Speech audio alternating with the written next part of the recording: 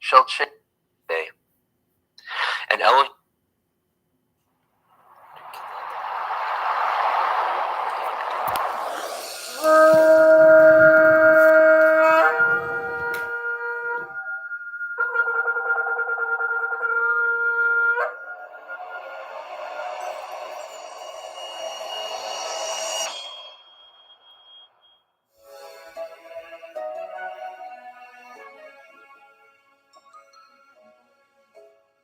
Vayikra, Leviticus chapter 1. And Yahweh called unto Moshe, and spoke unto him out of the tabernacle of the assembly, saying, Speak unto the children of Yasharel, and say unto them, If any man of you bring an offering unto Yahweh, ye shall bring your offering of the cattle, even of the herd and of the flock. If his offering be a burnt sacrifice of the herd, let him offer a male without blemish. He shall offer it of his own voluntary will, at the door of the tabernacle of the assembly, before Yahweh. And he shall put his hand upon the head of the burnt offering, and it shall be accepted for him, to make an atonement for him. And he shall kill the bullock before Yahweh, and the priests, Aharon's sons, shall bring the blood, and sprinkle the blood round about upon the altar that is by the door of the tabernacle of the assembly. And he shall flay the burnt offering, and cut it into his pieces. And the sons of Aharon the priest shall put fire upon the altar, and lay the wood in order upon the fire. And the priests, Aharon's sons, shall lay the parts, the head, the fat, in order upon the wood that is on the fire, which is upon the altar. But his inwards and his legs shall he wash in water, and the priest shall burn all on the altar, to be a burnt sacrifice, an offering made by fire, of sweet savor unto Yahweh. And if his offering be of the flocks, namely of the sheep, or of the goats, for a burnt sacrifice, he shall bring it a male without blemish. And he shall kill it on the side of the altar northward, before Yahweh and the priest. Aharon's sons shall sprinkle his blood round about upon the altar. And he shall cut it into his pieces, with his head and his fat, and the priest shall lay them in order on the wood that is on the fire, which is upon the altar. But he shall wash the inwards of the legs with water, and the priest shall bring it all, and burn it upon the altar.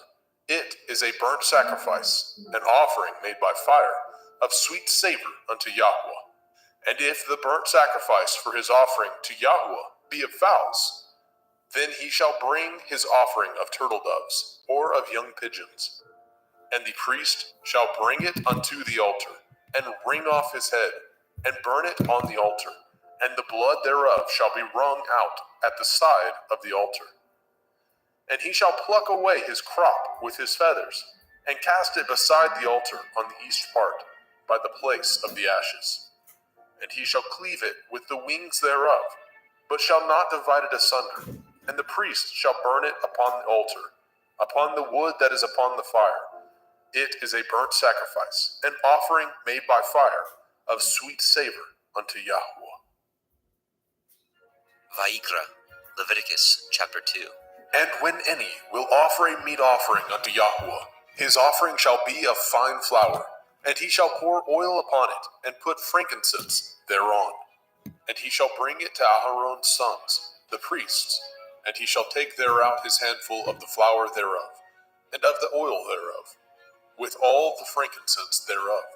And the priest shall burn the memorial of it upon the altar, to be an offering made by fire, of a sweet savor unto Yahweh.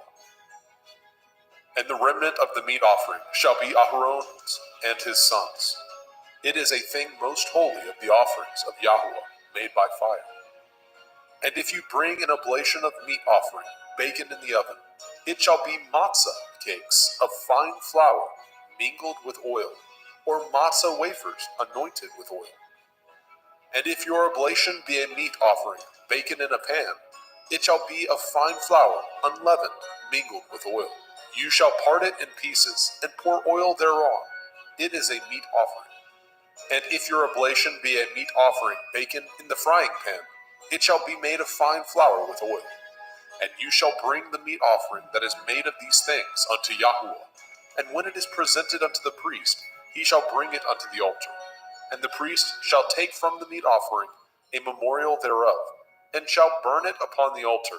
It is an offering made by fire, of sweet savor unto Yahuwah. And that which is left of the meat offering shall be Aharon's and his sons. It is a thing most holy of the offerings of Yahuwah made by fire. No meat offering which ye shall bring unto Yahuwah shall be made with leaven, for ye shall burn no leaven, nor any honey, in any offering of Yahuwah made by fire. As for the oblation of the firstfruits, ye shall offer them unto Yahuwah, but they shall not be burnt on the altar for a sweet savor. And every oblation of your meat offering shall ye season with salt, neither shall ye suffer the salt of the covenant of your Elohim to be lacking from your meat offering. And all your offerings you shall offer salt. And if you offer a meat offering of your firstfruits unto Yahuwah, you shall offer the meat offering of your firstfruits, green ears of grain dried by the fire, even grain beaten out of full ears. And you shall put oil upon it, and lay frankincense thereon. It is a meat offering. And the priest shall burn the memorial of it, part of the beaten grain thereof, and part of the oil thereof, with all the frankincense thereof. It is an offering made by fire unto Yahuwah. Vayikra, Leviticus chapter 3. And if his oblation be a sacrifice of peace offering, if he offer it of the herd, whether it be a male or a female, he shall offer it without blemish before Yahuwah. And he shall lay his hand upon the head of his offering, and kill it at the door of the tabernacle of the assembly. And Aharon's sons, the priests, shall sprinkle the blood upon the altar round about. And he shall offer of the sacrifice of the peace offering an offering made by fire unto Yahuwah, the fat that covers the inwards, and all the fat that is upon the inwards, and the 2 kidneys, and the fat that is on them, which is by the flanks, and the caul above the liver, with the kidneys, it shall he take away. And Aharon's sons shall burn it on the altar upon the burnt sacrifice, which is upon the wood that is on the fire. It is an offering made by fire, of sweet savor unto Yahuwah. And if his offering for a sacrifice of peace offering unto Yahuwah be of the flock, male or female, he shall offer it without blemish. If he offer a lamb for his offering, then shall he offer before Yahuwah. And he shall lay his hand upon the head of his offering, and kill it before the tabernacle of the assembly. And Aharon's sons shall sprinkle the blood thereof round about upon the altar. And he shall offer of the sacrifice of the peace offering an offering made by fire unto Yahuwah, the fat thereof, and the whole rump. It shall he take off hard by the backbone, and the fat that covers the inwards, and all the fat that is upon the inwards, and the 2 kidneys, and the fat that is upon them, which is by the flanks, and the caul above the liver, and the kidneys, it shall he take away. And the priest shall burn it upon the altar. It is the food of the offering made by fire unto Yahuwah. And if his offering be a goat, then he shall offer it before Yahuwah. And he shall lay his hand upon the head of it, and kill it before the tabernacle of the assembly. And the sons of Aharon shall sprinkle the blood thereof upon the altar round about.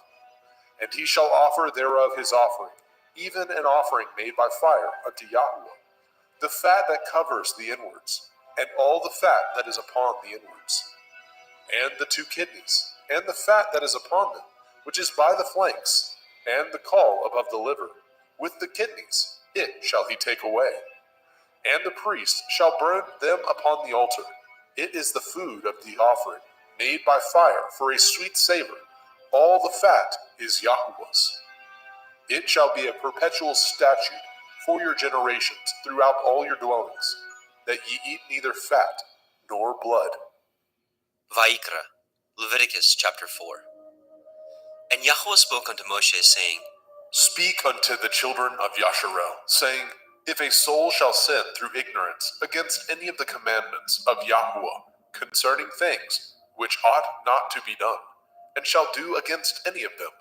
If the priest that is anointed do sin according to the sin of the people, then let him bring for his sin, which he has sinned, a young bullock, without blemish unto Yahweh, for a sin offering. And he shall bring the bullock unto the door of the tabernacle of the assembly before Yahweh, and shall lay his hands upon the bullock's head, and kill the bullock before Yahweh. And the priest that is anointed shall take of the bullock's blood, and bring it to the tabernacle of the assembly. And the priest shall dip his finger in the blood, and sprinkle of the blood 7 times before Yahweh, before the veil of the sanctuary.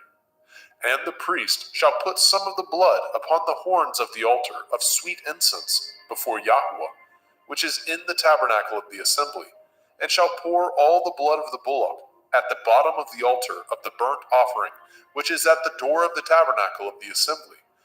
And he shall take off from it all the fat of the bullock for the sin offering, the fat that covers the inwards, and all the fat that is upon the inwards, and the 2 kidneys, and the fat that is upon them, which is by the flanks, and the caul above the liver, with the kidneys, it shall he take away.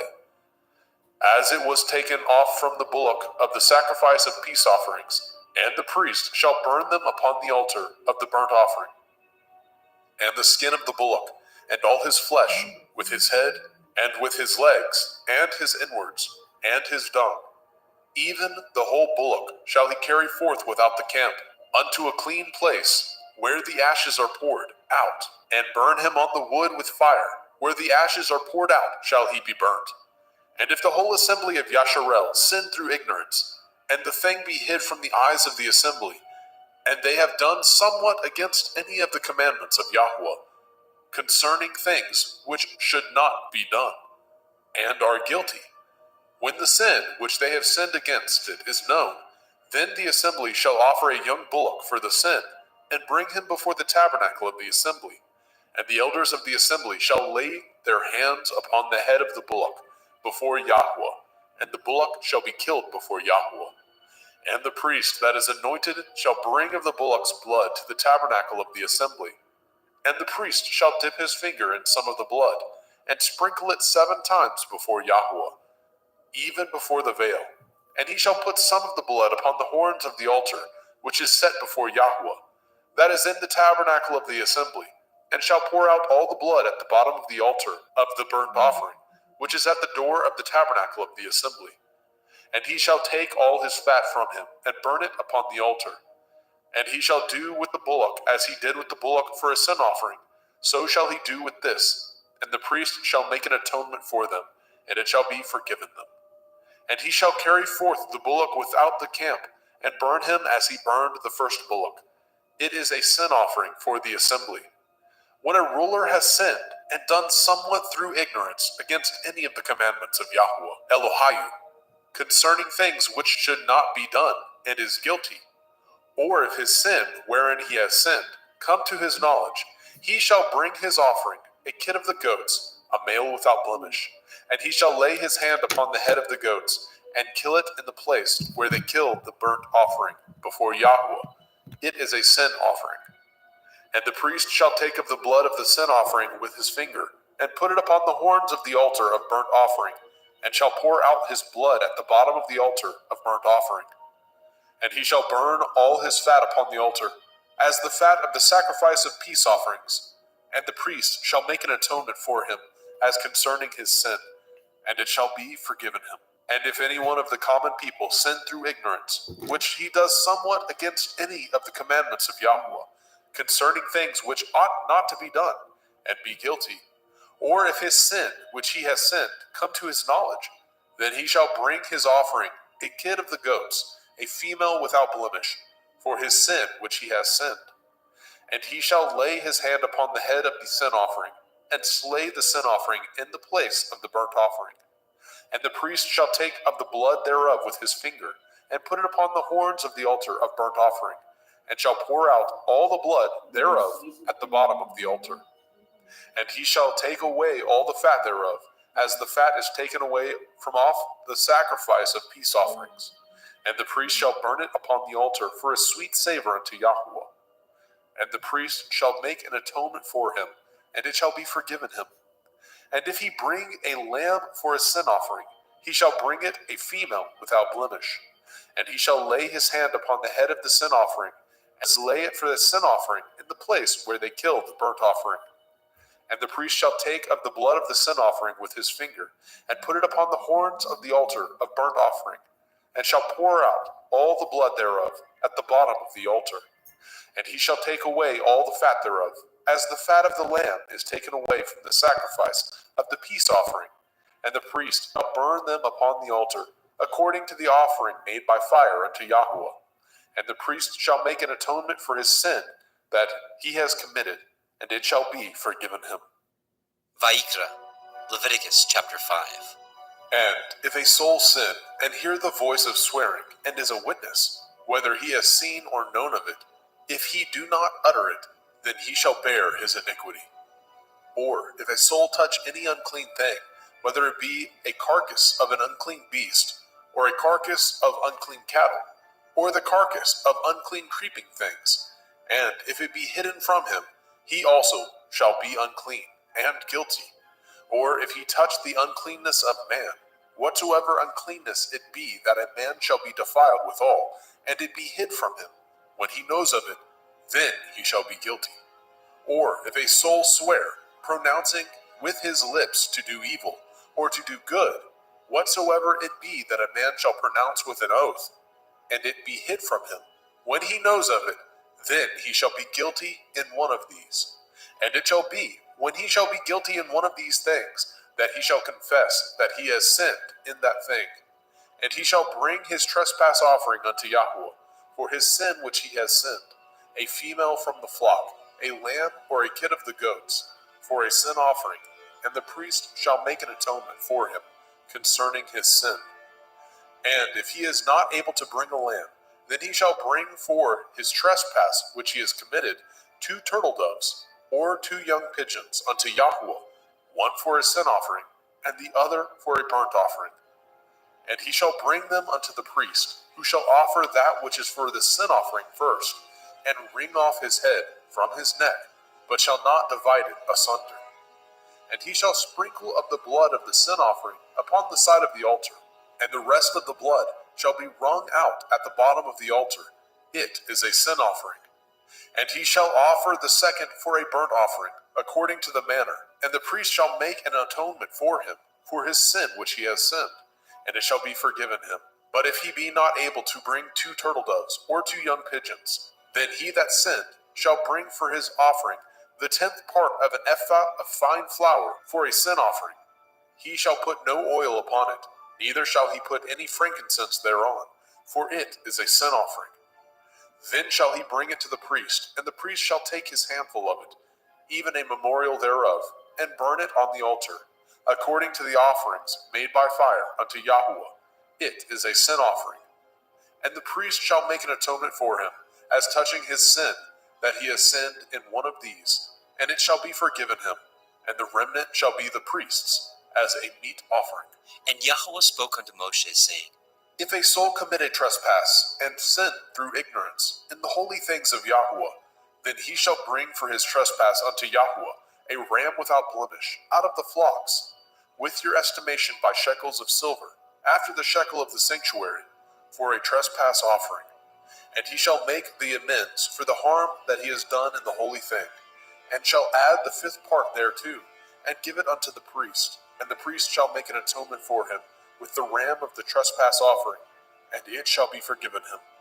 And if a soul sin, and commit any of these things which are forbidden to be done by the commandment of Yahweh, though he knew it not, yet is he guilty, and shall bear his iniquity.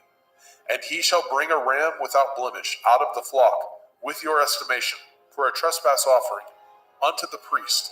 And the priest shall make an atonement for him concerning his ignorance, wherein he erred, and knew it not, and it shall be forgiven him. It is a trespass offering. He has certainly trespassed against Yahweh. Vayikra, Leviticus chapter 6. And Yahweh spoke unto Moshe, saying, If a soul sin, and commit a transgression against Yahweh, and lie unto his neighbor, in that which was delivered him to keep, or in fellowship, or in a thing taken away by violence, or has deceived his neighbor, or have found that which was lost, and lies concerning it, and swears falsely, in any of these that a man does, sinning therein, then it shall be, because he has sinned and is guilty, that he shall restore that which he took violently away, or the thing which he has deceitfully gotten, or that which was delivered him to keep, or the lost thing which he found, or all that which he has sworn falsely, he shall even restore it in the principal, and shall add the fifth part more thereto, and give it unto him to whom it appertains, in the day of his trespass offering. And he shall bring his trespass offering unto Yahweh, a ram without blemish out of the flock, with your estimation for a trespass offering unto the priest. And the priest shall make an atonement for him before Yahweh, and it shall be forgiven him for anything of all that he has done in trespass therein. And Yahweh spoke unto Moshe, saying, Command Aaron and his sons, saying, This is the Torah of the burnt offering.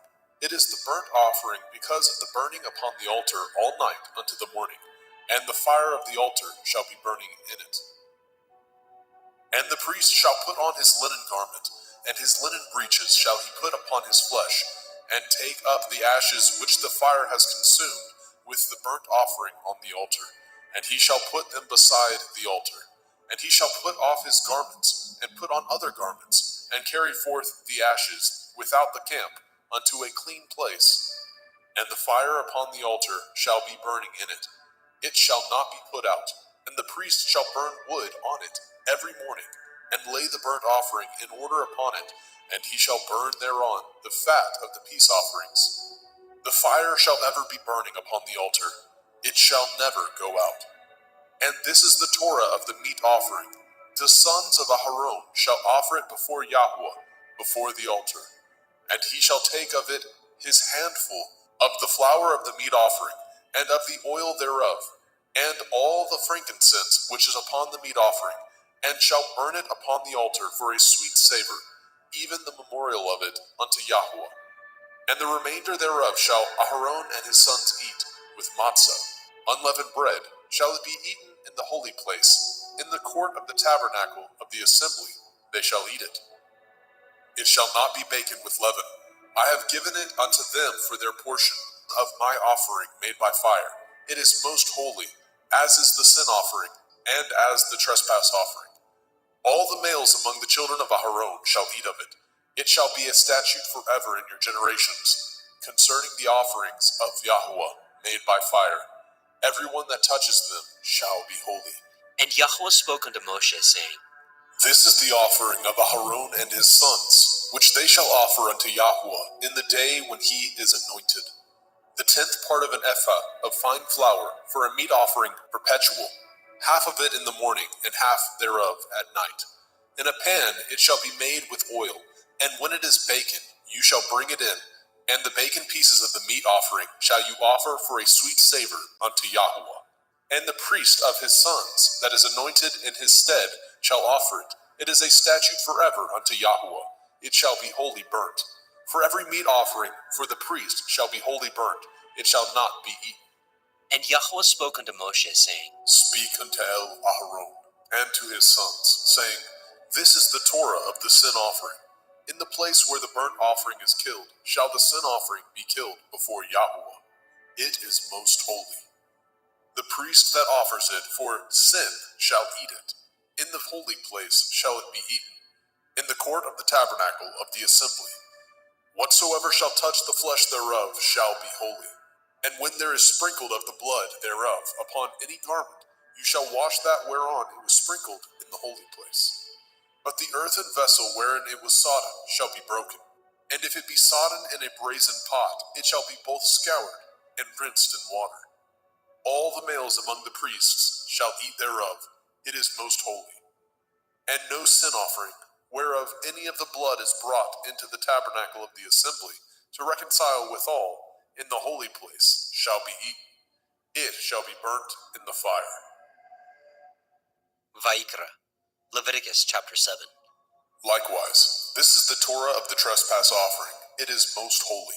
In the place where they kill the burnt offering shall they kill the trespass offering, and the blood thereof shall he sprinkle round about upon the altar. And he shall offer it of all the fat thereof, the rump, the fat that covers the inwards, and the 2 kidneys, and the fat that is on them, which is by the flanks, and the caul that is above the liver, with the kidneys it shall he take away. And the priest shall burn them upon the altar for an offering made by fire unto Yahweh. It is a trespass offering. Every male among the priests shall eat thereof. It shall be eaten in the holy place. It is most holy.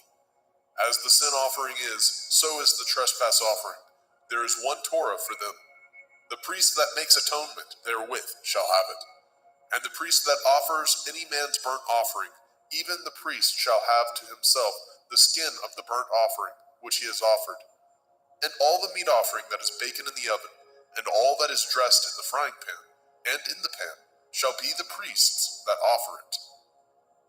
And every meat offering mingled with oil, and dry, shall all the sons of Aharon have, one as much as another. And this is the Torah of the sacrifice of peace offerings, which he shall offer unto Yahweh.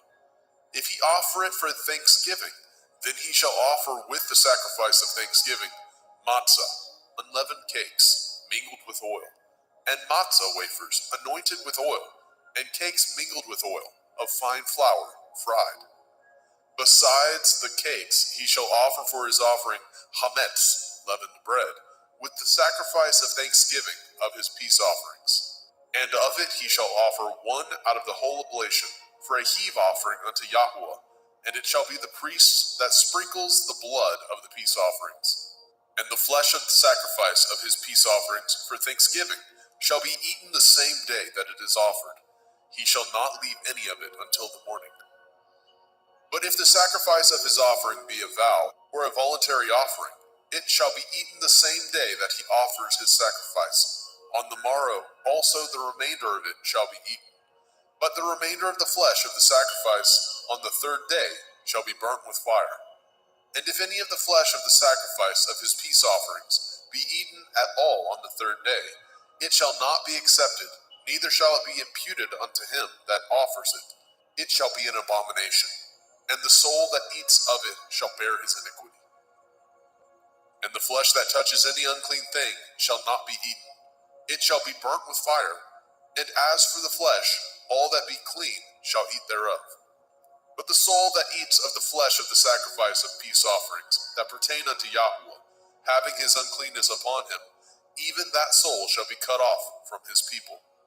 Moreover, the soul that shall touch any unclean thing, as the uncleanness of man, or any unclean beast, or any abominable unclean thing, and eat of the flesh of the sacrifice of peace offerings, which pertain unto Yahweh, even that soul shall be cut off from his people.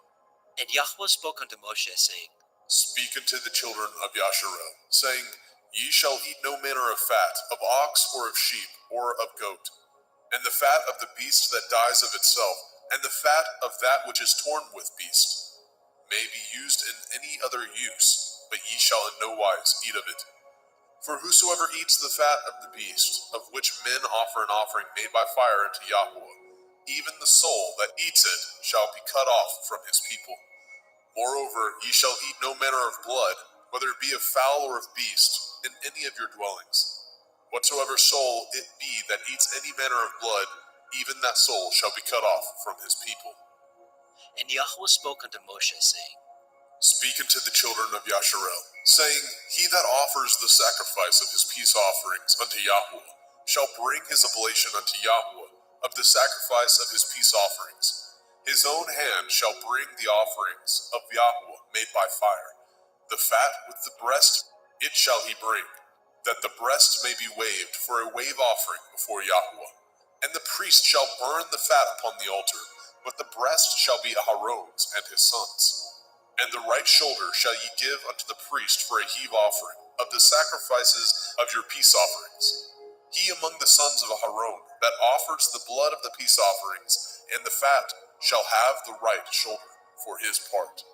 For the wave breast and the heave shoulder have I taken of the children of Yasharel from off the sacrifices of their peace offerings, and have given them unto Aharon the priest, and unto his sons by a statute forever, from among the children of Yasharel. This is the portion of the anointing of Aharon, and of the anointing of his sons, out of the offerings of Yahweh made by fire, in the day when he presented them to minister unto Yahweh in the priest's office, which Yahweh commanded to be given them of the children of Yashrael, in the day that he anointed them, by a statute forever throughout their generations. This is the Torah of the burnt offering, of the meat offering, and of the sin offering, and of the trespass offering, and of the consecrations, and of the sacrifice of the peace offerings, which Yahweh commanded Moshe in Mount Sinai, in the day that he commanded the children of Yashrael to offer their oblations unto Yahweh in the wilderness of Sinai. Vayikra, Leviticus chapter 8. And Yahweh spoke unto Moshe, saying, Take Aharon and his sons with him, and the garments, and the anointing oil, and a bullock for the sin offering, and 2 rams, and a basket of matzah, unleavened bread, and gather all the assembly together unto the door of the tabernacle of the assembly. And Moshe did as Yahweh commanded him. And the assembly was gathered together unto the door of the tabernacle of the assembly. And Moshe said unto the assembly, This is the thing which Yahweh commanded to be done. And Moshe brought Aharon and his sons, and washed them with water. And he put upon him the coat, and girded him with the belt, and clothed him with the robe, and put the ephod upon him. And he girded him with the belt of the ephod, and bound it unto him therewith. And he put the breastplate upon him. Also he put in the breastplate the Urim and the Tumim. And he put the turban upon his head. Also upon the turban, even upon his forefront, did he put the golden plate, the holy crown, as Yahweh commanded Moshe. And Moshe took the anointing oil, and anointed the tabernacle, and all that was therein, and sanctified them. And he sprinkled thereof upon the altar 7 times, and anointed the altar and all his vessels, both the laver and his foot, to sanctify them.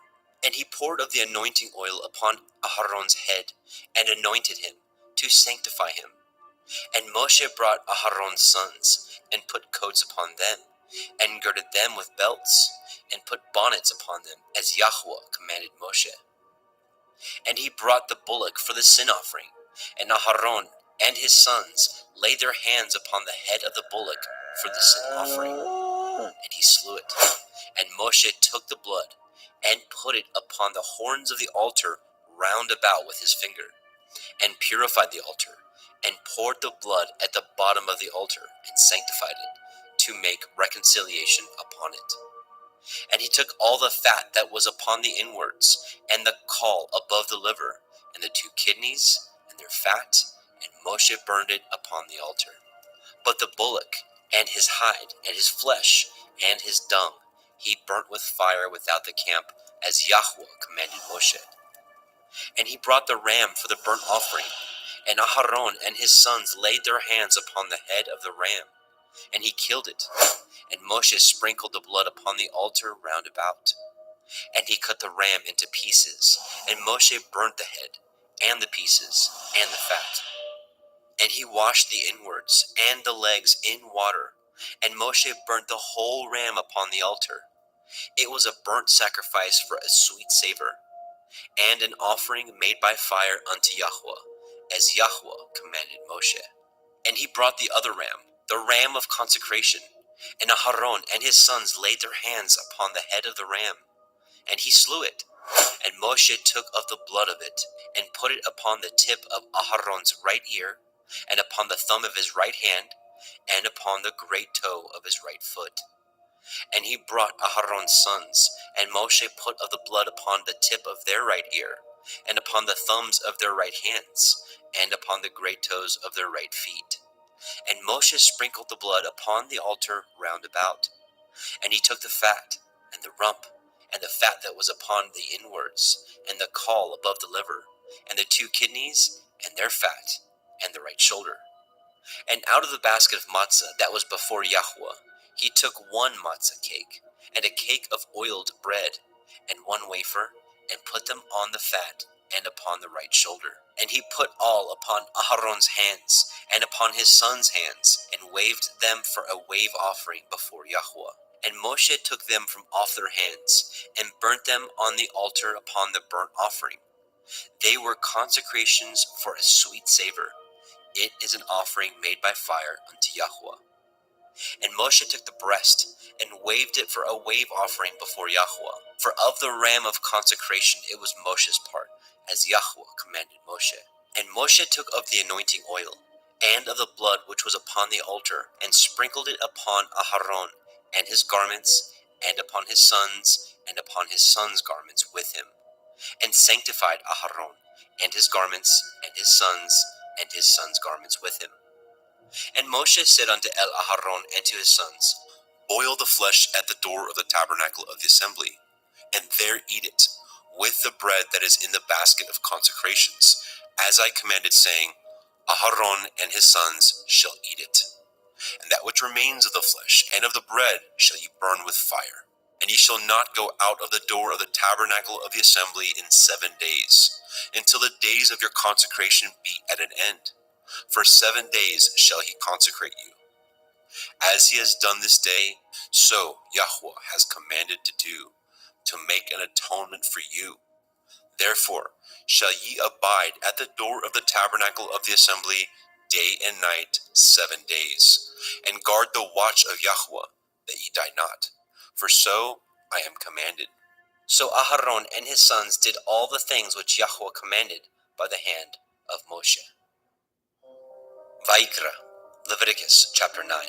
And it came to pass on the 8th day that Moshe called Aharon and his sons and the elders of Yisrael.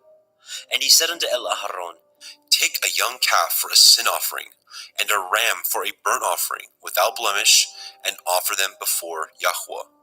And unto the children of Yisrael you shall speak, saying, Take ye a kid of the goats for a sin offering, and a calf and a lamb, both of the first year, without blemish, for a burnt offering. Also a bullock and a ram for peace offerings, to sacrifice before Yahweh, and a meat offering mingled with oil. For today Yahweh will appear unto you. And they brought which Moshe commanded before the tabernacle of the assembly. And all the assembly drew near and stood before Yahweh. And Moshe said, This is the thing which Yahweh commanded that you should do, and the glory of Yahweh shall appear unto you. And Moshe said unto Aharon, Go unto the altar, and offer your sin offering, and your burnt offering, and make an atonement for yourself and for the people, and offer the offering of the people, and make an atonement for them, as Yahweh commanded. Aharon therefore went unto the altar, and slew the calf of the sin offering, which was for himself. And the sons of Aharon brought the blood unto him, and he dipped his finger in the blood, and put it upon the horns of the altar, and poured out the blood at the bottom of the altar. But the fat, and the kidneys, and the caul above the liver of the sin offering he burnt upon the altar, as Yahweh commanded Moshe. And the flesh and the hide he burnt with fire without the camp. And he slew the burnt offering, and Aharon's sons presented unto him the blood, which he sprinkled round about upon the altar. And they presented the burnt offering unto him, with the pieces thereof, and the head, and he burnt them upon the altar. And he did wash the inwards and the legs, and burnt them upon the burnt offering on the altar. And he brought the people's offering, and took the goat, which was the sin offering for the people, and slew it, and offered it for sin as the first. And he brought the burnt offering, and offered it according to the manner. And he brought the meat offering, and took a handful thereof, and burnt it upon the altar, beside the burnt sacrifice of the morning. He slew also the bullock and the ram for a sacrifice of peace offerings, which was for the people. And Aharon's sons presented unto him the blood, which he sprinkled upon the altar round about. And the fat of the bullock and of the ram, the rump, and that which covers the inwards, and the kidneys, and the caul above the liver, and they put the fat upon the breasts, and he burnt the fat upon the altar. and the breasts and the right shoulder Aharon waved for a wave offering before Yahweh, as Moshe commanded. And Aharon lifted up his hand toward the people and blessed them, and came down from offering of the sin offering, and the burnt offering, and peace offerings. And Moshe and Aharon went into the tabernacle of the assembly, and came out, and blessed the people. And the glory of Yahweh appeared unto all the people. And there came a fire out from before Yahweh, and consumed upon the altar the burnt offering and the fat, which when all the people saw, they shouted and fell on their face. Vaikra, Leviticus chapter 10. And Nadab and Abihu, the sons of Aharon, took either of them his censer, and put fire therein, and put incense thereon, and offered strange fire before Yahweh, which he commanded them not. And there went out fire from Yahweh, and devoured them, and they died before Yahweh.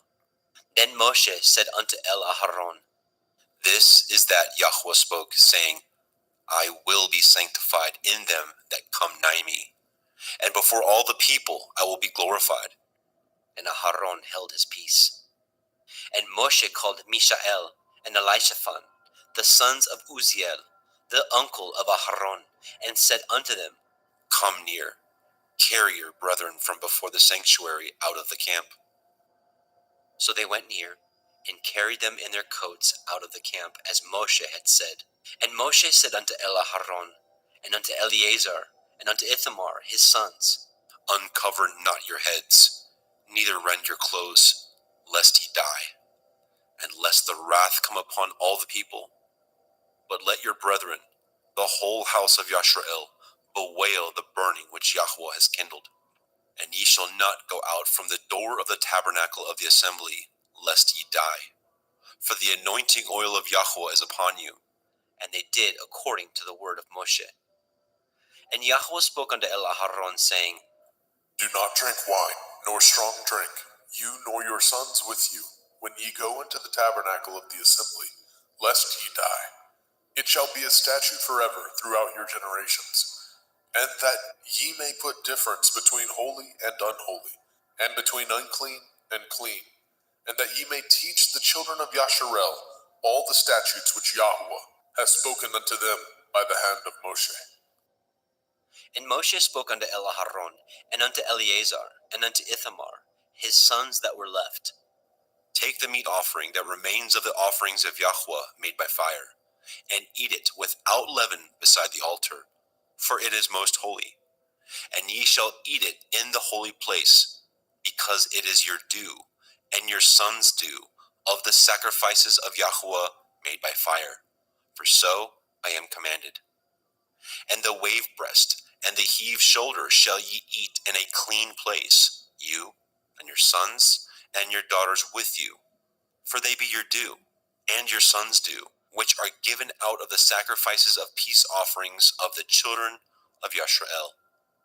The heave shoulder and the wave breast shall they bring with the offerings made by fire of the fat, to wave it for a wave offering before Yahweh. And it shall be yours, and your sons with you, by a statute forever, as Yahweh has commanded. And Moshe diligently sought the goat of the sin offering, and behold, it was burnt.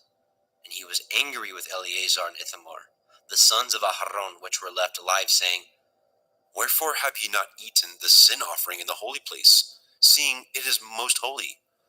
And Elohim has given it to you to bear the iniquity of the assembly, to make an atonement for them before Yahweh?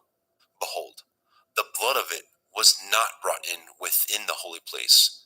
Ye should indeed have eaten it in the holy place, as I commanded. And Aharon said unto Moshe, Behold, this day have they offered their sin offering and their burnt offering before Yahweh, and such things have befallen me. And if I had eaten the sin offering today, should it have been accepted in the sight of Yahweh? And when Moshe heard that, he was content. Vaikra, Leviticus chapter 11. And Yahweh spoke unto El Moshe, and to El Aharon, saying unto them, Speak unto the children of Yasharel, saying, These are the beasts which ye shall eat among all the beasts that are on the earth. Whatsoever parts the hoof, and is cloven-footed, and chews the cud, among the beasts, that shall ye eat. Nevertheless, these shall ye not eat of them that chew the cud, or of them that divide the hoof. As the camel, because he chews the cud, but divides not the hoof, he is unclean unto you. And the coney, because he chews the cud, but divides not the hoof, he is unclean unto you. And the hare, because he chews the cud, but divides not the hoof, he is unclean unto you. And the swine, though he divide the hoof, and be cloven-footed, yet he chews not the cud, he is unclean to you. Of their flesh shall ye not eat, and their carcass shall ye not touch, they are unclean to you. These shall ye eat of all that are in the waters. Whatsoever has fins and scales in the waters, in the seas, and in the rivers, them shall you eat. And all that have not fins and scales in the seas, and in the rivers, of all that move in the waters, and of any living thing which is in the waters, they shall be an abomination unto you. They shall be even an abomination unto you. Ye shall not eat of their flesh, but ye shall have their carcasses in abomination. Whatsoever has no fins nor scales in the water, that shall be an abomination unto you. And these are they which ye shall have an abomination among the fowls. They shall not be eaten. They are an abomination: the eagle, the ossifrage, and the osprey, and the vulture, and the kite after his kind, every raven after his kind, and the owl, and the nighthawk, and the cuckoo, and the hawk after his kind, and the little owl, and the cormorant, and the great owl, and the swan, and the pelican, and the gier eagle, and the stork, and the heron after her kind, and the lapwing, and the bat. All fowls that creep going upon all four shall be an abomination unto you. Yet these may ye eat of every flying creeping thing that goes upon all four, which have legs above their feet, to leap withal upon the earth. Even these of them ye may eat, the locust after his kind, and the bald locust after his kind, and the beetle after his kind, and the grasshopper after his kind. But all other flying creeping things, which have 4 feet, shall be an abomination unto you. And for these ye shall be unclean. Whosoever touches the carcass of them shall be unclean until the evening. And whosoever bears aught of the carcass of them shall wash his clothes, and be unclean until the evening. The carcass of every beast which divides the hoof, and is not cloven-footed, nor chews the cud, are unclean unto you. Every one that touches them shall be unclean. And whatsoever goes upon his paws, among all manner of beasts that go on all fours, those are unclean unto you. Whoso touches their carcass shall be unclean until the evening. And he that bears the carcass of them shall wash his clothes, and be unclean unto the evening. They are unclean unto you. These also shall be unclean unto you. Among the creeping things that creep upon the earth, the weasel, the mouse, and the tortoise, after his kind, and the ferret, and the chameleon, and the lizard, and the snail, and the mole, these are unclean to you among all that creep.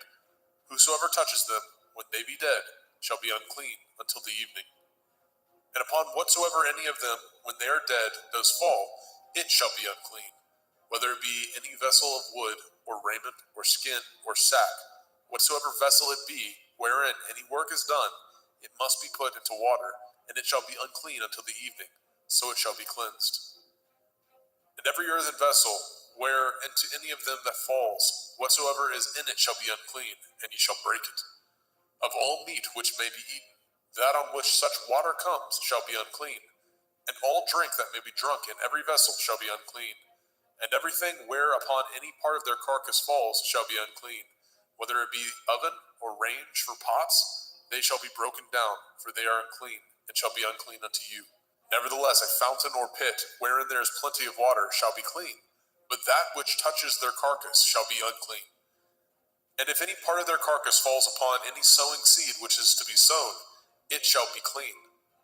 But if any water be put upon the seed, and any part of their carcass fall thereon, it shall be unclean unto you.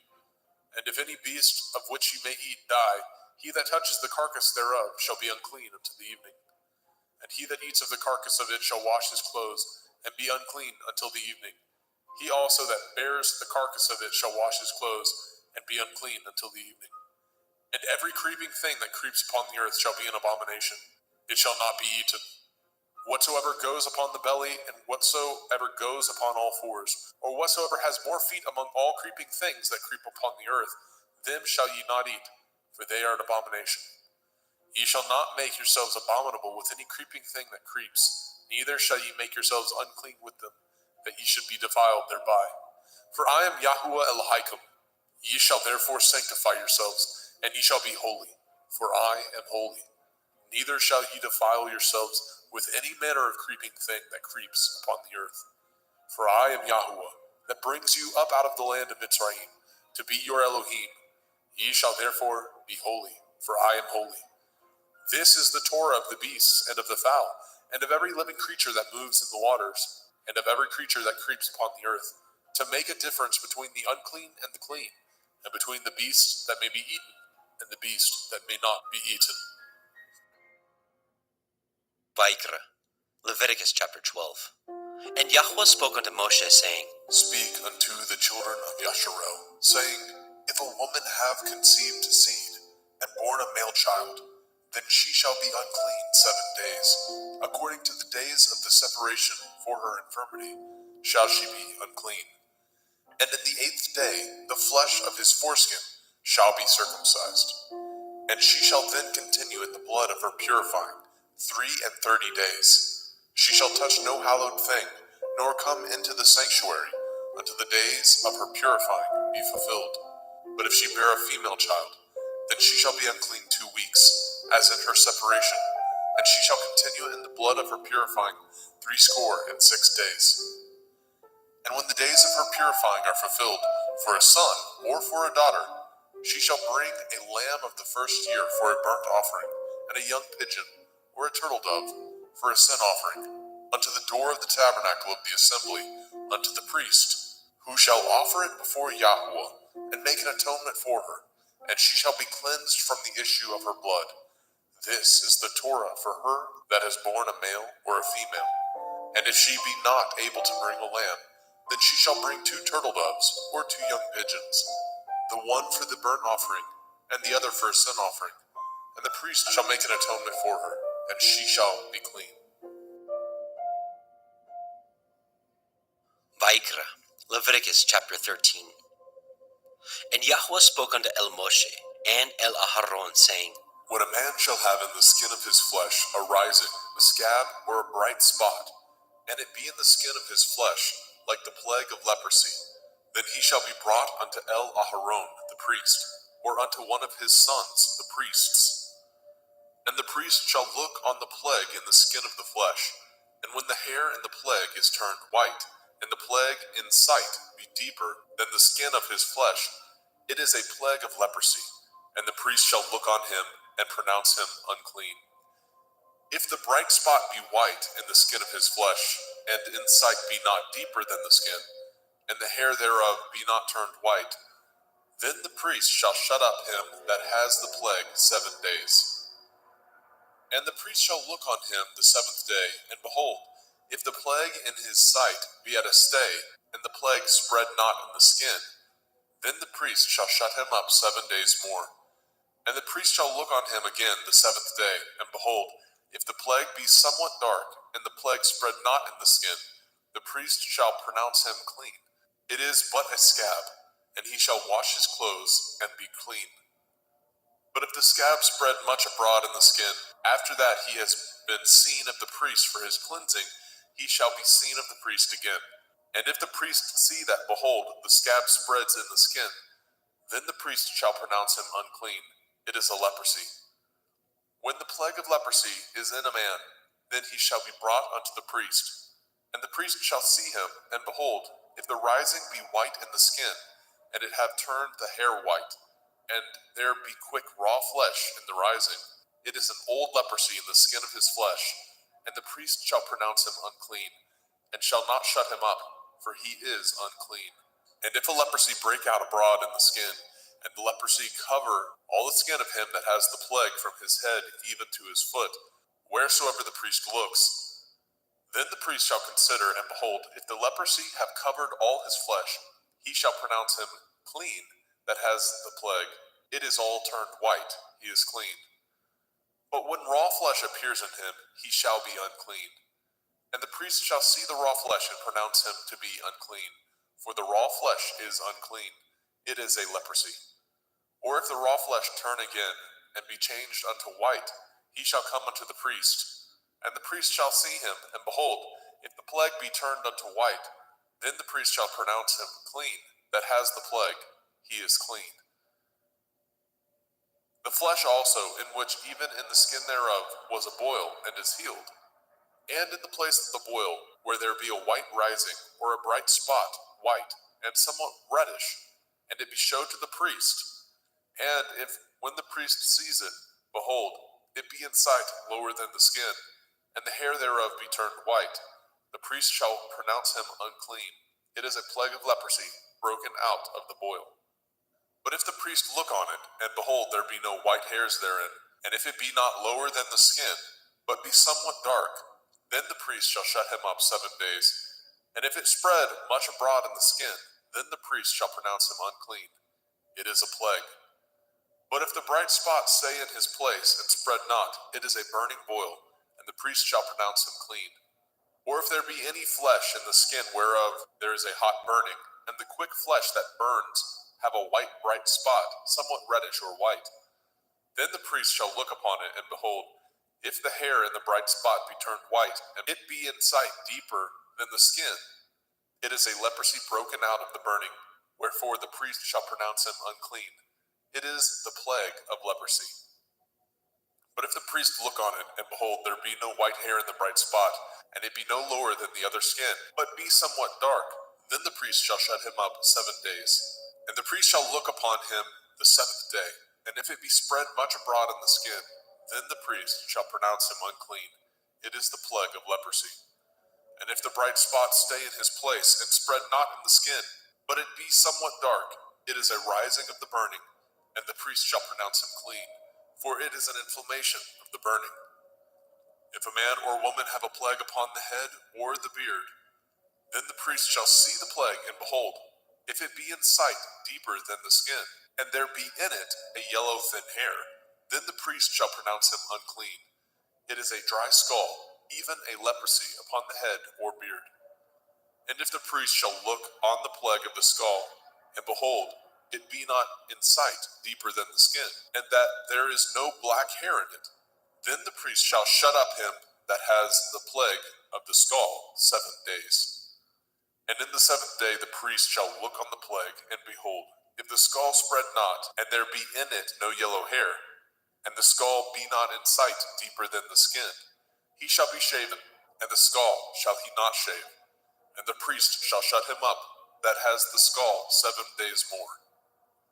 And in the 7th day the priest shall look on the skull, and behold, if the skull be not spread in the skin, nor be in sight deeper than the skin, then the priest shall pronounce him clean, and he shall wash his clothes and be clean. But if the skull spread much in the skin after his cleansing, then the priest shall look on him, and behold, if the skull be spread in the skin, the priest shall not seek for yellow hair, he is unclean. But if the skull be in his sight at a stay, and that there is a black hair grown up therein, the skull is healed, he is clean, and the priest shall pronounce him clean. If a man also or a woman have in the skin of their flesh bright spots, even white bright spots, then the priest shall look, and behold, if the bright spot in the skin of their flesh be darkish white, it is a freckled spot that grows in the skin, he is clean. And the man whose hair is fallen off his head, he is bald, yet is he clean. And he that has his hair fallen off from the part of his head towards his face, he is forehead bald, yet he is clean. And if there be in the bald head or bald forehead a white reddish sore, it is a leprosy sprung up in his bald head or his bald forehead. Then the priest shall look upon it, and behold, if the rising of the sore be white reddish in the bald head or in his bald forehead, as the leprosy appears in the skin of the flesh, he is a leprous man, he is unclean. The priest shall pronounce him utterly unclean, his plague is in his head. And the leper in whom the plague is, his clothes shall be rent, and his head bare, and he shall put a covering upon his upper lip, and shall cry, unclean, unclean. All the days wherein the plague shall be in him shall he be defiled. He is unclean. He shall dwell alone. Without the camp shall his habitation be. The garment also that the plague of leprosy is in, whether it be a woolen garment or a linen garment, whether it be in the warp, the woof of linen, or of woolen, whether in a skin or anything made of skin. And if the plague be greenish or reddish in the garment or in the skin, either in the warp or in the woof or in anything of skin, it is a plague of leprosy, and shall be showed unto the priest. And the priest shall look upon the plague, and shut up it that has the plague 7 days. And he shall look on the plague on the 7th day. If the plague be spread in the garment, either in the warp or in the woof or in a skin, or in any work that is made of skin, the plague is a fretting leprosy, it is unclean. He shall therefore burn that garment, whether warp or woof, in woolen or in linen, anything of skin wherein the plague is, for it is a fretting leprosy, it shall be burnt in the fire. And if the priest shall look and behold, the plague be not spread in the garment, either in the warp or in the woof, or in anything of skin, then the priest shall command that they wash the thing wherein the plague is, and he shall shut it up 7 days more. And the priest shall look on the plague after that it is washed, and behold, if the plague have not changed his color, and the plague be not spread, it is unclean. You shall burn it in the fire. It is a fret inward, whether it be bare within or without. And if the priest look and behold the plague be somewhat dark after the washing of it, then he shall rend it out of the garment, or out of the skin, or out of the warp, or out of the woof. And if it appear still in the garment, either in the warp or in the woof, or in anything of skin, it is a spreading plague. You shall burn that wherein the plague is with fire.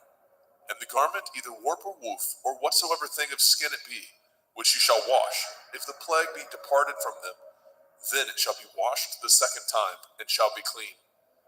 This is the Torah of the plague of leprosy, in a garment of woolen or linen, either in warp or woof, or in anything of skins, to pronounce it clean, or to pronounce it unclean. Vaikra, Leviticus chapter 14. And Yahweh spoke unto Moshe, saying, This shall be the Torah of the leper in the day of his cleansing. He shall be brought unto the priest, and the priest shall go forth out of the camp. And the priest shall look, and behold, if the plague of leprosy be healed in the leper, then shall the priest command to take for him that is to be cleansed 2 birds alive and clean, and cedar wood, and scarlet and hyssop. And the priest shall command that one of the birds be killed in an earthen vessel over running water. As for the living bird, he shall take it, and the cedar wood, and the scarlet, and the hyssop, and shall dip them, and the living bird in the blood of the bird that was killed over the running water. And he shall sprinkle upon him that is to be cleansed from the leprosy 7 times, and shall pronounce him clean, and shall let the living bird loose into the open field. And he that is to be cleansed shall wash his clothes, and shave off all his hair, and wash himself in water, that he may be clean. And after that he shall come into the camp, and shall tarry abroad out of his tent 7 days. But it shall be on the 7th day that he shall shave all his hair off his head, and his beard, and his eyebrows, even all his hair he shall shave off, and shall wash his clothes. Also shall he wash his flesh in water, and shall be clean. And on the 8th day he shall take 2 he-lambs without blemish, and 1 ewe lamb of the 1st year without blemish, and 3/10 deal of fine flour for a meat offering, mingled with oil, and 1 log of oil.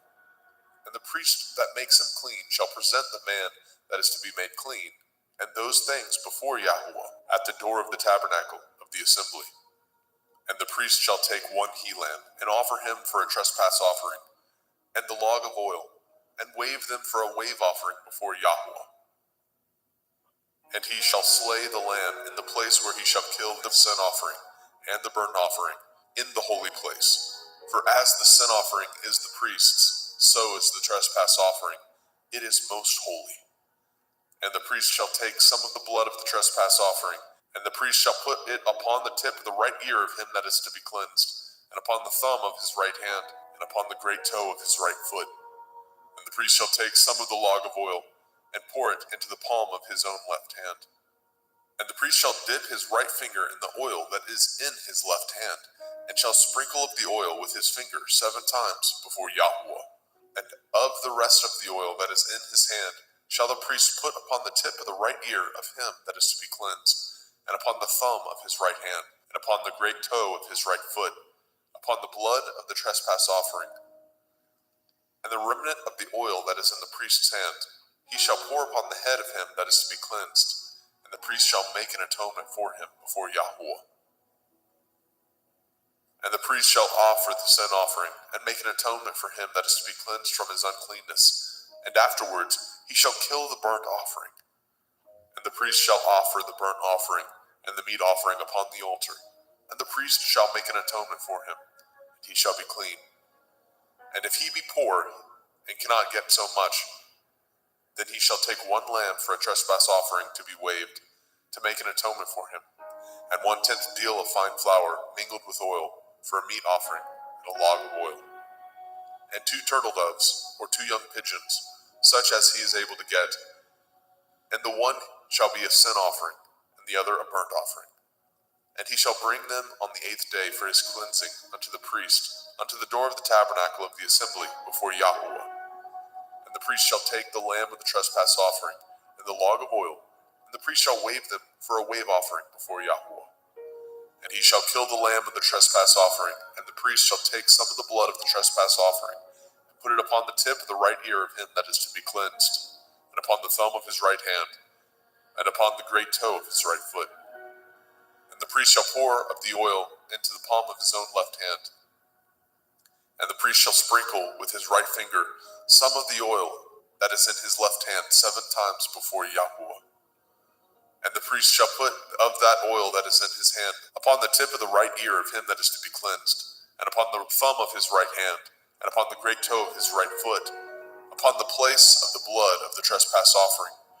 And the rest of the oil that is in the priest's hand he shall put upon the head of him that is to be cleansed, to make an atonement for him before Yahweh. And he shall offer the one of the turtle doves, or of the young pigeons, such as he can get, even such as he is able to get, the one for a sin offering, and the other for a burnt offering, with the meat offering. And the priest shall make an atonement for him that is to be cleansed before Yahweh. This is the Torah of him, in whom is the plague of leprosy, whose hand is not able to get that which pertains to his cleansing.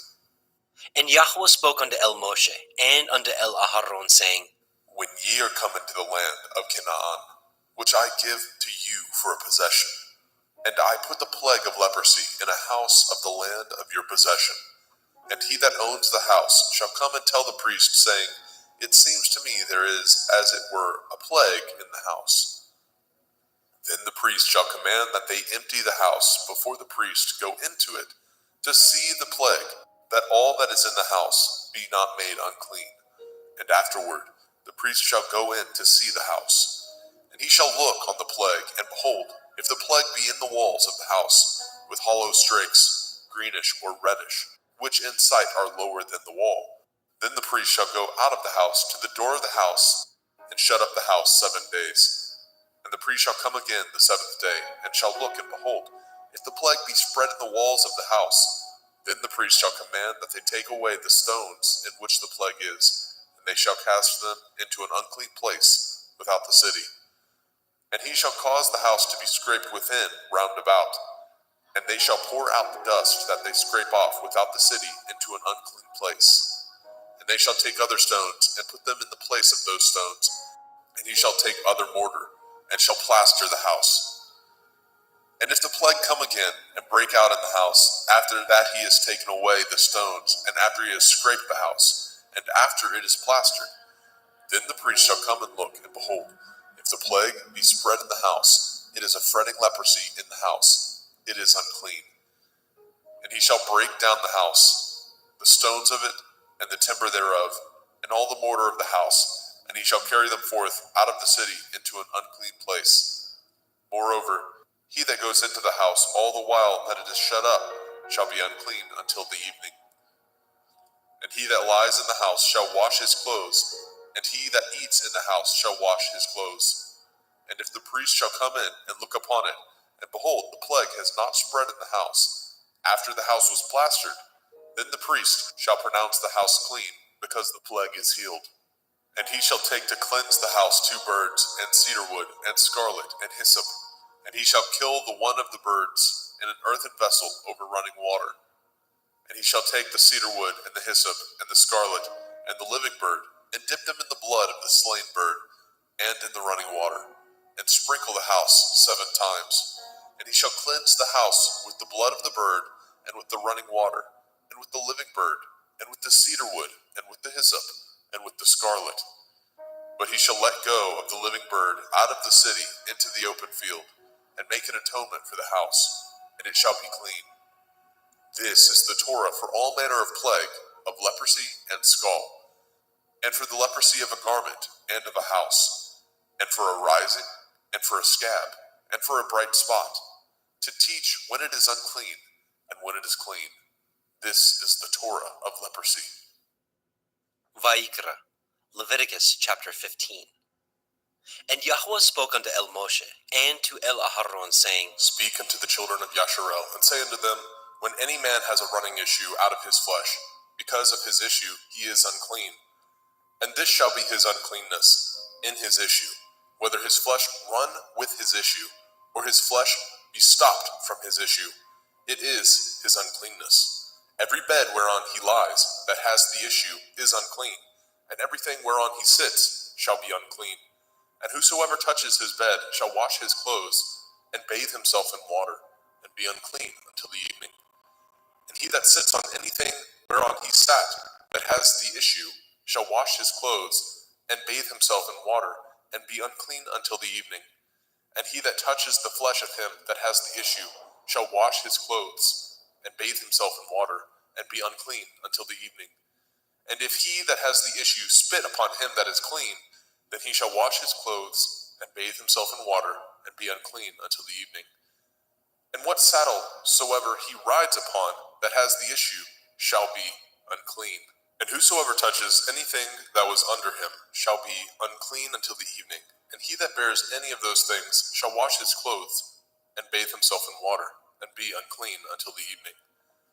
And whomsoever he touches that has the issue, and has not rinsed his hands in water, he shall wash his clothes, and bathe himself in water, and be unclean until the evening. And the vessel of earth that he touches which has the issue shall be broken, and every vessel of wood shall be rinsed in water. And when he that has an issue is cleansed of his issue, then he shall number to himself 7 days for his cleansing, and wash his clothes, and bathe his flesh in running water, and shall be clean. And on the 8th day he shall take to him 2 turtle doves or 2 young pigeons, and come before Yahuwah unto the door of the tabernacle of the assembly, and give them unto the priest. And the priest shall offer them, the one for a sin offering, and the other for a burnt offering. And the priest shall make an atonement for him before Yahuwah for his issue. And if any man's seed of copulation go out from him, then he shall wash all his flesh in water, and be unclean until the evening. And every garment and every skin whereon is the seed of copulation shall be washed with water, and be unclean until the evening. The woman also with whom the man shall lie with seed of copulation, they shall both bathe themselves in water, and be unclean until the evening. And if a woman have an issue, and her issue in her flesh be blood, she shall be put apart 7 days, and whosoever touches her shall be unclean until the evening. And everything that she lies upon in her separation shall be unclean. Everything also that she sits upon shall be unclean. And whosoever touches her bed shall wash his clothes, and bathe himself in water, and be unclean until the evening. And whosoever touches anything that she sat upon shall wash his clothes, and bathe himself in water, and be unclean until the evening. And if it be on her bed, or on anything whereon she sits, when he touches it, he shall be unclean until the evening. And if any man lie with her at all, and her flower be upon him, he shall be unclean 7 days, and all the bed whereon he lies shall be unclean. And if a woman have an issue of her blood many days out of the time of her separation, or if it run beyond the time of her separation, all the days of the issue of her uncleanness shall be as the days of her separation. She shall be unclean. Every bed whereon she lies, all the days of her issue shall be unto her as the bed of her separation, and whatsoever she sits upon shall be unclean as the uncleanness of her separation. And whosoever touches those things shall be unclean, and shall wash his clothes, and bathe himself in water, and be unclean until the evening. But if she be cleansed of her issue, then she shall number to herself 7 days, and after that she shall be clean. And on the 8th day she shall take unto her 2 turtle doves, or 2 young pigeons, and bring them unto the priest to the door of the tabernacle of the assembly. And the priest shall offer the one for a sin offering, and the other for a burnt offering. And the priest shall make an atonement for her before Yahuwah for the issue of her uncleanness. Thus shall ye separate the children of Yasharel from their uncleanness, that they die not in their uncleanness, when they defile my tabernacle that is among them.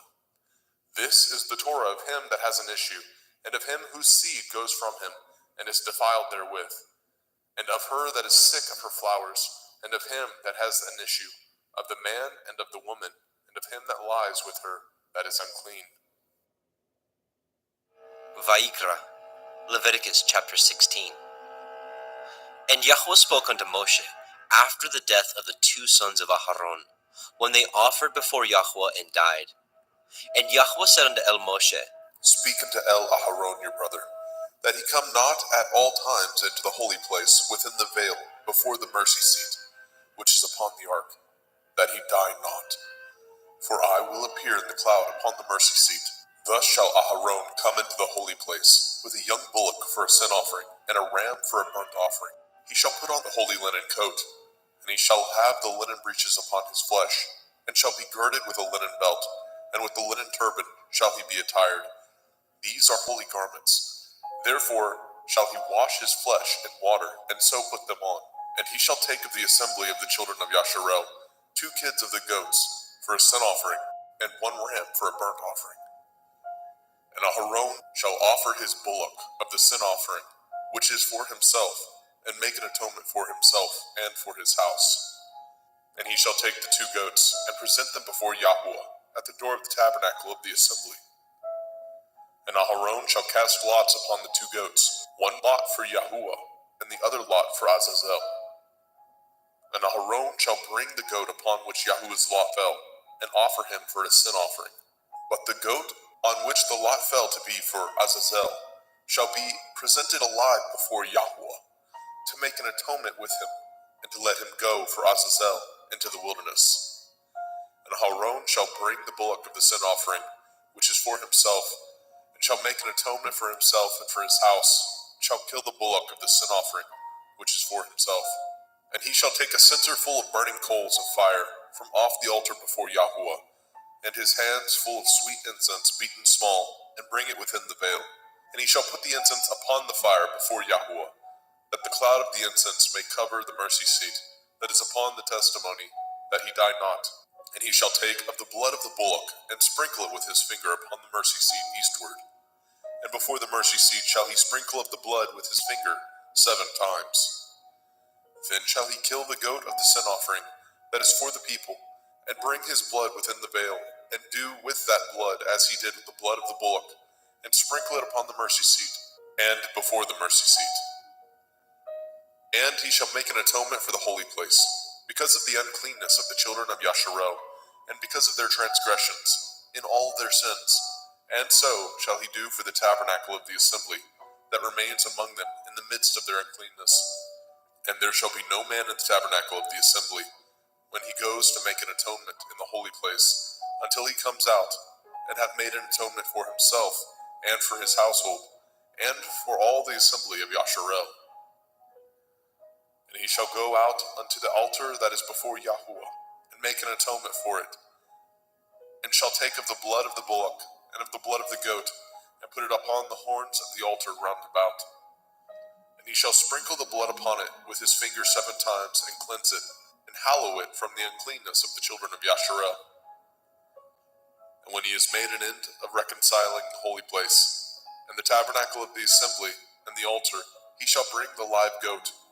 And Aharon shall lay both his hands upon the head of the live goat, and confess over him all the iniquities of the children of Yasharel, and all their transgression in all their sins, putting them upon the head of the goat, and shall send him away by the hand of a fit man into the wilderness. And the goat shall bear upon him all their iniquities, unto a land not inhabited, and he shall let go the goat in the wilderness. And Aharon shall come into the tabernacle of the assembly, and shall put off the linen garments which he put on when he went into the holy place, and shall leave them there. And he shall wash his flesh with water in the holy place, and put on his garments, and come forth, and offer his burnt offering, and the burnt offering of the people, and make an atonement for himself and for the people. And the fat of the sin offering shall he burn upon the altar. And he that let go the goat for Azazel shall wash his clothes, and bathe his flesh in water, and afterwards come into the camp. And the bullock for the sin offering, and the goat for the sin offering, and whose blood was brought in to make an atonement in the holy place, shall one carry forth without the camp, and they shall burn in the fire their skins, and their flesh, and their dung. And he that burns them shall wash his clothes, and bathe his flesh in water, and afterwards he shall come into the camp. And this shall be a statute forever unto you, that in the 7th month, on the 10th day of the month, ye shall afflict your souls, and do no work at all, whether it be one of your own country, or a stranger that sojourns among you. For on that day shall the priest make an atonement for you, to cleanse you, that ye may be clean from all your sins before Yahweh. It shall be a Sabbath of rest unto you, and ye shall afflict your souls by a statute forever. And the priest, whom he shall anoint, and whom he shall consecrate to minister in the priest's office in his father's stead, shall make the atonement, and shall put on the linen clothes, even the holy garments. And he shall make an atonement for the holy sanctuary, and he shall make an atonement for the tabernacle of the assembly, and for the altar, and he shall make an atonement for the priests, and for all the people of the assembly. And this shall be an everlasting statute unto you, to make an atonement for the children of Yasharel for all their sins once a year. And he did as Yahweh commanded Moshe.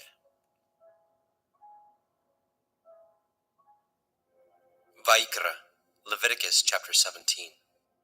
And Yahweh spoke unto Moshe, saying, Speak unto Aharon and unto his sons, and unto all the children of Yasharel, and say unto them, This is the thing which Yahweh has commanded, saying, What man soever there be of the house of Yasharel, that kills an ox, or lamb, or goat, in the camp, or that kills it out of the camp, and brings it not unto the door of the tabernacle of the assembly, to offer an offering unto Yahweh before the tabernacle of Yahweh, blood shall be imputed unto that man.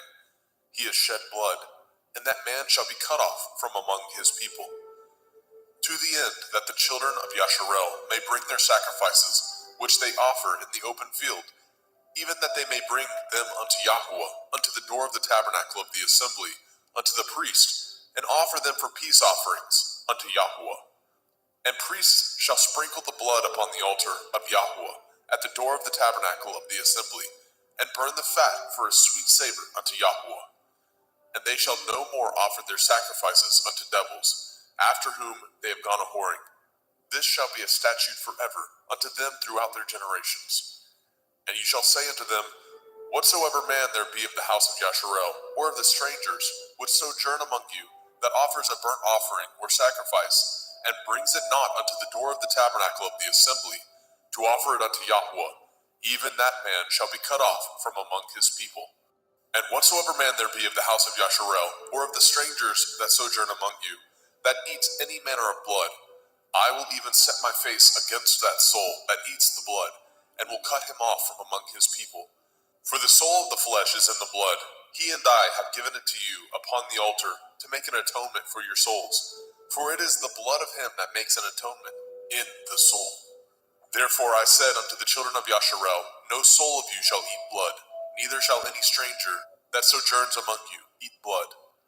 And whatsoever man there be of the children of Yasharel, or of the strangers that sojourn among you, which hunts and catches a beast or fowl that may be eaten, he shall even pour out the blood thereof, and cover it with dust. For it is the life of all flesh, the blood of it is for the life thereof. Therefore I said unto the children of Yasharel, Ye shall eat the blood of no manner of flesh, for the life of all flesh is the blood thereof. Whosoever eats it shall be cut off.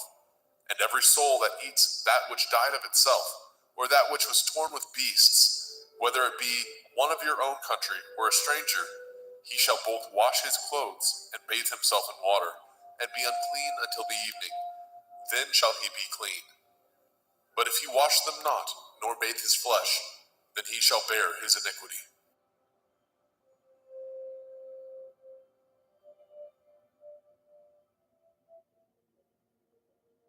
Vayikra, Leviticus chapter 18. And Yahweh spoke unto Moshe, saying, Speak unto the children of Yasharel, and say unto them, I am Yahweh Elohaikum. After the doings of the land of Mitzrayim, where ye dwell, shall ye not do. And after the doings of the land of Canaan, whither I bring you, shall ye not do. Neither shall ye walk in their ordinances. Ye shall do my judgments, and guard my ordinances, to walk therein. I am Yahuwah Elohaikum. Ye shall therefore guard my statutes and my judgments, which if a man do, he shall live in them. I am Yahuwah. None of you shall approach to any that is near of kin to him, to uncover their nakedness. I am Yahuwah. The nakedness of your father, or the nakedness of your mother, shall you not uncover. She is your mother. You shall not uncover her nakedness. The nakedness of your father's woman shall you not uncover. It is your father's nakedness. The nakedness of your sister, the daughter of your father, the daughter of your mother, whether she be born at home or born abroad, even their nakedness you shall not uncover. The nakedness of your son's daughter, or of your daughter's daughter, even their nakedness you shall not uncover, for theirs is your own nakedness.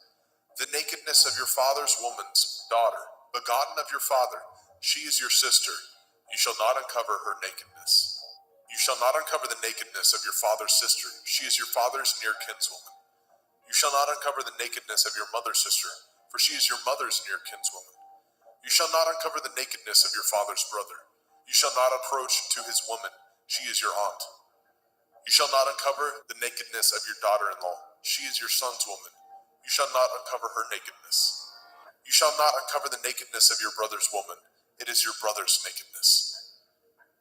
You shall not uncover the nakedness of a woman and her daughter, neither shall you take her son's daughter, or her daughter's daughter, to uncover her nakedness, for they are your near kinswoman. It is wickedness. Neither shall you take a woman to her sister, to vex her, to uncover her nakedness, beside the other in her lifetime. Also you shall not approach unto a woman to uncover her nakedness, as long as she is put apart for her uncleanness. Moreover, you shall not lie carnally with your neighbor's woman, to defile yourself with her. And you shall not let any of your seed pass through the fire to Molech, neither shall you profane the name of your Elohim. I am Yahuwah. You shall not lie with mankind, as with womankind. It is an abomination. Neither shall you lie with any beast, to defile yourself therewith. Neither shall any woman stand before a beast to lie down thereto. It is confusion. Defile not ye yourselves in any of these things, for in all these the nations are defiled, which I cast out before you. And the land is defiled, therefore I do visit the iniquity thereof upon it, and the land itself vomits out her inhabitants. Ye shall therefore guard my statutes and my judgments, and shall not commit any of these abominations, neither any of your own nation, nor any stranger that sojourns among you. For all these abominations have the men of the land done, which were before you, and the land is defiled, that the land spew not you out also, when ye defile it, as it spewed out the nations that were before you. For whosoever shall commit any of these abominations, even the souls that commit them shall be cut off from among their people. Therefore shall ye guard my ordinance, that ye commit not any of these abominable customs, which were committed before you, and that ye defile not yourselves therein. I am Yahuwah Elohaikum.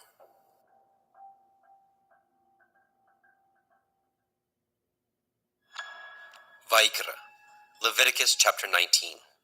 And Yahweh spoke unto Moshe, saying, Speak unto all the assembly of the children of Yasharel, and say unto them, Ye shall be holy, for I, Yahuwah Elohaikum, am holy. Ye shall fear every man his mother and his father, and guard my Shabbathot. I am Yahuwah Elohaikum. Turn ye not unto idols, nor make to yourselves molten Elohim. I am Yahuwah Elohaikum. And if ye offer a sacrifice of peace offerings unto Yahuwah, ye shall offer it at your own will. It shall be eaten the same day ye offer it, and on the morrow. And if aught remain unto the third day, it shall be burnt in the fire. And if it be eaten at all on the third day, it is abominable. It shall not be accepted. Therefore everyone that eats it shall bear his iniquity, because he has profaned the hallowed thing of Yahuwah, and that soul shall be cut off from among his people. And when ye reap the harvest of your land, ye shall not wholly reap the corners of your field, neither shall you gather the gleanings of your harvest. And you shall not glean your vineyard, neither shall you gather every grape of your vineyard. You shall leave them for the poor and stranger. I am Yahuwah Elohim. Ye shall not steal, neither deal falsely, neither lie one to another. And ye shall not swear by my name falsely, neither shall you profane the name of your Elohim. I am Yahuwah. You shall not defraud your neighbor, neither rob him. The wages of him that is hired shall not abide with you all night until the morning. You shall not curse the deaf, nor put a stumbling block before the blind, but shall fear your Elohim. I am Yahuwah. Ye shall do no unrighteousness in judgment. You shall not respect the person of the poor, nor honor the person of the mighty, but in righteousness shall you judge your neighbor.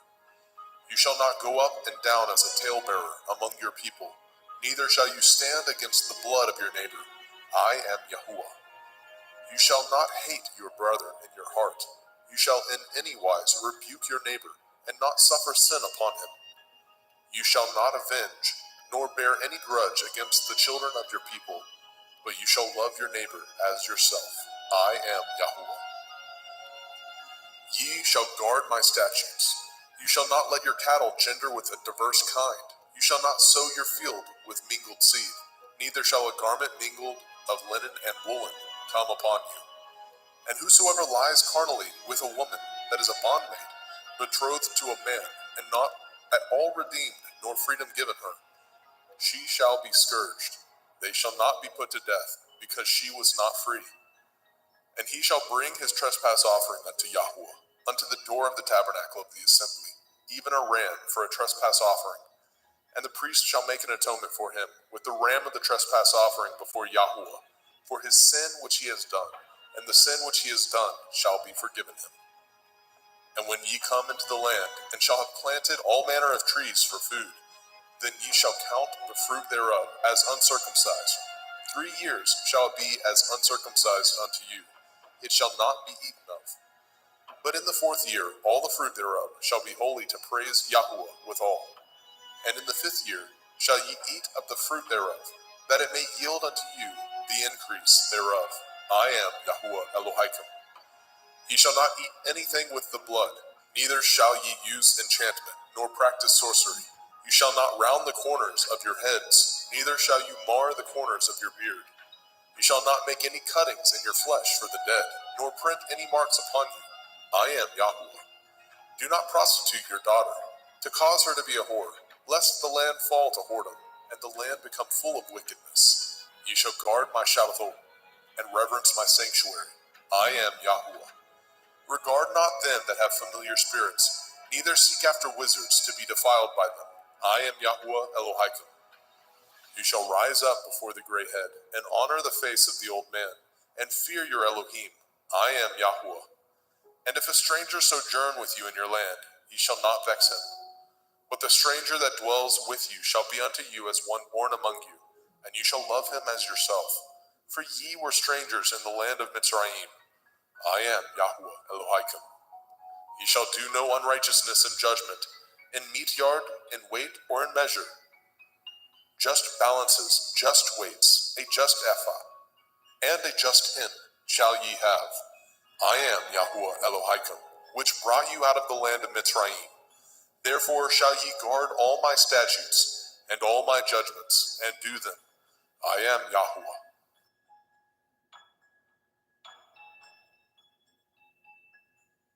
Vaikra, Leviticus chapter 20. And Yahuwah spoke unto Moshe, saying, Again you shall say to the children of Yasharel, whosoever he be of the children of Yasharel, or of the strangers that sojourn in Yasharel, that gives any of his seed unto Molech, he shall surely be put to death. The people of the land shall stone him with stones. And I will set my face against that man, and I will cut him off from among his people. because he has given of his seed unto Molech, to defile my sanctuary, and to profane my holy name. And if the people of the land do any ways hide their eyes from the man, when he gives of his seed unto Molech, and kill him not, then I will set my face against that man, and against his family, and will cut him off, and all that go a-whoring after him, to commit whoredom with Molech, from among their people. And the soul that turns after such as have familiar spirits, and after wizards, to go a-whoring after them, I will even set my face against that soul, and will cut him off from among his people. Sanctify yourselves, therefore, and be ye holy, for I am Yahuwah Elohaikum, and ye shall guard my statutes, and do them. I am Yahuwah Mekodishkim. For everyone that curses his father or his mother shall surely be put to death. He has cursed his father or his mother, his blood shall be upon him. And the man that breaks wedlock with another man's woman, even he that breaks wedlock with his neighbor's woman, the man and the woman that breaks wedlock shall surely be put to death. And the man that lies with his father's woman has uncovered his father's nakedness. Both of them shall surely be put to death. Their blood shall be upon them. And if a man lie with his daughter-in-law, both of them shall surely be put to death. They have wrought confusion. Their blood shall be upon them. If a man also lie with mankind, as he lies with a woman, both of them have committed an abomination. They shall surely be put to death. Their blood shall be upon them. And if a man take a woman and her mother, it is wickedness. They shall be burnt with fire, both he and they, that there be no wickedness among you. And if a man lie with a beast, he shall surely be put to death, and ye shall slay the beast. And if a woman approach unto any beast and lie down thereto, you shall kill the woman and the beast. They shall surely be put to death. Their blood shall be upon them. And if a man shall take his sister, his father's daughter, or his mother's daughter, and see her nakedness, and she see his nakedness, it is a wicked thing, and they shall be cut off in the sight of their people. He has uncovered his sister's nakedness, he shall bear his iniquity. And if a man shall lie with a woman having her sickness, and shall uncover her nakedness, he has discovered her fountain, and she has uncovered the fountain of her blood, and both of them shall be cut off from among their people.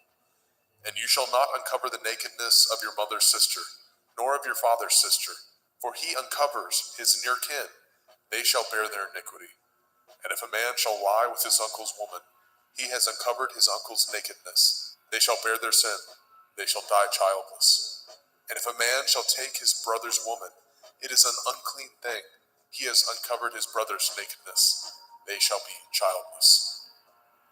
Ye shall therefore guard all my statutes and all my judgments, and do them, that the land whither I bring you to dwell therein spew you not out.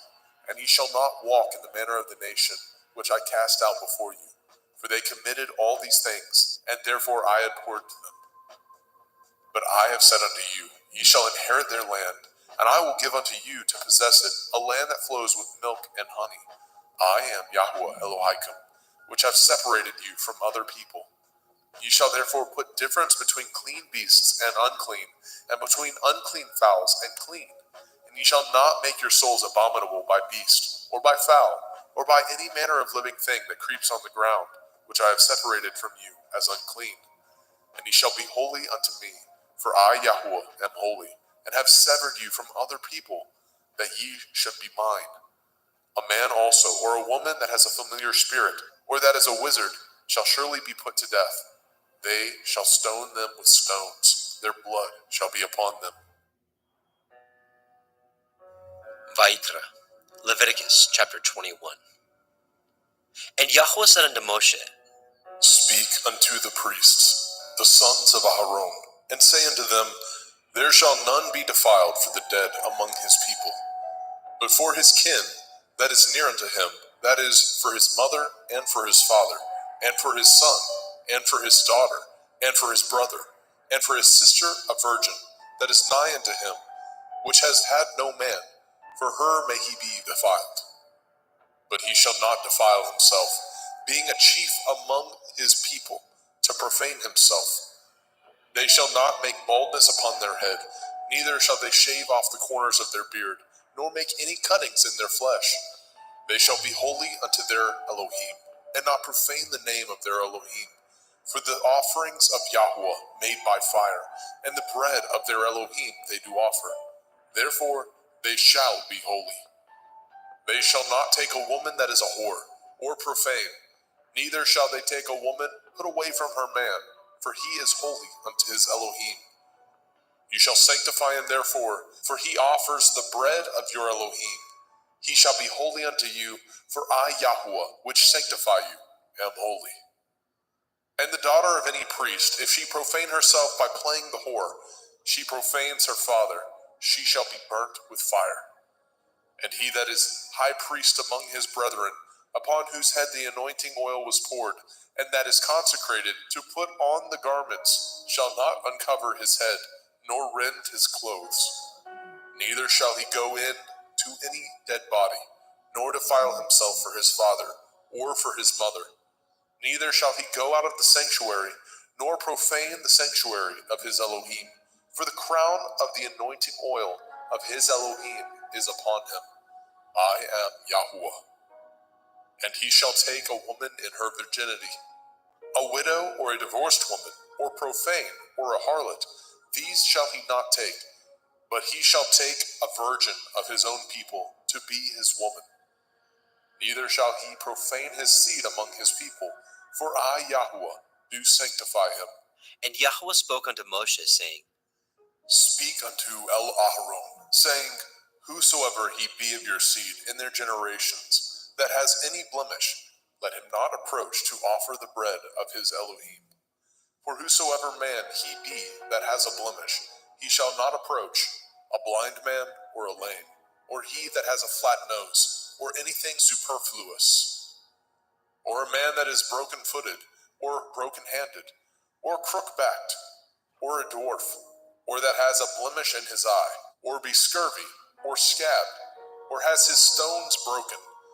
No man that has a blemish of the seed of Aharon the priest shall come nigh to offer the offerings of Yahuwah, made by fire. He has a blemish. He shall not come nigh to offer the bread of his Elohim. He shall not eat the bread of his Elohim, both of the most holy and of the holy. Only he shall not go in unto the veil, nor come nigh unto the altar, because he has a blemish, that he profane not my sanctuaries, for I, Yahuwah, do sanctify them. And Moshe told it unto El-Aharon, and to his sons, and to all the children of Yashrael. Vayikra, Leviticus chapter 22. And Yahweh spoke unto Moshe, saying, Speak unto El-Aharon and to his sons, that they separate themselves from the holy things of the children of Yasharel, and that they profane not my holy name in those things, which they hallow unto me. I am Yahuwah. Say unto them, Whosoever he be of all your seed among your generations, that goes unto the holy things, which the children of Yasharel hallow unto Yahuwah, having his uncleanness upon him, that soul shall be cut off from my presence. I am Yahuwah.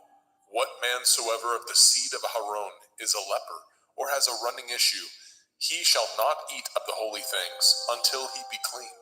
And whoso touches anything that is unclean by the dead, or a man whose seed goes from him, or whosoever touches any creeping thing whereby he may be made unclean, or a man of whom he may take uncleanness, whatsoever uncleanness he has, the soul which has touched any such thing shall be unclean until evening, and shall not eat of the holy things, unless he wash his flesh with water.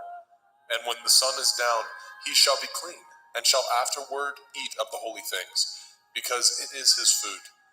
That which dies of itself, or is torn with beasts, he shall not eat, to defile himself therewith. I am Yahuwah. They shall therefore guard my ordinance, lest they bear sin for it, and die therefore.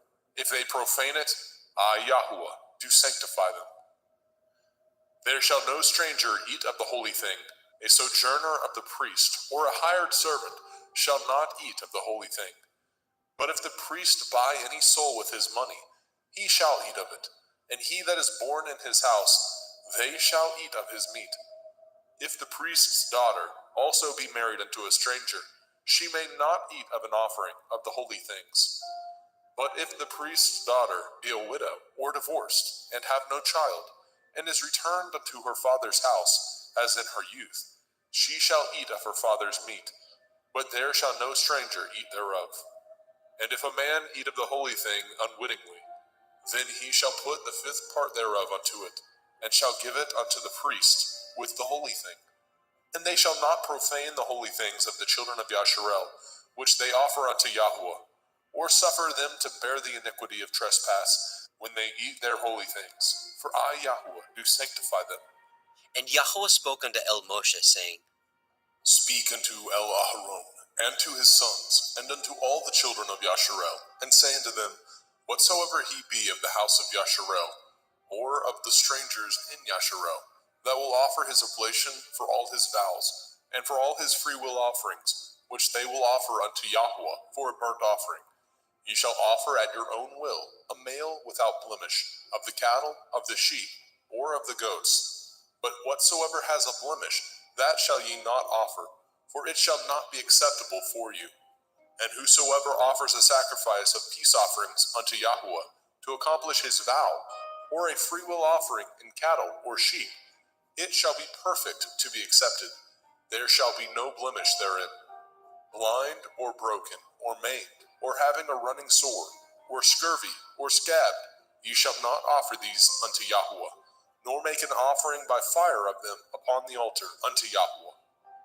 Either a bullock or a lamb that has anything superfluous or lacking in his parts, that may you offer for a freewill offering, but for a vow it shall not be accepted. Ye shall not offer unto Yahweh that which is bruised, or crushed, or broken, or cut. Neither shall ye make any offerings thereof in your land. Neither from a stranger's hand shall ye offer the bread of your Elohim of any of these, because their corruption is in them, and blemishes be in them. They shall not be accepted for you. And Yahweh spoke unto Moshe, saying, When a bullock or a sheep or a goat is brought forth, then it shall be 7 days under the dam, and from the 8th day and thenceforth it shall be accepted for an offering made by fire unto Yahweh. And whether it be cow or ewe, ye shall not kill it, and her young, both in 1 day. And when ye offer a sacrifice of thanksgiving unto Yahweh, offer it at your own will. On the same day it shall be eaten up. Ye shall leave none of it until the morrow. I am Yahweh. Therefore shall ye guard my commandments, and do them. I am Yahweh. Neither shall ye profane my holy name, but I will be hallowed among the children of Yasharel.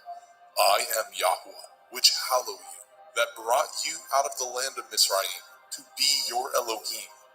I am Yahweh.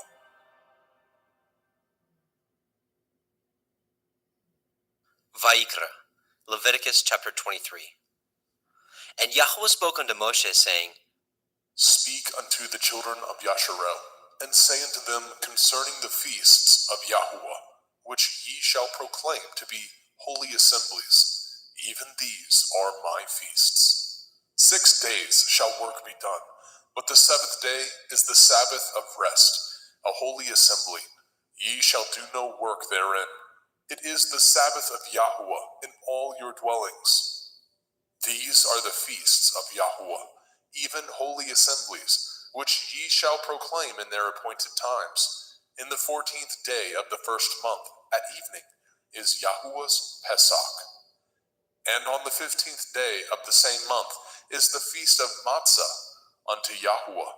7 days ye must eat matzah, unleavened bread. In the 1st day ye shall have a holy assembly. Ye shall do no servile work therein, but ye shall offer an offering made by fire unto Yahweh 7 days. In the 7th day is a holy assembly. Ye shall do no servile work therein. And Yahweh spoke unto Moshe, saying, Speak unto the children of Yasharel, and say unto them, When ye are come into the land which I give unto you, and shall reap the harvest thereof, then ye shall bring a sheaf of the first fruits of your harvest unto the priest. And he shall wave the sheaf before Yahweh, to be accepted for you. On the morrow after the Sabbath, the priest shall wave it.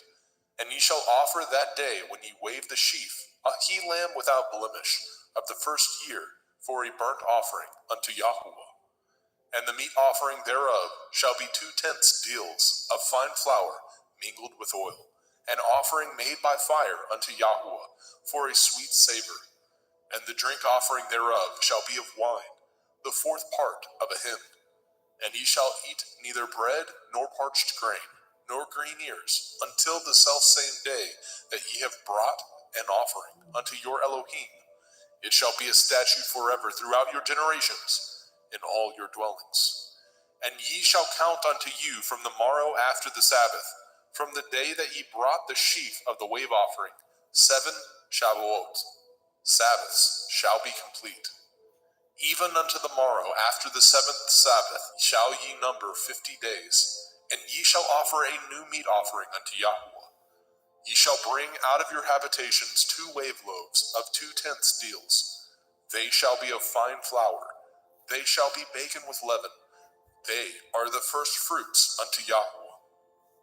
And ye shall offer with the bread 7 lambs without blemish of the first year, and 1 bullock, and 2 rams. They shall be for a burnt offering unto Yahuwah, with their meat offering and their drink offerings, even an offering made by fire of sweet savor unto Yahuwah.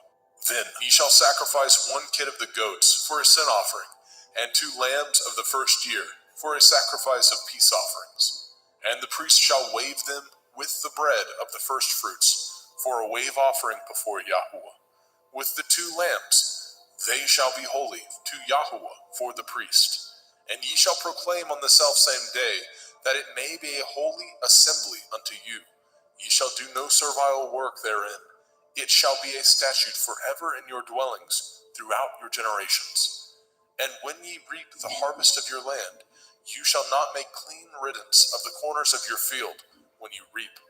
Neither shall you gather any gleanings of your harvest. You shall leave them unto the poor and to the stranger. I am Yahuwah Elohim.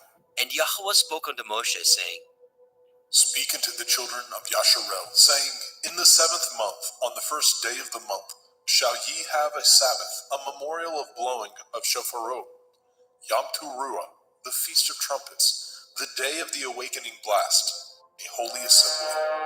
Ye shall do no servile work therein, but ye shall offer an offering made by fire unto Yahuwah. And Yahuwah spoke unto Moshe, saying, Also on the 10th day of this 7th month is Yom Kippurim, the day of atonement.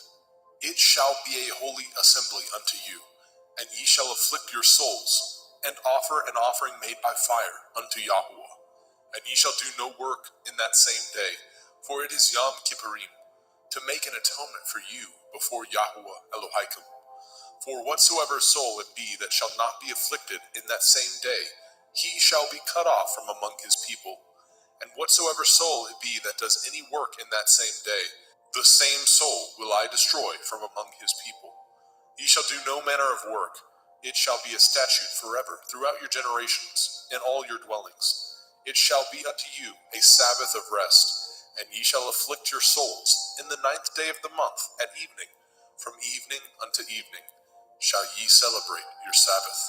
And Yahuwah spoke unto Moshe, saying, Speak unto the children of Yasharel, saying, The 15th day of this 7th month shall be the feast of Sukkot, tabernacles, for 7 days unto Yahuwah. On the first day shall be a holy assembly. Ye shall do no servile work therein. 7 days ye shall offer an offering made by fire unto Yahuwah. On the 8th day shall be a holy assembly unto you, and ye shall offer an offering made by fire unto Yahuwah. It is a solemn assembly, and ye shall do no servile work therein. These are the feasts of Yahuwah, which ye shall proclaim to be holy assemblies, to offer an offering made by fire unto Yahuwah, a burnt offering and a meat offering, a sacrifice and drink offerings, everything upon his day. Besides the Shavuot, Sabbaths of Yahuwah, and beside your gifts, and beside all your vows, and beside all your freewill offerings, which ye give unto Yahuwah. Also in the 15th day of the 7th month, when ye have gathered in the fruit of the land, Ye shall keep a feast unto Yahweh 7 days. On the first day shall be a Sabbath, and on the 8th day shall be a Sabbath. And ye shall take you on the first day the boughs of goodly trees, branches of palm trees, and the boughs of fig trees, and willows of the brook. And ye shall rejoice before Yahweh Elohim 7 days. And ye shall keep it a feast unto Yahweh 7 days in the year. It shall be a statute forever in your generations. Ye shall celebrate it in the 7th month. Ye shall dwell in sukkahs, booths, 7 days. All that are Yasharel born shall dwell in sukkahs. That your generations may know that I made the children of Yasharel to dwell in sukkahs, when I brought them out of the land of Mitzrayim. I am Yahweh Elohim. And Moshe declared unto the children of Yasharel the feasts of Yahweh.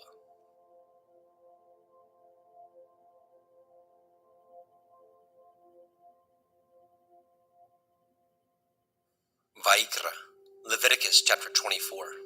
And Yahweh spoke unto Moshe, saying, Command the children of Yasharel that they bring unto you pure olive oil, beaten for the light, to cause the lamps to burn continually, without the veil of the testimony.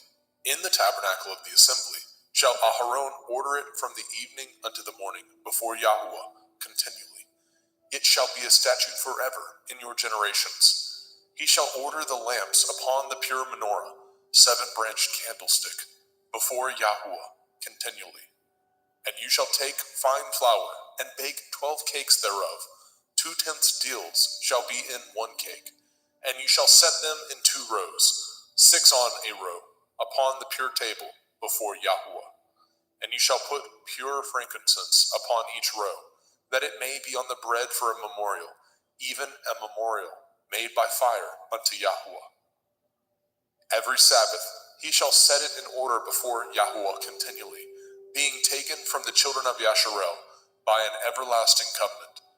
And it shall be Aharon and his sons, and they shall eat it in the holy place, for it is most holy unto him of the offerings of Yahweh made by fire, by a perpetual statute. And the son of a Yashareliteth woman, whose father was a Mitzri, went out among the children of Yasharel. And this son of the Yashareliteth woman and a man of Yasharel strove together in the camp. And the Yashareliteth woman's son blasphemed the name of Yahweh, and cursed. And they brought him unto Moshe, and his mother's name was Shelomith, the daughter of Divri, of the tribe of Dan. And they put him in ward, that the mind of Yahweh might be showed them. And Yahweh spoke unto Moshe, saying, Bring forth him that has cursed without the camp, and let all that heard him lay their hands upon his head, and let all the assembly stone him. And you shall speak unto the children of Yasharel, saying, Whosoever curses his Elohim shall bear his sin. And he that blasphemes the name of Yahweh, he shall surely be put to death. And all the assembly shall certainly stone him, as well the stranger, as he that is born in the land, when he blasphemes the name of Yahweh, shall be put to death. And he that kills any man shall surely be put to death. And he that kills a beast shall make it good, beast for beast. And if a man cause a blemish in his neighbor, as he has done, so shall it be done to him. Breach for breach, eye for eye, tooth for tooth. As he has caused a blemish in a man, so shall it be done to him again. And he that kills a beast, he shall restore it. And he that kills a man, he shall be put to death.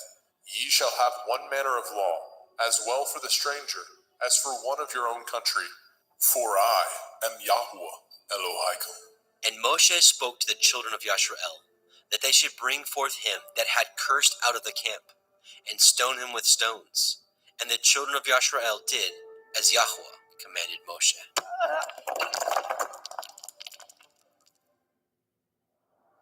Vayikra, Leviticus chapter 25. And Yahweh spoke unto Moshe in Mount Sinai, saying, Speak unto the children of Yasharel, and say unto them, When ye come into the land which I give you, then shall the land keep a Sabbath unto Yahweh. 6 years you shall sow your field, And 6 years you shall prune your vineyard, and gather in the fruit thereof. But in the 7th year shall be a Sabbath of rest unto the land, a Sabbath for Yahuwah. You shall neither sow your field, nor prune your vineyard. That which grows of its own accord of your harvest you shall not reap, neither gather the grapes of your vine undressed, for it is a year of rest unto the land. And the Sabbath of the land shall be food for you and for your servant, and for your maid, and for your hired servant, and for your stranger that sojourns with you, and for your cattle, and for the beasts that are in your land, shall all the increase thereof be meat. And you shall number 7 Shabbathot, Sabbaths of years unto you, 7 times 7 years, and the space of the 7 Shabbathot of years shall be unto you 49 years. Then shall you cause the shofar of the Jubilee to sound on the 10th day of the 7th month, in Yom Kippurim, the Day of Atonement, shall ye make the shofar sound throughout all your land. And ye shall hallow the 50th year, and proclaim liberty throughout all the land unto all the inhabitants thereof. It shall be a jubilee unto you, and ye shall return every man unto his possession, and ye shall return every man unto his family. A jubilee shall that 50th year be unto you. Ye shall not sow, neither reap that which grows of itself in it, nor gather the grapes in it of your vine undressed. For it is the Jubilee, it shall be holy unto you. Ye shall eat the increase thereof out of the field. In the year of this Jubilee, ye shall return every man unto his possession.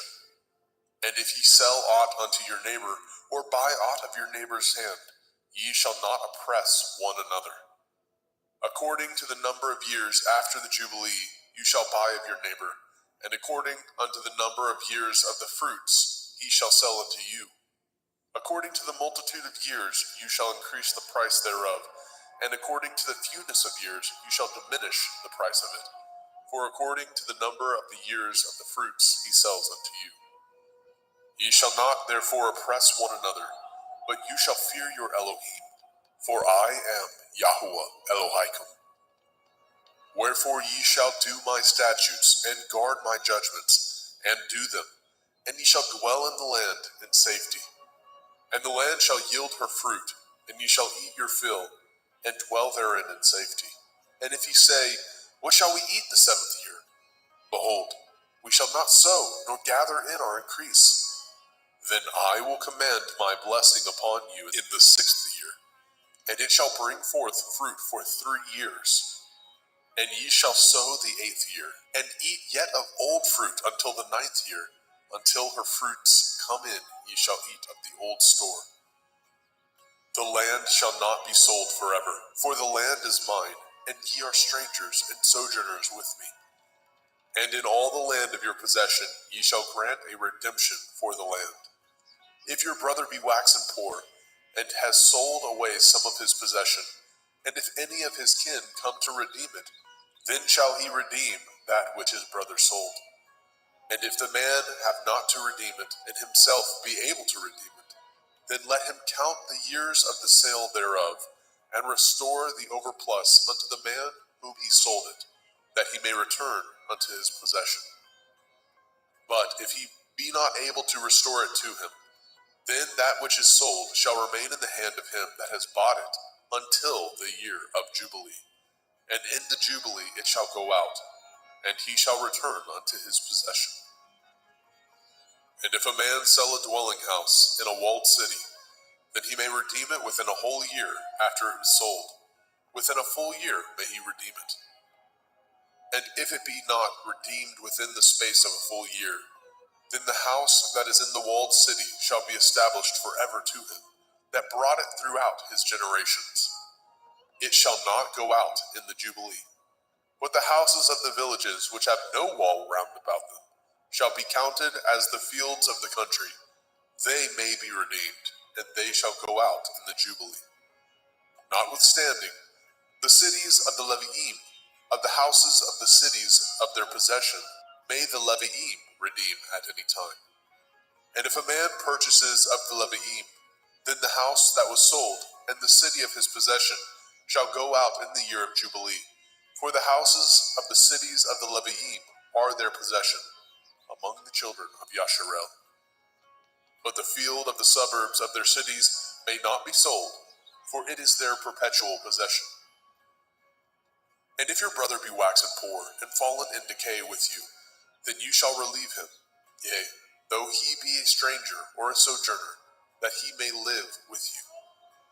Take no usury of him, or increase, but fear your Elohim, that your brother may live with you. You shall not give him your money upon usury, nor lend him your victuals for increase.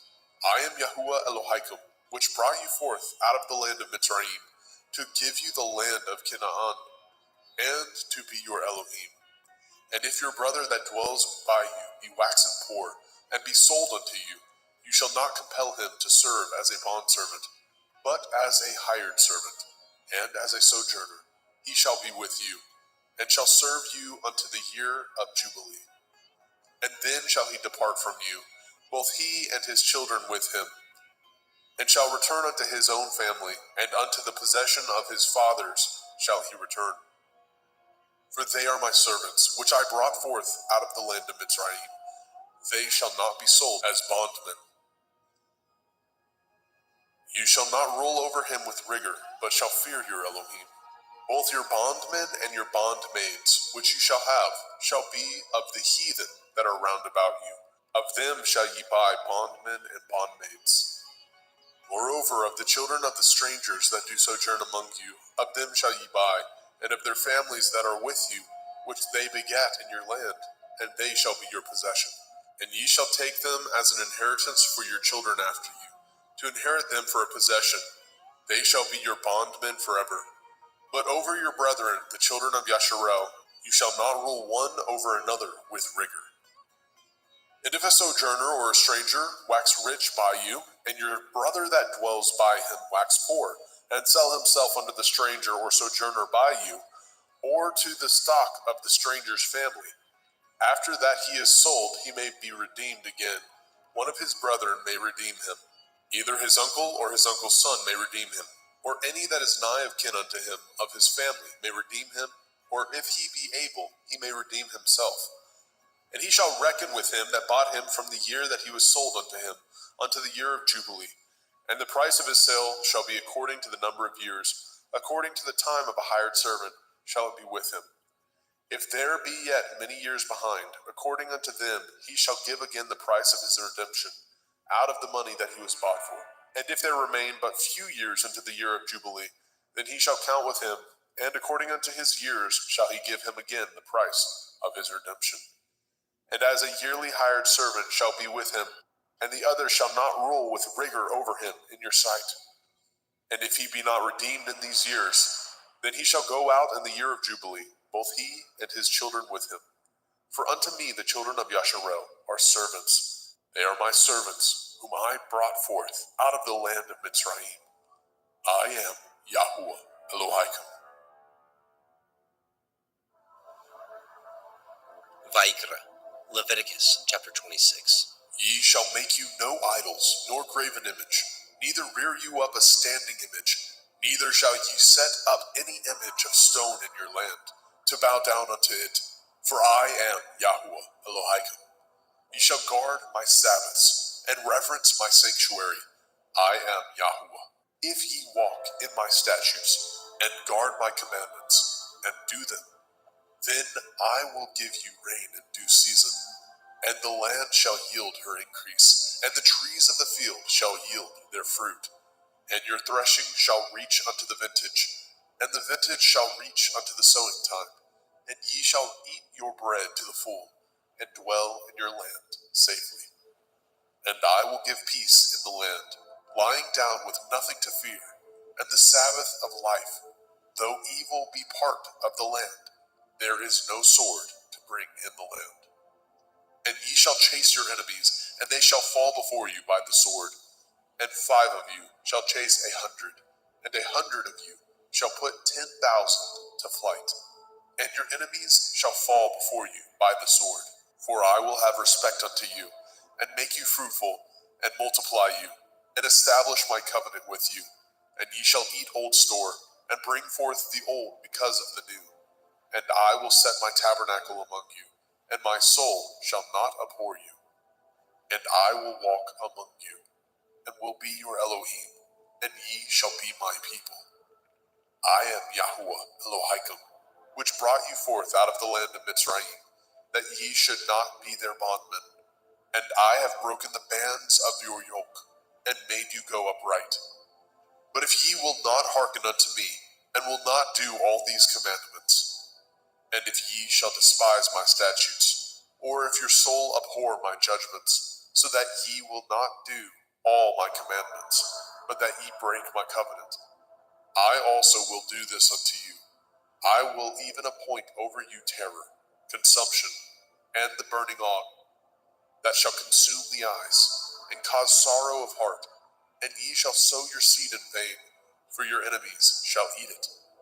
And I will set my face against you, and ye shall be slain before your enemies. They that hate you shall reign over you, and ye shall flee when none pursues you.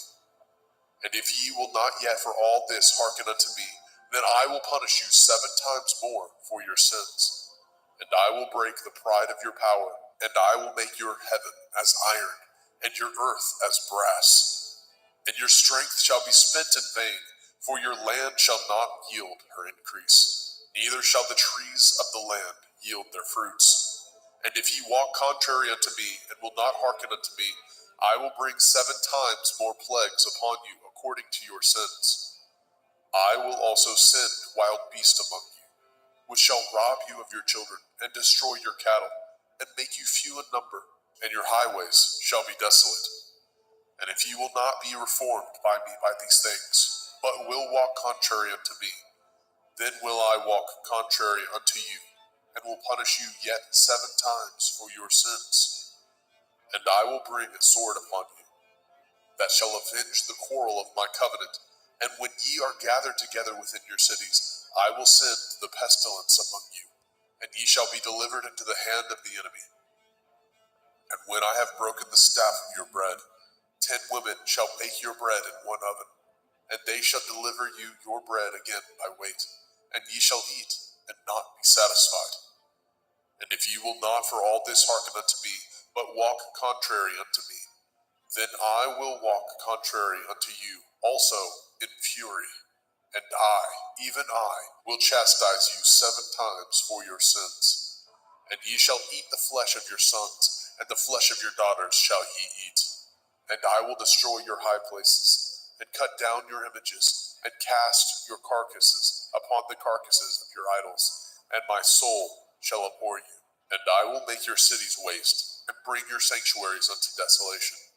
And I will not smell the savor of your sweet odors. And I will bring the land unto desolation, and your enemies which dwell therein shall be astonished at it.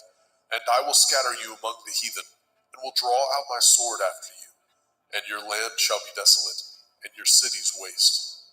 Then shall the land enjoy her Shabbathot, as long as it lies desolate, and ye be in your enemy's land. Even then shall the land rest, and enjoy her Shabbathot. As long as it lies desolate, it shall rest, because it did not rest in your Shabbathot, when ye dwelt upon it. And upon them that are left alive of you, I will send a faintness into their hearts, in the land of their enemies, and the sound of a shaken leaf shall chase them, and they shall flee as fleeing from a sword, and they shall fall when none pursues. And they shall fall one upon another, as it were before a sword, when none pursues. And ye have no power to stand before your enemies. And ye shall perish among the heathen, and the land of your enemies shall eat you up. And they that are left of you shall pine away in their iniquity, in your enemies' lands, and also in the iniquities of their fathers shall they pine away with them. If they shall confess their iniquity, and the iniquity of their fathers, with their transgressions which they transgressed against me, and that also they have walked contrary unto me, and that I also have walked contrary unto them, and have brought them into the land of their enemies, if then their uncircumcised heart be humbled, and they then accept of the punishment of their iniquity, Then I will remember my covenant with Yaakov, and also my covenant with Yitzhak, and also my covenant with Abraham will I remember, and I will remember the land. The land also shall be left of them, and shall enjoy her Sabbathot, while she lies desolate without them. And they shall accept of the punishment of their iniquity, because they despised my judgments, and because their soul abhorred my statutes. And yet, for all that, when they be in the land of their enemies, I will not cast them away, neither will I abhor them, to destroy them utterly, and to break my covenant with them. For I am Yahweh Elohim. But I will for their sakes remember the covenant of their ancestors, whom I brought forth out of the land of Mitzrayim, in the sight of the heathen, that I might be their Elohim. I am Yahweh. These are the commandments and judgments and Torah, which Yahweh made between him and the children of Yashrael in Mount Sinai by the hand of Moshe.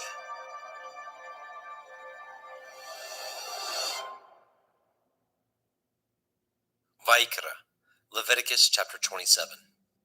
And Yahweh spoke unto Moshe, saying, Speak unto the children of Yasharel, and say unto them, when a man shall make a singular vow, the persons shall be for Yahuwah by your estimation. And your estimation shall be of the male from 20 years old, even unto 60 years old. Even your estimation shall be 50 shekels of silver, after the shekel of the sanctuary. And if it be a female, then your estimation shall be 30 shekels. And if it be from 5 years old, even unto 20 years old, then your estimation shall be of the male 20 shekels, and for the female 10 shekels. And if it be from a month old, even unto 5 years old, then your estimation shall be of the male 5 shekels of silver, and for the female your estimation shall be 3 shekels of silver. And if it be from 60 years old and above, if it be a male, then your estimation shall be 15 shekels, and for the female 10 shekels. But if he be poorer than your estimation, then he shall present himself before the priest, and the priest shall value him according to his ability. That vowed shall the priest value him. And if it be a beast, whereof men bring an offering unto Yahuwah, all that any man gives of such unto Yahuwah shall be holy. He shall not alter it, nor change it, a good for a bad, or a bad for a good. And if he shall at all change beast for beast, then it and the exchange thereof shall be holy. And if it be any unclean beast, of which they do not offer a sacrifice unto Yahuwah, then he shall present the beast before the priest. And the priest shall value it, whether it be good or bad, as you value it. Who are the priest, so shall it be. But if he will at all redeem it, then he shall add a 5th part thereof unto your estimation. And when a man shall sanctify his house to be holy unto Yahuwah, then the priest shall estimate it, whether it be good or bad. As the priest shall estimate it, so shall it stand. And if he that sanctified it will redeem his house, then he shall add the 5th part of the money of your estimation unto it, and it shall be his. And if a man shall sanctify unto Yahuwah some part of a field of his possession, then your estimation shall be according to the seed thereof. A omer of barley seed shall be valued at 50 shekels of silver. If he sanctify his field from the year of Jubilee, according to your estimation, it shall stand. But if he sanctify his field after the Jubilee, then the priest shall reckon unto him the money according to the years that remain, even unto the year of Jubilee, and it shall be abated from your estimation. And if he that sanctified the field will in any wise redeem it, then he shall add the 5th part of the money of your estimation unto it, and it shall be assured to him. And if he will not redeem the field, or if he have sold the field to another man, it shall not be redeemed any more. But the field, when it goes out in the Jubilee, shall be holy unto Yahuwah. As a field devoted, the possession thereof shall be the priest's. And if a man sanctify unto Yahuwah a field which he has bought, which is not of the fields of his possession. Then the priest shall reckon unto him the worth of your estimation, even unto the year of the Jubilee. And he shall give your estimation in that day as a holy thing unto Yahweh. In the year of the Jubilee the field shall return unto him of whom it was bought, even to him to whom the possession of the land did belong. And all your estimation shall be according to the shekel of the sanctuary. 20 gerahs shall be the shekel. Only the firstling of the beasts, which should be Yahuwah's firstling. No man shall sanctify it, whether it be ox or sheep. It is Yahuwah's. And if it be of an unclean beast, and he shall redeem it according to your estimation, and shall add a fifth part of it thereto, or if it be not redeemed, then it shall be sold according to your estimation. Notwithstanding, no devoted thing that a man shall devote unto Yahweh of all that he has, both of man and beast, and of the field of his possession, shall be sold or redeemed. Every devoted thing is most holy unto Yahweh. None devoted which shall be devoted of men shall be redeemed, but shall surely be put to death. And all the tithe of the land, whether of the seed of the land, or of the fruit of the tree, is Yahuwah's. It is holy unto Yahuwah. And if a man shall at all redeem aught of his tithes, he shall add thereto the fifth part thereof. And concerning the tithe of the herd, or of the flock, even of whatsoever passes under the rod, the 10th shall be holy unto Yahweh. He shall not search whether it be good or bad, neither shall he change it. And if he change it at all, then both it and the change thereof shall be holy. It shall not be redeemed. These are the commandments which Yahweh commanded Moshe for the children of Yisrael in Mount Sinai.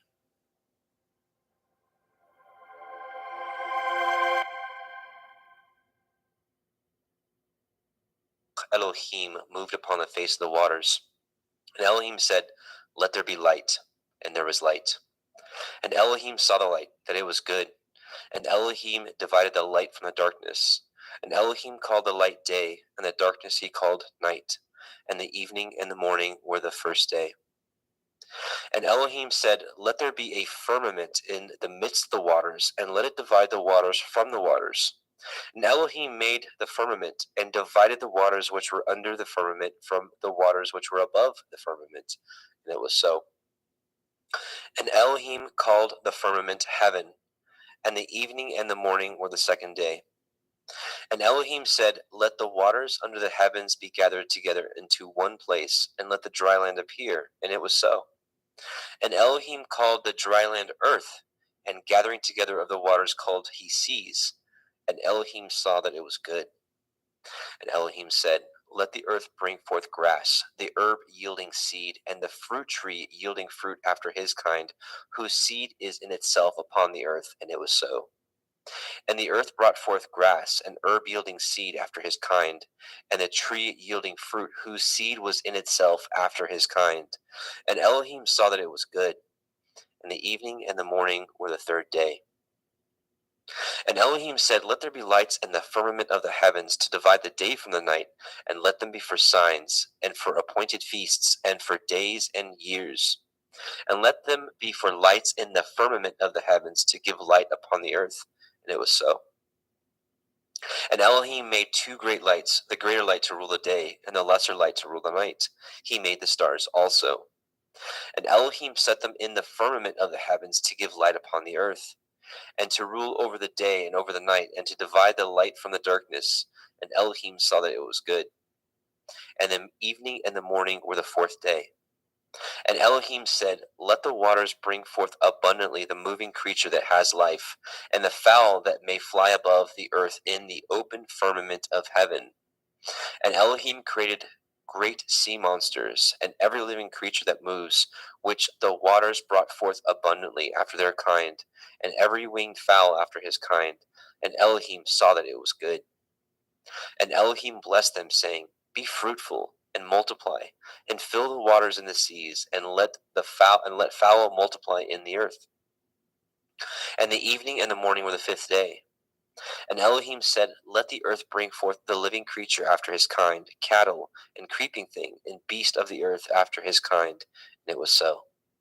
And Elohim made the beast of the earth after his kind, and cattle after their kind, and everything that creeps upon the earth after his kind. And Elohim saw that it was good. And Elohim said, Let us make man in our image, after our likeness, and let them have dominion over the fish of the sea, and over the fowl of the air, and over the cattle, and over all the earth, and over every creeping thing that creeps upon the earth. So Elohim created man in his own image. In the image of Elohim created he him. Male and female created he them. And Elohim blessed them. And Elohim said unto them, Be fruitful, and multiply, and replenish the earth, and subdue it, and have dominion over the fish of the sea, and over the fowl of the air, and over every living thing that moves upon the earth. And Elohim said, Behold, I have given you every herb bearing seed which is upon the face of all the earth, and every tree which is in the fruit of a tree yielding seed. To you it shall be for food. And to every beast of the earth, and to every fowl of the air, and to everything that creeps upon the earth wherein there is life, I have given every green herb for food. And it was so. And Elohim saw everything that he had made, and behold, it was very good. And the evening and the morning were the sixth day. Genesis 2. Thus the heavens and the earth were finished, and all the host of them. And on the seventh day Elohim ended his work which he had made, and he rested on the seventh day from all his work which he had made. And Elohim blessed the seventh day, and sanctified it, because in it he had rested from all his work which Elohim created and made. These are the generations of the heavens and the earth when they were created in the day that Yahweh Elohim made the earth and the heavens.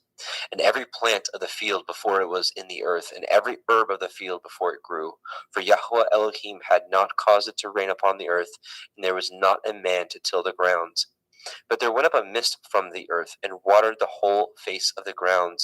And Yahweh Elohim formed the man of the dust of the ground, and breathed into his nostrils the breath of life, and man became a living soul. And Yahweh Elohim planted a garden eastward in Eden, and there he put the man whom he had formed. And out of the ground made Yahweh Elohim to grow every tree that is pleasant to the sight and good for food, the tree of life also in the midst of the garden, and the tree of knowledge of good and evil. And a river went out of Eden to water the garden, and from thence it was parted and became into four heads. The name of the first is Pishon, that is, which compasses the whole land of Havilah, where there is gold. And the gold of that land is good, and there is Delim and the onyx stone.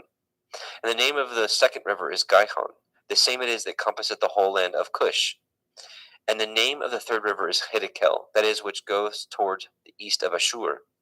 And the fourth river is Perath. And Yahweh Elohim took the man and put him into the garden of Eden to dress it and to guard it. And Yahweh Elohim commanded man, saying, Of every tree of the garden you may freely eat, but of the tree of the knowledge of good and evil you shall not eat of it. For in the day that you eat thereof you shall surely die. Yahweh Elohim said, It is not good that the man should be alone. I will make him a helpmeet for him. And out of the ground Yahweh Elohim formed every beast of the field, and every fowl of the air, and brought them unto the man to see what he would call them. And whatsoever the man called every living creature, that was the name thereof. And the man gave names to all cattle, and to the fowl of the air, and to every beast of the field. But for the man there is not found a helpmeet for him.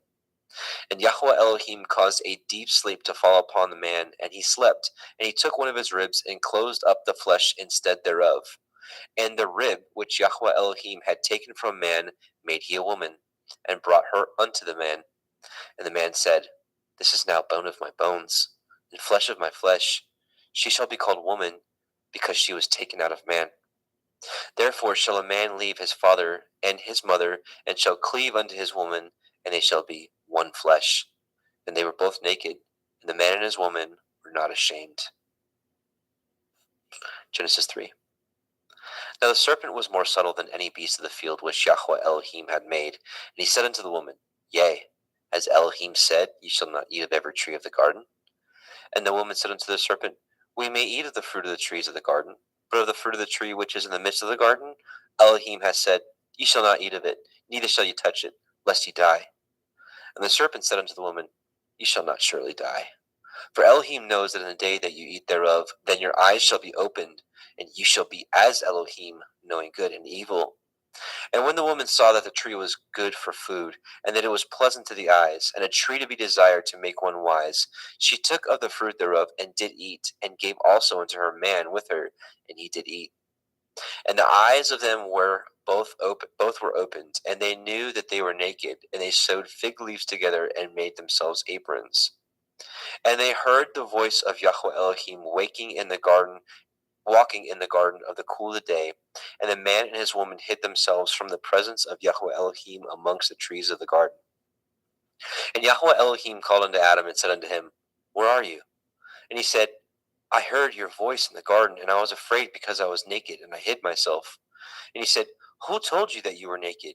Have you eaten of the tree whereof I commanded you that you should not eat? And the man said, The woman who you gave to be with me, she gave me of the tree, and I did eat. And Yahweh Elohim said unto the woman, What is this that you have done? And the woman said, The serpent beguiled me, and I did eat. And Yahweh Elohim said unto the serpent, Because you have done this, you are cursed above all cattle, and above every beast of the field, and upon your belly shall you go, and dust shall you eat all the days of your life. And I will put enmity between you and the woman, and between your seed and her seed. It shall bruise your head, and you shall bruise his heel. Unto the woman he said, I will greatly multiply your sorrow and your conception. In sorrow shall you bring forth children, and your desire shall be to your man, and he shall rule over you. But unto Adam he said, Because you have hearkened unto the voice of your woman, and have eaten of the tree which of I commanded you, saying, Ye shall not eat of it, cursed is the ground for your sake. In sorrow shall you eat of it all the days of your life. Thorns also and thistles shall it bring forth to you, and ye shall eat the herb of the field. And the sweat of your face shall you eat bread, till you return unto the ground. For out of it you were taken, for dust you are, and unto dust shall you return. And Adam called his woman's name Hua, because she was the mother of all living. And unto Adam also and to his woman did Yahweh Elohim make coats of skins, and clothe them. And Yahweh Elohim said, Behold, the man is become as one of us, to know good and evil. And now, lest he put forth his hand, and take also of the tree of life, and eat, and live forever. Therefore Yahweh Elohim sent him forth from the Garden of Eden to till the ground from whence he was taken. So he drove out the man, and he placed at the east of the Garden of Eden cherubim, and a flaming sword with which turned every way to guard the way of the tree of life. Genesis 4. And Adam knew Hua his woman, and she conceived and bore Cain, and said, I have gotten a man from Yahweh. And she again bore his brother Havel, and Havel was a keeper of sheep, but Cain was a tiller of the ground. And in process of time it came to pass that Cain brought of the fruit of the ground an offering unto Yahweh. And Havel also brought of the firstlings of his flock and the fat thereof. Yahweh had respect unto Havel and to his offering. But unto Cain and his offering he had not respect. And Cain was very wroth, and his countenance fell. And Yahweh said unto Cain, Why are you wroth? And why is your countenance fallen? If you do well, shall you not be accepted? And if you do not well, sin lies at the door. And unto you shall be his desire, and you shall rule over him. And Cain talked with Havel his brother. And it came to pass, when they were in the field, that Cain rose up against Havel his brother, and slew him. And Yahweh said unto Cain, Where is Havel your brother? And he said, I know not. Am I to guard my brother? And he said, What have you done? The voice of your brother's blood cries unto me from the ground. And now you are cursed from the earth, which has opened her mouth to receive your brother's blood from your hand. When you till the ground, it shall not henceforth yield unto you her strength. A fugitive and a vagabond shall you be in the earth. And Cain said unto Yahweh, My punishment is greater than I can bear. Behold, you have driven me out this day from the face of the earth, and from your face shall I be hid. And I shall be a fugitive and a vagabond in the earth. And it shall come to pass that every one that finds me shall slay me. And Yahweh said unto him, Therefore, whosoever slays Cain, vengeance shall be taken on him sevenfold. And Yahweh set a mark upon Cain, lest any finding him should kill him. And Cain went out from the presence of Yahweh. and dwelt in the land of Nod, on the east of Eden. And Cain knew his woman, and she conceived and bore Hanok. And he built a city, and called the name of the city after the name of his son, Hanok. And unto Hanok was born Irad, and Irad begat Mehujael, and Mehujael begat Methusael, and Methusael begat Lamech. And Lamech took unto him 2 women. The name of one was Ada, and the name of the other was Silla. And Ada bore Yabal. He was the father of such dwell in tents, and such as have cattle. And his brother's name was Yuval. He was the father of all such as handle the harp and organ. And Silla, she also bore Tubal-Cain, an instructor of every artificer in brass and in iron. And the sister of Tubal-Cain was Naamah. And Lamech said unto his woman, Ada and Zillah, hear my voice, you woman of Lamech, hearken unto my speech.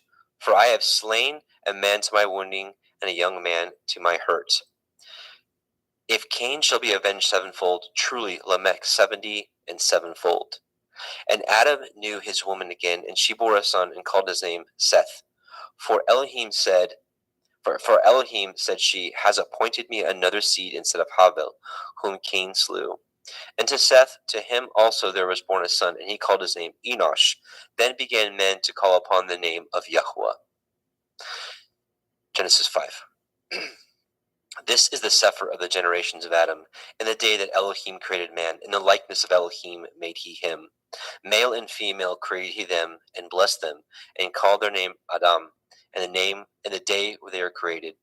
And Adam lived 130 years, and begat a son in his own likeness after his image, and called his name Seth. And the days of Adam after he had begotten Seth were 800 years, and he begat sons and daughters. And all the days that Adam lived were 930 years, and he died. And Seth lived 105 years, and begot Enosh. And Seth lived after he begot Enosh 807 years, and begot sons and daughters. And all the days of Seth were 912 years, and he died. And Enosh lived 90 years, and begot Canaan. And Enosh lived after he begot Canaan 815 years, and begot sons and daughters. And all the days of Enosh were 905 years, and he died. And Canaan lived 70 years, and begot Mahalalel. And Canaan lived after he begot Mahalalel 840 years, and begot sons and daughters. And all the days of Canaan were 910 years, and he died. And Mahalalel lived 65 years, and begot Yared. And Mahalalel lived after he begot Yared 830 years, and begot sons and daughters. And all the days of Mahalalel were 895 years, and he died. And Yared lived 162 years, and begot Hanok. And Yared lived after he begot Hanok 800 years, and begot sons and daughters. And all the days of Yared were 962 years, and he died. And Hanok lived 65 years, and begot Methuselah. And Hanok walked with Elohim after he begot Methuselah 300 years, and begot sons and daughters. All the days of Hanok were 365 years. And Hanok walked with Elohim, and he was not, for Elohim took him. And Methuselah lived 807 years, and begot Lamech. And Methuselah lived after he begot Lamech 782 years, and begot sons and daughters. And all the days of Methuselah were 969 years, and he died. And Lamech lived 182 years, and begot a son. And he called his name Noach, saying, the same shall comfort us concerning our work and toil of our hands, because of the ground which Yahweh has cursed. And Lamech lived after he begot Noach 595 years, and begot sons and daughters. And all the days of Lamech were 777 years, and he died. And Noach was 500 years old, and Noach begot Shem, Ham, and Japheth. All right, Genesis 6. And it came to pass, when men began to multiply on the face of the earth, and daughters were born unto them, that the sons of Elohim saw the daughters of men, that they were fair, and they took them women of all which they chose. And Yahweh said, my ruach shall not always strive with man, for that he also is flesh, yet his days shall be 120 years. There were Nephilim in the earth in those days, and also after that, when the sons of Elohim came in unto the daughters of men, and they bore children to them, the same became warriors and tyrants, which were of ancient times, men of infamy. And Yahweh saw that the wickedness of man was great in the earth, and that every imagination of the thoughts of his heart was only evil continually. And Yahweh repented that he had made man on the earth, and it grieved him at his heart. And Yahweh said, I will destroy man whom I have created from the face of the earth, both man and beast, and the creeping thing, and the fowls of the air, for I repent that I have made them. But Noah found grace in the eyes of Yahweh. These are the generations of Noah. Noah was a just man and perfect in his generations, and Noah walked with Elohim. And Noah begot 3 sons, Shem, Ham, and Japheth. The earth also was corrupt before Elohim, and the earth was filled with violence. And Elohim looked upon the earth, and behold, it was corrupt, for all flesh had corrupted his way upon the earth. And Elohim said unto Noah, the end of all flesh is come before me, for the earth is filled with violence through them, and behold, I will destroy them with the earth. Make you an ark of gopher wood. Rooms shall you make in the ark, and shall pitch it within and without pitch. Within and without with pitch. And this is the fashion which you shall make of it. The length of the ark shall be 300 cubits, the breadth of it 50 cubits, and the height of it 30 cubits. A window shall you make to the ark, and in a cubit shall you finish it above. And the door of the ark you shall set in the side thereof, with lower, second, and third stories shall you make it. And behold, I, even I, do bring a flood of waters upon the earth to destroy all flesh, wherein is the breath of life, from under heaven, and everything that is in the earth shall die. But with you will I establish my covenant, and you shall come into the ark, you, and your sons, and your woman, and your sons' women with you. And of every living thing of all flesh, 2 of every sort shall you bring into the ark, to keep them alive with you. They shall be male and female. Of fowls after their kind, and of cattle after their kind, of every creeping thing of the earth after his kind, 2 of every sort shall come unto you, to keep them alive. And take unto you of all the food that is eaten, and ye shall gather it to you, and it shall be for food for you and for them. Thus did Noah according to all that Elohim commanded him, so did he. Genesis 7. And Yahweh said unto Noah, Come you and all your house into the ark, for you have I seen righteous before me in this generation. Of every clean beast ye shall take to you by 7s, the male and his female, and of beasts that are not clean by 2, the male and his female. Of fowls also of the air by 7s, the male and female, to keep seed alive upon the face of all the earth. For yet 7 days I will cause it to rain upon the earth, 40 days and 40 nights. Every living substance that I have made will I destroy from off the face of the earth. And Noah did according unto all that Yahweh commanded him. And Noah was 600 years old when the flood of the waters was upon the earth. And Noah went in, and his sons, and his woman, and his sons' women with him, into the ark, because of the waters of the flood. Of clean beasts, and of beasts that are not clean, and of fowls, and of everything that creeps upon the earth. There went in 2 and 2 unto Noah into the ark, the male and the female, as Elohim had commanded Noah. And it came to pass after 7 days that the waters of the flood were upon the earth. In the 600th year of Noah's life, in the 2nd month, in the 17th day of the month, the same day were all the fountains of the great deep broken up, and the windows of heaven were opened. And there rain was upon the earth 40 days and 40 nights. And the selfsame day entered Noah, and Shem, and Ham, and Japheth, the sons of Noah, Noah's woman, and the 3 women of his sons with them into the ark. They, and every beast after his kind, and all cattle after their kind, and every creeping thing that creeps upon the earth after his kind, and every fowl after his kind, every bird of every sort. And they went in unto Noah into the ark, 2 and 2 of all flesh, wherein is the breath of life. And they that went in male and female of all flesh, as Elohim had commanded him, and Yahweh shut him in. And the flood was 40 days upon the earth, and the waters increased, and bore up the ark, and it was lift up above the earth.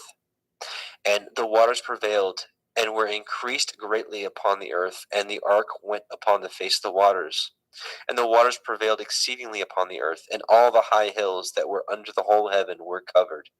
15 cubits upward did the waters prevail, and the mountains were covered. And all flesh died that moved upon the earth, both of fowl and of cattle, and of beasts, and of every creeping thing that creeps upon the earth, and every man.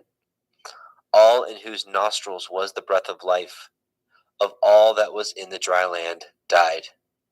And every living substance was destroyed which was upon the face of the ground, both man and cattle, and the creeping things, and the fowls of the heavens, and they were destroyed from the earth, and Noach only remained alive, and they that were with him in the ark. And the waters prevailed upon the earth 150 days. Genesis 8. And Elohim remembered Noach, and every living thing, and all the cattle that was with him in the ark. And Elohim made a wind to pass over the earth, and the waters assuaged. The fountains also of the deep and the windows of heaven were stopped, and the rain from the heaven was restrained. And the waters returned from off the earth continually, and after the end of the 150 days the waters were abated. And the ark rested in the 7th month, on the 17th day of the month, upon the mountains of Ararat. And the waters decreased continually until the 10th month. In the 10th month, on the 1st day of the month, were the tops of the mountains seen. And it came to pass at the end of 40 days that Noach opened the window of the ark which he had made, and he sent forth a raven which went to and fro until the waters were dried up from off the earth. Also he sent forth a dove from him to see if the waters were abated from off the face of the ground. But the dove found no rest for the sole of her foot, and she returned unto him into the ark, for the waters were on the face of the earth, face of the whole earth. Then he put forth his hand and took her and pulled her in unto him into the ark. And he stayed yet other 7 days, and again he sent forth the dove out of the ark. And the dove came in to him in the evening, and lo, in her mouth was an olive leaf plucked off. So Noach knew that the waters were abated from off the earth. And he stayed yet other 7 days, and sent forth the dove, which returned not again unto him any more. And it came to pass in the 601st year, in the 1st month, the 1st day of the month, the waters were dried up from off the earth. And Noach removed the covering of the ark, and looked, and behold, the face of the ground was dry. And in the 2nd month, on the 27th day of the month, the earth dried. And Elohim spoke unto Noach, saying, Go forth of the ark, you and your woman, and your sons women with you. Bring forth with you every living thing that is with you, of all flesh, both of fowl and of the cattle, and of every creeping thing that creeps upon the earth, that they may breed abundantly in the earth, and be fruitful and multiply upon the earth. And Noach went forth, and his sons, and his woman, and his sons' women with him. Every beast, every creeping thing, and every fowl, and whatsoever creeps upon the earth after their kinds, went forth out of the ark. And Noach built an altar unto Yahweh, and took of every clean beast, and of every clean fowl, and offered burnt offerings on the altar. And Yahweh smelled a sweet savor. And Yahweh said in his heart, I will not again curse the ground any more for man's sake. For the imagination of man's heart is evil from his youth. Neither will I again smite any more everything living as I have done. While the earth remains, seed time and harvest, and cold and heat, and summer and winter, and day and night shall not cease. And Elohim blessed Noah and his sons, and said unto them, Be fruitful, and multiply, and replenish the earth. And the fear of you and the dread of you shall be upon every beast of the earth, and upon every fowl of the air, upon all that moves upon the earth, and upon all the fish of the sea. Into your hand are they delivered. Every moving thing that lives shall be meat for you, even as the green herb have I given you all things. But flesh with the life thereof, which is the blood thereof, shall you not eat. And surely your blood of your lives will I require. At the hand of every beast will I require it. At the hand of man, at the hand of every man's brother will I require the life of man. Whoso sheds man's blood, by man shall his blood be shed.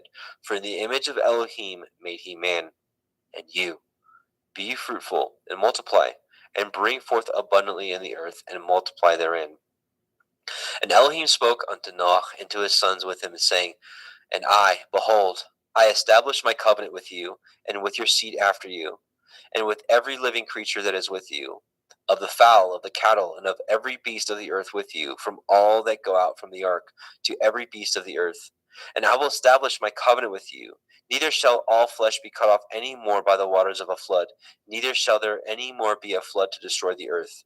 And Elohim said, This is the sign of the covenant which I make between me and you and every living creature that is with you for perpetual generations. I do set my bow in the cloud, and it shall be for a sign of a covenant between me and the earth. And it shall come to pass, when I bring a cloud over the earth, that the bow shall be seen in the cloud. And I will remember my covenant, which is between me and you and every living creature of all flesh, and the waters shall no more become a flood to destroy all the earth, all the flesh. And the bow shall be in the cloud, and I will look upon it, that I may remember the everlasting covenant between Elohim and every living creature of all flesh that is upon the earth. And Elohim said unto Noah, This is the sign of the covenant which I have established between me and all flesh that is upon the earth. And the sons of Noah that went forth of the ark were Shem, Ham, and Japheth. And Ham is the father of Canaan. These are the three sons of Noah, and of them was the whole earth overspread. And Noah began to be a husbandman, and he planted a vineyard. And he drank of the wine and was drunken, and he was uncovered within his tent. And Ham, the father of Canaan, saw the nakedness of his father, and told his two brethren without. And Shem and Japheth took a garment, and laid it upon both their shoulders, and went backward, and covered the nakedness of their father, and their faces were backward, and they saw not their father's nakedness. And Noah awoke from his wine, and knew what his younger son had done unto him. And he said, Cursed be Canaan, a servant of servants shall he be unto his brethren. And he said, Blessed be Yahweh Elohai of Shem, and Canaan shall be his servant. Elohim shall enlarge Japheth, and he shall dwell in the tents of Shem, and Canaan shall be his servant. And Noah lived after the flood 350 years, and all the days of Noah were 950 years, and he died. Genesis 10. Now these are the generations of the sons of Noah, Shem, Ham, and Japheth, and unto them were sons born after the flood. The sons of Japheth, Gimmer, and Magog, and Madai, and Yavan, Tubal, and Meshech, and Tirach. And the sons of Gimmer, Ashkenaz, and Riphath, and Togarma. And the sons of Yavan, Elisha, Tarshish, Kittim, and Dodanim. By these were the isles of the other nations divided in their lands, every one after his tongue, after their families, in their nations. And the sons of Ham, Cush, and Mitzrayim, and Put, and Canaan. And the sons of Cush, Cheva, Chavila, Kavta, and Raama, Kavteka. And the sons of Raama, Sheva, and Dedan. And Cush begat Nimrod, and he began to be a warrior and hunter in the earth. He was a warrior and a hunter before Yahweh. Wherefore it is said, even as Nimrod, the warrior hunter before Yahweh. And the beginning of his kingdom was Babel, and Erech, and Akkad, and Calneh in the land of Shinar. Out of that land went forth Ashur, and built Nineveh, and the city Rehoboth, and Kelach. And Resen, between Nineveh and Kelach, the same is a great city. And Mitzrayim begat Ludim, and Anamim, and Lehavim, and Naphtuchim, and Pathrusim, and Kalusim, out of whom came Pelishtim, and Kaphtorim. And Canaan begat Sidon, his firstborn, and Heth, and the Yebusi, and the Emori, and the Girgashi, and the Chevi, and the Arki, and the Chini, and the Arvadi, and the Tsemari, and the Hamati, and afterward were the families of the Canaanim spread abroad. And the border of Canaanim was from Sidon as you come unto Gerar, unto Gaza as you go unto Sodom, and Gomorrah, and Admah, and Sevim, even unto Lasha. These are the sons of Ham, after their families, after their tongues, in their countries, and in their nations. And unto Shem also, the father of all the children of Eber, the brother of Japheth, the elder, even to him were children born. And the children of Shem, Elam, Ashur, Arphaxad, and Lud, and Aram. And the children of Aram, Uts, Hul, Gether, and Mash. And Arphaxad begat Shelach, and Shelach begat Eber. And unto Eber were born two sons. The name of one was Peleg, for in his days the earth was divided. And his brother's name was Yoktan. Yoktan begat Almodad, and Shelef, and Chatzar-maveth, and Yerach, and Hadoram, and Uzal, and Dikla, and Oval, and Avimael, and Shiva, and Ophir, and Havilah, and Yovav. All these were the sons of Yoktan. And their dwelling was from Mesha as you go on to Sephar, a mountain of the east. These are the sons of Shem after their families, after their tongues, in their lands, after their nations. These are the families of the sons of Noach after their generations, in their nations, and by these were the nations divided in the earth after the flood. Genesis 11. And the whole earth was of one language and of one speech. And it came to pass, as they journeyed from the east, that they found a plain in the land of Shinar, and they dwelt there. And they said one to another, Go to, let us make brick, and burn them thoroughly. And they had brick for stone, and slime had they for mortar.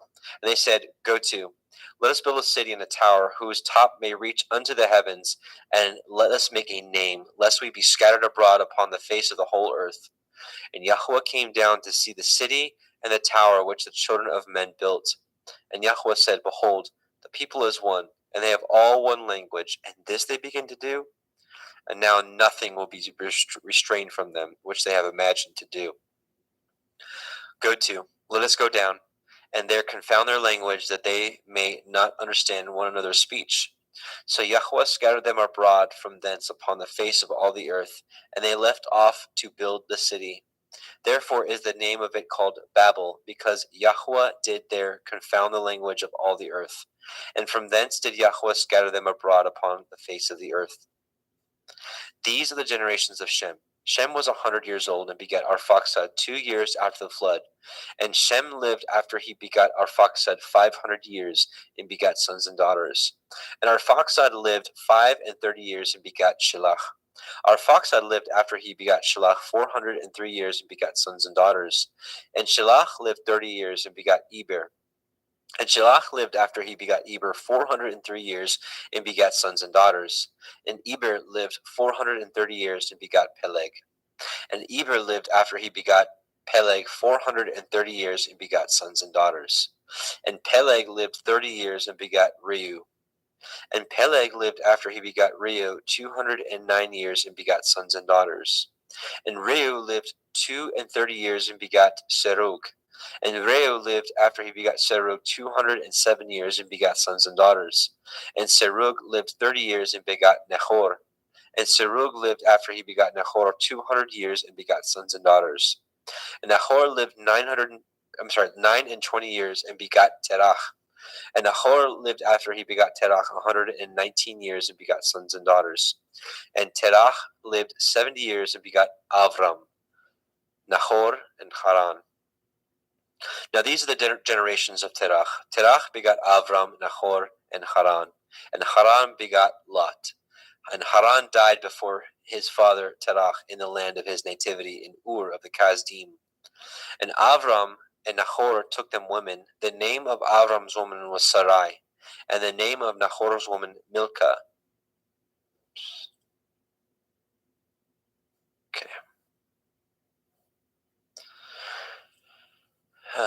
Okay. Sorry. And the name of Nahor's woman Milcah, the daughter of Haran, the father of Milcah and the father of Yechan. But Sarai was barren; she had no child. And Terach took Avram's son, and Lot, the son of Haran, his son's son, and Sarai, his daughter-in-law, his son Avram's woman, and they went forth with them from Ur of the Kasdim, to go into the land of Canaan, and they came unto Haran and dwelt there. And the days of Terach were 205 years, and Terach died in Haran.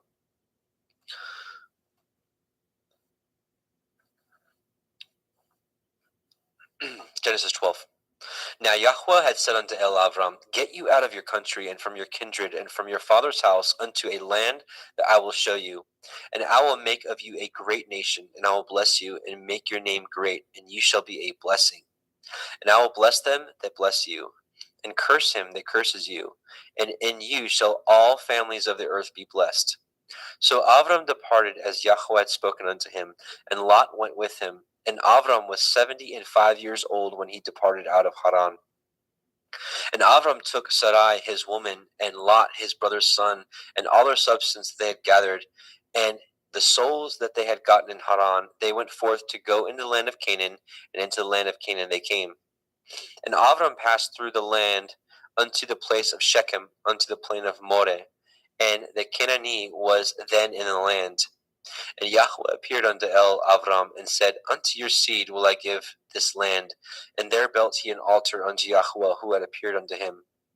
And he removed from thence unto a mountain on the east of Bethel, and pitched his tent, having Bethel on the west, and Ai on the east. And there he built an altar unto Yahweh, and called upon the name of Yahweh. And Avram journeyed, going on still towards the Negev. And there was a famine in the land, and Avram went down into Mitzrayim to sojourn there, and for the famine was grievous in the land. And it came to pass, when he was come near to enter into Mitzrayim, that he said unto Sarai his woman, Behold now, I know that you are a fair woman to look upon. Therefore it shall come to pass, when the Mitzrayim shall see you, that they shall say, This is his woman, and they will kill me, but they will save you alive. Say, I pray you, you are my sister, that it may be well with me for your sake, and my soul shall live because of you. And it came to pass that when Avram was come into Mitzrayim, that Mitzrayim beheld the woman, that she was very fair. The princes also of Pharaoh saw her, and commended her before Pharaoh, and the woman was taken to Pharaoh's house. And he entreated Avram well for her sake, and he had sheep and oxen, and he asses, and men servants, and maidservants, and she asses, and camels. And Yahweh plagued Pharaoh, and his house was with great plagues because of Sarai, Avram's woman. And Pharaoh called Avram and said, What is this that you have done unto me? Why did you not tell me that she was your woman? Why said you, She is my sister, so I might have taken to her to be my woman? Now therefore, behold, your woman, take her and go your way. And Pharaoh commanded his men concerning him, and they sent him away, and his woman, and all that he had. And Avram went up out of Mitzrayim, he and his woman, and all that he had, and Lot with him into the Negev. And Avram was very rich in cattle, in silver, and in gold. And he went on his journey from the Negev even to Bethel, unto the place where his tent had been at the beginning, between Bethel and Ai, unto the place of the altar which he had made there at the first. And there Avram called on the name of Yahweh. And Lot also, which went with Avram, had flocks and herds and tents. And the land was not able to bear them, that they might dwell together, for the substance was great, so that they could not dwell together. And there was a strife between the herdsmen of Avram's cattle and the herdsmen of Lot's cattle. And the Canaanite and the Perizzite dwelled then in the land. And Avram said unto Lot, Let there be no strife, I pray you, between me and you, and between my herdsmen and your herdsmen, for we be brethren. Is not the whole land before you? Separate yourself, I pray you, from me. And if you will take the left hand, then I will go to the right. Or if you depart to the right hand, then I will go to the left. And Lot lifted up his eyes and beheld all the circle of the Yarden, that it was well watered everywhere, before Yahweh destroyed Sodom and Gomorrah, even as the garden of Yahweh, like the land of Mitzrayim, as you come unto Zoar. Then Lot chose him all the circle of the Yarden, and Lot journeyed east, and they separated themselves the one from the other. Avram dwelt in the land of Canaan, and Lot dwelt in the cities of the circle of the Yarden, and pitched his tent towards Sodom. But the men of Sodom were wicked and sinners before Yahweh exceedingly. Yahweh said unto Avram, after that Lot was separated from him, Lift up your eyes now, and look from the place where you are northward, and southward, and eastward, and westward. For all the land which you see, to you will I give it, and to your seed forever. And I will make your seed as the dust of the earth, so that if a man can number the dust of the earth, then shall your seed also be numbered. Arise, walk through the land in the length of it, and in the breadth of it, for I will give it unto you. Then Avram removed his tent, and came and dwelt in the plain of Mamre, which is in Hebron, and built there an altar unto Yahweh. Genesis 14. And it came to pass in the days of Amraphel, king of Shinar, Arioch, king of Elakar, and Chedorlaomer, king of Elam, and Tidal, king of nations, that these made war with Bera, king of Sodom, and with Birsha, king of Gomorrah, Shinav, king of Admah, and Shemeber, king of Tsevaim, and the king of Bela, which is Soar. All these were joined together in the valley of Siddim, which is the Salt Sea. 12 years they served Chedorlaomer. In the 13th year they rebelled. And in the 14th year came Chedorlaomer and the kings that were with him, and smote the Rephaim in Ashtaroth, Karnaim, and the Zuzim in Ham, and the Emim in Shave Kirathim, and the Horim in Mount Seir unto El Paran, which is by the wilderness. And they returned and came to Ain Mishpat, which is Kadesh, and smote all the country of Amalekim, and also the Amorim that dwelt in Chatzon Tamar. And there went out the king of Sodom, and the king of Gomorrah, and the king of Admah, and the king of Tsevim, and the king of Bela, the same as Zoar, and they joined battle with them in the valley of Siddim, with Chedorlaomer, the king of Elam, and with Tidal, king of nations, and Amraphel, king of Shinar, and Arioch, king of Elakar, 4 kings with 5. And the valley of Siddim was full of slime pits, and the kings of Sodom and Gomorrah fled and fell there, and they that remained fled to the mountains. And they took all the goods of Sodom and Gomorrah, and all their victuals, and went their way. And they took Lot, Avram's brother's son, who dwelt in Sodom, and his goods, and departed. And there came one that had escaped, and told Avram the Ivri, for he dwelt in the plain of Mamre the Emori, brother of Eshcol, and brother of Aner, and these were confederate with Avram. And when Avram heard that his brother was taken captive, he armed his trained servants, born in his own house, 318, and pursued them unto Dan. And he divided himself against them, and he and his servants by night, and smote them, and pursued them unto Hova, which is on the left hand of Damascus. And he brought back all the goods, and also brought again his brother Lot and his goods, and the women also, and the people. And the king of Sodom went out to meet him after his return from the slaughter of Chedorlaomer, and of the kings that were with him at the valley of Shaveh, which is the king's valley. And Melchizedek, king of Shalem, brought forth bread and wine, and he was the priest of El Elyon. And he blessed him and said, Blessed be Avram of El Elyon, possessor of heaven and earth, and blessed be El Elyon, which has delivered your enemies into your hand. And he gave him tithes of all. And the king of Sodom said unto El Avram, Give me the persons, and take the goods to yourselves. And Avram said to the king of Sodom, I have lifted up my hand unto El Yahweh, El Elyon, the possessor of heaven and earth, that I will not take from a thread, even to a shoe latchet, and that I will not take anything that is yours, lest you should say, I have made Avram rich, save only that which the young men have eaten, and the portion of the men which went with me, Aner, Eshcol, and Mamre, let them take their portion. Genesis 15. After these things, the word of Yahweh came unto El Avram in a vision, saying, Fear not, Avram, I am your shield and your exceeding great reward. And Avram said, Adonai Yahweh, what will you give me, seeing I go childless? And the steward of my house is this Eliezer of Damascus.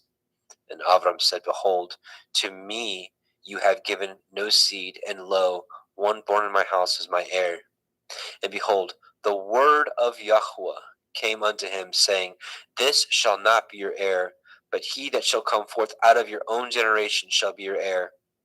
And he brought him forth abroad, and said, Look now toward the heavens, and count the stars, if you be able to number them. And he said unto him, So shall your seed be. And he believed in Yahweh, and he counted it to him for righteousness. And he said unto him, I am Yahweh, that brought you out of Ur of the Kasdim, to give you this land to inherit it.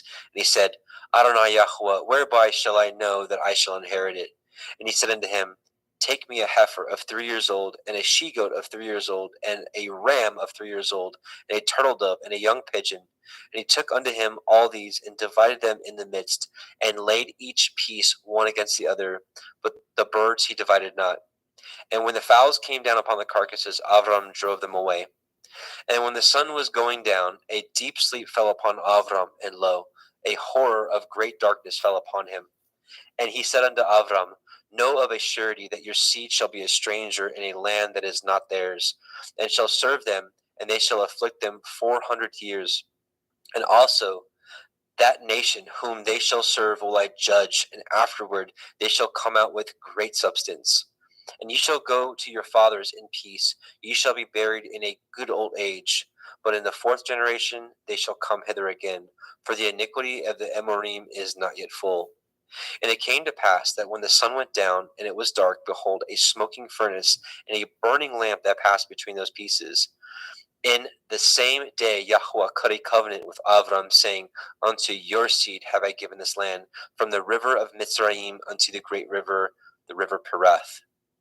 The Canaanim, and the Kenizim, and the Kadmonim, and the Chittim, and the Perizim, and the Rephaim, and the Amorim, and the Canaanim, and the Girgashim, and the Yebusim.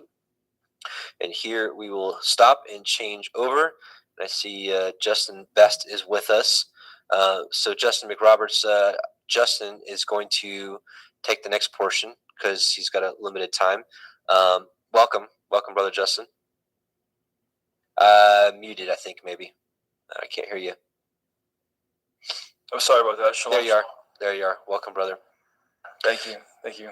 So we just left off at the end of 15. So do you want to pick it up?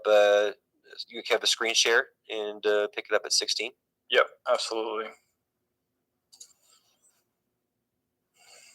Genesis chapter 16, Sarai and Hagar. Now Sarai, Abram's woman, bore him no children, and she had a handmaid, a Mitzri, whose name was Hagar. And Sarai said unto Abram, Behold now, Yahweh has restrained me from bearing.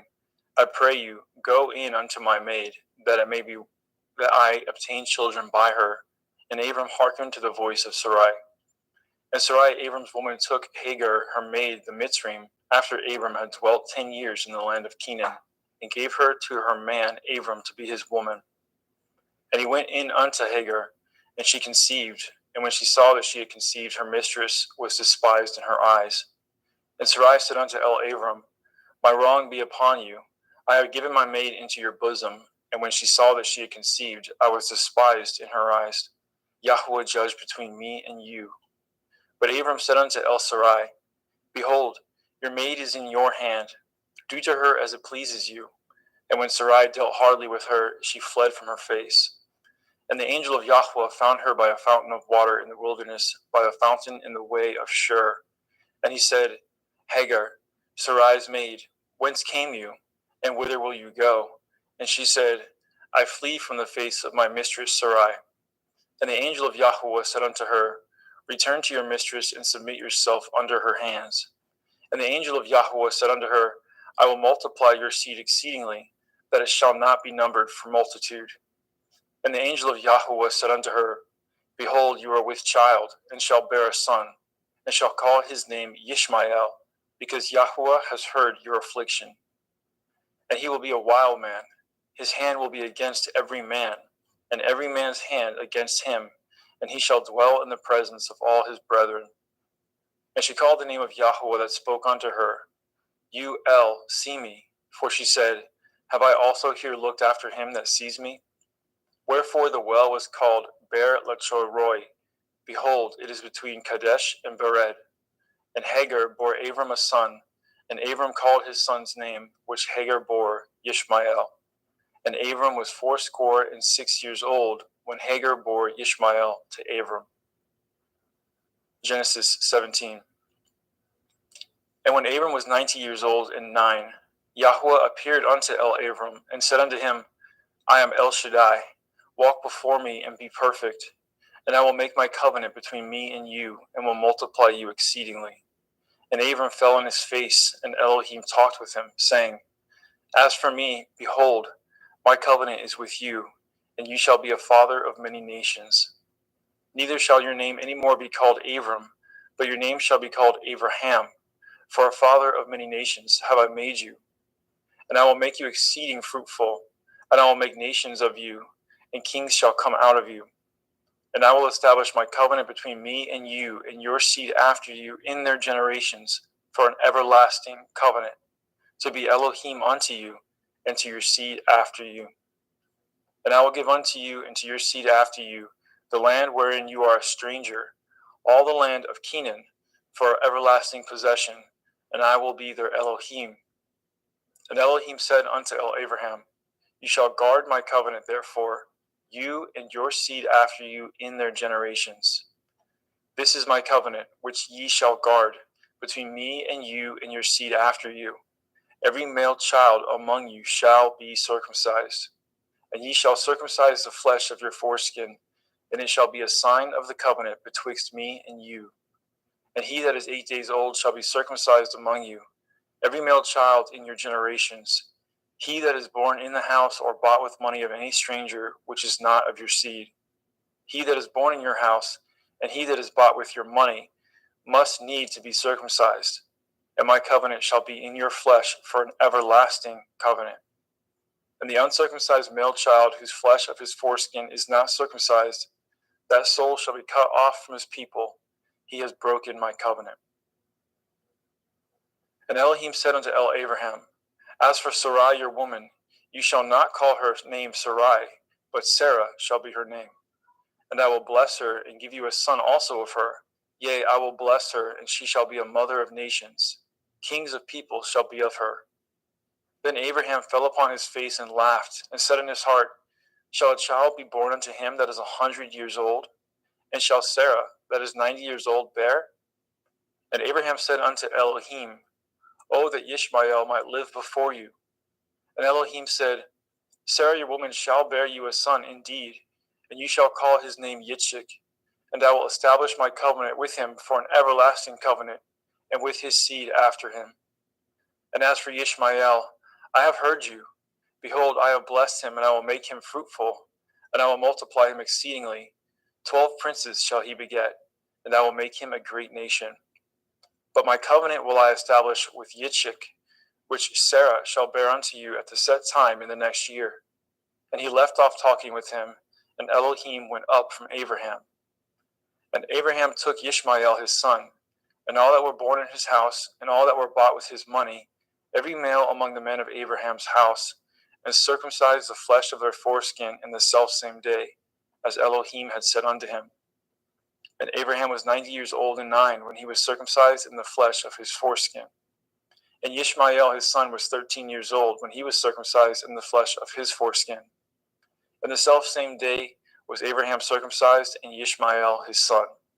And all the men of his house, born in the house and bought with money of the stranger, were circumcised with him. And Yahweh appeared unto him in the plains of Mamre, and he sat at the tent door in the heat of the day. And he lifted up his eyes and looked, and lo, 3 men stood by him. And when he saw them, he ran to meet them from the tent door, and bowed himself toward the ground, and said, My Adonai, if now I have found favor in your sight, pass not away, I pray you, from your servant. Let a little water, I pray you, be fetched, and wash your feet, and rest yourselves under the tree.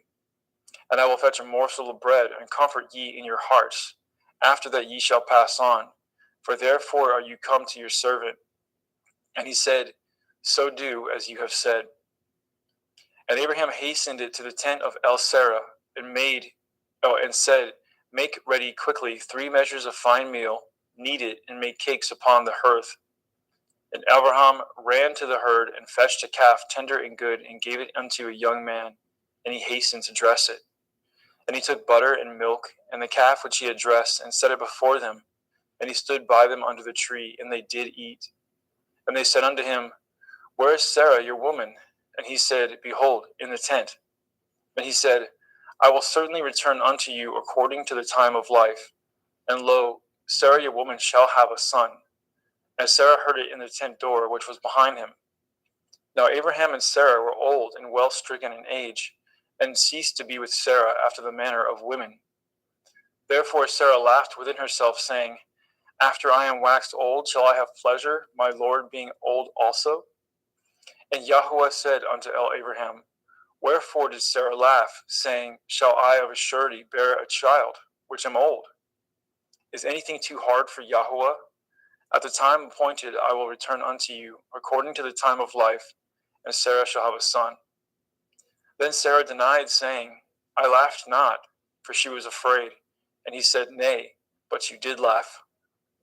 And the men rose up from thence and looked towards Sedom, and Abraham went with them to bring them on the way. And Yahuwah said, Shall I hide from Abraham that thing which I do? Seeing that Abraham shall surely become a great and mighty nation, and all the nations of the earth shall be blessed in him. For I know him, that he will command his children, his household after him, and they shall guard the way of Yahuwah, to do justice and judgment, that Yahuwah may bring upon Abraham that which he has spoken of him.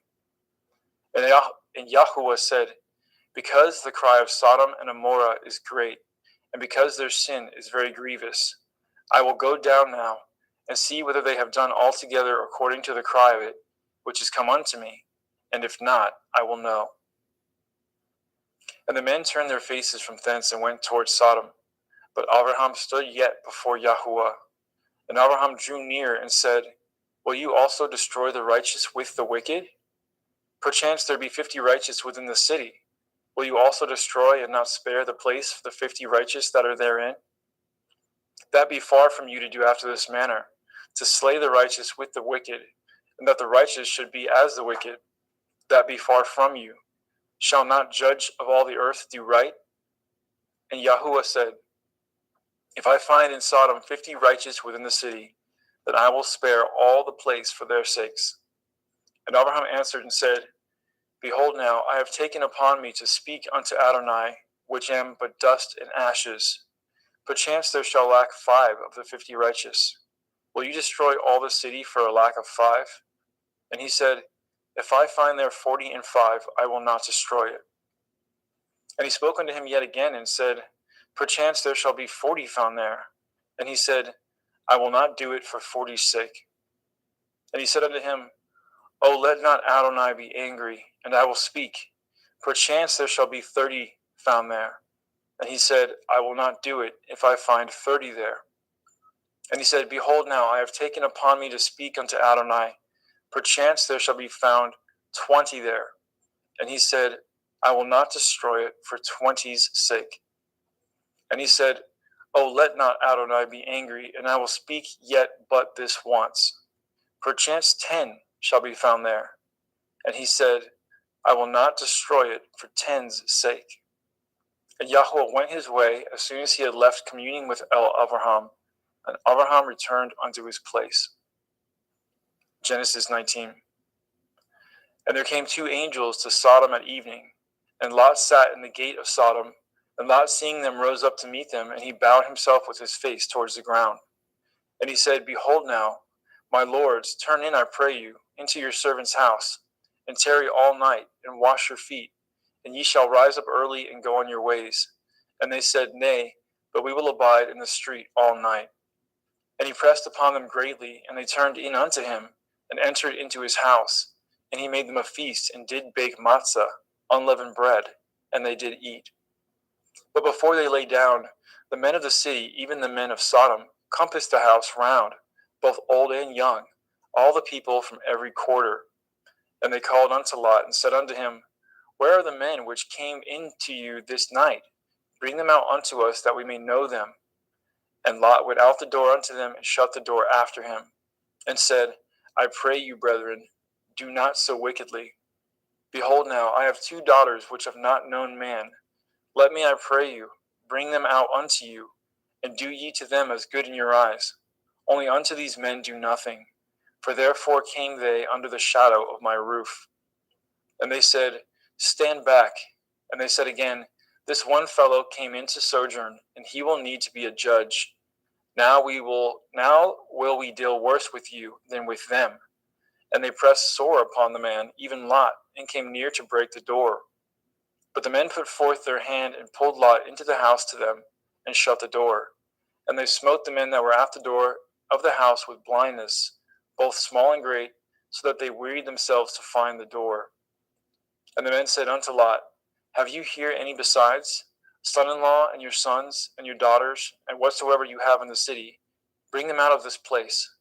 For we will destroy this place, because the cry of them is waxing great before the face of Yahweh, and Yahweh has sent us to destroy it.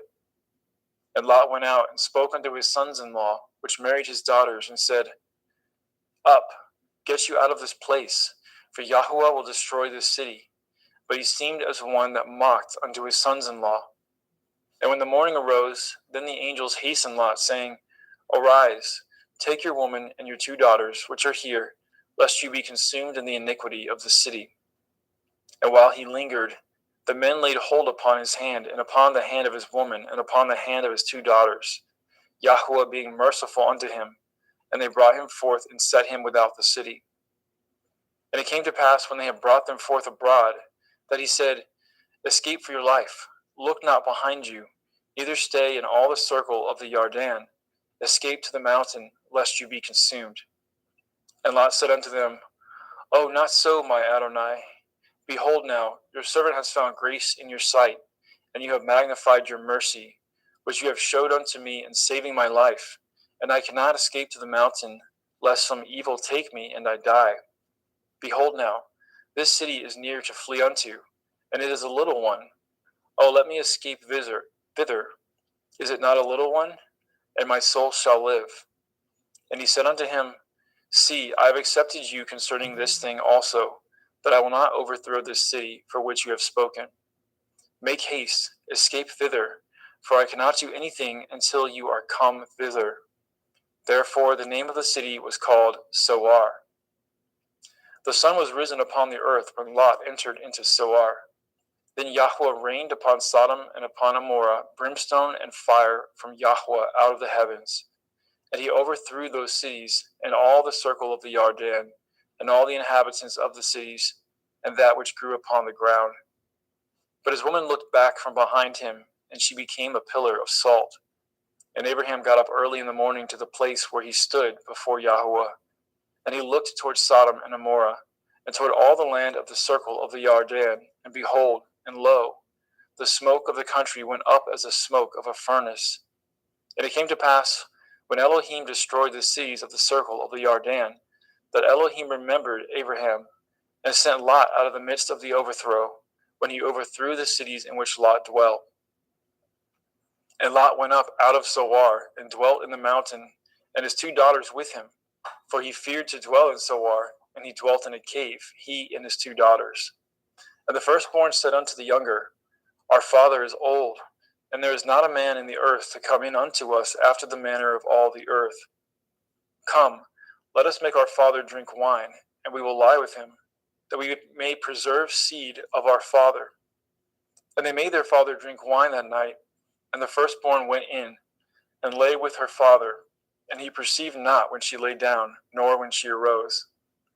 And it came to pass on the morrow that the firstborn said unto the younger, Behold, I lay yesternight with my father.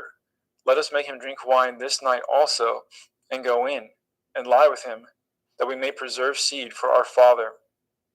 And they made their father drink wine that night also, and the younger arose, and lay with him, and he perceived not when she lay down, nor when she arose. Thus were both the daughters of Lot with child by their father. And the firstborn bore a son, and called his name Moab. The same is the father of Moabim unto this day. And the younger, she also bore a son, and called his name Ben-Ami. The same is the father of the children of Ammon unto this day. Genesis 20. Let's get a sip of water.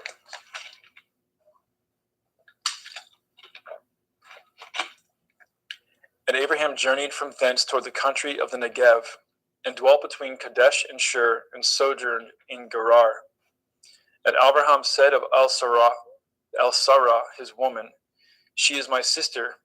And Avimelech, king of Gerar, sent and took Sarah. But Elohim came to Avimelech in a dream by night, and said to him, Behold, you are but a dead man, for the woman which you have taken, for she is a man's woman. But Avimelech had not come near her, and he said, Adonai, will you slay also a righteous nation? Said he not unto me, She is my sister? And even she herself said, He is my brother. In the integrity of my heart and innocence of my hands have I done this. And Elohim said unto him in a dream, Yea, I know that you did this in the integrity of your heart, for I also withheld you from sinning against me. Therefore suffered I you not to touch her. Now therefore restore the man his woman, for he is a prophet, and he shall pray for you, and you shall live. And if you restore her not, know that you shall surely die, you and all that are yours. Therefore Abimelech rose early in the morning, and called all his servants, and told all things in their ears, and the men were sore afraid. Then Abimelech called Abraham, and said unto him, What have you done unto us? And what have I offended you, that you have brought on me and on my kingdom a great sin? You have done deeds unto me that ought not to be done. And Abimelech said unto Abraham, What saw you that you have done this thing? And Abraham said, Because I thought, surely the fear of Elohim is not in this place, and they will slay me for my woman's sake. And yet indeed she is my sister. She is the daughter of my father, but not the daughter of my mother, and she became my woman. And it came to pass, when Elohim caused me to wander from my father's house, that I said unto her, This is your kindness which you shall show unto me. At every place whither we shall come, say of me, He is my brother. And Abimelech took sheep and oxen and men servants and women servants, and gave them unto Abraham, and restored him Sarah his woman. And Abimelech said, Behold, my land is before you, dwell where it pleases you. And unto Sarah he said, Behold, I have given your brother 1,000 pieces of silver. Behold, he is to you a covering of the eyes, unto all that are with you, and with all other. Thus she was reproved. So Abraham prayed unto Elohim, and Elohim healed Abimelech and his woman and his maidservants, and they bore children. For Yahweh had fast closed up the wombs of the house of Abimelech because of Sarah, Abraham's woman. Genesis 21. And Yahweh visited Sarah as he had said, and Yahweh did unto Sarah as he had spoken. For Sarah conceived and bore Abraham a son in his old age, at the set time of which Elohim had spoken to him. And Abraham called the name of his son that was born unto him, whom Sarah bore to him, Yitzchak. And Abraham circumcised his son Yitzchak, being 8 days old, as Elohim had commanded him. And Abraham was 100 years old when his son Yitzchak was born unto him. And Sarah said, Elohim has made me to laugh, so that all here will laugh with me. And she said, Who would have said unto Abraham that Sarah should have given children suck? For I have borne him a son in his old age. And the children grew and was weaned. And Abraham made a great feast the same day that Yitzchak was weaned. And Sarah saw the son of Hagar the Mitzrayim, which she had borne unto Abraham, mocking. Wherefore she said unto Abraham, Cast out this bondwoman and her son, for the son of this bondwoman shall not be heir with my son, even with Yitzchak. And the thing was very grievous in Abraham's sight because of his son.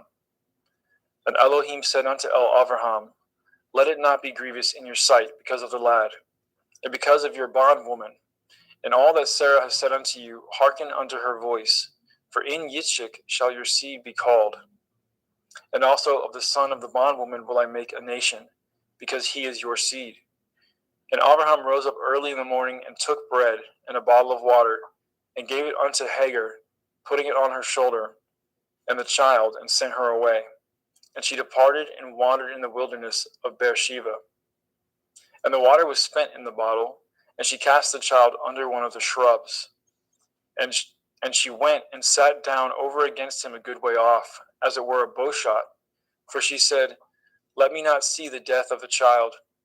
And she sat over against him, and lifted up her voice, and wept. And Elohim heard the voice of the lad.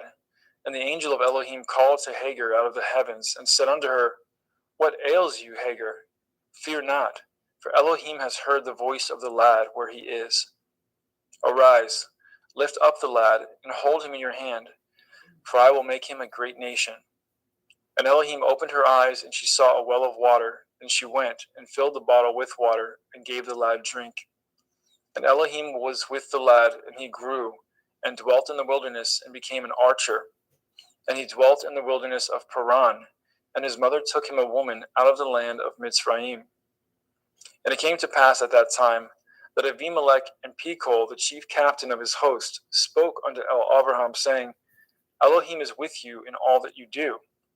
Now therefore swear unto me here by Elohim that you will not deal falsely with me, nor with my son, nor with my son's son, but according to the kindness that I have done unto you, you shall do unto me, and to the land wherein you have sojourned. And Abraham said, I will swear. And Abraham reproved Abimelech because of a well of water, which Abimelech's servants had violently taken away.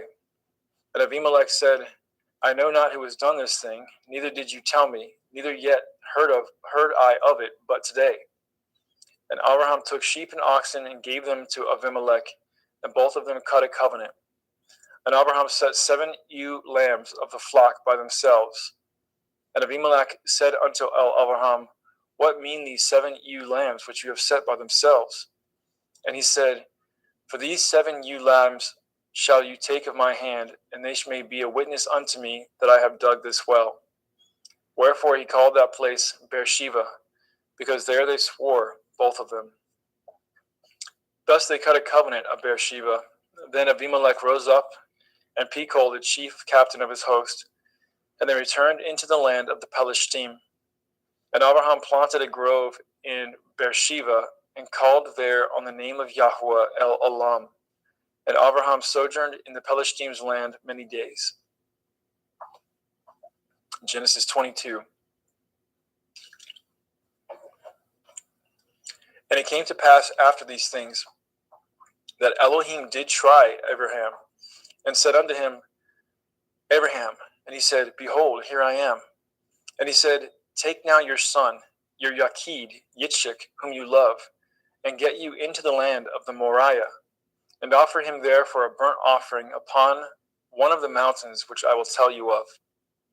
And Abraham rose up early in the morning, and saddled his ass, and took 2 of his young men with him, and Yitzchak his son, and clave wood for the burnt offering, and rose up, and went unto the place which Elohim has told him.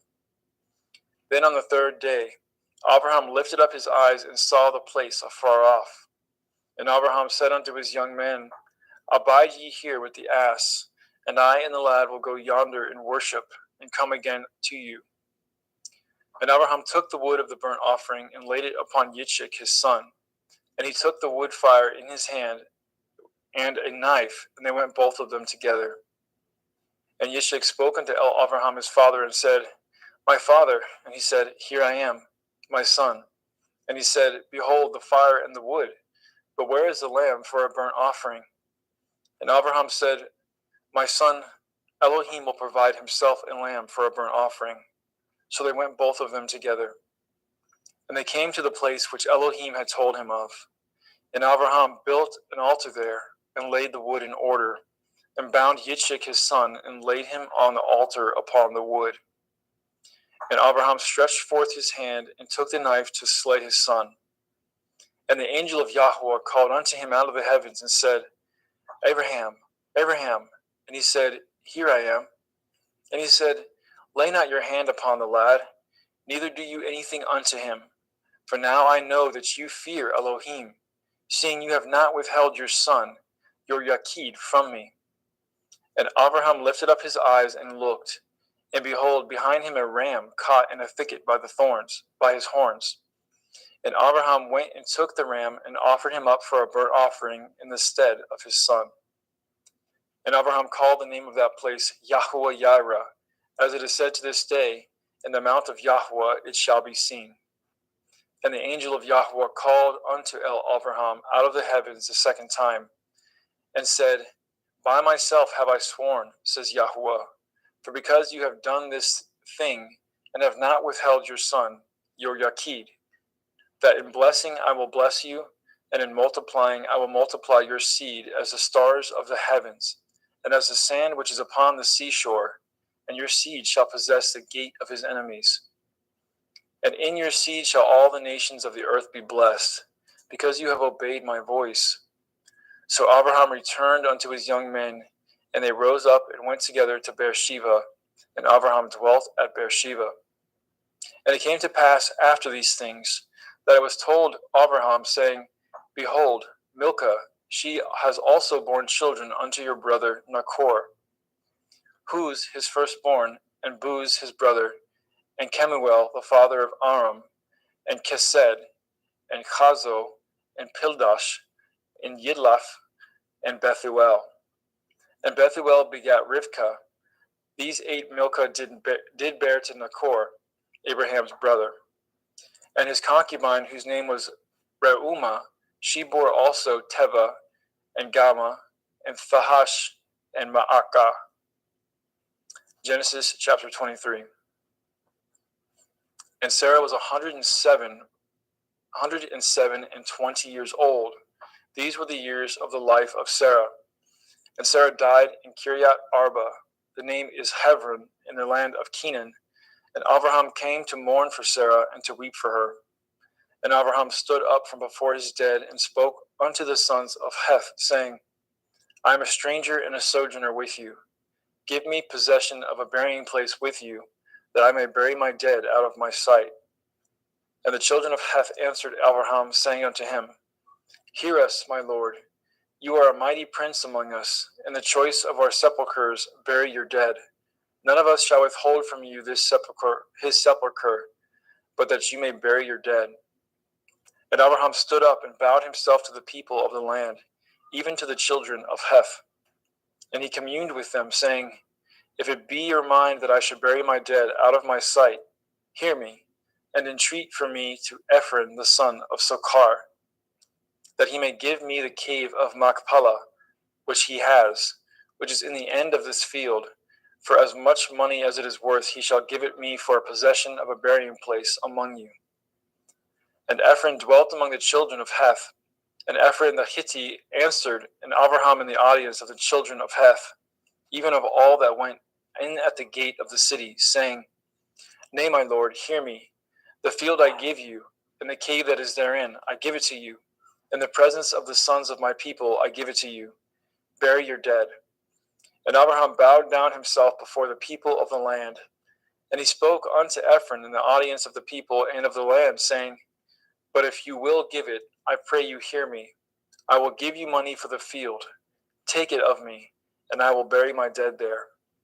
And Ephron answered Abraham, saying unto him, My lord, hearken unto me. The land is worth 400 shekels of silver. What is that betwixt me and you? Bury therefore your dead.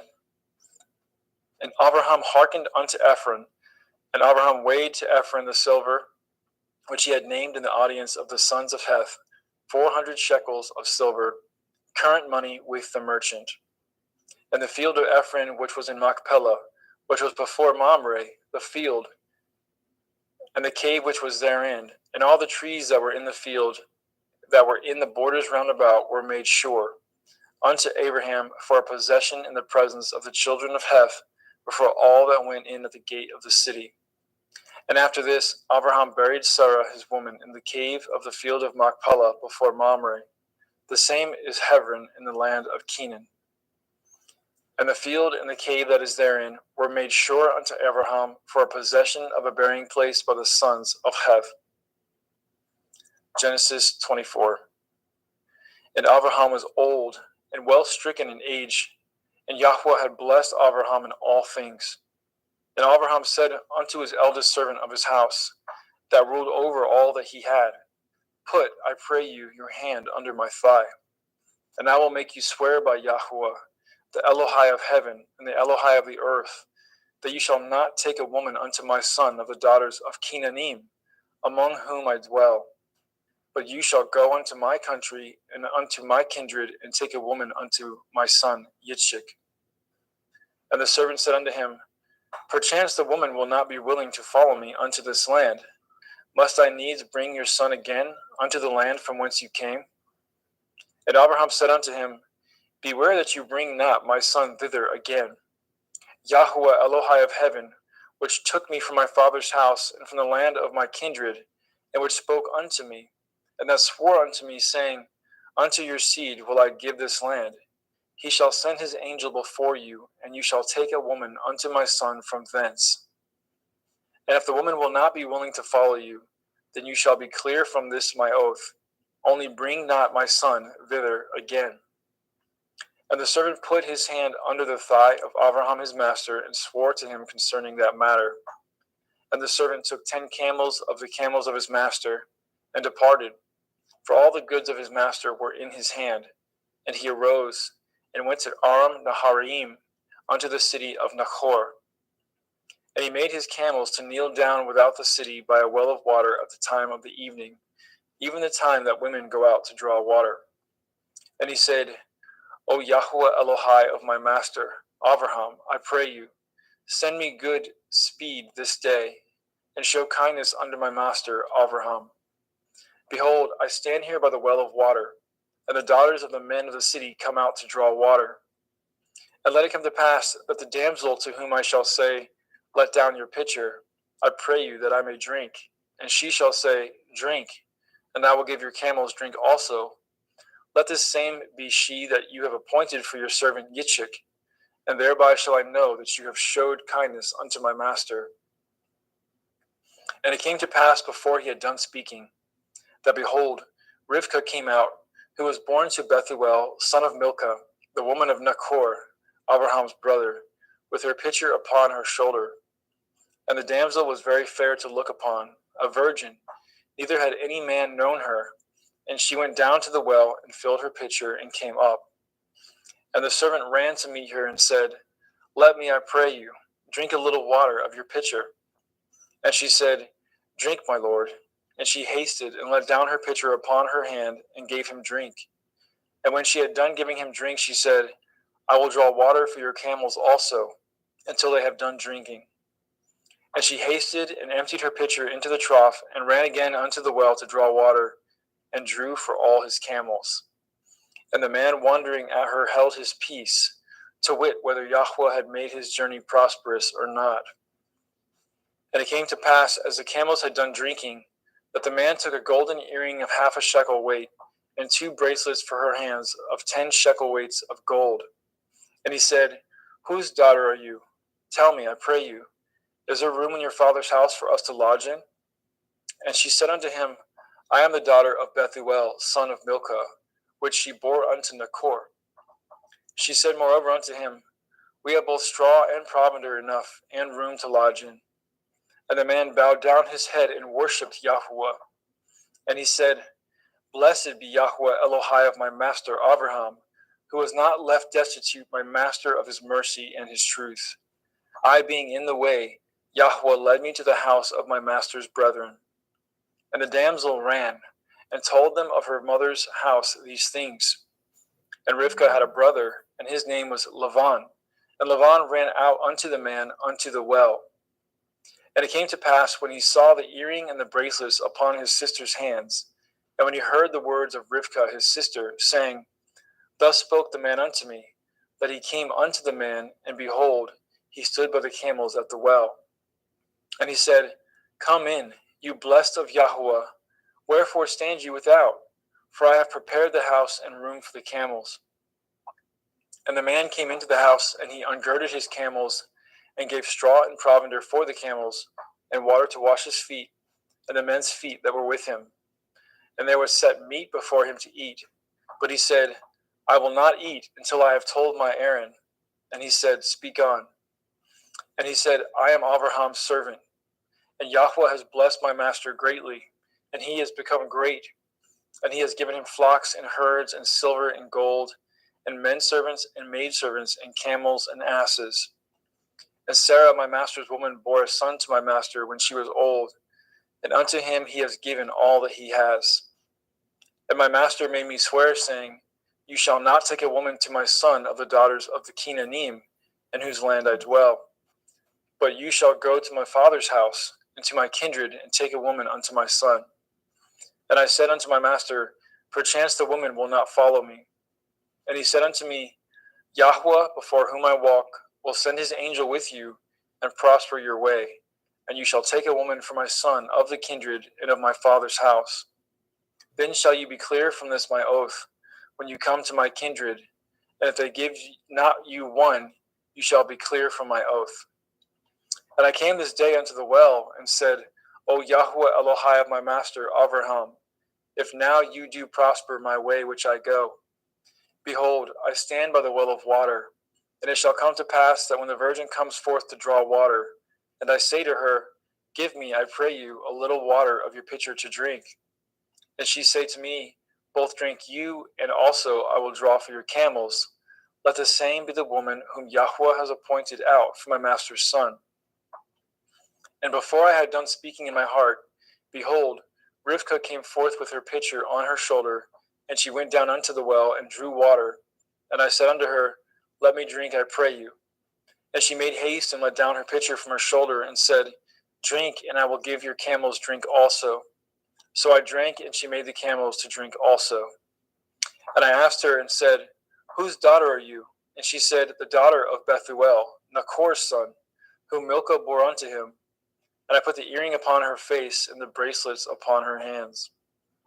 And I bowed down my head and worshipped Yahweh, and blessed Yahweh Elohai of my master Avraham, which had led me in the right way to take my master's brother's daughter unto his son. And now, if ye will deal kindly and truly with my master, tell me, and if not, tell me, that I may turn to the right hand or to the left. Then Lavan and Bethuel answered and said, The thing proceeds from Yahweh. We cannot speak unto you bad or good. Behold, Rivkah is before you. Take her and go, and let her be your master's son's woman, as Yahweh has spoken. And it came to pass that when Abraham's servant heard their words, he worshipped Yahweh, bowing himself to the earth. And the servant brought forth jewels of silver and jewels of gold and raiment, and gave them to Rivkah.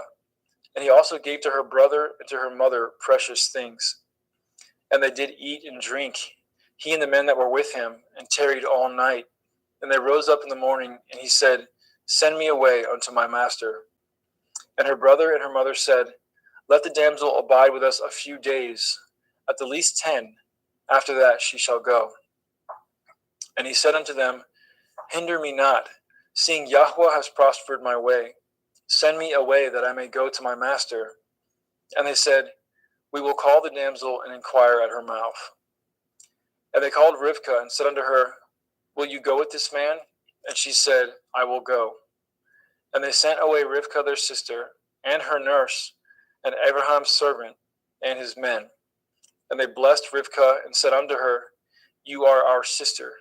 Be the mother of thousands of millions, and let your seed possess the gate of those which hate them. And Rivkah arose, and her damsels, and they rode upon the camels and followed the man. And the servant took Rivkah and went his way. And Yitzchak came from the way of the well of Beer Lachoiroi, for he dwelt in the country of the Negev. And Yitzchak went out to meditate in the field in the evening, and he lifted up his eyes and saw, and behold, the camels were coming. And Rivkah lifted up her eyes, and when she saw Yitzchak, she lighted off the camel. For she had said unto the servant, What man is this that walks in the field to meet us? And the servant had said, It is my master. Therefore she took a veil and covered herself. And the servant told Yitzchak all things that he had done. And Yitzchak brought her into his mother Sarai's tent, and took Rivkah, and she became his woman, and he loved her. And Yitzchak was comforted after his mother's death.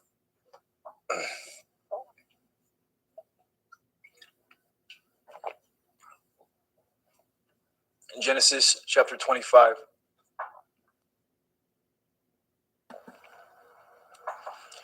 And again Abraham took a woman, and her name was Keturah, and she bore him Zimran, and Yokshan, and Medan, and Midian, and Yishbak, and Shuach. And Yokshan begot Shiva, and Dedan, and the sons of Dedan were Ashurim, Letushim, and Leumim.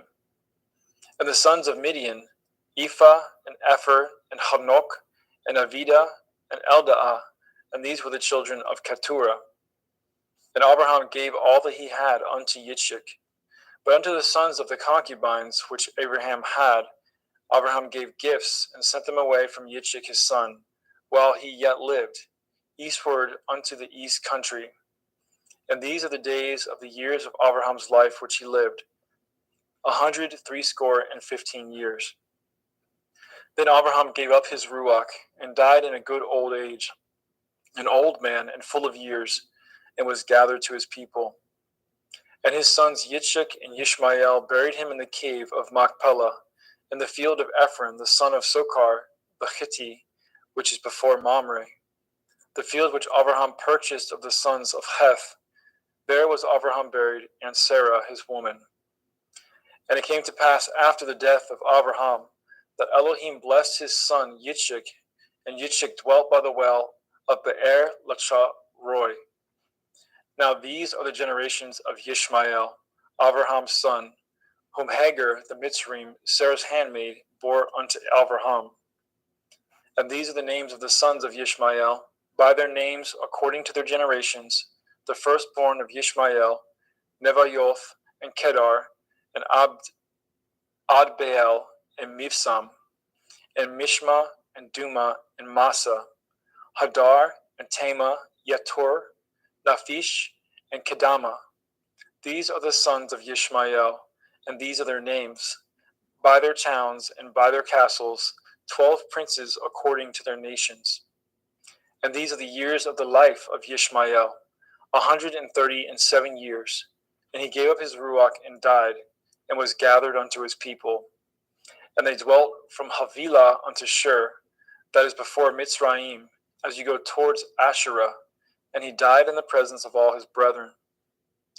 And these are the generations of Yitzchak, Abraham's son. Abraham begot Yitzchak, and Yitzchak was 40 years old when he took Rivkah to be his woman, the daughter of Bethuel, the Arami of Paddan Aram, the sister to Lavan, the Arami. And Yitzchak entreated Yahweh for his woman, because she was barren. And Yahweh was entreated of him, and Rivkah his woman conceived.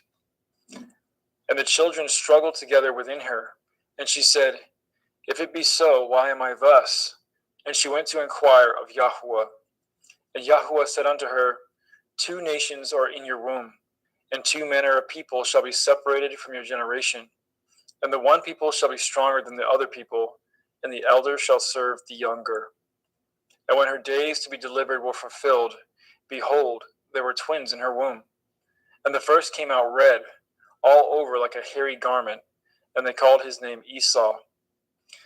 And after that came his brother out, and his hand took hold on Esau's heel, and his name was called Yaakov. And Yitzchak was 80 years old when she bore them. And the boys grew, and Esau was a cunning hunter, a man of the field, and Yaakov was an upright man, dwelling in tents. And Yitzchak loved Esau because he did eat of his venison, but Rivkah loved Yaakov. And Yaakov sawed pottage, and Esau came from the field, and he was faint. And Esau said to Yaakov, Feed me, I pray you, with that same red pottage, for I am faint. Therefore his name was called Edom.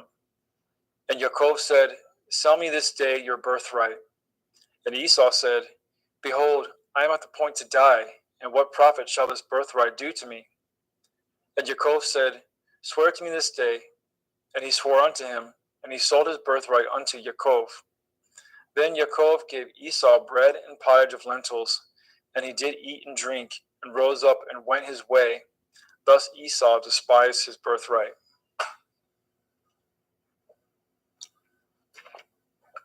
Genesis chapter 26. And there was a famine in the land beside the first famine that was in the days of Abraham. And Yitzchak went unto Abimelech, king of the Pelishtim, unto Gerar. And Yahweh appeared unto him and said, Go not down into Mitzrayim. Dwell in the land which I shall tell you of. Sojourn in this land, and I will be with you, and I will bless you.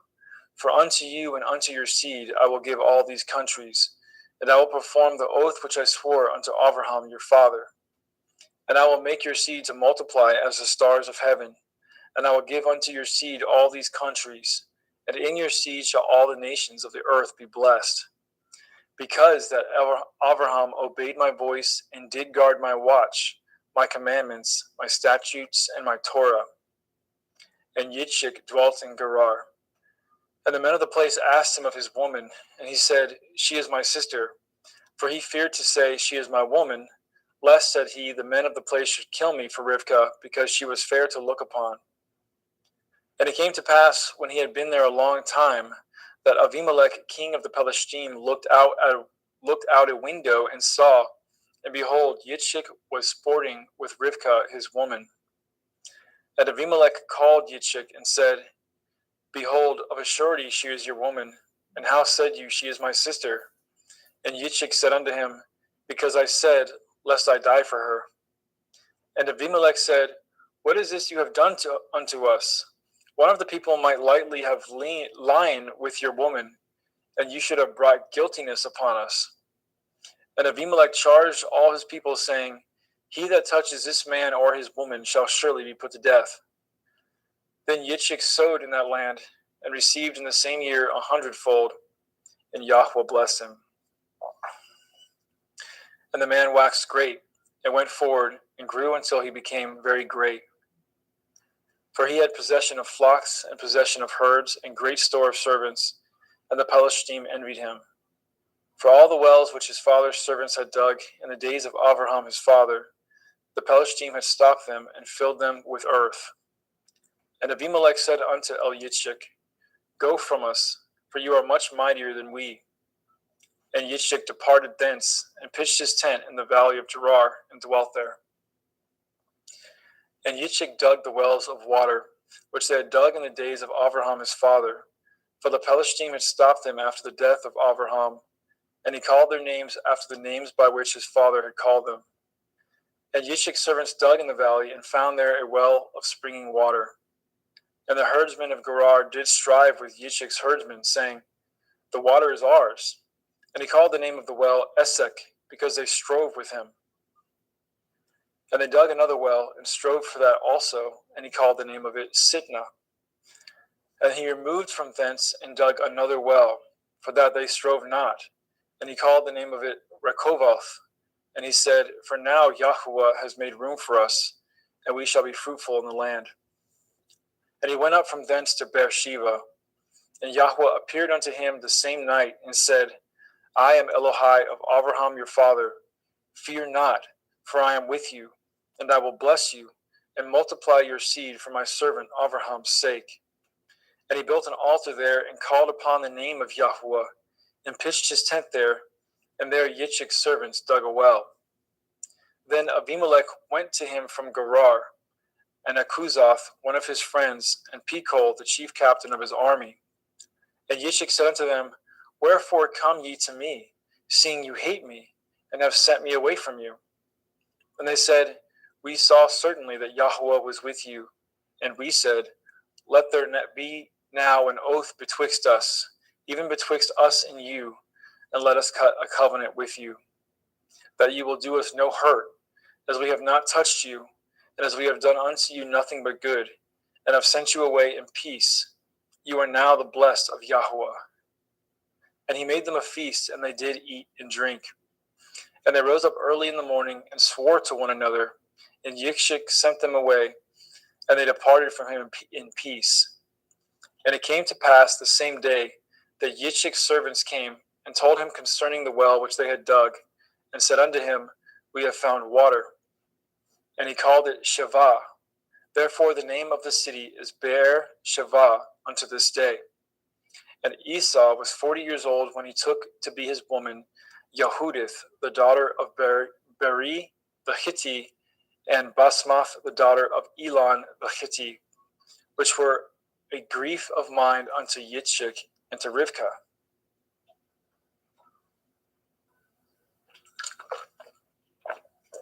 Genesis 27. And it came to pass that when Yitzchak was old, and his eyes were dim, so that he could not see, he called Esau his eldest son, and said unto him, My son. And he said unto him, Behold, here I am. And he said, Behold now, I am old, I know not the day of my death. Now therefore take, I pray you, your weapons, your quiver, and your bow, and go out to the field, and take me some venison, and make me savory meat, such as I love, and bring it to me, that I may eat it. that my soul may bless you before I die. And Rivkah heard when Yitzchak spoke to Esau his son, and Esau went to the field to hunt for venison and to bring it. And Rivkah spoke unto Yaakov her son, saying, Behold, I heard your father speak unto Esau your brother, saying, Bring me some venison, and make me savory meat, that I may eat and bless you before Yahweh, before my death. Now therefore, my son, obey my voice according to that which I command you. Go now to the flock, and fetch me from thence 2 good kids of the goats, and I will make them savory meat for your father, such as he loves. And you shall bring it to your father, that he may eat, and that he may bless you before his death. And Yaakov said to Rivkah his mother, Behold, Esau my brother is a hairy man, and I am a smooth man. My father perchance will feel me, and I shall seem to him as a deceiver, and I shall bring a curse upon me, and not a blessing. And his mother said unto him, Upon me be your curse, my son. Only obey my voice, and go fetch me them. And he went, and he fetched, and brought them to his mother. And his mother made savory meat, such as his father loved. And Rivkah took goodly raiment from her eldest son Esau, which were with her in the house, and put them upon Yaakov her younger son. And she put the skins of the kids of the goats upon his hands and upon the smooth of his neck. And she gave the savory meat, the bread, which she had prepared, into the hand of her son Yaakov. And he came unto his father and said, My father. And he said, Here I am. Who are you, my son? And Yaakov said unto his father, I am Esau, your firstborn. I have done according as you bade me. Arise, I pray you. Sit and eat of my venison, that your soul may bless me. And Yitzchak said unto his son, How is it that you have found it so quickly, my son? And he said, Because Yahweh Elohika brought it to me. And Yitzchak said unto Yaakov, Come near, I pray you, that I may feel you, my son, whether you be my very son Esau or not. And Yaakov went near unto Yitzchak his father, and he felt him, and said, The voice is Yaakov's voice, but the hands are the hands of Esau. And he discerned him not, because his hands were hairy, as his brother Esau's hands. So he blessed him. And he said, Are you my very son Esau? And he said, I am. And he said, Bring it near to me, and I will eat of my son's venison, that my soul may bless you. And he brought it near to him, and he did eat. And he brought him wine, and he drank. And his father Yitzchak said unto him, Come near now, and kiss me, my son. And he came near and kissed him. And he smelled the smell of his raiment, and he blessed him, and said, See, the smell of my son is as the smell of a field which Yahweh has blessed. Therefore Elohim give you the dew of heaven, and the fatness of the earth, and plenty of grain and wine. Let people serve you, and nations bow down to you. Be Lord over your brethren, and let your mother's sons bow down to you. Cursed be everyone that curses you, and blessed be he that blesses you. And it came to pass, as soon as Yitzchak had made an end of blessing Yaakov, and Yaakov was yet scarce gone out from the presence of Yitzchak his father, that Esau his brother came in from his hunting. And he also made a savory meat, and brought it unto his father, and said unto his father, Let my father arise, and eat of his son's venison, that your soul may bless me. And Yitzchak his father said unto him, Who are you? And he said, I am your son, your firstborn Esau. And Yitzchak trembled very exceedingly, and said, Who? Where is he that has taken venison and brought it to me? And I have eaten of all before you came, and have blessed him. Yea, and he shall be blessed. And when Esau heard the words of his father, he cried with a great and exceeding bitter cry, and said unto his father, Bless me, even me also, O my father. And he said, Your brother came with subtlety, and has taken away your blessing.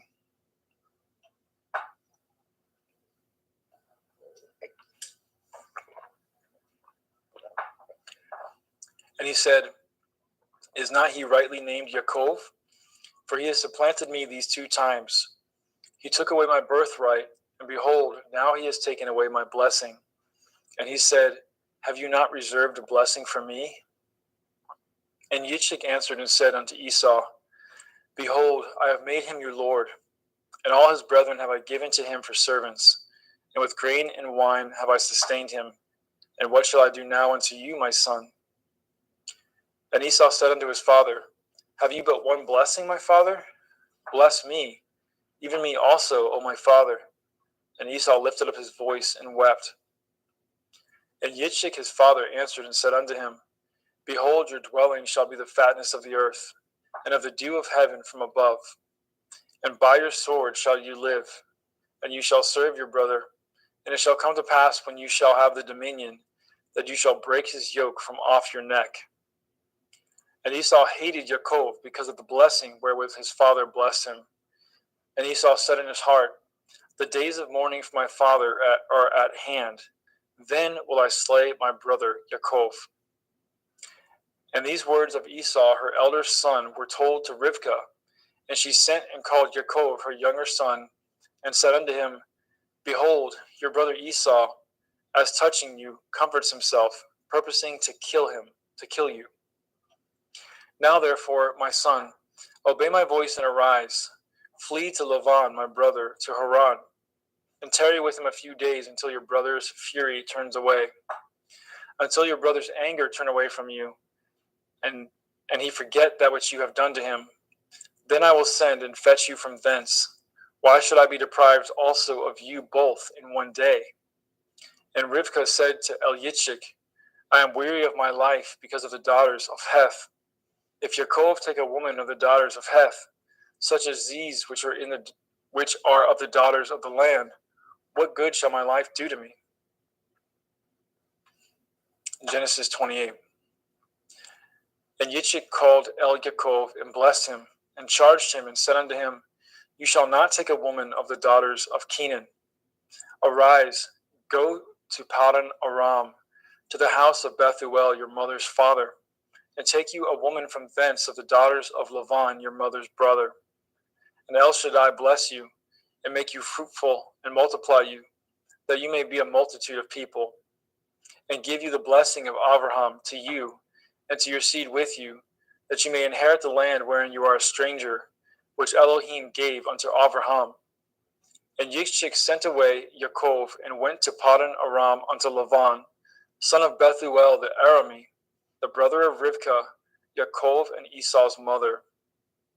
When Esau saw that Yitzchak had blessed Yaakov, and sent him away to Paddan Aram, to take him a woman from thence, and that as he blessed him, he gave him a charge, saying, You shall not take a woman of the daughters of Canaan, and that Yaakov obeyed his father and his mother, and was gone to Paddan Aram.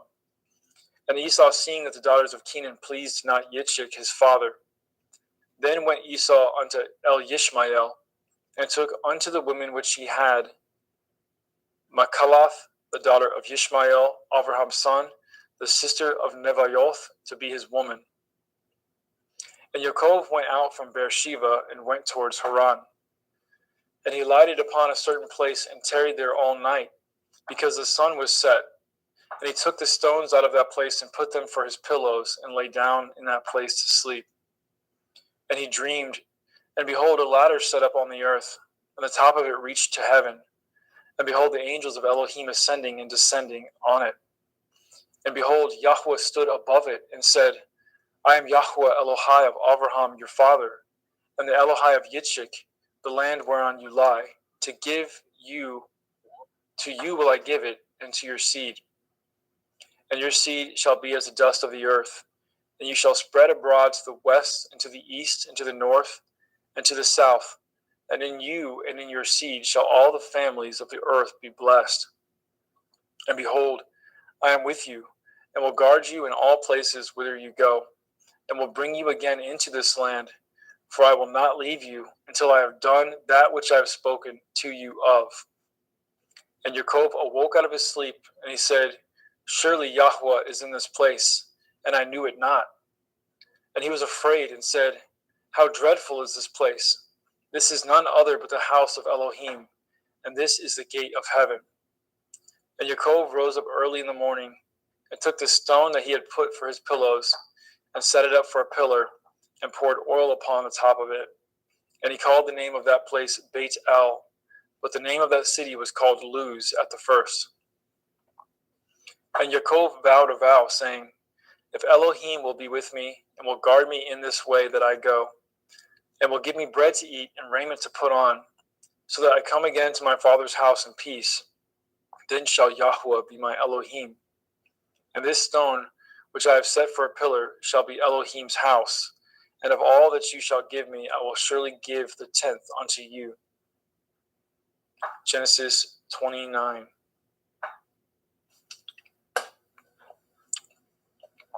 Then Yaakov went on his journey and came into the land of the people of the east. And he looked, and behold, a well in the field, and lo, there were 3 flocks of sheep lying by it. For out of that well they watered the flocks, and a great stone was upon the well's mouth. And thither there were all the flocks gathered, and they rolled the stone from the well's mouth, and watered the sheep, and put the stone again upon the well's mouth in his place. And Yaakov said unto them, my brethren, whence be ye? And they said, of Haran are we. And he said unto them, know ye Lavan the son of Nahor? And they said, we know him. And he said unto them, is he well? And they said, he is well. And behold, Rachel his daughter comes with the sheep. And he said, lo, it is yet high day, neither is it time that the cattle should be gathered together. Water ye the sheep, and go and feed them. And they said, we cannot, until all the flocks be gathered together, until they roll the stone from the well's mouth. Then we water the sheep. And while he yet spoke with them, Rachel came with her father's sheep, for she kept them. And it came to pass, when Yaakov saw Rachel, the daughter of Lavan his mother's brother, and the sheep of Lavan his mother's brother, that Yaakov went near, and rolled the stone from the well's mouth, and watered the flock of Lavan his mother's brother. And Yaakov kissed Rachel, and lifted up his voice, and wept. And Yaakov told Rachel that he was her father's brother, and that he was Rivkah's son. And she ran and told her father. And it came to pass, when Lavan heard the tidings of Yaakov his sister's son, that he ran to meet him, and embraced him, and kissed him, and brought him to his house. And he told Lavan all these things. And Laban said to him, surely you are a bone in my flesh. And he abode with him in the space of a month. And Laban said to Yaakov, because you are my brother, should you therefore serve me for naught? Tell me, what shall your wages be? And Laban had 2 daughters. The name of the elder was Leah, and the name of the younger was Rachel. Leah was tender-eyed, but Rachel was beautiful and well-favored. And Yaakov loved Rachel, and said, I will serve you 7 years for Rachel, your younger daughter. And Laban said, it is better that I give her to you, than that I should give her to another man. Abide with me. And Yaakov served 7 years for Rachel, and they seemed unto him but a few days, for the love that he had to her. And Yaakov said unto Laban, give me my woman, for my days are fulfilled, that I may go in unto her. And Laban gathered together all the men of the place, and made a feast. And it came to pass in the evening that he took Leah his daughter, and brought her to him, and he went in unto her. And Laban gave unto his daughter Leah Zilpah his maid for a handmaid. And it came to pass that in the morning, behold, it was Leah. And he said to Laban, what is this you have done unto me? Did I not serve you for Rachel? Wherefore then have you beguiled me? And Laban said, it must not be so done in our country, to give the younger before the firstborn. Fulfill her week, and we will give you this also for the service which you shall serve me yet 7 other years. And Yaakov did so, and fulfilled her week, and he gave him Rachel his daughter to be his woman also. And Laban gave Rachel his daughter Bilhah his handmaid to be her maid. And he went in also unto Rachel, and he loved also Rachel more than Leah, and served with him yet 7 other years. And when Yahweh saw that Leah was hated, he opened her womb, but Rachel was barren. And Leah conceived and bore a son, and she called his name Reuben. For she said, surely Yahweh has looked upon my affliction. Now therefore my man will love me. And she conceived again and bore a son, and said, because Yahweh has heard that I was hated, he has therefore given me this son also. and she called his name Shimon.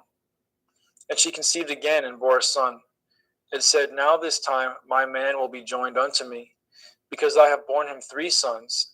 Therefore was his name called Levi. And she conceived again and bore a son. And she said, Now will I praise Yahweh.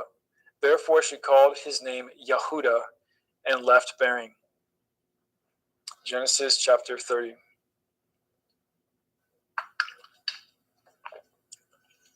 And when Rachel saw that she bore Yaakov no children, Rachel envied her sister, and said unto Yaakov, Give me children, or else I die.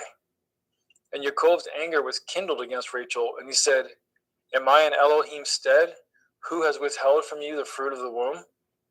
And she said, Behold, my maid Bilhah, go in unto her, and she shall bear upon my knees, that I may also have children by her. And she gave him Bilhah her handmaid to be his woman, and Yaakov went in unto her. And Bilhah conceived and bore Yaakov a son. And Rachel said, Elohim has judged me, and has also heard my voice, and has given me a son. Therefore called she his name Dan. And Bilhah, Rachel's maid, conceived again, and bore Yaakov a second son. And Rachel said, With great wrestlings have I wrestled with my sister, and I have prevailed. And she called his name Naphtali.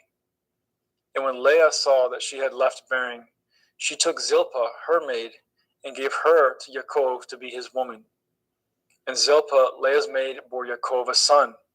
And Leah said, A troop comes. And she called his name Gad. And Zilpah, Leah's maid, bore Yaakov a second son. And Leah said, Happy am I, for the daughters will call me blessed. And she called his name Asher. And Reuben went in the days of wheat harvest, and found mandrakes in the field, and brought them unto his mother Leah. Then Rachel said unto Leah, Give me, I pray you, of your son's mandrakes. And she said unto her, Is it a small matter to you that you have taken my man? And would you take away my son's mandrakes also?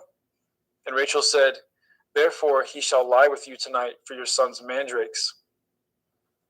And Yaakov came out of the field in the evening, and Leah went out to meet him, and said, You must come in unto me, for surely I have hired you with my son's mandrakes.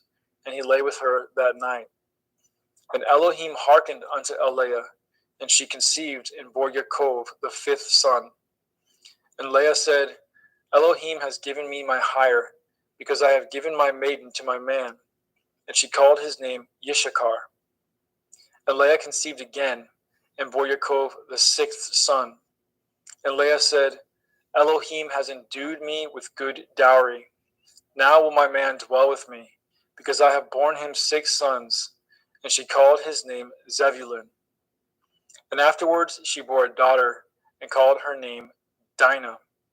And Elohim remembered Rachel, and Elohim hearkened to her, and opened her womb. And she conceived and bore a son, and said, Elohim has taken away my reproach. And she called his name Joseph, and said, Yahweh shall add to me another son. And it came to pass, when Rachel had borne Joseph, that Yaakov said unto Laban, Send me away, that I may go unto my own place, and to my own country. Give me my woman and my children, for whom I have served you, and let me go, for you know my service which I have done to you. And Laban said unto him, I pray you, if I have found favor in your eyes, tarry, for I have learned by experience that Yahweh has blessed me for your sake. And he said, Appoint me your wages, and I will give it. And he said unto him, You know how I have served you, and how your cattle was with me. For it was little which you had before I came, and it is now increased unto a multitude. And Yahweh has blessed you since my coming. And now when shall I provide for my own house also? And he said, What shall I give you? And Yaakov said, You shall not give me anything. If you will do this thing for me, I will again feed and guard your flock.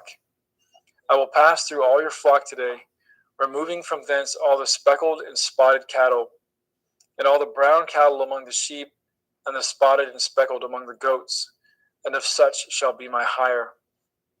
so shall my righteousness answer for me in time to come, when it shall come from my hire before your face. Every one that is not speckled and spotted among the goats, and brown among the sheep, that shall be counted stolen with me. And Laban said, Behold, I would it might be according to your word. And he removed that day the he-goats that were ring-straked and spotted, and all the she-goats that were speckled and spotted, and every one that had some white in it, and all the brown among the sheep, and gave them into the hands of his sons. And he set 3 days' journey betwixt himself and Jacob, and Jacob fed the rest of Laban's flock. And Jacob took him rods of green poplar, and of the hazel and chestnut tree, and piled white strakes in them, and made the white appear which was in the rods. And he set the rods which he had pilled before the flocks, in the gutters and the watering troughs, when the flocks came to drink, that they should conceive when they came to drink. And the flock conceived before the rods, and brought forth cattle ring-straked, speckled, and spotted.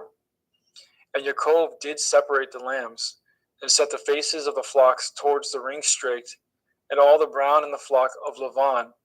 And he put his own flocks by themselves, and put them not unto Laban's cattle. And it came to pass, whensoever the stronger cattle did conceive, that Jacob laid the rods before the eyes of the cattle in the gutters, that they might conceive among the rods. But when the cattle were feeble, he put them not in. So the feebler were Laban's, and the stronger Jacob's. And the man increased exceedingly, and had much cattle, and maidservants, and manservants, and camels, and asses. Thank you, brother. Praise Yah. Praise Yah. Brother Justin McRoberts, pick up at chapter 31.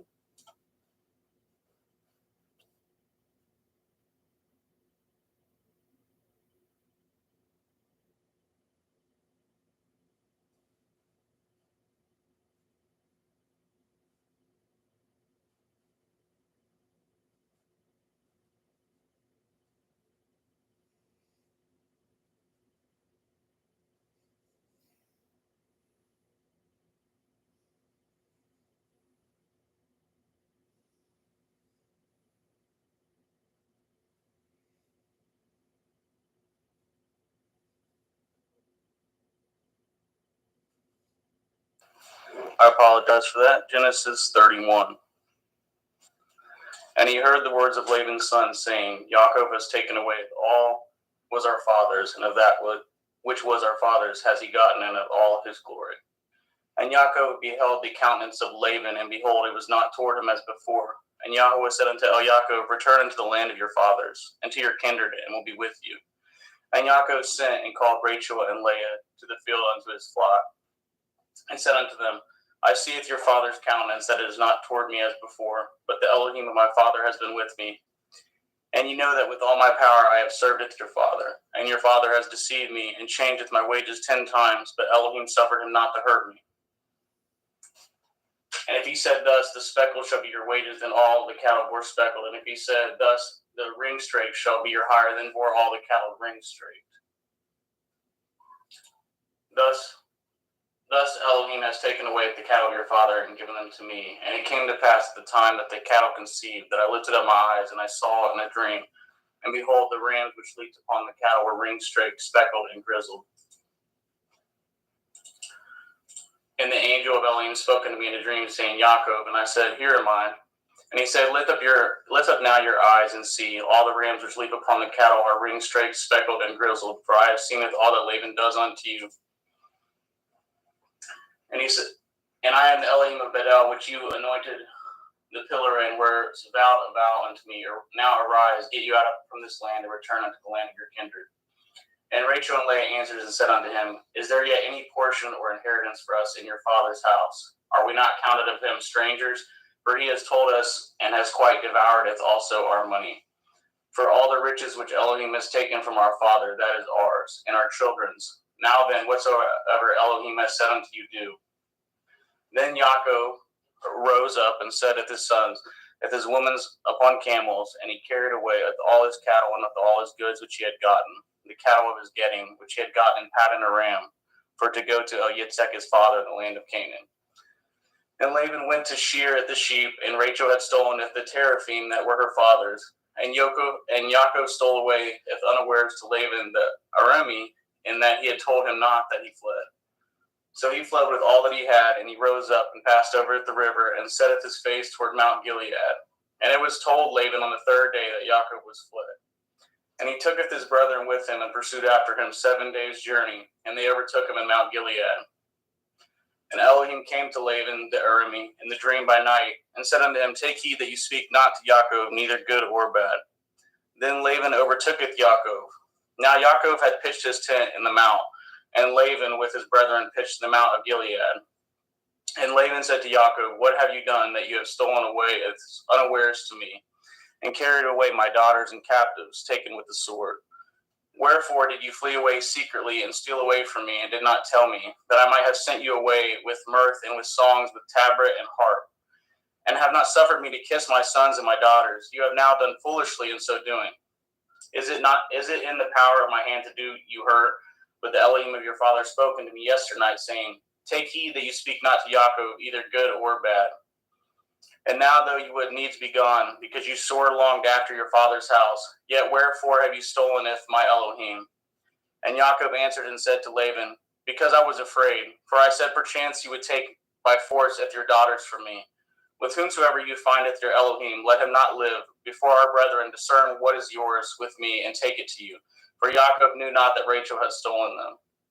And Laban went into Yaakov's tent, and into Leah's tent, and into the 2 maiden servants' tents, but he found them not. Then went he out of Laban's tent, and entered into Rachel's tent. Now Rachel had taken at the teraphim, and put them in the camel's furniture, and sat upon them. And Laban searched all the tent, but he found them not. And she said to her father, Let it not displease my lord, that I cannot rise up before you, for the custom of women is upon me. And he searched, but found not the teraphim. And Yaakov was wroth, and chode with Laban. And Yaakov answered and said to Laban, What is my transgression? What is my sin, that you have hotly pursued after me? Whereas you have searched all my stuff, what have you found of all your household stuff? Set it here before my brethren and your brethren, that they may be judged betwixt us both. This 20 years have I been with you. Your ewes and your she-goats have not cast their young, and the rams of your flock have I not eaten. That which was torn of beasts I brought not unto you. I bore the loss of it. Of my hand did you require it, whether stolen by day or stolen by night. And thus I was in the day that the drought consumed me, and the frost by night, and my sleep departed from my eyes.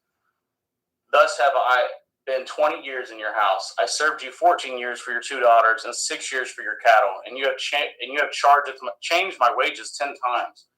Except the Elohai of my father, the Elohai of Abraham, and the fear of Yitzhak had been with me, surely you had sent me away now empty. Elohim has seen my affliction at the labor of my hands, and rebuked you yesternight. And Laban answered and said unto Yaakov, These daughters are my daughters, and these children are my children, and these cattle are my cattle, and all that you see is mine. And what can I do this day unto these my daughters, or unto these children which they have borne? Now therefore let us cut a covenant, I and you, and let it be for a witness between me and you. And Yaakov took a stone and set it up for a pillar, and Yaakov set it unto his brethren Gasher stones, and they took stones and made a heap, and they did eat there upon the heap. And Laban called it Yegar Sahudutha, but Yaakov called it Gal-Aid. And Laban said, This heap is a witness between me and you this day. Therefore was the name of it called Galid. And Mitzpah, for he said, Yahweh watch between me and you when we are absent one from another. If you shall afflicteth my daughters, or if you shall take other women besides my daughters, no man is with us. See Elohim as witness betwixt me and you. And Laban said to Yaakov, Behold this heap, and behold this pillar which I have cast betwixt me and you. This heap be witness, and this pillar be witness, that I will not pass over at this heap to you, and you shall not pass over at this heap and at this pillar unto me for harm. The Elohai of Abraham and the Elohai of Nachor and the Elohai of their father judged betwixt us. And Yaakov swore by the fear of his father Yitzhak. Then Yaakov offered sacrifice upon the mountain, called his brethren to eat bread, and they did eat bread and tarried all night in the mount. And early in the morning Laban rose up and kissed his sons and his daughters and blessed them, and Laban departed and returned unto his place. Genesis chapter 32. And Yaakov went on his way, and the angels of Elohim met him. And when Yaakov saw them, he said, "This is Elohim's host." And he called the name of that place Machanaim. And Yaakov sent messengers before him to Esau his brother unto the land of Seir in the country of Edom. And he commanded them, saying, "Thus shall you speak unto my lord Esau, your servant Yaakov, says thus, I have sojourned with Laban and stayed there until now. And I have oxen and asses, flocks and men servants and women servants. And I have sent to tell my lord that I may find grace in your sight." And the messengers returned to Yaakov, saying, "We came to your brother Esau, and also he comes to you, and 400 men with him." Then Yaakov was greatly afraid and distressed, and he divided of his people that was with him, and of his flocks, and of his herds, and his camels in 2 bands, and said, "If Esau come to the one company and smite it, then the other company which is left shall escape." And Yaakov said, "O Elohai of my father Abraham, and Elohai of my father Yitzhak, Yahweh, which said unto me, Return unto your country and to your kindred, and I will deal with you. I am not worthy of the least of all the mercies and of all the truth which you have showed unto your servant. For with my staff I passed over this Yarden, and now I am become 2 bands.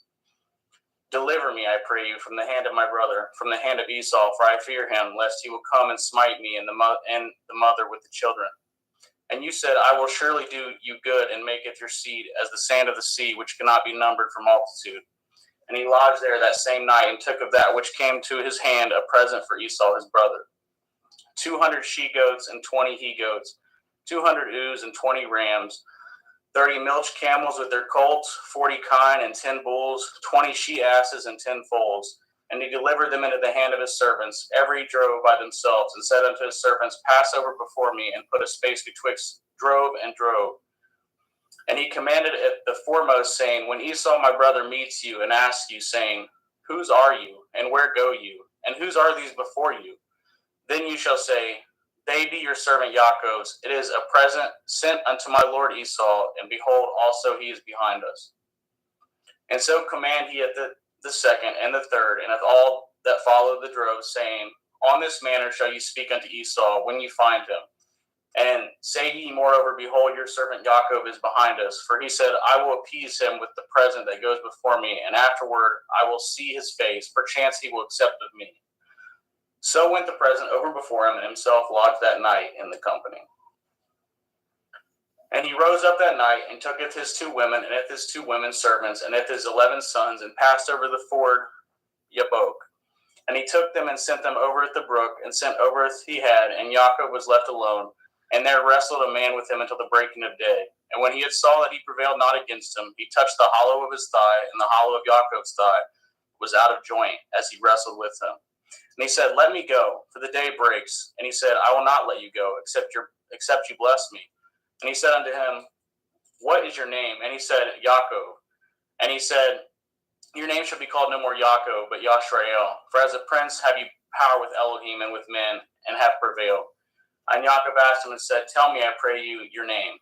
And he said, "Wherefore is it that you do ask after my name?" And he blessed him there. And Yaakov called the name of that place Penuel, for I have seen Elohim face to face, and my life is preserved. And as he passed over Penuel, the sun rose upon him, and he halted upon his thigh. Therefore the children of Yashrael eat not of the sinew which shrank, which is upon the hollow of the thigh unto this day, but because he touched the hollow of Yaakov's thigh and the sinew that shrank. Genesis 33. And Yaakov lifted up his eyes and looked, and behold, Esau came, and with him 400 men. And he divided the children unto Leah, and unto Rachel, and unto the 2 handmaids. And he putteth the handmaids and their children foremost, and Leah and her children after, and Rachel and Joseph hindermost. And he passed over before them and bowed himself to the ground 7 times until he came near to his brother. And Esau ran to meet him and embraced him and fell on his neck and kissed him, and they wept. And he lifted up his eyes and saw at the woman and at the children, and said, "Who are those with you?" And he said, "The children which Elohim has graciously given to your servant." Then the handmaidens came near, they and their children, and they bowed themselves. And Leah also with her children came near and bowed themselves. After came Joseph near, and Rachel, and they bowed themselves. And he said, "What do you mean by all this drove which I met?" And he said, "These are to find grace in the sight of my Lord." And Esau said, "I have enough, my brother. Keep that you have unto yourself." And Yaakov said, Nay, I pray you, if now I have found grace in your sight, then receive my present at my hand, for therefore I have seen your face, as though I had seen the face of Elohim, and you are pleased with me. Take, I pray you, with my blessing that is brought to you, because Elohim has dealt graciously with me, and because I have enough. And he urged him, and he took it, and let us take our journey, and let us go, and I will go before you. And he said, Let us take our journey, and let us go, and I will go before you. And he said unto him, My Lord knows that the children are tender, and the flocks and herds with you young are with me. And if men should overdrive them one day, all the flock will die. Let my Lord, I pray you, pass over before his servant, and I will lead on softly, according as the cattle that goes before me, and the children be able to endure, until I come unto my Lord, unto Seir. And Esau said, Let me now leave with you some of the folk that are with me. And he said, What need it? Let me find grace in the sight of my Lord. So Esau returned that day on his way into Seir, and Yaakov journeyed to Succoth, and he built him a house and made Succoth for his cattle. Therefore the name of that place is called Succoth. And Yaakov came to Shalem, a city of Shechem, which is in the land of Canaan, when he came from Paddan Aram, and pitched his tent before the city. And he brought it the parcel of the field which he had spread his tent, and at the hand of the children of Shemor, Shechem's father, 100 pieces of money. And he erected there an altar and called it El Elohai Yashrael. And Dinah, the daughter of Leah, which she bore unto Yaakov, went out to see the daughters of the land. And when Shechem, the son of Shemor, the Shivi, prince of the country, saw her, he took her and lay with her and defiled her. And his soul clave unto Dinah, the daughter of Yaakov, and he loved the damsel, and spoke kindly unto the damsel. And Shechem spoke unto his father Hamor, saying, Get me at this damsel to be my woman. And Yaakov heard that he had defiled Dinah, his daughter. Now his sons were with his cattle in the field, and Yaakov held his peace until they were come. And Hamor, the father of Shechem, went out unto Yaakov to commune with him. And the sons of Yaakov came out of the field when they had heard it, and the men were grieved, and they were very wroth, because they had wrought folly in Yashrael and lying with Yaakov's daughter, which thing ought not to be done. And Hamor communed with them, saying, The soul of my son Shechem longs for your daughter. I pray you give him to be his woman. And make ye marriages with us, and giveth your daughters unto us, and take our daughters unto you. And ye shall dwell with us, and the land shall be before you. Dwell and trade ye therein, and get your possessions therein. And Shechem said unto her father and unto her brethren, Let me find grace in your eyes, and what shall ye say unto me, I will give. Ask me never so much dowry and gift, and I will give according as ye shall say unto me, but give me at the damsel to be my woman. And the sons of Yaakov answered as Shechem and as Hamor his father deceitfully, and said, Because he has defiled Dinah their sister. And they said unto them, We cannot do this thing, to giveth our sister to one that is uncircumcised, for that were reproach unto us.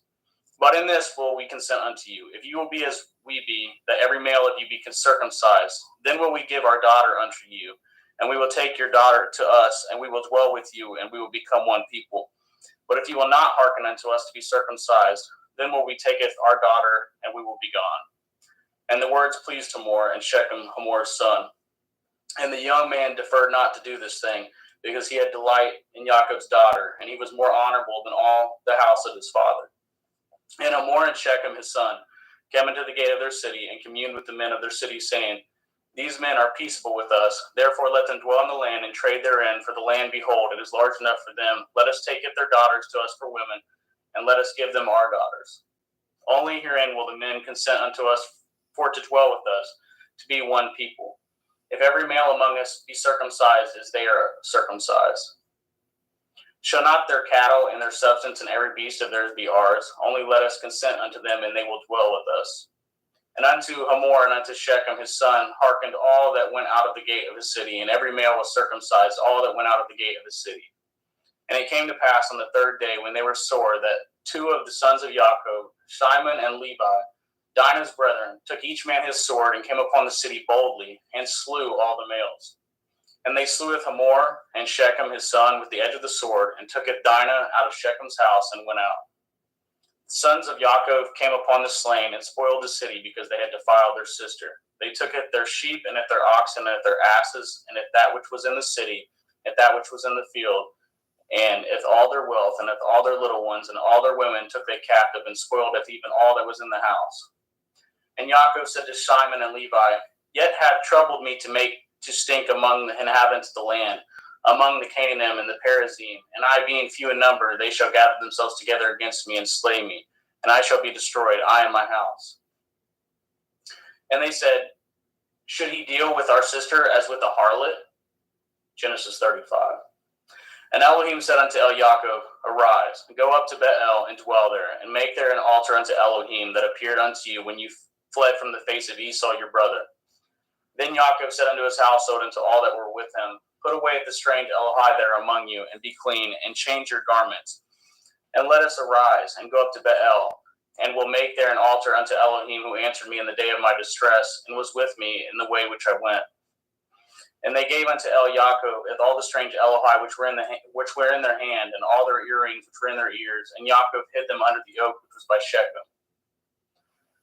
And they journeyed, and the terror of Elohim was upon the cities which were round about them, and they did not pursue after the sons of Yaakov. So Yaakov came to Luz, which is in the land of Canaan, that is Bethel, and all the people that were with him. And he built there an altar, and called the place El Bethel, because there Elohim appeared unto him when he had fled from the face of his brother. But Deborah, Rivkah's nurse, died, and she was buried beneath Bethel under an oak, and the name of it was called Alon Bakuth. And Elohim appeared unto Yaakov again when he came out of Paddan Aram, and blessed him. And Elohim said unto him, your name is Yaakov. Your name shall not be called any more Yaakov, but Yashrael shall be your name. And he calleth his name Yashrael. And Elohim said unto him, I am El Shaddai. Be fruitful and multiply. A nation and a company of nations shall be of you, and kings shall come out of your loins. And that the land which I gave Abraham and Yitzhak, to you I will give it, and to your seed after you will I give it the land. And Elohim went up from him in the place where he talked with him. And Yaakov set up a pillar in the place where he talked with him, even a pillar of stone. And he poured a drink offering thereon, and he poured oil thereon. And Yaakov called at the name of the place where Elohim spoke with him, Bethel. And they journeyed from Bethel, and there was but a little way to come to Ephrath. And Rachel travailed, and she had hard labor. And it came to pass, when she was in hard labor, that the midwife said unto her, fear not, you shall have this son also.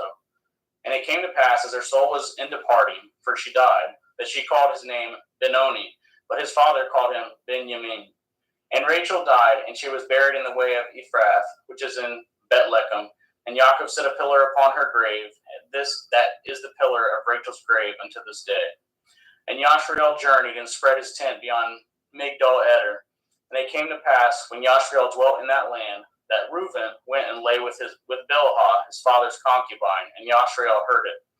Now the sons of Yaakov were 12. The sons of Leah, Reuben, Yaakov's firstborn, and Shimon, and Levi, and Yehuda, and Issachar, and Zebulun. The sons of Rachel, Joseph, and Benjamin. And the sons of Bilhah, and Rachel's handmaid, Dan and Naphtali. And the sons of Zilpah, Leah's handmaid, Gad, and Asher. These are the sons of Yaakov, which were born to him in Paddan Aram. And Yaakov came unto Yitzhak his father, unto Mamre, unto Kiart Arba, which is Shebron, where Abraham and Yitzhak sojourned. And the days of Yitzhak were 180 years. And Yitzhak gave up his ruach and died, and was gathered unto his people, being old and full of days. And his sons Esau and Yaakov buried him. Genesis 36. Now these are the generations of Esau, who is Edom. Esau tooketh his woman of the daughters of Canaan, Eth Adah, the daughter of Elon the Hittite, and Eth Oholibamah, the daughter of Anah, the daughter of Tiz on the Hivi, and Eth Basmath, Ishmael's daughter, sister of Naboth. And Adah bore to Esau Eth Eliphaz, and Basmath bore Eth Reuel, and Oholibamah bore Eth Yeish, and Eth Ya'alam, and Eth Korach. These are the sons of Esau, which were born unto him in the land of Canaan. And Esau tooketh his woman, and his sons, and his daughters, and all the persons of his house, and his cattle, and all his beasts, and all his substance which he had got in the land of Canaan, and went into the country from the face of his brothers Yaakov. For the riches were more than that they might dwell together, and the land wherein they were strangers could not bear them both because of their cattle. Thus dwelt Esau in Mount Seir, and Esau is Edom. And these are the generations of Esau, the father of the Edom, in Mount Seir. These are the names of Esau's sons: Eliphaz, the son of Adah, the woman of Esau; Reuel, the son of Basmath, the woman of Esau; And the sons of Eliphaz were Taman, Omar, Sapho, and Gatam, and Kenaz. And Timnah was concubine to Eliphaz, Esau's son, and she bore to Eliphaz Amalek. And these were the sons of Adah, Esau's woman. And these are the sons of Reuel, Nakath, and Zerach, Shema, and Mizah. These were the sons of Basmath, Esau's woman. And these were the sons of Olivamah, the daughter of Anah, the daughter of Tizivon, Esau's woman. And she bore to Esau Eth Yeish, and Eth Ya'alam, and Eth Korah. And these were dukes of the sons of Esau, the sons of Eliphaz, the firstborn son of Esau. Duke Taman, Duke Omar, Duke Sapho, Duke Kenaz, Duke Korah, Duke Gatam, and Duke Amalek. These are the dukes that come of Eliphaz in the land of Edom. These were the sons of Adah. And these are the sons of Reuel, Esau's son. Duke Nakath, Duke Zerach, Duke Shema, Duke Mizah. These are the dukes that came of Reuel in the land of Edom. These are the sons of Basmath, Esau's woman. And these are the sons of Oholibamah, Esau's woman. Duke Yeish, Duke Ya'alam, Duke Korah. These were the dukes that came of Olivamah, daughter of Anah, Esau's woman. These are the sons of Esau, who is Edom, and these are their dukes. These are the sons of Seir, the Hori, who inhabited the land, Lotan, and Shoval, and Tizivon, and Anah, and Dishon, and Etzer, and Dishon. These are the dukes of Horium, and the children of Seir in the land of Edom. And the children of Lotan were Harai and Haman, and Lotan's sister was Timnah. And the children of Shoval were these: Elion, Menakath, and Ebal, Shephi, and Onam. And these are the children of Tevion, both Ayah and Anah. And this was Anah that founded the mules in the wilderness, and he fed at the asses of Tiziv on his father. And the children of Anah were these: Dishon and Oholibamah, the daughter of Anah. And these are the children of Dishon: Himdan and Eshban and Yithran and Haran. The children of Etzer are these: Bilhan and Zavon and Akon. The children of Dishon are these: Uts and Aran. These are the dukes that came of the Chorim: Duke Lotan, Duke Shoval, Duke Sivon, Duke Anah, Duke Dishon, Duke Etzer, Duke Dishon. These are the dukes that came of Hori among their dukes in the land of Seir. And these are the kings that reigned in the land of Edom, before they reigned any king over the children of Yashrael. And Bela, the son of Beor, reigned in Edom, and the name of his city was Dinhabah. And Bela died, and Jovab, the son of Zerach of Botzrah, reigned in his stead. And Jovab died, and Shusham of the land of Taimani reigned in his stead. And Husham died, and Hadad, son of Bedad, who smoteth Midian in the field of Moab, reigned in his stead, and the name of his city was Aviath. And Hadad died, and Sumlah of Mesrekah reigned in his stead. And Samlah died, and Shaul of Rechoboth by the river reigned in his stead. And Shaul died, and Baal Shanan, the son of Achbor, reigned in his stead. And Baal Hanan, the son of Achbor, died, and Hadar reigned in his stead. And the name of his city was Pau, and his woman's name was Mehetabel, and the daughter of Metred, the daughter of Mezahav.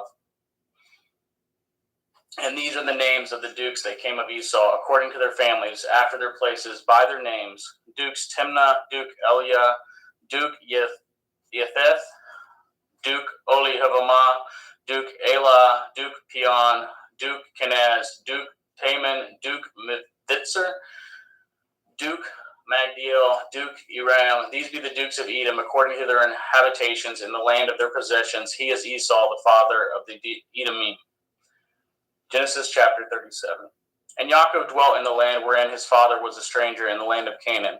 These are the generations of Yaakov. Joseph, being 17 years old, was feeding a flock with his brethren, and the lad was with his sons of Bilhah, and with the sons of Zilpah, his father's woman.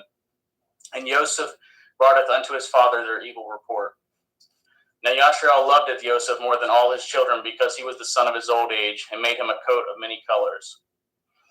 And when his brethren saw that their father loved him more than all his brethren, they hated him, and could not speak peaceably unto him. And Joseph dreamed a dream, and he told it his brethren, and they hated him yet the more. And he said unto them, Hear, I pray you, this dream which I have dreamed. For behold, we were binding sheaves in the field, and lo, my sheaf arose, and also stood upright. And behold, your sheaf stood round about, and made obeisance to my sheaf. And his brethren said to him, Shall you indeed reign over us, or shall you indeed have dominion over us? And they hated him yet the more for his dreams and for his words. And they dreamed yet another dream, and told it his brethren, and said, Behold, I have dreamed a dream more, and behold, the sun and the moon and 11 stars made obeisance to me. And he told it to his father and to his brethren, and his father rebuked him, and said unto him, What is this dream that you have dreamed? Shall I and your mother and your brethren indeed come bow down ourselves to you, to the earth? And his brethren envied him, but his father observed this saying. And his brethren went to feed their father's flock in Shechem. And Yashrael said unto Elioseph, Do not your brethren feed the flock in Shechem? Come, and I will send you unto them. And he said to him, Here am I. And he said unto him, Go, I pray you, seeth whether it will be well with your brethren, and if well with your flocks, and bring me word again. So he sent him out of the valley of Chevron, and he came to Shechem. And a certain man found him, and behold, he was wandering in the field. And the man asked him, saying, What do you seek? And he said, I seeketh my brethren. Tell me, I pray you, where they feed their flocks. And the man said, They departed hence, for I heard them say, Let us go to Dothan. And Joseph went after his brethren, and found them in Dothan. And when they saw him afar off, even before he came near unto them, they conspired against him to slay him. And they said one to another, Behold, this dreamer comes. Come now, therefore, and let us slay him, and cast him into some pit. And we will say, Some evil beast has devoured him, and we shall see what will become of his dreams.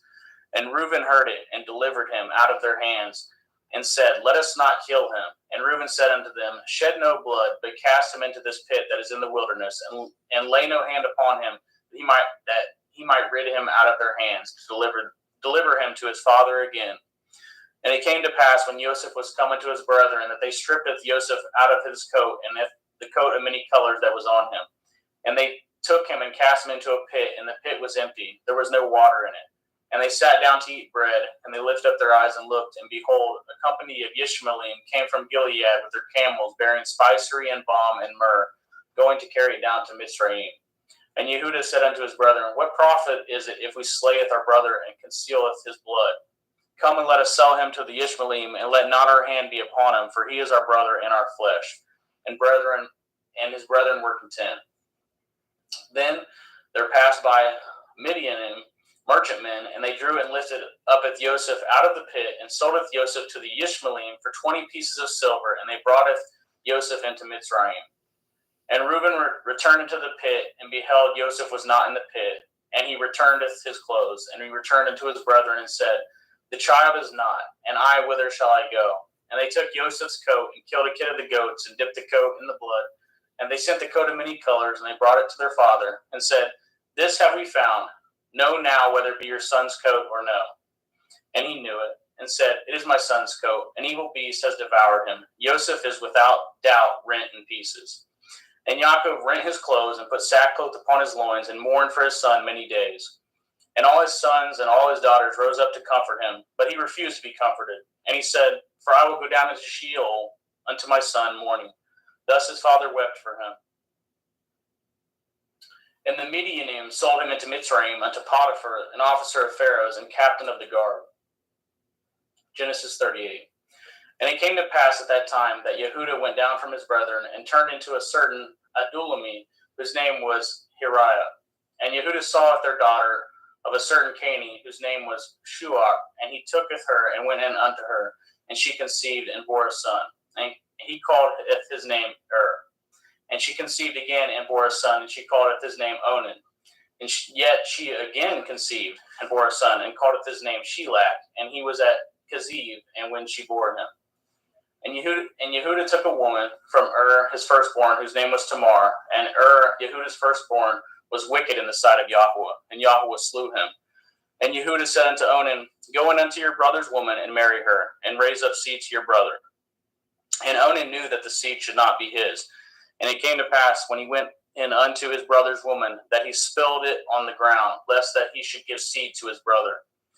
And the thing which he did displeased Yahweh, wherefore he slew him also. Then said Yehudah to Tamar, to his daughter-in-law, Remain a widow at your father's house, till Shelach my son be grown. For he said, Lest perchance he die also, as his brethren did. And Tamar went and dwelt in her father's house. And in the process of time, the daughter of Shuach, Yehuda's woman, died, and Yehuda was comforted, and went up into his sheep shears to Timnath, and he and his friend Hiriah the Adulamite. And it was told Tamar, saying, Behold, your father-in-law goes up to Timnah to shear his sheep. And she put her widow's garments off from her, and covered her with a veil, and wrapped herself, and sat in an open place, which is by the way to Timnah. For she saw that Shelach was grown, and she was not given unto him to be his woman. When Yehuda saw her, he thought her to be a harlot, because she had covered her face. And he turned unto her by the way, and said, Go to, I pray you, let me come in unto you. For he knew not that she was his daughter-in-law. And she said, What will you give me that you may come in unto me? And he said, I will send you a kid from the flock. And she said, Will you give me a pledge till you send it? And he said, What pledge shall I give you? And she said, Your signet and your bracelets, your staff that is in your hand. And he gave it to her, and came in unto her, and she conceived by him. And she arose and went away, and laid by her veil from her, and put on the garments of her widowhood. And Yehuda senteth the kid by the hand of his friend, the Adulamite, to receive his pledge from the woman's hand, but he found her not. Then he asked the men of the place, saying, Where is the harlot that was openly by the wayside? And they said, There was no harlot in this place. And he returned to El-Yehuda and said, I cannot find her. And also the men of the place said that there was no harlot in this place. And Yehuda said, Let her take it to her, lest we be shamed. Behold, I sent this kid, and you have not found her. And it came to pass about 3 months after that she was told Yehuda, saying, Tamar, your daughter-in-law, has played the harlot, and also, behold, she is with child by whoredom. And Yehuda said, Bring her forth, and let her be burnt. When she was brought forth, she sent to her father-in-law, saying, By the man whose these are, am I with child. And she said, Discern, I pray you, whose are these? The signet, and bracelets, and staff. And Yehuda acknowledged them, and said, She has been more righteous than I, because that I gave her not to Shelach my son, and he knew her again no more. And it came to pass in the time of her travail, that behold, twins were in her womb. And it came to pass when she travailed, that the one put out his hand, and the midwife took and bound upon his hand a scarlet thread, saying, This came out first. And it came to pass, as he drew back his hand, that behold, the brother came out, and she said, Have you broken forth? This breach be upon you. Therefore his name is called Peretz. And afterward came out his brother, that had a scarlet thread upon his hand, and his name was called Zerah. Genesis chapter 39. And Joseph was brought down to Mitzrayim, and Potiphar, an officer of Pharaoh, captain of the guard, a Mitzri, brought him of the hands of the Ishmaelim, which had brought him down thither. And Yahuwah was with Joseph, and he was a prosperous man, and he was in the house of his master, the Mitzri. And his master saweth that Yahuwah was with him, and that Yahuwah made all that he did to prosper in his hand. And Joseph found grace in his sight, and he served him, and he made him overseer over his house, and all that he had put in his hand. And it came to pass from the time that he had made him overseer in the house, and over all that he had, the Yahuwah blessed at the Mitzri's house, for Joseph's sake. And the blessing of Yahuwah was upon all that he had in the house and in the field. And he left all that he had in Joseph's hand, and he knew not aught he had, save the bread which he did eat. And Joseph was a goodly person and well favored. And it came to pass after these things that his master's woman casteth her eyes upon El-Joseph, and she said, Lie with me. But he refused, and said unto his master's woman, Behold, my master knows not which is with me in the house, and he has committed all that he has to my hand. There is none greater in this house than I, neither has he kept anything from me but you. Because you are his woman, how then can I do this great wickedness and sin against Elohim? And it came to pass, as she spoke to El-Joseph day by day, that he hearkened not unto her, to lie by her, or to be with her. And it came to pass about this time, that Joseph went into the house to do his business, and there arose none of the men of the house there within.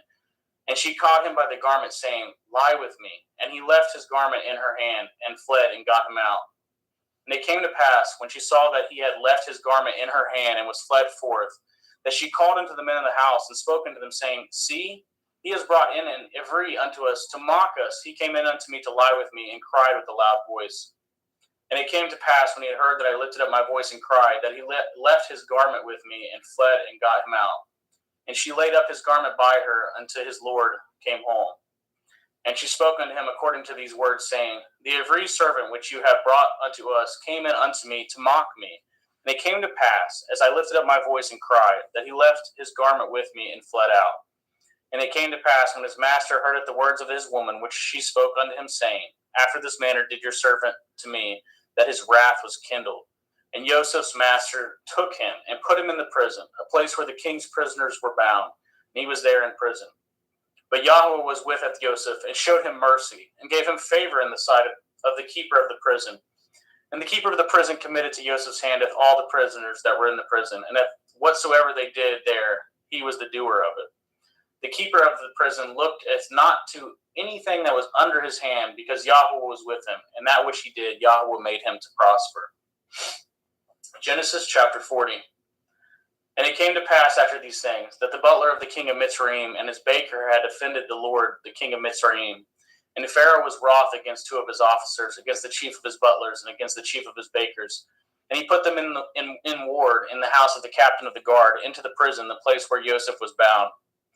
And the captain of the guard was charged at Joseph with him, and he served them, and they continued a season in a ward. And they dreamed a dream, both of them, each man his dream in one night, each man according to the interpretation of his dream, the butler and the baker of the king of Mitzrayim, which were bound in the prison. And Joseph came in unto them in the morning, and looked upon them, and behold, they were sad. And he asked of Pharaoh's officers that were with him in the ward of the Lord's house, saying, Wherefore look ye so sadly today? And they said unto him, We have dreamed a dream, and there is no interpreter of it. And Joseph said unto them, Do not interpretations belong to Elohim? Tell me them, I pray you. And the chief butler tooketh this dream to Joseph, and said to him, In my dream, behold, a vine was before me. And in the vine were 3 branches, and it was as though it budded. And her blossoms shot forth, and the clusters thereof brought forth ripe grapes. And Pharaoh's cup was in my hand, and I took it the grapes, and pressed them into Pharaoh's cup, and gave it the cup into Pharaoh's hand. And Joseph said unto him, This is the interpretation of it. The 3 branches are 3 days. Yet within 3 days shall Pharaoh lift up your head, and restore unto your place, and you shall deliver Pharaoh's cup into his hand, after the former manner when you were his butler. But think on me when it shall be well with you, and show kindness, I pray you, unto me, and make mention of me unto Pharaoh, and bring me out of this house. For indeed I was stolen away out of the land of the Ephraim, and here also I have done nothing, that they should put me in this dungeon. When the chief baker saw that the interpretation was good, he said unto Joseph, I also was in my dream, and behold, I had 3 white baskets on my head. And in the uppermost basket there was of all manner of baked meats for Pharaoh, and the birds did eat them out of the basket upon my head. And Joseph answered and said, This is the interpretation thereof. The 3 baskets are 3 days. Yet within 3 days shall Pharaoh lift up your head from off you, and shall hang you on a tree, and the birds shall eat your flesh from off you. And it came to pass the 3rd day, which was at Pharaoh's birthday, that he made a feast unto all his servants, and he lifted up his head off the chief butler and the chief baker among the servants. And he restored the chief butler unto his butlership again, and he gave the cup into Pharaoh's hand. But he hanged the chief baker, as Joseph had interpreted to them. Yet did not the chief butler remember Joseph, but forgot him. Genesis chapter 41. And it came to pass at the end of the 2 full years that Pharaoh dreamed, and beheld, he stood by the river. And behold, there came up out of the river 7 well-favored kine and fat-fleshed, and they fed in a meadow. And behold, 7 other kine came up after them out of the river, ill-favored and lean-fleshed, and stood by the other kine upon the bank of the river. And the ill-favored and the lean-fleshed kine did eat up at the 7 well-favored and fat kine. So Pharaoh awoke. And he slept and dreamed the 2nd time, and behold, 7 ears of grain came upon one stalk, rank and good. And behold, 7 thin ears, and blasted with the east wind sprung up after them. And 7 thin ears devoured at the 7 rank and full ears. And Pharaoh awoke, and behold, it was a dream. And it came to pass in the morning that his ruach was troubled, and he sent and called for the magicians of Mitzrayim, and at the wise men thereof. And Pharaoh had told them his dream, but there was none that could interpret them unto Pharaoh. Then spoke the chief butler and unto Pharaoh, saying, I do remember my faults this day. Pharaoh was wroth with the servants, and put me in ward in the captain of the guard's house, both me and at the chief baker. And we dreamed a dream in one night, I and he. We dreamed each man according to the interpretation of his dream. And there was there with us a young man, and a servant to the captain of the guard. And we told him, and he interpreted to us with our dreams, to each man according to his dream he did interpret. And it came to pass, as he interpreted to us, so it was. Me he restored into my office, and him he hanged. Then Pharaoh sent and calleth Joseph, and they brought him hastily out of the dungeon, and shaped himself, and changed his raiment, and came in unto Pharaoh. And Pharaoh said unto Joseph, I have dreamed a dream, and there is none that can interpret it. I have heard say of you that you can understand a dream to interpret it. And Joseph answered the Pharaoh, saying, It is not in me. Elohim shall give Pharaoh an answer of peace. And Pharaoh said unto Joseph, In my dream, behold, I stood upon the bank of the river, and behold, there came up out of the river 7 kine fat-fleshed and well-favored, and they fed in a meadow. And behold, 7 other kine came up after them, poor and very ill-favored and lean-fleshed, such as I had never saw in the land of Mitzrayim before for badness. And the lean and the ill-favored kine did eat up the first 7 fat kine. And when they had eaten them up, it could not be known that they had eaten them, but they were still ill-favored as at the beginning. So I awoke. And I saw in my dream, and behold, 7 ears came up in one stalk, full and good. And behold, 7 ears withered thin, and blasted with the east wind sprung up after them. And the thin ears devoured the 7 good ears. And I told this unto the magicians, but there was none that could declare it unto me. And Joseph said unto Pharaoh, The dream of Pharaoh it is one. Elohim has showed Pharaoh what he is about to do. The 7 kine are 7 years, and the 7 good ears are 7 years. The dream is one. And the 7 thin and ill-favored kine that come up after them are 7 years, and the 7 empty ears blasted with the east wind shall be 7 years of famine. This is the thing which I have spoken unto Pharaoh. Oh, what Elohim is about to do, he shows it unto Pharaoh. Behold, there come 7 years of great plenty throughout all the land of Mitzrayim, and there shall rise after them 7 years of famine, and all the plenty shall be forgotten in the land of Mitzrayim. And the famine shall consumeth the land. And the plenty shall not be known in the land by the reason of the famine following, for it shall be very grievous. And for that the dream was doubled unto Pharaoh twice. It is because the thing is established by Elohim, and Elohim will shortly bring it to pass. Now therefore let Pharaoh look out a man discreet and wise, and set him over the land of Mitzrayim. Let Pharaoh do this, and let him appoint officers over the land to take up a 5th part of the land of Mitzrayim in the 7 plenteous years. And let them gather all the food of those good years that come, and lay up grain under the hand of Pharaoh, and let them guard food in the cities, and that food shall be for store to the land against the 7 years of famine, which shall be in the land of Mitzrayim, that the land perish not through the famine. And the thing was good in the eyes of Pharaoh, and in the eyes of his servants.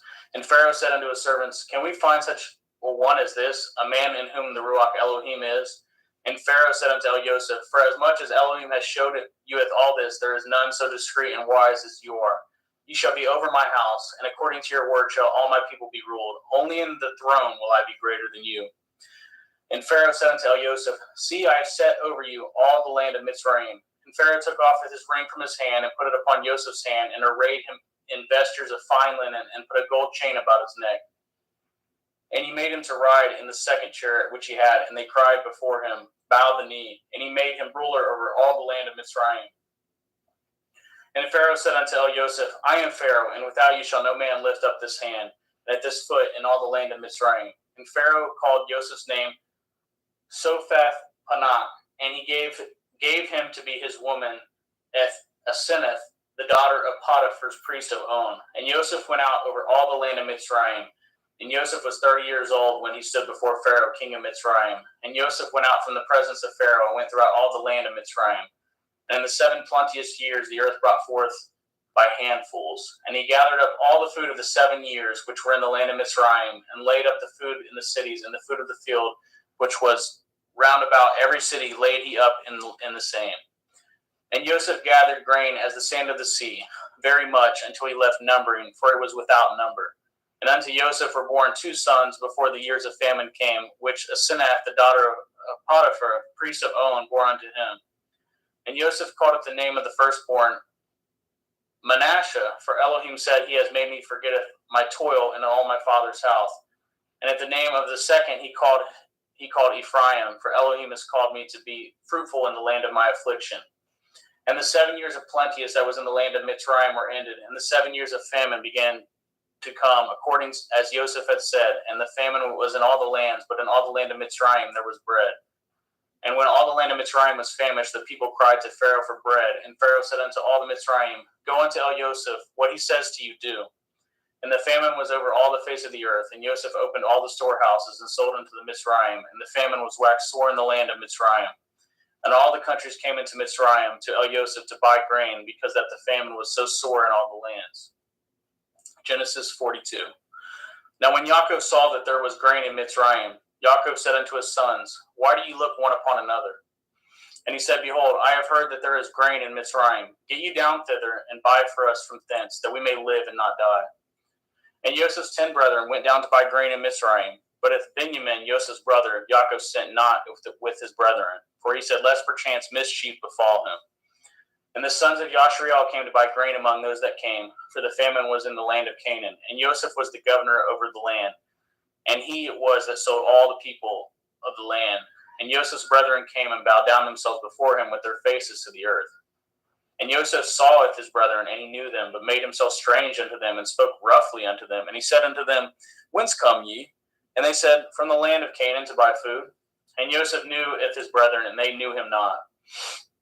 And Joseph remembered the dreams which he dreamed of them. And he said unto them, Ye are spies, to see if the nakedness of the land ye are come.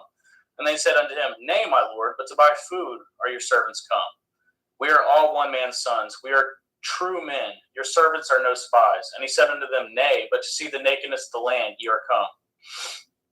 And they said, Your servants are 12 brethren, the sons of one man, in the land of Canaan. And behold, the youngest is this day with our father, and one is not.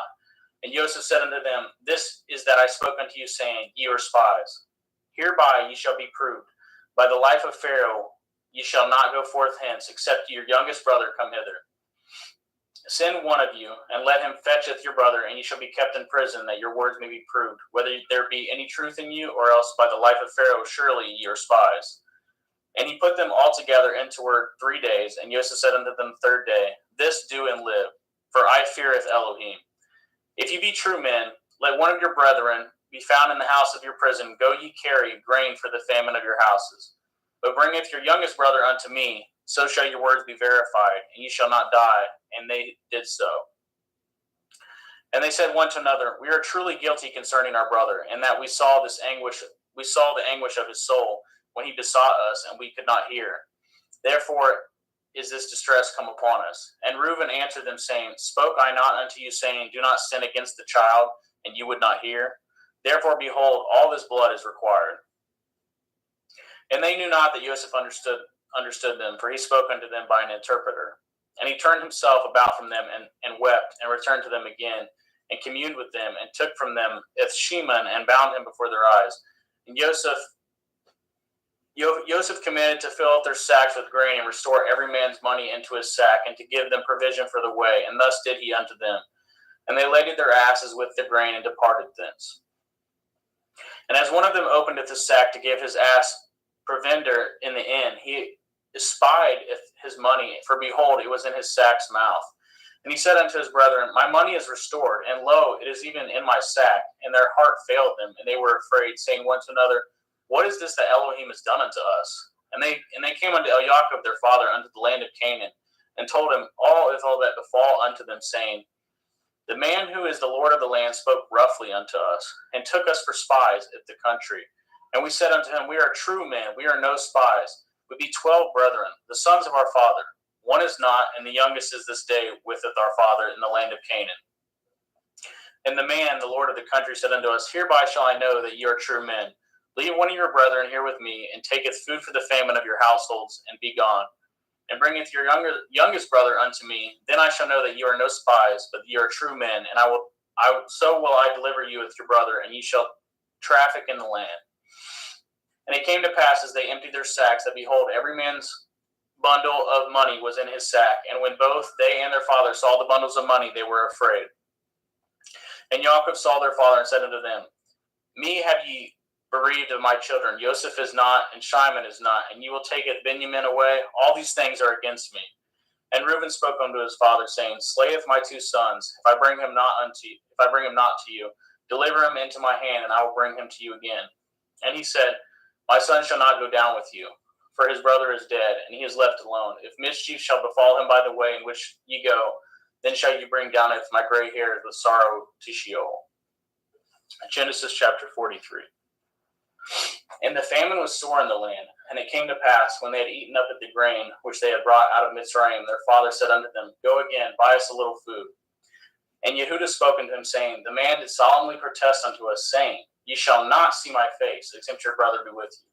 If you will sendeth our brother with us, we will go down and buy you food. But if you will not send him, we will not go down. For the man said unto us, Ye shall not see my face, except your brother be with you. And Yashrael said, Wherefore dealt ye so ill with me, as to tell the man whether ye had yet a brother?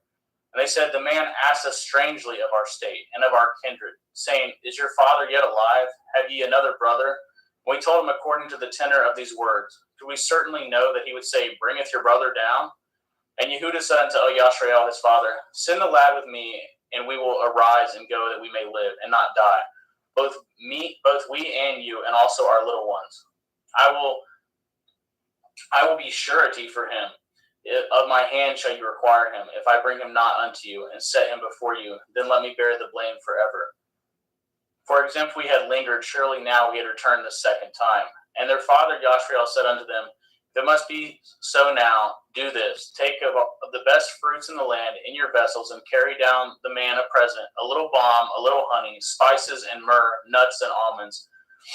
And take a double money in your hand, and the money that was brought again in the mouth of your sacks. Carry it again in your hand, and perchance it was an oversight. Taketh your brother, and arise, go again unto the man. And El Shaddai give you mercy before the man, that he may send away to your other brother, and of Benjamin, if I be bereaved of my children, I am bereaved. And the men took that present, and they took double money in their hand, and Benjamin and rose up and went down to Mitzrayim and stood before Joseph. And when Joseph saw Benjamin with them, he said to the ruler of the house, Bring these men home and slay, and make ready, for if these men shall dine with me at noon. And the men did as Joseph bade, and the man brought the men into Joseph's house.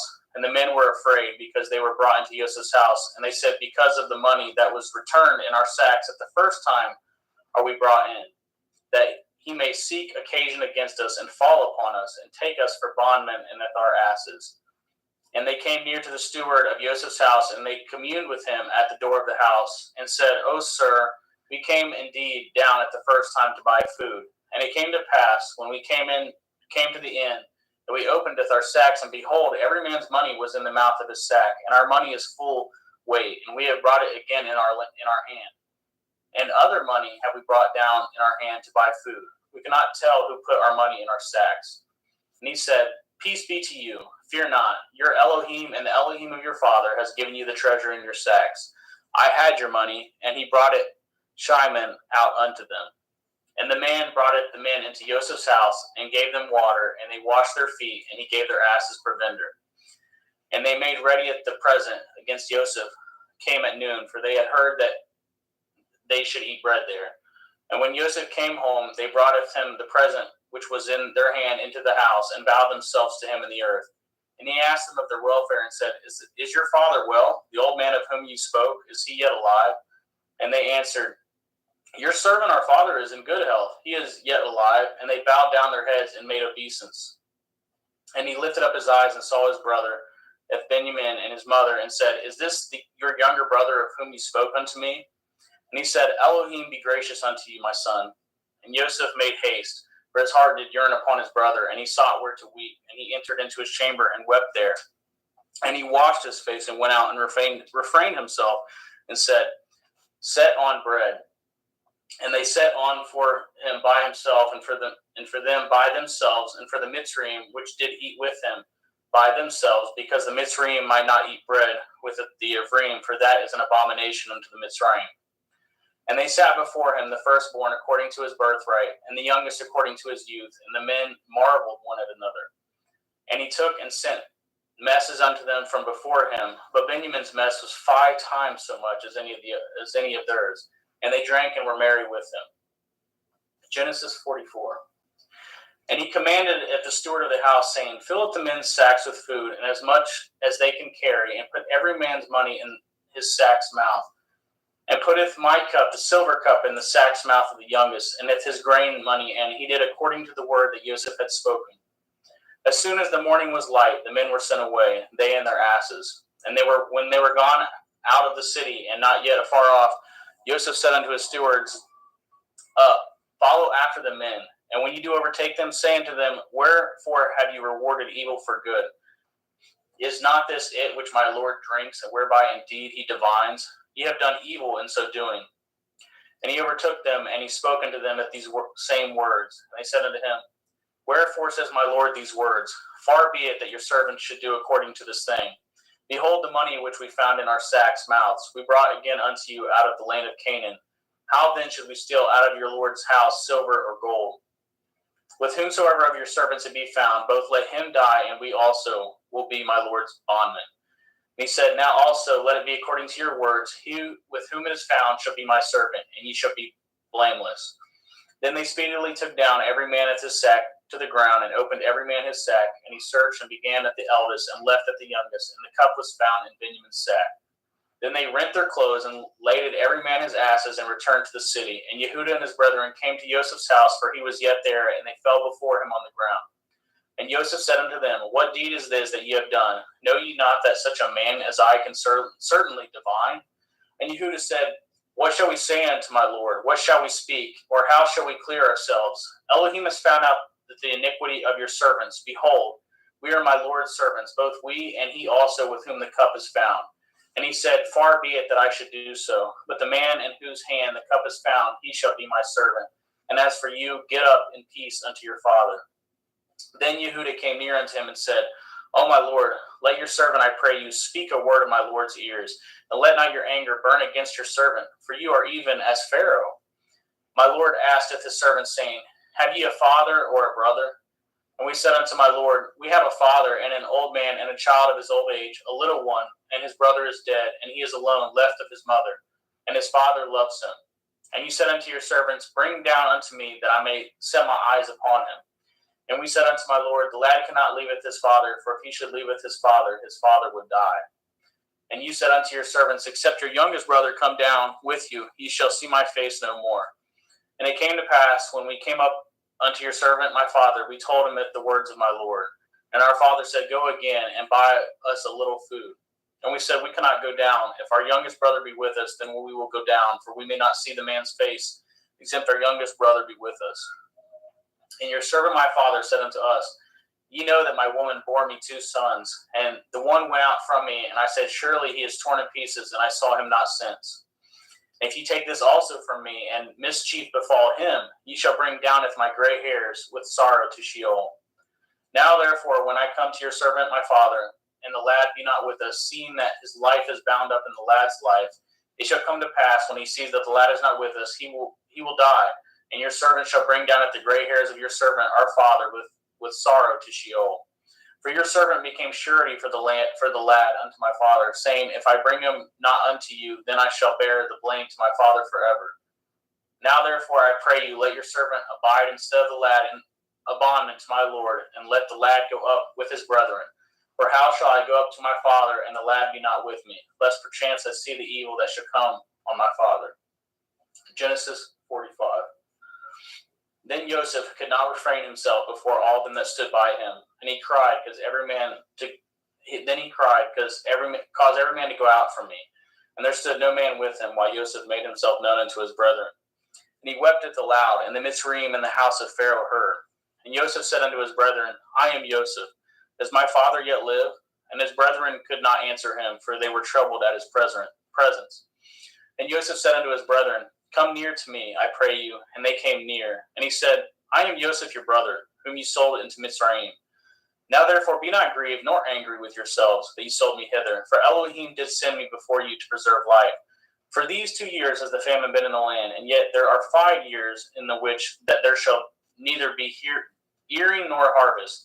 And Elohim sent me before you to preserve you a posterity in the earth, and to save your life by a great deliverance. So now it was not you that sent me hither, but Elohim, and he has made me a father to Pharaoh, and the Lord of all his house, and the ruler throughout all the land of Mitzrayim. Haste ye, and go up to my father, and say unto him, thus says your son Joseph, Elohim has made me the Lord of Mitzrayim. Come down unto me, tarry not. And ye shall dwell in the land of Goshen, and ye shall be near unto me. you and your children and your children's children, and your flocks and your herds and all that you have. And there will I nourish you, for yet there are 5 years of famine, lest you and your household and all that you have come to poverty. And behold, your eyes see, and the eyes of my brother Benjamin that is in my mouth that speaks unto you. And you shall tell my father all my glory in Mitzrayim, and all that ye have seen, and ye shall haste and bring down my father hither. And he fell upon his brother Benjamin's neck and wept, and Benjamin wept upon his neck. Moreover, he kissed all his brethren and wept upon them, and after that his brethren talked with him. And the fame thereof was heard in Pharaoh's house, saying, Joseph's brethren are come, and it pleased Pharaoh well and his servants. And Pharaoh said unto Joseph, Say unto your brethren, This do ye, ladeth your beasts, and go get you unto the land of Canaan, and taketh your father and your households, and come unto me, and I will give you the good of the land of Mitzrayim, and ye shall eat the fat of the land. Now you are commanded, this do ye, take your wagons out of the land of Mitzrayim for your little ones and for your women, and bringeth your father, and come. Also regard not your stuff, for the good of all the land of Mitzrayim is yours. And the children of Yashriel did so, and Joseph gave them wagons according to the commandment of Pharaoh, and gave them provision for the way. To all of them he gave each man changes of raiment, but to Benjamin he gave 300 pieces of silver and 5 changes of raiment. And to his father he sent after this manner 10 asses laden with good things of Mitzrayim, and 10 she-asses laden with grain and bread and meat for his father by the way. So he sent his brethren away, and they departed, and he said unto them, See that ye fall not out by the way. And they went up out of Mitzrayim, and came into the land of Canaan, unto Yaakov their father, and told him, saying, Joseph is yet alive, and he is governor over all the land of Mitzrayim. And Yaakov's heart fainted, for he believed them not. And they told him if all the words of Joseph, which he had said unto them. And when he had saw the wagons which Joseph had sent to carry him, the ruach of Yaakov their father revived. And Yashriel said, It is enough. Joseph my son is yet alive. I will go and see him before I die. Thank you, brother.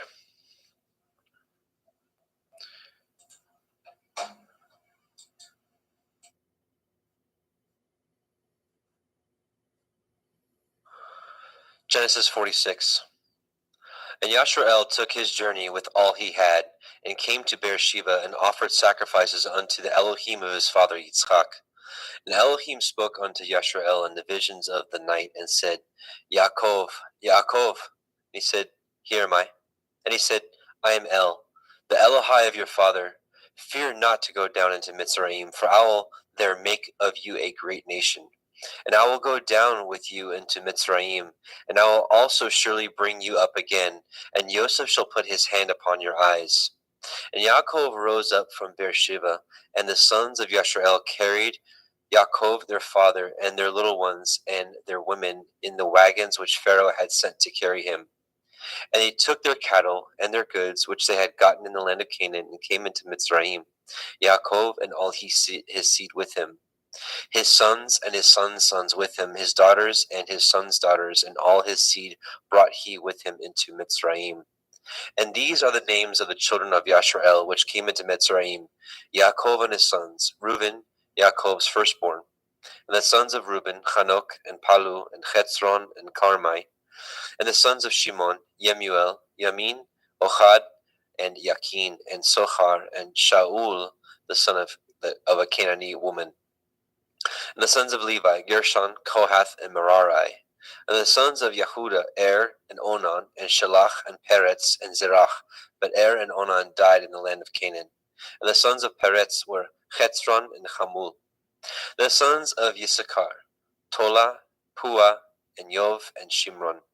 The sons of Zebulun, Sered, and Elyon, and Yachael.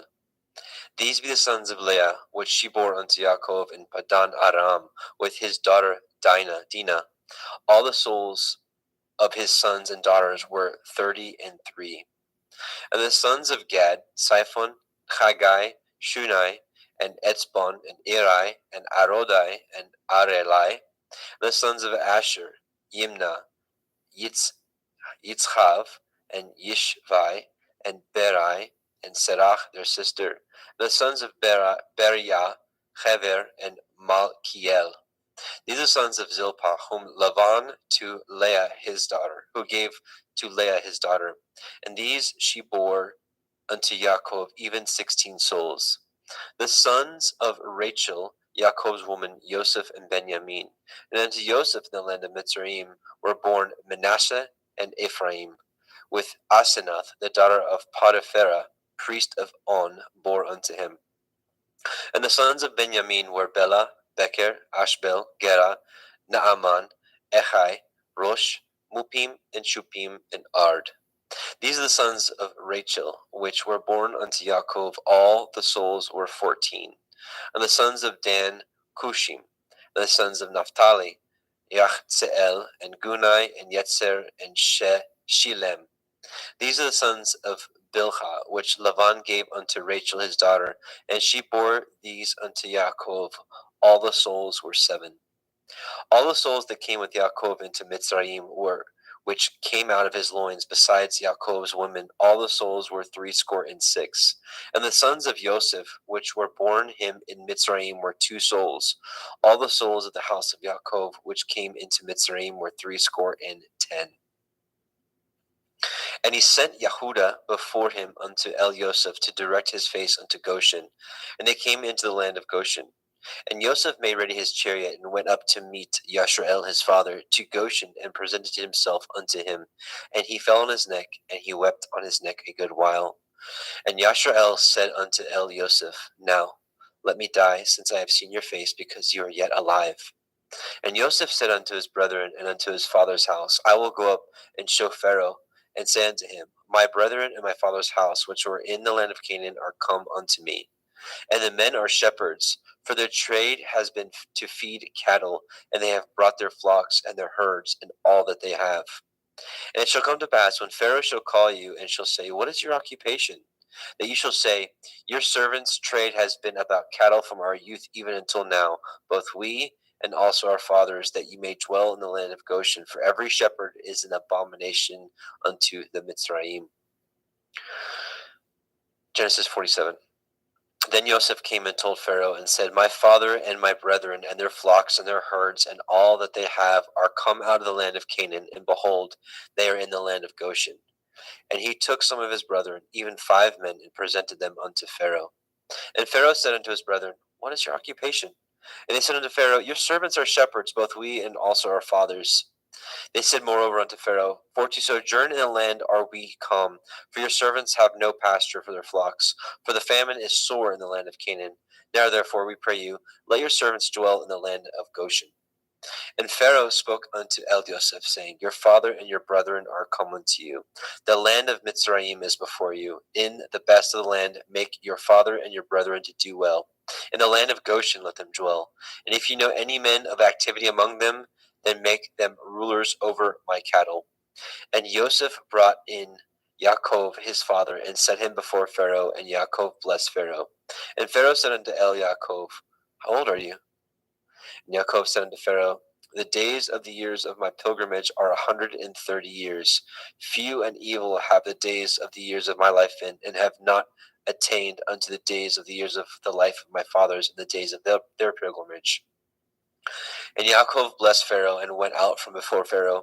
And Joseph placed his father and his brethren, and gave them a possession in the land of Mitzrayim, in the best of the land, in the land of Ramesses, as Pharaoh had commanded. And Joseph nourished his father and his brethren, and all his father's household, with bread according to their families. And there was no bread in all the land, for the famine was very sore, so that the land of Mitzrayim and all the land of Canaan fainted by reason of the famine. And Joseph gathered all the money that was found in the land of Mitzrayim and in the land of Canaan for the grain which they bought. And Joseph brought the money into Pharaoh's house. And when money failed in the land of Mitzrayim and in the land of Canaan, all the Mitzrayim came unto El Yosef and said, Give us bread, for why should we die in your presence? For the money fails. And Joseph said, Give your cattle, and I will give you for your cattle if money fail.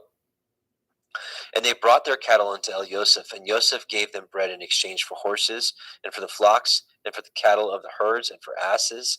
And he fed them with bread for all their cattle for that year. When that year was ended, they came unto him a second year, and said unto him, We will not hide it from my lord. how that our money is spent. My lord also has our herds of cattle. There is not aught left in the sight of my lord but our bodies and our lands. Wherefore shall we die before your eyes, both we and our land? Buy us and our land for bread, and we and our land will be servants to the Pharaoh, and give us seed that we may live and not die, that the land be not desolate. And Joseph bought all the land of Mitzrayim for Pharaoh, and the Mitzrayim sold every man his field, because of the famine prevailed over them. So the land became Pharaoh's. And as for the people, he removed them to cities from one end of the borders of Mitzrayim even to the other end thereof. Only the land of the priests bought he not, for the priests had a portion assigned them of Pharaoh, and did eat their portion which Pharaoh gave them, wherefore they sold not their lands. Then Joseph said unto the people, Behold, I have bought you this day and your land for Pharaoh. Lo, here is seed for you, and ye shall sow the land. And it shall come to pass in the increase that you will give the fifth part unto Pharaoh, and 4 parts shall be your own, for seed of the field, and for your food, and for them of your household, and for food for your little ones. And they said, You have saved our lives. Let us find grace in the sight of my Lord, and we will be Pharaoh's servants. And Joseph made it a law over the land of Mitzrayim unto this day, that Pharaoh should have a 5th part, except the land of the priests only, which became not Pharaoh's. And Yashrael dwelt in the land of Mitzrayim, in the country of Goshen, and they had possessions therein, and grew and multiplied exceedingly. And Yaakov lived in the land of Mitzrayim 17 years. So the whole age of Yaakov was 147 years. And the time drew nigh that Yashrael must die. And he called his son Joseph, and said unto him, If now I have found grace in your sight, put, I pray you, your hand under my thigh, and deal kindly and truly with me. Bury me not, I pray you, in Mitzrayim. But I will lie with my fathers, and ye shall carry me out of Mitzrayim, and bury me in their burying place. And he said, I will do as you have said.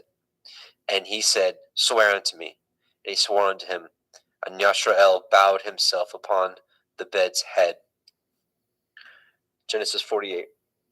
And it came to pass after these things, that one told Joseph, Behold, your father is sick. And he took him with him his 2 sons, Manasseh and Ephraim. And one told Yaakov, and said, Behold, your son Joseph comes unto you. And Yashrael strengthened himself, and sat upon the bed. And Yaakov said unto Joseph, El Shaddai appeared unto me at Luz in the land of Canaan, and blessed me, and said unto me, Behold, I will make you fruitful, and multiply you, and I will make of you a multitude of people, and will give this land to your seed after you for an everlasting possession. And now your 2 sons, Ephraim and Manasseh, which were born unto you in the land of Mitzrayim, before I came unto you in Mitzrayim, are mine. As Reuben and Shimeon, they shall be mine. And your issue, which you beget after them, shall be yours, and shall be called after the name of their brethren in their inheritance. And as for me, when I came from Padan Aram, Rachel died by me in the land of Canaan in the way, when yet there was but a little way to come unto Ephratah. And I buried her there in the way of Ephratah, the same as Bethlehem. And Yashrael beheld Joseph's sons, and said, Who are these? And Joseph said unto his father, These are my sons, whom Elohim has given me in this place. And he said, Bring them, I pray you, unto me, and I will bless them. Now the eyes of Yashrael were dim for age, so that he could not see. And he brought them near unto him, and he kissed them, and embraced them. And Yashrael said unto Joseph, I had not thought to see your face, and lo, Elohim has showed me also your seed. And Joseph brought them out from between his knees, and he bowed himself with his face to the earth. And Joseph took them both, Ephraim in his right hand toward Yashrael's left hand, and Manasseh in his left hand toward Yashrael's right hand, and brought them near unto him. And Yashrael stretched out his right hand, and laid it upon Ephraim's head, who was the younger, and his left hand on Manasseh's head, guiding his hands wittingly, for Manasseh was the firstborn. And he blessed Joseph, and said, Elohim, before whom my fathers Abraham and Yitzchak did walk, the Elohim which fed me all my life long until this day, the angel which redeemed me from all evil, bless the lads, and let my name be named on them, and the name of my fathers Abraham and Yitzchak, and let them grow into a multitude in the midst of the earth. And when Joseph saw that his father had laid his right hand upon the head of Ephraim, it displeased him. And he held up his father's hand to remove it from Ephraim's head unto Manasseh's head. And Joseph said unto his father, Not so, my father, for this is the firstborn. Put your right hand upon his head. And his father refused and said, I know it, my son, I know it. He shall also become a people, and he also shall be great. But truly his younger brother shall be greater than he, and his seed shall become a multitude of nations. And he blessed them that day, saying, In you shall Yashrael bless, saying, Elohim make you as Ephraim and as Manasseh. And he set Ephraim before Manasseh. And Yashrael said unto Elioseph, Behold, I die, but Elohim shall be with you, and bring you again into the land of your fathers. Moreover, I have given to you one portion above your brethren, which I took out of the hand of the Emori with my sword and with my bow. Genesis 49. And Yaakov called unto his sons and said, Gather yourselves together, that I may tell you that which shall befall you in the last days. Gather yourselves together and hear, ye sons of Yaakov, and hearken unto Yashrael your father. Reuben, you are my firstborn, my might, and the beginning of my strength, the excellency of dignity, and the excellency of power. Unstable as water, you shall not excel, because you went up to your father's bed, then defiled it. He went up to my couch. Shimon and Levi are brethren. Instruments of cruelty are in their habitations. O my soul, come not into their secret, unto their assembly. My honor be not united. For in their anger they slew a man, and in their self-will they dug down a wall. Cursed be their anger, for it was fierce, and their wrath, for it was cruel. I will divide them in Yaakov, and scatter them in Yashrael. Yehuda, you are he whom your brethren shall praise. Your hand shall be in the necks of your enemies. Your father's children shall bow down before you. Yehuda is a lion's whelp. From the prey, my son, you are gone up. He stooped down. He couched as a lion, and as an old lion. Who shall rouse him up? The scepter shall not depart from Yehuda, nor a Torah giver from between his feet, until Shiloh come, and unto him shall the gathering of the people be. Binding his foal unto the vine, and his ass's colt unto the choice vine, he washed his garments in wine, and his clothes in the blood of grapes. His eyes shall be red with wine, and his teeth white with milk. Zebulun shall dwell at the haven of the sea. He shall be a haven for ships, and his border shall be unto Sidon. Issachar is a strong asses couching down between two burdens.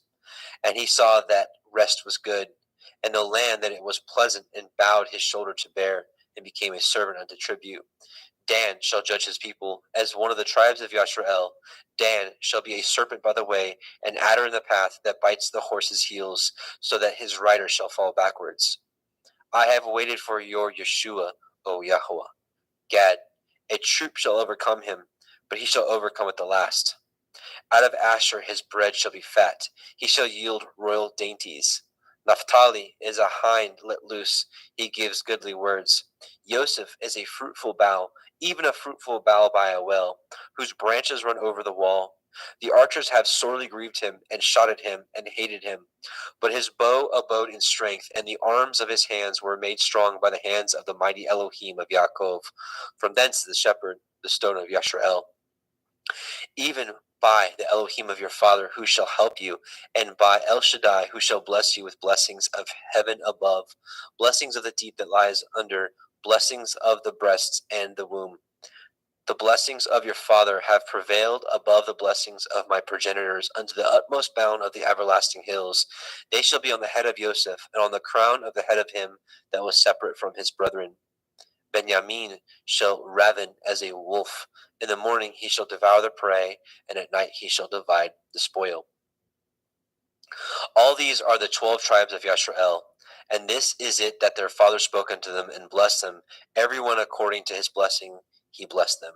And he charged them and said unto them, I am to be gathered unto my people. Bury me with my fathers in the cave that is in the field of Ephron the Hittite, in the cave that is in the field of Machpelah, which is before Mamre in the land of Canaan, which Avraham bought with the field of Ephron the Hittite for possession of a burying place. There they buried Abraham and Sarah his woman. There they buried Yitzchak and Rivka his woman, and there I buried Leah. The purchase of the field and of the cave that is therein was from the children of Heth. And when Yaakov had made an end of commanding his sons, he gathered up his feet into the bed and yielded up his ruach and was gathered unto his people.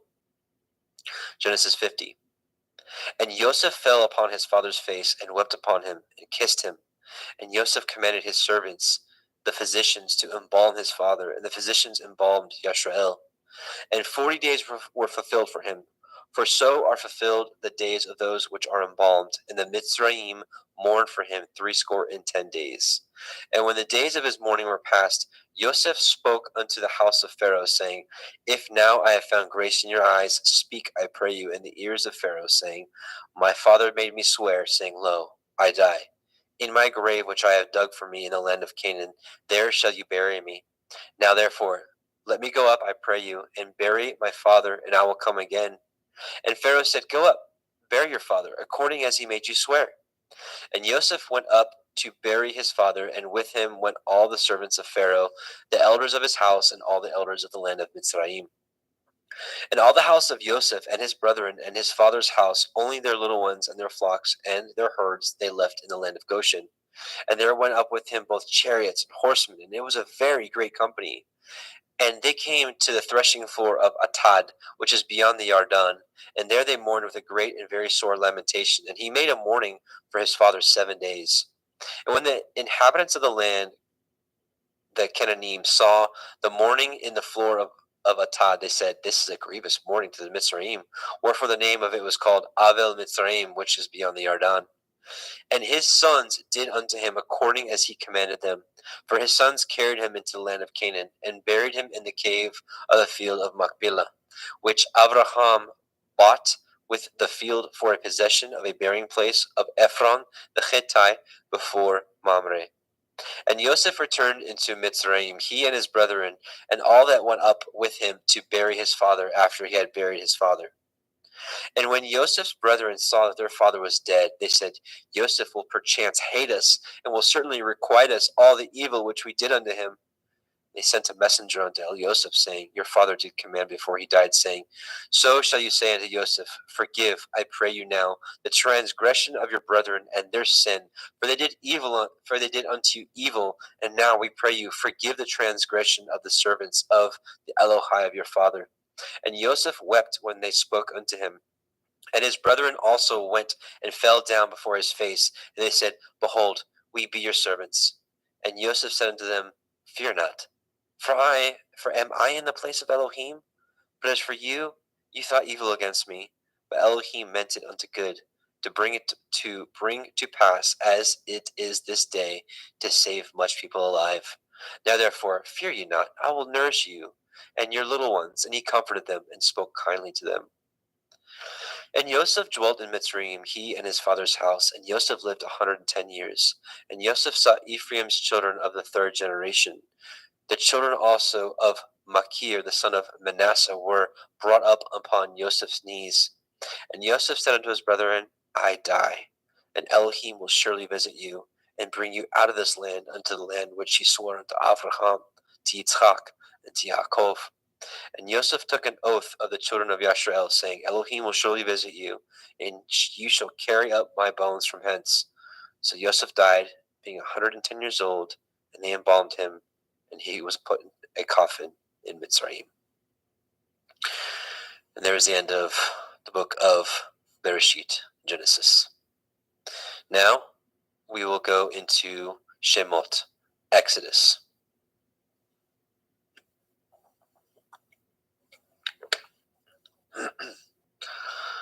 Exodus 1:1.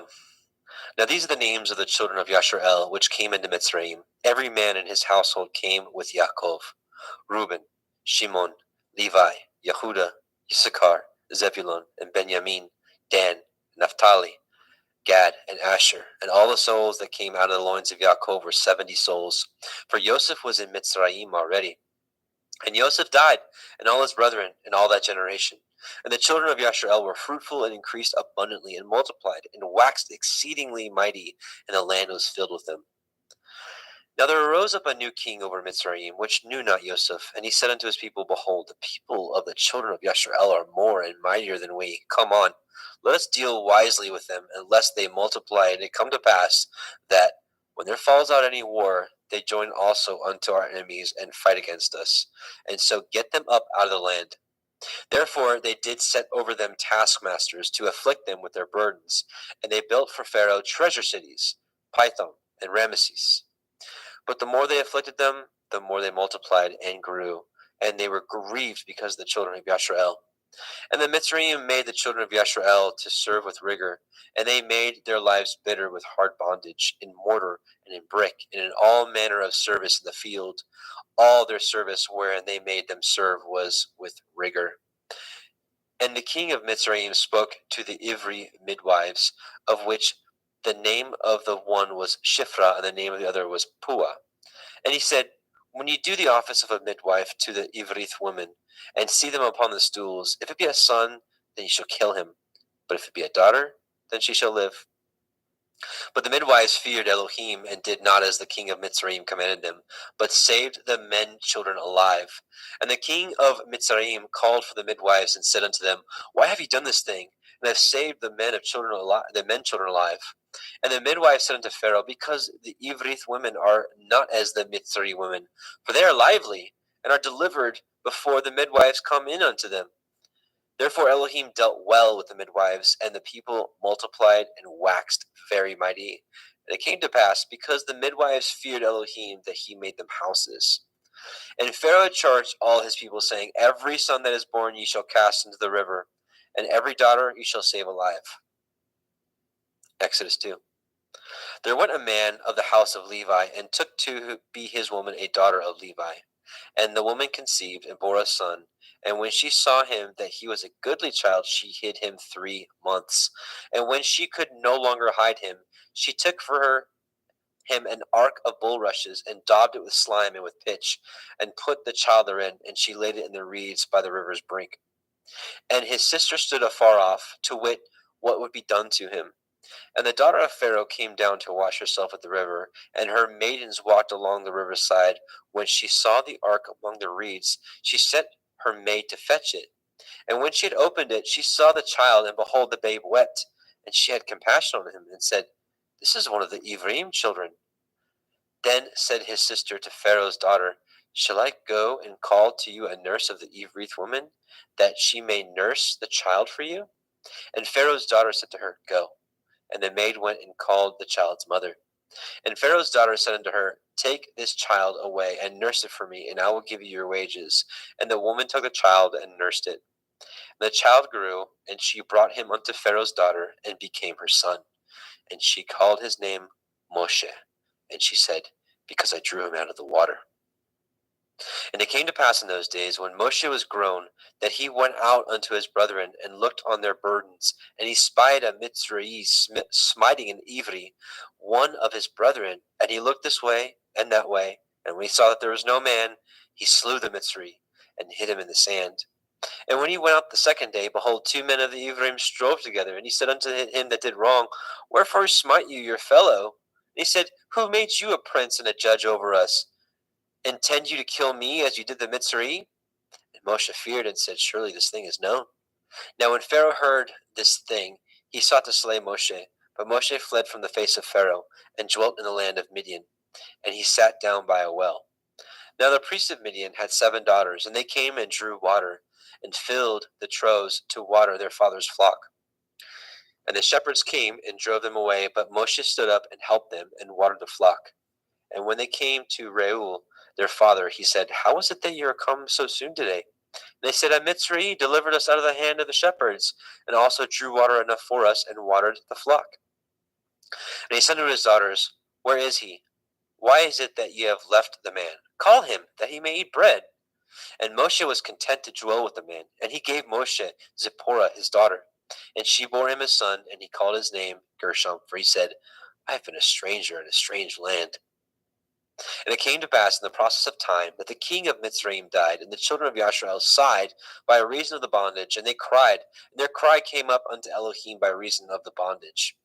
And Elohim heard their groaning, and Elohim remembered his covenant with Avraham and with Yitzchak and with Yaakov. And Elohim looked upon the children of Yashrael, and Elohim had respect unto them. Now, Exodus chapter 3. Now, Moshe kept the flock of Yithro, his father-in-law, the priest of Midian, and he led the flock to the backside of the desert and came to the mountains of Elohim, even to Horeb.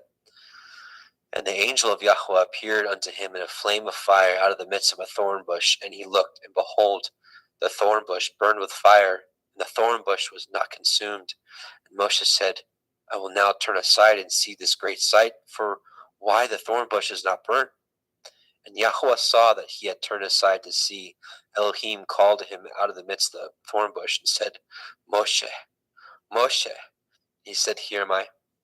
He said, Draw not nigh hither. Put off your shoes from off your feet, for the place whereon you stand is holy ground. Moreover, he said, I am the Elohai of your father, the Elohai of Avraham, the Elohai of Yitzchak, the Elohai of Yaakov. And Moshe hid his face, for he was afraid to look upon Elohim. And Yahweh said, I have surely seen the affliction of my people, which are in Mitzrayim, and have heard their cry by reason of their taskmasters, for I know their sorrows. And I come down to deliver them out of the hand of the Mitzrayim, and to bring them up out of the land unto a good land, and a large, and unto a land flowing with milk and honey, unto the place of the Canaanim, and the Chittim, and the Amorim, and the Perizim, and the Chivim, and the Yebusim. Now therefore, behold, the cry of the children of Yashrael is come unto me, and I have also seen the oppression wherewith the Mitzrayim oppress them. Come now therefore, and I will send you unto Pharaoh, that you may bring forth my people, the children of Yashrael, out of Mitzrayim. And Moshe said unto Elohim, Who am I that I should go unto Pharaoh, that I should bring forth the children of Yashrael out of Mitzrayim? He said, Certainly, I will be with you, and this shall be a sign unto you that I have sent you. When you have brought forth the people out of Mitzrayim, you shall serve Elohim upon this mountain. And Moshe said unto Elohim, Behold, when I come unto the children of Yashrael, and shall say unto them, The Elohai of your fathers has sent me unto you, and they shall say to me, What is his name? What shall I say unto them? And Elohim said unto El Moshe, Echaya, Asher Echaya, I am that I am. And he said, Thus shall you say unto the children of Yashrael, Ahaya, I am, has sent me unto you. And Elohim said moreover unto El Moshe, Thus shall you say unto the children of Yashrael, Yahuwah Elohai of your fathers, the Elohai of Avraham, the Elohai of Yitzchak, and the Elohai of Yaakov, has sent me unto you. This is my name forever, and this is my mention unto all generations. Go and gather the elders of Yashrael together, and say unto them, Yahuwah Elohai of your fathers, the Elohai of Avraham, of Yitzchak, and Yaakov appeared unto me, saying, I have surely visited you, and seen that which is done unto you in Mitzrayim. And I have said, I will bring you up out of the affliction of the Mitzrayim unto the land of the Canaanim, and the Chittim, and the Amorim, and the Perizim, and the Chivim, and the Yebusim, unto a land flowing with milk and honey. And they shall hearken to your voice, and ye shall come, you and the elders of Yashrael, unto the king of Mitzrayim, and ye shall say unto him, Yahuwah Elohai of the Ivrim has met with us. And now, let us go, we beseech you, 3 days' journey into the wilderness.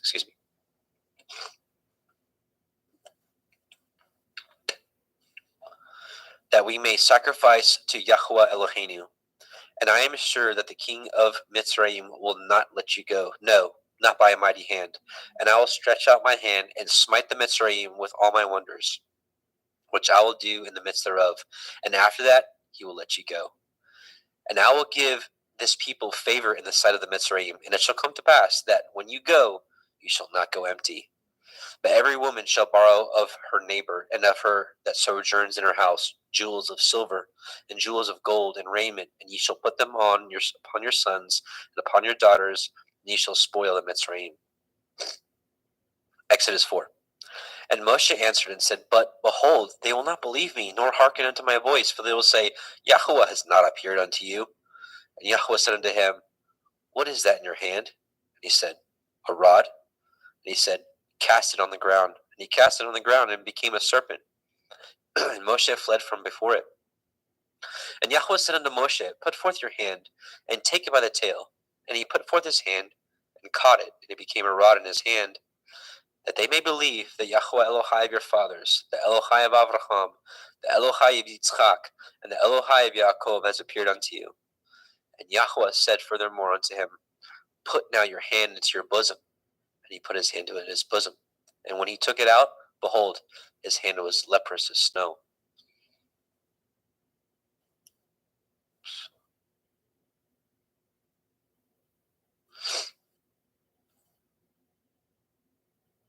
And he said, Put your hand into your bosom again. And he put his hand into his bosom again, and plucked it out of his bosom. And behold, it was turned again after his other flesh. And it shall come to pass, if they will not believe you, neither hearken to the voice of the first sign, that they will believe the voice of the latter sign. And it shall come to pass, if they will not believe also these two signs, neither hearken unto your voice, that you should take of the water of the river, and pour it upon the dry land, and the water which you take out of the river shall become blood upon the dry land. And Moshe said unto El Yahweh, O my Adonai, I am not eloquent, neither heretofore, nor since you have spoken unto your servant, but I am of slow speech, and of a slow tongue. And Yahweh said unto him, Who has made man's mouth? Or who makes the dumb, or the deaf, or the seeing, or the blind? Have not I, Yahweh? Now therefore go, and I will be with your mouth, and teach you what to say, what you shall say. And he said, O my Adonai, send, I pray you, by the hand of him whom you will send.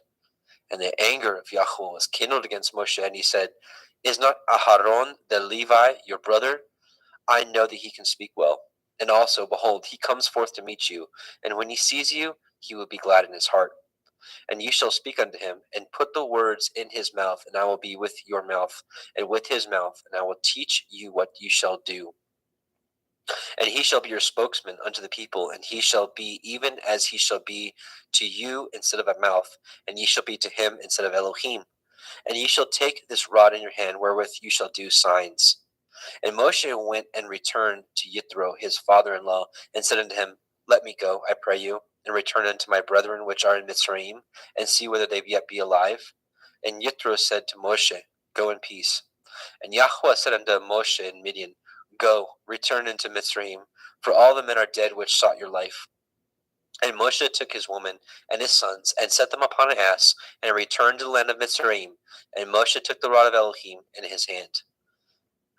And Yahweh said unto Moshe, When you go to return into Mitzrayim, say that you do all those wonders before Pharaoh which I have put in your hand. But I will harden his heart, that he shall not let the people go. And you shall say unto Pharaoh, Thus says Yahweh, Yashrael is my son, even my firstborn. And I say unto you, Let my son go, that he may serve me. And if you refuse to let him go, behold, I will slay your son, even your firstborn. And it came to pass by the way in the inn, that Yahweh met him and sought to kill him. Then Zipporah took a sharp stone, and cut off the foreskin of her son, and cast it at his feet, and said, Surely a bloody man you are to me. So he let him go. Then she said, A bloody man you are, because of the circumcision. And Yahweh said unto El Aharon, Go into the wilderness to meet Moshe. And he went, and he met him in the mount of Elohim, and kissed him. And Moshe told Aharon all the words of Yahweh who had sent him, and all the signs which he had commanded him. And Moshe and Aharon went and gathered together all the elders of the children of Yisrael. And Aharon spoke all the words which Yahweh had spoken unto Moshe, and did the signs in the sight of the people. And the people believed. And when they heard that Yahweh had visited the children of Yisrael, and that he had looked upon their affliction, then they bowed their heads and worshipped. Exodus 5. And afterward Moshe and Aharon went in and told Pharaoh, Thus says Yahweh Elohai of Yisrael, Let my people go, that they may hold a feast unto me in the wilderness. And Pharaoh said, Who is Yahweh, that I should obey his voice and let Yisrael go? I know not Yahweh, neither will I let Yisrael go. And they said, The Elohai of the Ivrim has met with us. Let us go, we pray you, 3 days' journey into the desert, and sacrifice unto Yahweh Eloheinu, lest he fall upon us with pestilence or with the sword. And the king of Mitzrayim said unto them, Wherefore do ye, Moshe and Aharon, let the people from their works get you unto your burdens? And Pharaoh said, Behold, the people of the land now are many, and ye make them rest from their burdens. And Pharaoh commanded this same day the taskmasters of the people and their officers, saying, Ye shall no more give the people straw to make brick, as heretofore. Let them go and gather straw for themselves. And the tale of the bricks which they did make heretofore ye shall lay upon them. Ye shall not diminish aught thereof, for they be idle. Therefore they cry, saying, Let us go and sacrifice to our Elohim. Let their more work be laid upon the men, that they may labor therein, and let them not regard vain words. And their taskmasters of the people went out, and their officers, and they spoke to the people, saying, Thus says Pharaoh, I will not give you straw. Go you, get you straw where you can find it, yet not aught of your work shall be diminished. So the people were scattered abroad throughout all the land of Mitzrayim to gather stubble instead of straw. And the taskmasters hasted them, saying, Fulfill your works, your daily tasks, as when there was straw. And the officers of the children of Yashrael, which Pharaoh's taskmasters had set over them, were beaten and demanded, Wherefore have you not fulfilled your task in making brick both yesterday and today as heretofore? Then the officers of the children of Yashrael came and cried unto Pharaoh, saying, Wherefore deal you thus with your servants? There is no straw given unto your servants. And they say to us, Make brick, and behold, your servants are beaten, but the fault is in your own people. And he said, Ye are idle. Therefore ye say, Let us go and do sacrifice to Yahweh. Go therefore now and work, for there shall no straw be given you, yet ye shall deliver the tale of bricks. And the officers of the children of Yashrael did see that they were in evil case after it was said, Ye shall not diminish aught from your bricks of your daily tasks. And they met Moshe and Aharon, who stood in the way, as they came forth from Pharaoh. And they said unto him, Yahweh look upon you and judge, because you have made our savor to be abhorred in the eyes of Pharaoh and in the eyes of his servants, to put a sword in their hand to slay us. And Moshe returned unto El Yahweh and said, Adonai, wherefore have you so evil entreated this people? Why is it that you have sent me? For since I came to Pharaoh to speak in your name, he has done evil to this people, neither have you delivered your people at all. Exodus chapter 6. Then Yahweh said unto Moshe, Now you shall see what I will do to Pharaoh, for with a strong hand shall he let them go, and with a strong hand shall he drive them out of his land. And Elohim spoke unto Moshe and said to him, I am Yahweh. And I appeared unto El Avraham, unto El Yitzchak, and unto El Yaakov by El Shaddai, but by the name of Yahweh was I not known to them. And I have also established my covenant with them, to give them the land of Canaan, the land of their pilgrimage, wherein they were strangers. And I have also heard the groaning of the children of Yashrael, whom the Mitzrayim keep in bondage, and I have remembered my covenant. Wherefore say unto the children of Yashrael, I am Yahweh, and I will bring you out from under the burdens of the Mitzrayim, and I will rid you out of their bondage, and I will redeem you with a stretched out arm with great judgments. And I will take you to me for a people, and I will be to you Elohim, and ye shall know that I am Yahweh Elohim, which brings you out from under the burdens of the Mitzrayim. And I will bring you in unto the land concerning the which I did swear to give it to Avraham, to Yitzchak, and to Yaakov, and I will give it to you for a heritage. I am Yahweh. And Moshe spoke so unto the children of Yashrael, but they hearkened not unto Moshe for anguish of the Ruach, and for cruel bondage. And Yahweh spoke unto Moshe, saying, Go in, speak unto Pharaoh, king of Mitzrayim, that he let the children of Yashrael go out of his land. And Moshe spoke before Yahweh, saying, Behold, the children of Yashrael have not hearkened unto me. How then shall Pharaoh hear me, who am of uncircumcised lips? And Yahweh spoke unto El Moshe and El Aharon, and gave them a charge unto the children of Yashrael, and unto Pharaoh the king of Mitzrayim, to bring the children of Yashrael out of the land of Mitzrayim. These be the heads of their fathers' houses, the sons of Reuben, the firstborn of Yashrael, Chanok and Palu, Chetzron and Carmi. These be the families of Reuben. And the sons of Shimon, Yemuel, and Yamin, and Ohad, and Yakin, and Sohar, and Shaul, and the son of a Canaanite woman. These are the families of Shimon. And these are the names of the sons of Levi, according to their generations: Gershon, Kohath, Merari. And the years of the life of Levi were 137 years.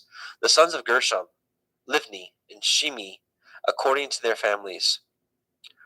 And the sons of Kohath, Amram, Yitzhar, Hebron, and Uziel. And the years of the life of Kohath were 133 years. And the sons of Merari, Machlai, and Mushai. These are the families of Levi, according to their generations. Hang on, give me just a moment.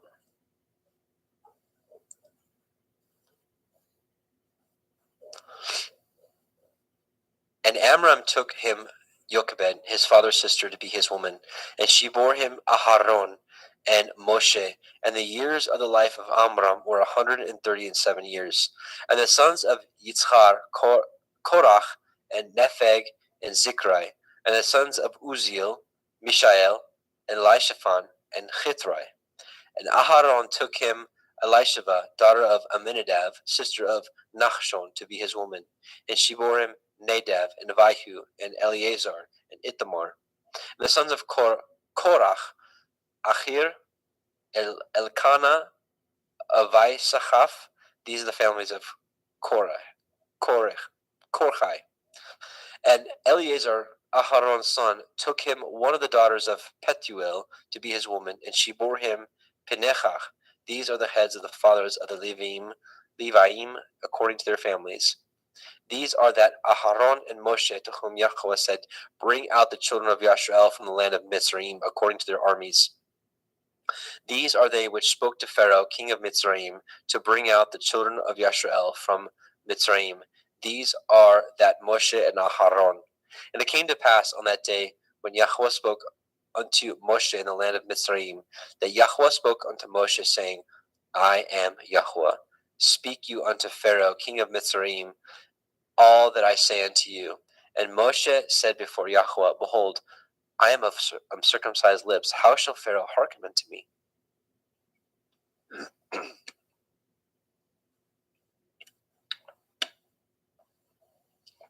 Exodus chapter 7.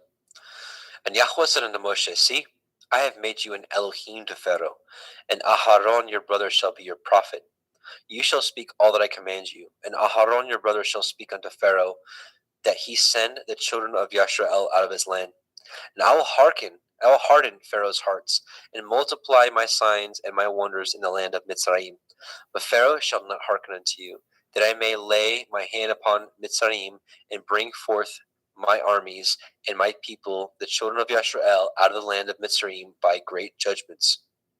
And the Mitzrayim shall know that I am Yahweh, when I stretch forth my hand upon Mitzrayim, and bring out the children of Yashrael from among them." And Moshe and Aharon did as Yahweh commanded them, so did they. And Moshe was 80 years old, and Aharon 83 years old, when they spoke unto Pharaoh. And Yahweh spoke unto El Moshe and unto El Aharon, saying, "When Pharaoh shall speak unto you, saying, Show a miracle for you, and then you shall say unto El Aharon, Take your rod and cast it before Pharaoh, and it shall become a serpent." And Moshe and Aharon went unto Pharaoh, and they did so as Yahweh had commanded. And Aharon cast down his rod before Pharaoh, and before his servants, and it became a serpent. Then Pharaoh also called the wise men and the sorcerers, now the magicians of Mitzrayim. They also did in like manner with their enchantments, for they cast down every man his rod, and they became serpents. But Aharon's rod swallowed up their rods. And he hardened Pharaoh's heart, that he hearkened not unto them, as Yahweh had said. And Yahweh said unto Moshe, "Pharaoh's heart is hardened. He refuses to let the people go. Get you unto Pharaoh in the morning. Lo, he goes out into the water, and you shall stand by the river's brink against he come, and the rod which was turned to a serpent shall you take in your hand. And you shall say unto him, Yahweh Elohai of the Ivrim has sent me unto you, saying, Let my people go, that they may serve me in the wilderness. And behold, hitherto you would not hear." Thus says Yahweh, and this you shall know that I am Yahweh. Behold, I will smite with the rod that is in my hand upon the waters which are in the river, and they shall be turned to blood. And the fish that is in the river shall die, and the river shall stink, and the Mitzrayim shall loathe to drink of the water of the river. And Yahweh spoke unto Moshe, saying, Moshe, say unto Aharon, take your rod, and stretch out your hand upon the waters of Mitzrayim, upon their streams, upon their rivers, and upon their ponds, and upon all their pools of water, that they may become blood, and all that here may be blood throughout all the land of Mitzrayim, both in vessels of wood and in vessels of stone. And Moshe and Aharon did so, and Yahweh commanded, and he lifted up the rod, and smote the waters that were in the river in the sight of Pharaoh, and in the sight of his servants, and all the waters that were in the river were turned to blood. And the fish that was in the river died, and the river stank, and the Mitzrayim could not drink of the water of the river, and there was blood throughout all the land of Mitzrayim. And the magicians of Mitzrayim did so with their enchantments, and Pharaoh's heart was hardened, neither did he hearken unto them, as Yahweh had said. And Pharaoh turned and went into his house, neither did he set his heart to this also. And all the Mitzrayim dug round about the river for water to drink, for they could not drink of the water. And 7 days were fulfilled after that Yahweh had smitten the river. Exodus chapter 8. And Yahweh spoke unto Moshe, Go unto Pharaoh, and say unto him, Thus says Yahweh, Let my people go, that they may serve me. And if you refuse to let them go, behold, I will smite all your borders with frogs. And the river shall bring forth frogs abundantly, which shall go up and come into your house, and into your bedchamber, and upon your bed, and into the house of your servants, and upon your people, and into your ovens, and in your kneading troughs. And the frogs shall come up both on you, and upon your people, and upon all your servants. And Yahweh spoke unto El Moshe, Say unto El Aharon, Stretch forth your hand with your rod over the streams, over the rivers, and over the ponds, and cause frogs to come up upon the land of Mitzrayim. And Aharon stretched out his hand over the waters of Mitzrayim, and the frogs came up and covered the land of Mitzrayim. And the magicians did so with their enchantments, and brought up the frogs upon the land of Mitzrayim. Then Pharaoh called for Moshe and Aharon, and said, Entreat El Yahweh, that he may take away the frogs from me and my people, and I will let the people go, that they may do sacrifice unto Yahweh. And Moshe said unto Pharaoh, Glory over me. When shall I entreat for you, and for your servants, and for your people, to destroy the frogs from you and from your houses, that they may remain in the river only? And he said, Tomorrow.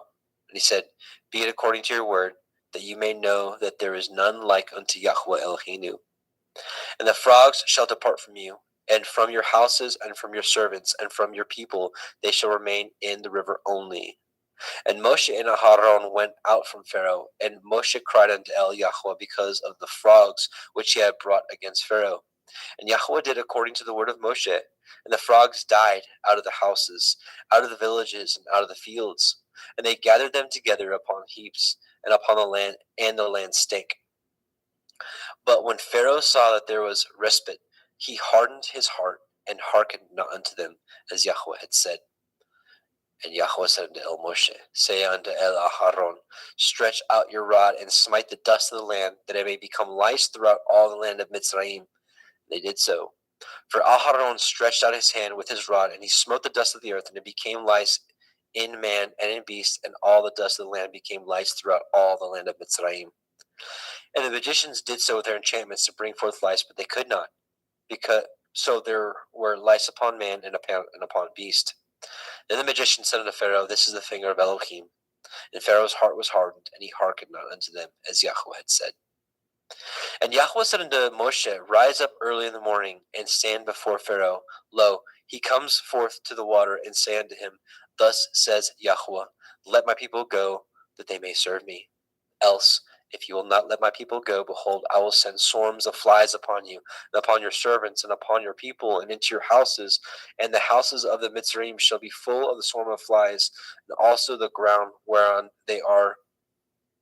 And I will sever in that day the land of Goshen, in which my people dwell, that no swarms of flies shall be there, to the end you may know that I am Yahweh in the midst of the earth. And I will put a division between my people and your people.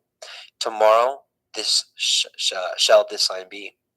And Yahweh did so, and there came a grievous swarm of flies into the house of Pharaoh, and into his servants' houses, and into all the land of Mitzrayim. The land was corrupted by reason of the swarm of the flies. And Pharaoh called for Moshe and for Aharon, and said, Go ye, sacrifice to your Elohim in the land. And Moshe said, It is not meet so to do, for we shall sacrifice the abomination of the Mitzrayim to Yahweh Eloheinu. Lo, shall we sacrifice the abomination of the Mitzrayim before their eyes, and will they not stone us? We will go 3 days' journey into the wilderness, and sacrifice to Yahweh Eloheinu as he commanded us. And Pharaoh said, I will let you go, that you may sacrifice to Yahweh Elohika in the wilderness. Only you shall not go very far away. Entreat for me. And Moshe said, Behold, I go out from you, and I will entreat El Yahweh that the swarms of flies may depart from Pharaoh, from his servants, and from his people tomorrow. But let not Pharaoh deal deceitfully any more in letting the people go to sacrifice, and not letting the people go to sacrifice to Yahweh. And Moshe went out from Pharaoh and entreated Yahweh. And Yahweh did according to the word of Moshe. And he removed the swarms of flies from Pharaoh, from his servant, and from his people. There remained not one. And Pharaoh hardened his heart at this time also, neither would he let the people go. Exodus chapter 9. Then Yahweh said unto El Moshe, Go in unto Pharaoh, and tell him, Thus says Yahweh Elohai of the Ivrim, Let my people go, that they may serve me. For if you refuse to let them go, and will hold them still, behold, the hand of Yahweh is upon your cattle which is in the field, upon the horses, upon the asses, upon the camels, upon the oxen, and upon the sheep. There shall be a very grievous pestilence. And Yahweh shall sever between the cattle of Yashrael and the cattle of Mitzrayim, and there shall nothing die of all that is the children of Yashrael. And Yahweh appointed a set time, saying, Tomorrow Yahweh shall do this thing in the land. And Yahweh did that thing on the morrow, and all the cattle of Mitzrayim died, but the cattle of the children of Yashrael died not one. And Pharaoh sent, and behold, there was not one of the cattle of Yashrael's dead. And the heart of Pharaoh was hardened, and he did not let the people go. And Yahweh said unto El Moshe and unto El Aharon, Take to you handfuls of ashes of the furnace, and let Moshe sprinkle it toward the heavens in the sight of Pharaoh. And that shall become small dust in the land of Mitzrayim, and shall be a boil breaking forth with blains upon man and upon beast throughout all the land of Mitzrayim. And they took ashes of the furnace and stood before Pharaoh, and Moshe sprinkled it up towards the heavens, and it became a boil breaking forth with blains upon man and upon beast. And the magicians could not stand before Moshe because of the boils, for the boil was upon the magicians and upon all the Mitzrayim. And Yahweh hardened the heart of Pharaoh, and he hearkened not unto them, as Yahweh had spoken unto El Moshe. And Yahweh said unto El Moshe, Rise up early in the morning, and stand before Pharaoh, and say unto him, Thus says Yahweh Elohai of the Ivrim, Let my people go, that they may serve me. For I will at this time send all my plagues upon your heart, and upon your servants, and upon your people, that you may know that there is none like me in all the earth. For now I will stretch out my hand, that I may smite you and your people with pestilence, and you shall be cut off from the earth. And in very deed for this cause have I raised you up, for to show in you my power, and that my name be declared throughout all the earth. Yet, as yet, exalt you yourself against my people, that you will not let them go? Behold, tomorrow, about this time, I will cause it to rain a very grievous hail, such as has not been in Mitzrayim since the foundation thereof, even until now. Send therefore now, and gather your cattle, and all that you have in the field, upon every man and beast which shall be found in the field, and shall not be brought home. The hail shall come down upon them, and they shall die. He that feared the word of Yahweh among the servants of Pharaoh made his servants and his cattle flee into the houses. And he that regarded not the word of Yahweh left his servants and his cattle in the field. And Yahweh said unto El Moshe, Stretch forth your hand towards the heavens, that there may be a hail in all the land of Mitzrayim, upon man, and upon beast, and upon every herb of the field throughout the land of Mitzrayim. And Moshe stretched forth his rod toward the heavens, and Yahweh sent thunder and hail, and the fire ran along upon the ground, and Yahweh rained hail upon the land of Mitzrayim. So there was hail, and fire mingled with the hail, very grievous, such as there was none like it in all the land of Mitzrayim, since it became a nation. And the hail smote through all the land of Mitzrayim, and all that was in the field, both man and beast, and the hail smote every herb of the field, and broke every tree of the field. Only in the land of Goshen, where the children of Yasharel were, was there no hail. And Pharaoh sent and called for Moshe and Aharon, and said unto them, I have sinned this time. Yahweh is righteous, and I and my people are wicked. Entreat El Yahweh, for it is enough, that there be no more mighty thunderings and hail, and I will let you go, and ye shall stay no longer. And Moshe said unto him, As soon as I am gone out of the city, I will spread abroad my hands unto El Yahweh, and the thunder shall cease, neither shall there be any more hail, that you may know how that the earth is Yahweh's. But as for you and your servants, I know that you will not yet fear Yahweh Elohim. And the flax and the barley was smitten, for the barley was in the ear, and the flax was bold. But the wheat and the rye were not smitten, for they were not grown up. And Moshe went out of the city from Pharaoh, and spread abroad his hands unto El Yahweh. And the thunders and the hails ceased, and the rain was not poured upon the earth. And when Pharaoh saw that the rain and the hail and the thunders were ceased, he sinned yet more, and hardened his heart, he and his servants. And the heart of Pharaoh was hardened, neither would he let the children of Yasharel go, as Yahweh had spoken by Moshe. Exodus chapter 10. And Yahweh said unto El Moshe, Go in unto Pharaoh, for I have hardened his heart, and the heart of his servants, that I might show these my signs before him, and that you may tell in the ears of your son and of your son's son, that what things I have wrought in Mitzrayim, and my signs which I have done among them, that ye may know how that I am Yahweh. And Moshe and Aharon came in unto Pharaoh, and said unto him, Thus says Yahweh Elohai of the Ivrim, How long will you refuse to humble yourselves before me? Let my people go, that they may serve me. Else, if you refuse to let my people go, behold, tomorrow I will bring the locust into your coasts, and they shall cover the face of the earth, that one cannot be able to see the earth, and they shall eat eat the remnant of that which is escaped, which remains of you from the hail, and ye shall eat every tree which grows for you out of the field.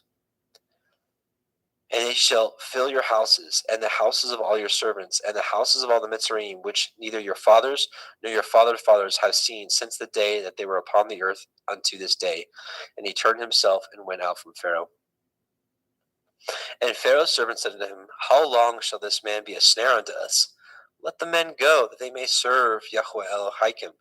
Know you not that Mitzrayim is destroyed? And Moshe and Aharon were brought again unto Pharaoh, and he said unto them, Go, serve Yahweh Elohim. But who are they that shall go? And Moshe said, We will go with our young and with our old, with our sons and with our daughters, with our flocks and with our herds will we go, for we must hold a feast unto Yahweh. And he said unto them, Let Yahweh be so with you, as I will let you go, and your little ones. Look to it, for evil is before you. Not so. Go now ye, that ye are men, and serve Yahweh, for that ye did desire. And they were driven out from Pharaoh's presence. And Yahweh said unto Moshe, Stretch out your hand over the land of Mitzrayim for the locusts, that they may come up upon the land of Mitzrayim, and eat every herb of the land, even all that the hail has left. And Moshe stretched forth his rod over the land of Mitzrayim, and Yahweh brought an east wind upon the land all that day and all that night. And when it was morning, the east wind brought the locust. And the locust went up over all the land of Mitzrayim, and rested in the coasts of Mitzrayim. Very grievous were they. Before them there were no such locusts as they, neither after them shall there be any such. For they covered the face of the whole earth, so that the land was darkened. They did eat of every herb of the land, and fruit of the trees which the hail had left, and there remained not any green thing in the trees or in the herbs of the field through all the land of Mitzrayim. Then Pharaoh called for Moshe and Aharon in haste, and he said, I have sinned against Yahweh Elohim and against you. Now therefore, Forgive, I pray you, my sin only this once, and entreat Yahweh Elohim that he may take away from me this death only. And he went out from Pharaoh and entreated Yahweh. And Yahweh turned a mighty strong west wind, which took away the locusts and cast them into the Red Sea. There remained not one locust in all the coast of Mitzrayim. But Yahweh hardened Pharaoh's heart so that he would not let the children of Yisrael go. And Yahweh said unto Moshe, stretch out your hand toward the heavens, that there may be a darkness over the land of Mitzrayim, even darkness which may be felt. And Moshe stretched forth his hand toward the heavens, and there was a thick darkness in all the land of Mitzrayim 3 days. They saw not one another, neither rose any from his place for 3 days, but all the children of Yisrael had light in their dwellings. And Pharaoh called unto Moshe and said, Go ye, serve Yahweh, only let your flocks and your hearts be stayed. Let your little ones also go with you. And Moshe said, You must give us also sacrifices and burnt offerings, that we may sacrifice unto Yahweh Eloheinu. Our cattle also shall go with us. There shall not a hoof be left behind, for thereof must we take to serve Yahweh Eloheinu. And we know not whether what we must serve Yahweh until we have come hither. But Yahweh hardened Pharaoh's heart, and he would not let them go. And Pharaoh said unto him, Get you from me, take heed to yourselves, see my face no more, for in that day you shall see my face, you shall die. And Moshe said, You have spoken well. I will see your face again no more. Oops.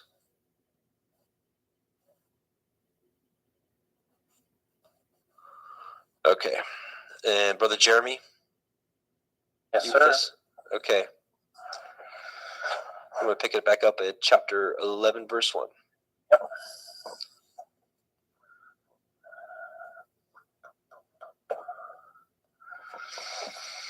The final plague, 11. And Yahweh said unto Moshe,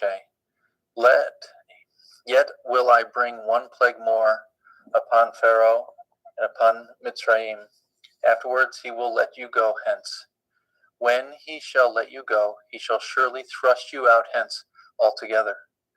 Speak now in the ears of the people, and let every man borrow of his neighbor, and every woman of her neighbor, jewels of silver and jewels of gold. And Yahweh gave the people favor in the sight of the Mitzrayim. Moreover, the man Moshe was very great in the land of Mitzrayim, in the sight of Pharaoh's servants and in the sight of the people. And Moshe said, Thus says Yahweh, About midnight will I go out into the midst of Mitzrayim, and all the firstborn in the land of Mitzrayim shall die, from the firstborn of Pharaoh who sits upon his throne, even unto the firstborn of the maidservant that is behind the mill, and all the firstborn of beasts. And there shall be a great cry throughout all the land of Mitzrayim, such as there was none like it, nor shall be like it any more.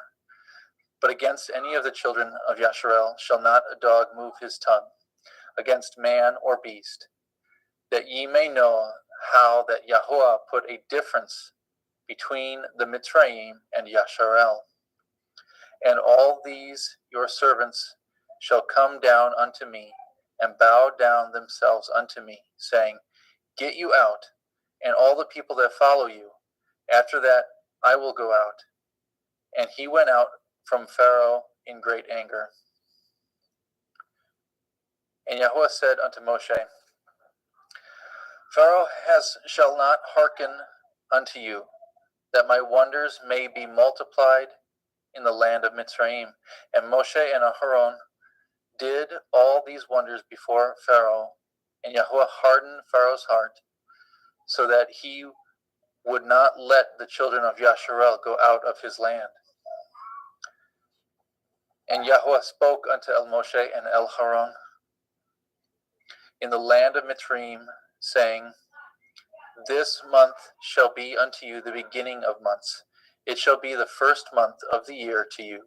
Speak ye unto all the assembly of Yasharel, saying, In the 10th day of this month they shall take to them every man a lamb according to the house of their fathers, a lamb for a house. And if a household be too little for the lamb, let him and his neighbor next unto his house take it according to the number of souls. Every man according to his eating shall make your count for the lamb. Your lamb shall be without blemish, a male of the first year. Ye shall take it out from the sheep or the goat or from the goats. Ye shall take it up until the 14th day of the same month, and the whole multitude of the assembly of Yasharel shall kill it in the evening. And they shall take the blood and shall strike it on the two side posts and on the upper doorpost of the houses wherein they shall eat it. And they shall eat the flesh in the night, roast with fire, and matzah, unleavened bread, and with bitter herbs they shall eat it. Eat not of it raw, nor sodden it at all with water, but roast with fire his head with his legs, and the purtenance thereof. And ye shall let nothing of it remain until the morning. That which remains of it until the morning shall ye burn with fire. And thus shall ye eat it, with your loins girt, your shoes on your feet, your staff in your hand, and ye shall eat it in haste. It is Yahuwah's Pesach. For I will pass through the land of Mitzrayim this night, and will smite all the firstborn in the land of Mitzrayim, both man and beast, and against all the Elohai of Mitzrayim will I execute judgment. I am Yahuwah. The blood shall be to you for a mark upon the houses where ye are. And when I see the blood, I will pass over you, and the plague shall not be upon you to destroy you, when I smite the land of Mitzrayim.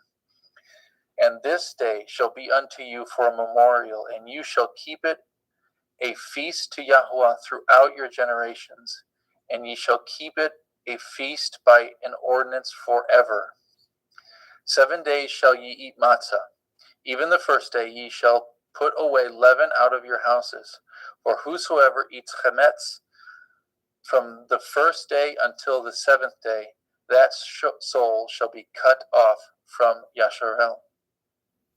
And in the first day there shall be a holy assembly, and in the 7th day there shall be a holy assembly to you. No manner of work shall be done in them, save that which every man must eat, that only may be done for you. And ye shall guard the feast of Matzah. For in this selfsame day have I brought your armies out of the land of Mitzrayim. Therefore shall ye guard this day in your generations by an ordinance forever. In the first day, in the first month, on the 14th day of the month, at evening, shall ye eat matzah until the 21st day of the month at evening. 7 days shall there be no chametz found in your houses. For whosoever eats that which is with chametz, even that soul shall be cut off from the assembly of Yasharel, whether he be a stranger or born in the land. Ye shall eat nothing with chametz. In all your habitations shall ye eat matzah. Then Moshe called for all the elders of Yasharel and said unto them, Draw out and take you a lamb according to your families, and kill the Pesach. And ye shall take a bunch of hyssop, and dip it in the blood that is in the basin, and strike the lintel and 2 side posts with the blood that is in the basin. And none of you shall go out at the door of your house until the morning. For Yahuwah shall pass through to smite the Mitzrayim when he sees the blood upon the lintel and on the 2 side posts. Yahuwah will pass over the door and will not suffer the destroyer to come in unto your houses to smite you. And ye shall guard this thing for an ordinance to you and your sons forever. And it shall come to pass when ye are come to the land which Yahweh will give you according as he has promised, that ye shall guard this service. And it shall come to pass when your children shall say unto you, What mean ye by this service? That ye shall say, This is the sacrifice of Yahweh's Pesach, who passed over the houses of the children of Yasharel in Mitzrayim, when he smote the Mitzrayim and delivered our houses, and the people bowed the head and worshipped. And the children of Yasharel went away and did as Yahweh commanded Moshe and Aharon, so did they. Exodus 12:20.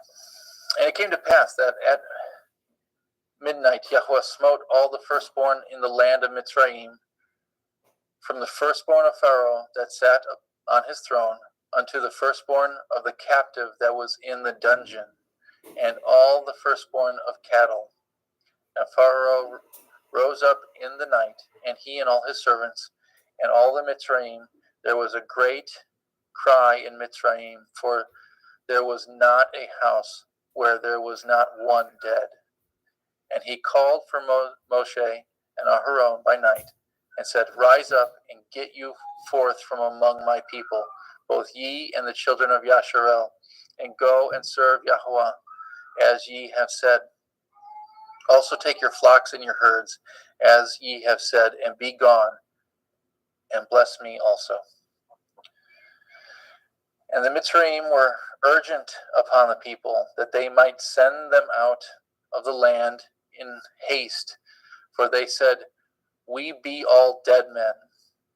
And the people took their dough before it was leavened, their kneading troughs being bound up in their clothes upon their shoulders. And the children of Yasharel did according to the word of Moshe, and they borrowed of the Mitzrayim jewels of silver and jewels of gold and raiment. And Yahweh gave the people favor in the sight of Mitzrayim, so that they lent unto them such things as they required, and they spoiled the Mitzrayim. And the children of Yasharel journeyed from Ra'amech to Sukkot, about 6,000 on foot, that were men beside children. A mixed multitude went up also with them, and flocks and herds, very much cattle. And they baked matzah cakes, the dough which they brought forth out of Mitzrayim, for it was not leavened, because they were thrust out of Mitzrayim and could not tarry, neither had they prepared for themselves any victuals. Now the sojourning of the people of the children of Yasharel, who dwelt in the land of Mitzrayim, and in the land of Canaan, they and their fathers, was 430 years. And it came to pass, at the end of 430 years, even the self same day, it came to pass that all the hosts of Yahweh went out from the land of Mitzrayim. It was a night to be much observed unto Yahweh for bringing them out of the land of Mitzrayim. This is that night of Yahweh to be observed for all the children of Yasharel in their generations. And Yahweh said unto Moshe and Aharon, This is the ordinance of the Pesach. There shall no stranger eat thereof, but every man's servant that is bought for money, when ye have circumcised him, then shall he eat thereof. A foreigner and a hired servant shall not eat thereof. In one house shall it be eaten. You shall not carry forth aught the flesh abroad out of the house, neither shall ye break a bone thereof. And all the assembly of Yasharel shall keep it. And when a stranger shall sojourn with you, and will keep the Pesach of Yahweh, let all his males be circumcised. Then let him come near and keep it, and he shall be as one that is born in the land. For no uncircumcised person shall eat thereof. One Torah shall there be to him that is homeborn, and unto the stranger that sojourns among you. Thus did all the children of Yasharel, as Yahweh commanded Moshe and Aharon, so did they. And it came to pass the selfsame day that Yahweh did bring the children of Yasharel out of the land of Mitzrayim by their armies. Exodus 13. And Yahweh spoke unto Moshe, saying, Sanctify unto me all the firstborn, whatsoever opens the womb among the children of Yasharel, both man and of beast, it is mine. And Moshe said unto the people, Remember this day in which ye came from Mitzrayim out of the house of bondage, for by strength of hand Yahweh brought you out of this place. There shall no chametz be eaten. This day came ye out of in the month of Aviv. And it shall be when Yahweh shall bring you into the land of the Canaanim, and the Chittim, and the Amorim, and the Chivaim, and the Yevusim, which he swore unto your father, to give you a land flowing with milk and honey, that you shall keep this service in this month. 7 days you shall eat matzah, and in the seventh day there shall be a feast to Yahweh. Matzah shall be eaten 7 days, and there shall be no chametz be seen with you, neither shall there be leaven seen with you in all your quarters.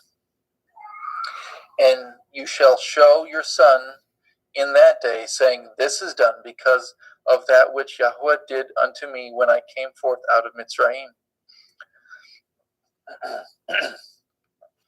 And it shall be as a sign upon your hand, and for a memorial between your eyes, that Yahweh's Torah may be in your mouth.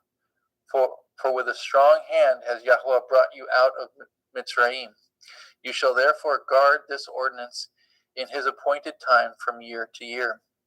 And it shall be when Yahweh shall bring you into the land of the Canaanim, as he swore unto you and to your fathers, shall give it to you, that you shall set apart unto Yahweh all that open the womb, and every firstling that comes of a beast which you have.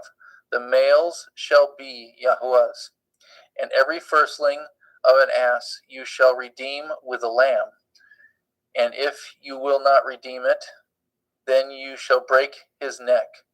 And all the firstborn of man among your children shall you redeem. It shall be when your son asks you in time to come, saying, What is this?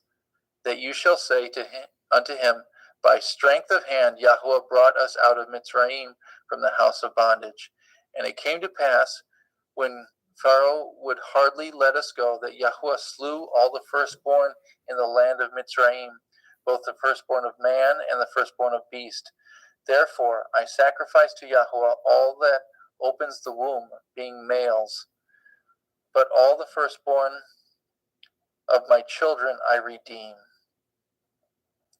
And it shall be for a mark upon your hand, and for frontlets between your eyes, for by strength of hand Yahweh brought us forth out of Mitzrayim.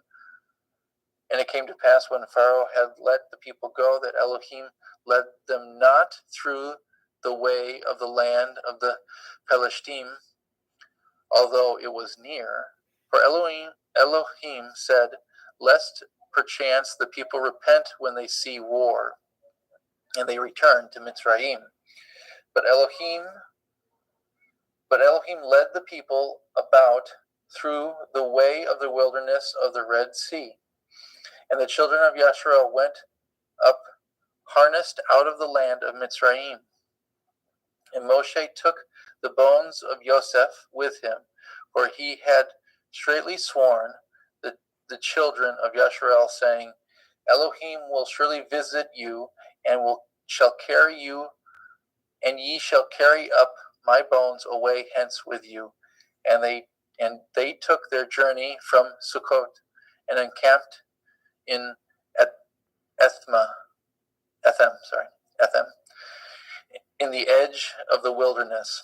And Yahweh went before them by day in a pillar of a cloud, and led them the way. To lead them the way. And by night in a pillar of fire to give them light to go by day and night.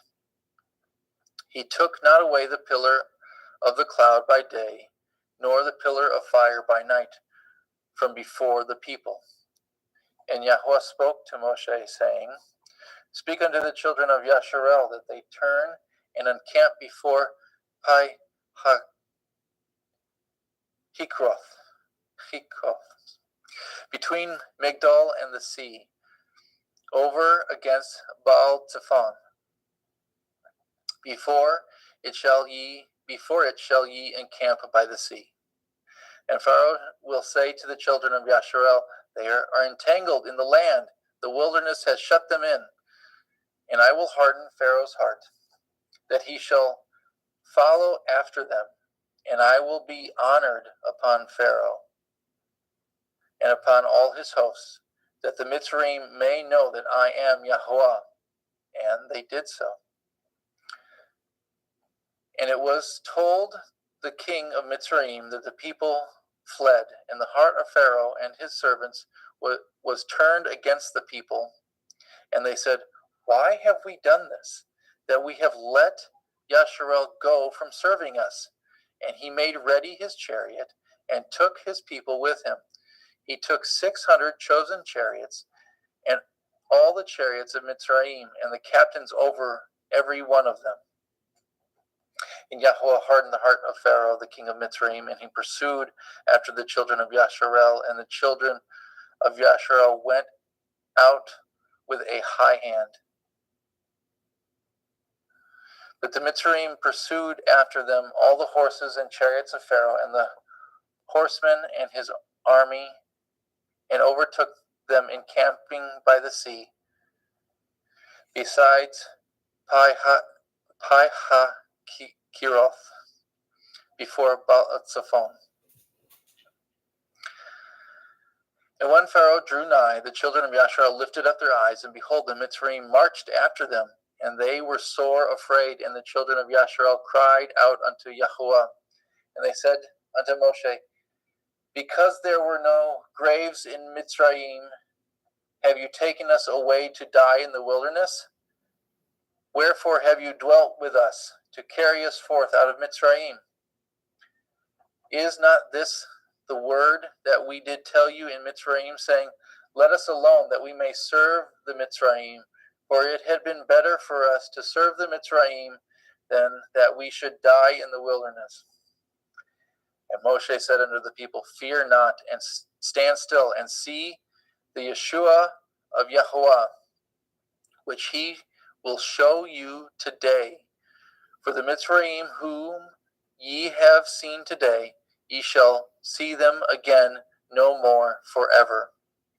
Yahweh shall fight for you, and ye shall hold your peace. And Yahweh said unto Moshe, Wherefore cry you unto me? Speak unto the children of Yasharel, that they go forward. But lift up your rod, and stretch out your hand over the sea, and divide it. And the children of Yasharel shall go on dry ground through the midst of the sea. And I, behold, I will harden the hearts of the Mitzrayim, and they shall follow them, and I will get me honor upon Pharaoh, and upon all his hosts, upon his chariots, and upon his horsemen.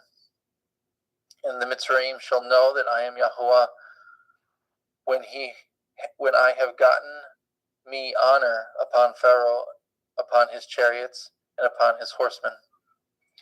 And the angel of Elohim, which went before the camp of Yasharel, removed and went before them, and the pillar of cloud went from before their face and stood behind them.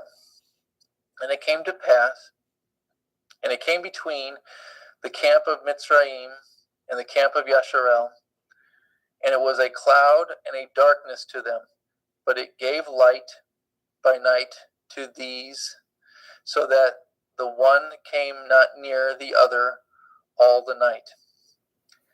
And Moshe stretched out his hand over the sea, and Yahweh caused the sea to go back by a strong east wind all that night, and made the sea dry land, and the waters were divided.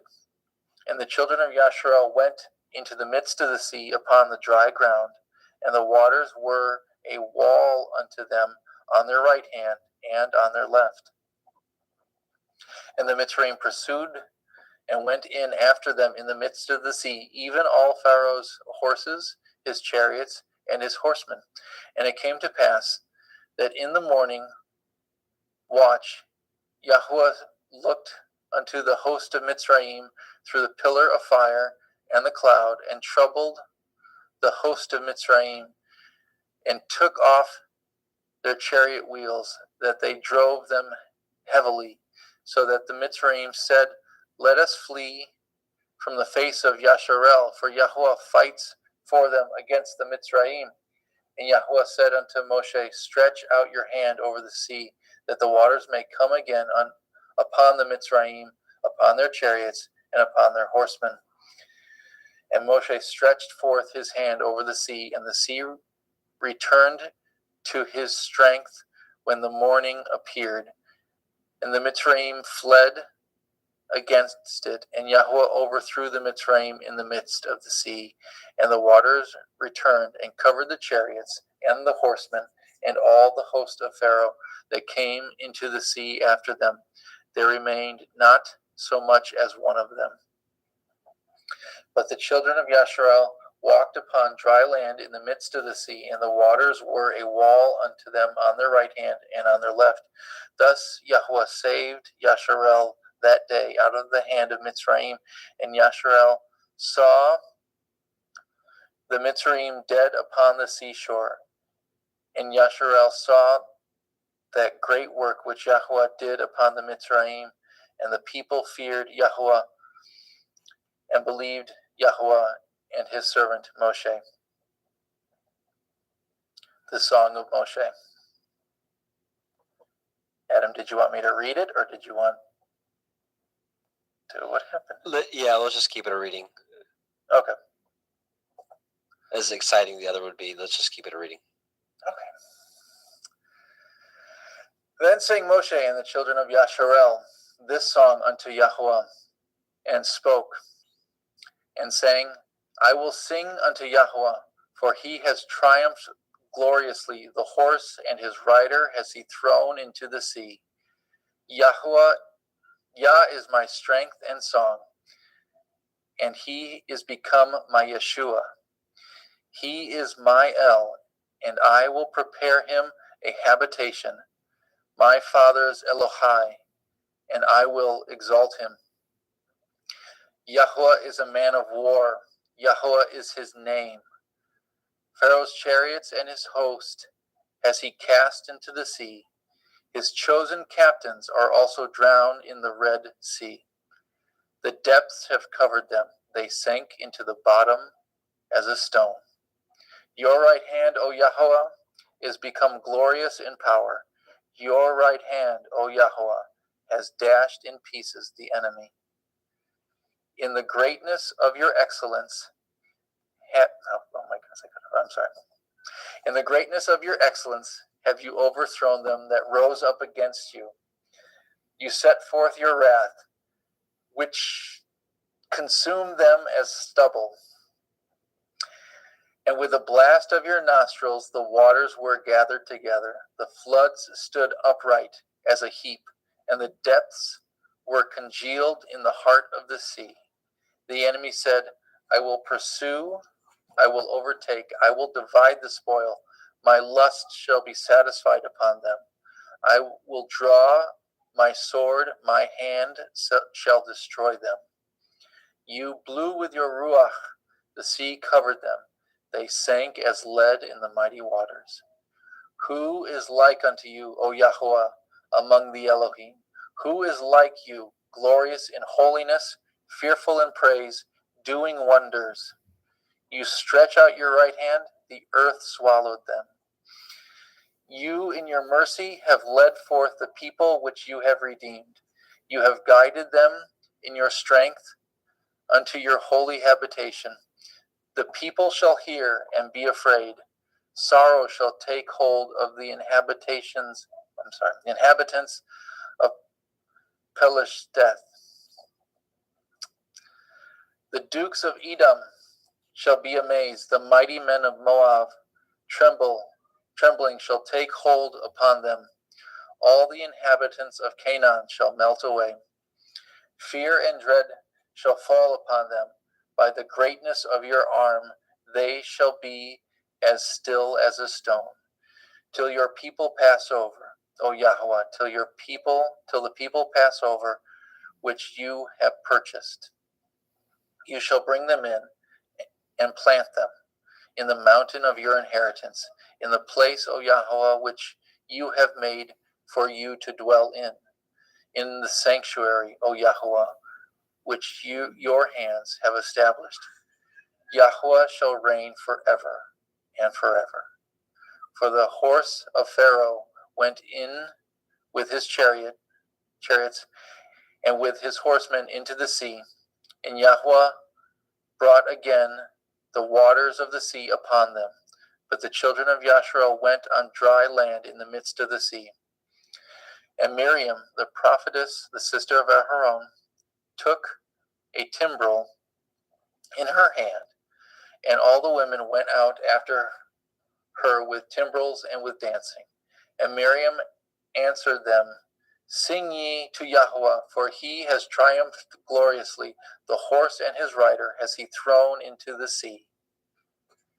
So Moshe brought Yasharel from the Red Sea, and they went out into the wilderness of Shur. And they went 3 days in the wilderness and found no water. And when they came to Marah, they could not drink the waters of Marah, for they were bitter. Therefore, the name of it was called Marah. The people murmured against Moshe, saying, What shall we drink? And he cried unto Yahweh, and Yahweh showed him a tree, which when he had cast it into the waters were made sweet. There he made for them a statute and an ordinance, and there he proved them, and said, If you will diligently hearken unto the voice of Yahweh Elohechem, and will do that which is right in his sight, and will give ear to his commandments, and guard all his statutes, I will put none of these diseases upon you, which I have brought upon the Mitzrayim, for I am Yahweh Rapha, Yahweh who heals you. And they came to Elim, and there were 12 wells of water, and 70 palm trees, and they encamped there by the waters. Exodus 16. And they took their journey from Elim, and all the assembly of the children of Yasharel came into the wilderness of Sin, which is between Elim and Sinai. On the 15th day of the second month, after they departed out of the land of Mitzrayim, and the whole assembly of the children of Yasharel murmured against Moshe and Aharon in the wilderness. And the children of Yasharel said unto them, Would Elohim we had died by the hand of Yahweh in the land of Mitzrayim, when we sat by the flesh pots, and when we did eat bread to the full. For ye have brought us forth into this wilderness to kill this whole assembly with hunger. Then said Yahweh to Moshe, Behold, I will rain bread from the heavens for you, and the people shall go out and gather a certain rate every day, that I may prove them, whether they will walk in my Torah or no. And it shall come to pass on the 16th day when it shall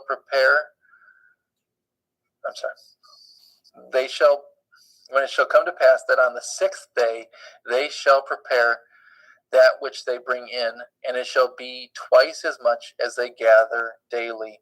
And Moshe and Aharon said unto the children of Yasharel, at evening, when ye shall know that Yahweh has brought you out of the then you shall know that Yahweh has brought you out of the land of Mitzrayim. And in the morning, then ye shall see the glory of Yahweh. For he that hears your murmurings against Yahweh, and what ye are that ye murmur against us. And Moshe said, this shall be when Yahweh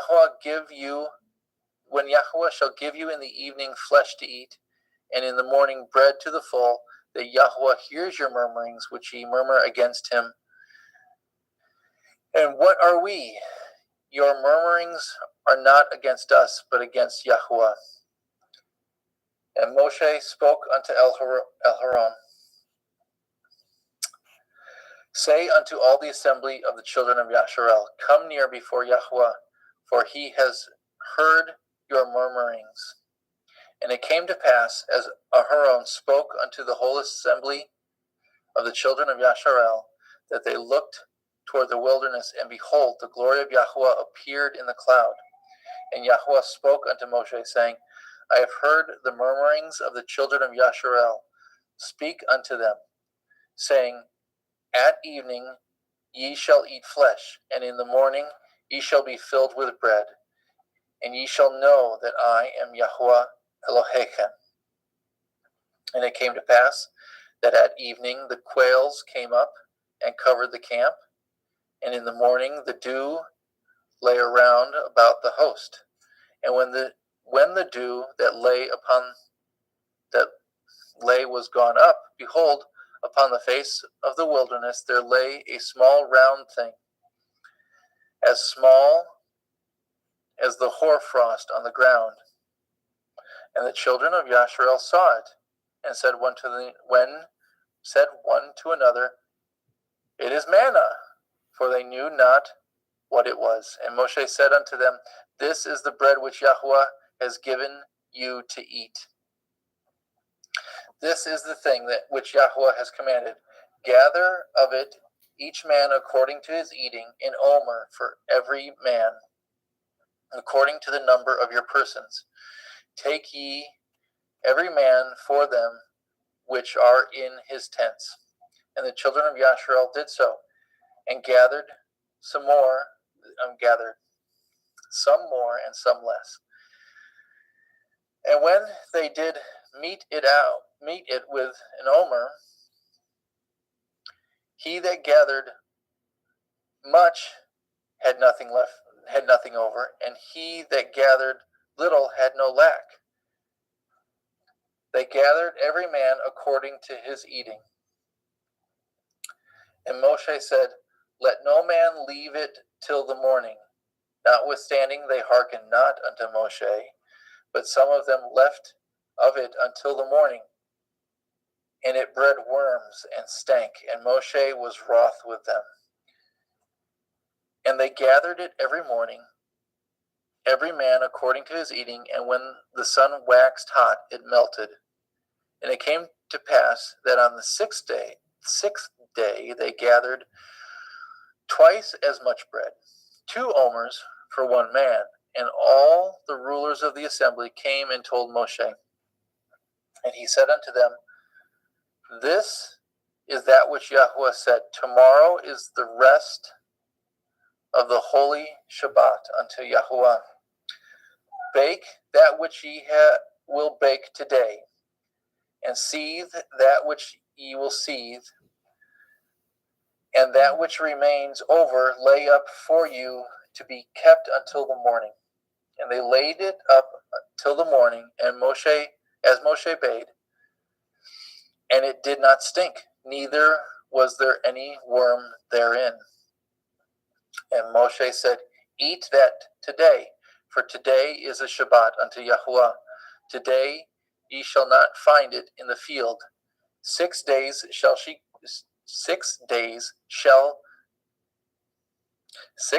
ye shall gather it, but on the 7th day, which is the Shabbat, In it there shall be none. And it came to pass, there went out some of the people on the seventh day for to gather, and they found none. And Yahweh said unto Moshe, How long refuse ye to guard my commandments and my Torah?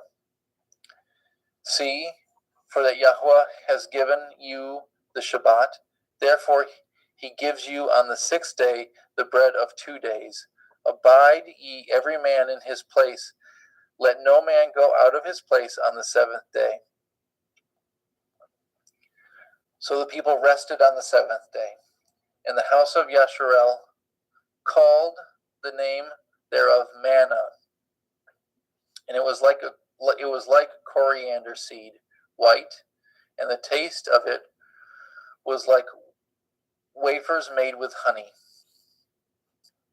And Moshe said, This is the thing which Yahweh commands. Fill an omer of it to be kept for your generations, that they may see the bread wherewith I have fed you in the wilderness, when I brought you forth from the land of Mitzrayim.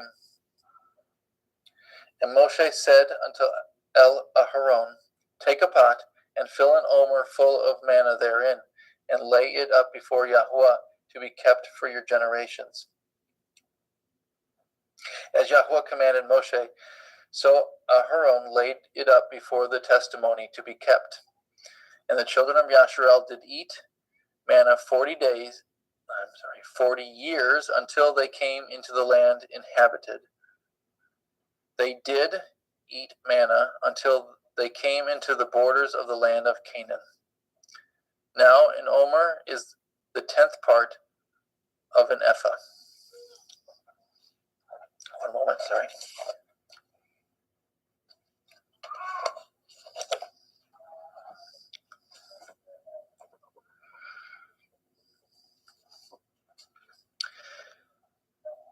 And all the assembly of the children of Yasharel journeyed from the wilderness of Sin after their journeys, according to the commandment of Yahweh, and pitched in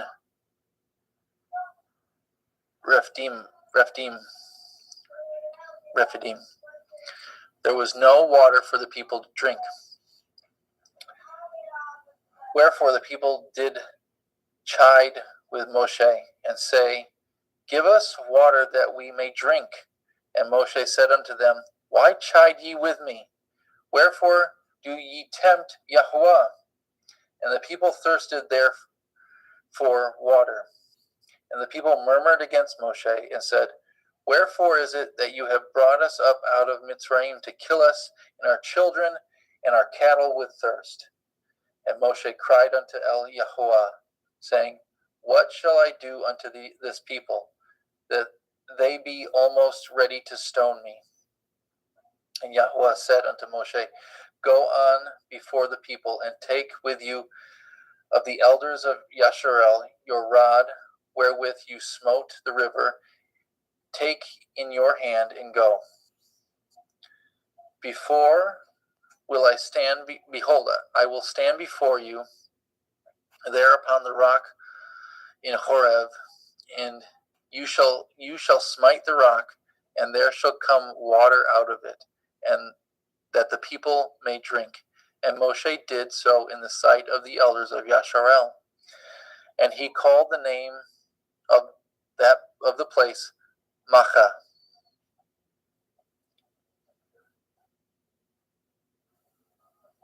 And Meribah, because of the chiding of the children of Yasharel, and because they tempted Yahweh, saying, Is Yahweh among us or not?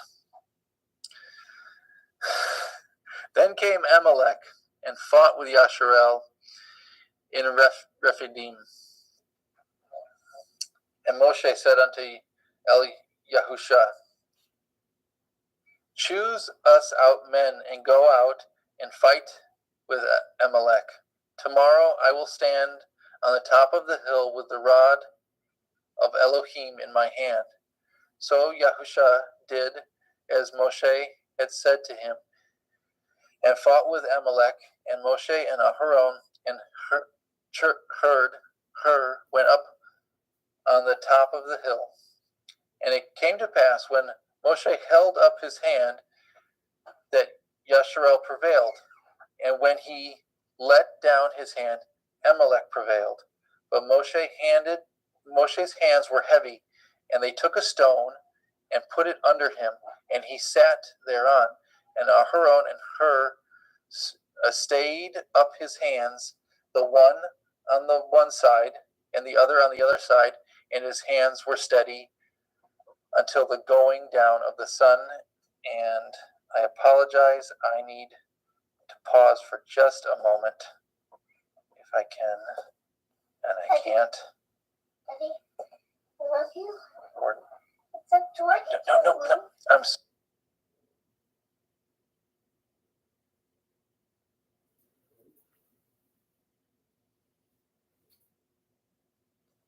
Okay, let's see if I can share my screen and pick up.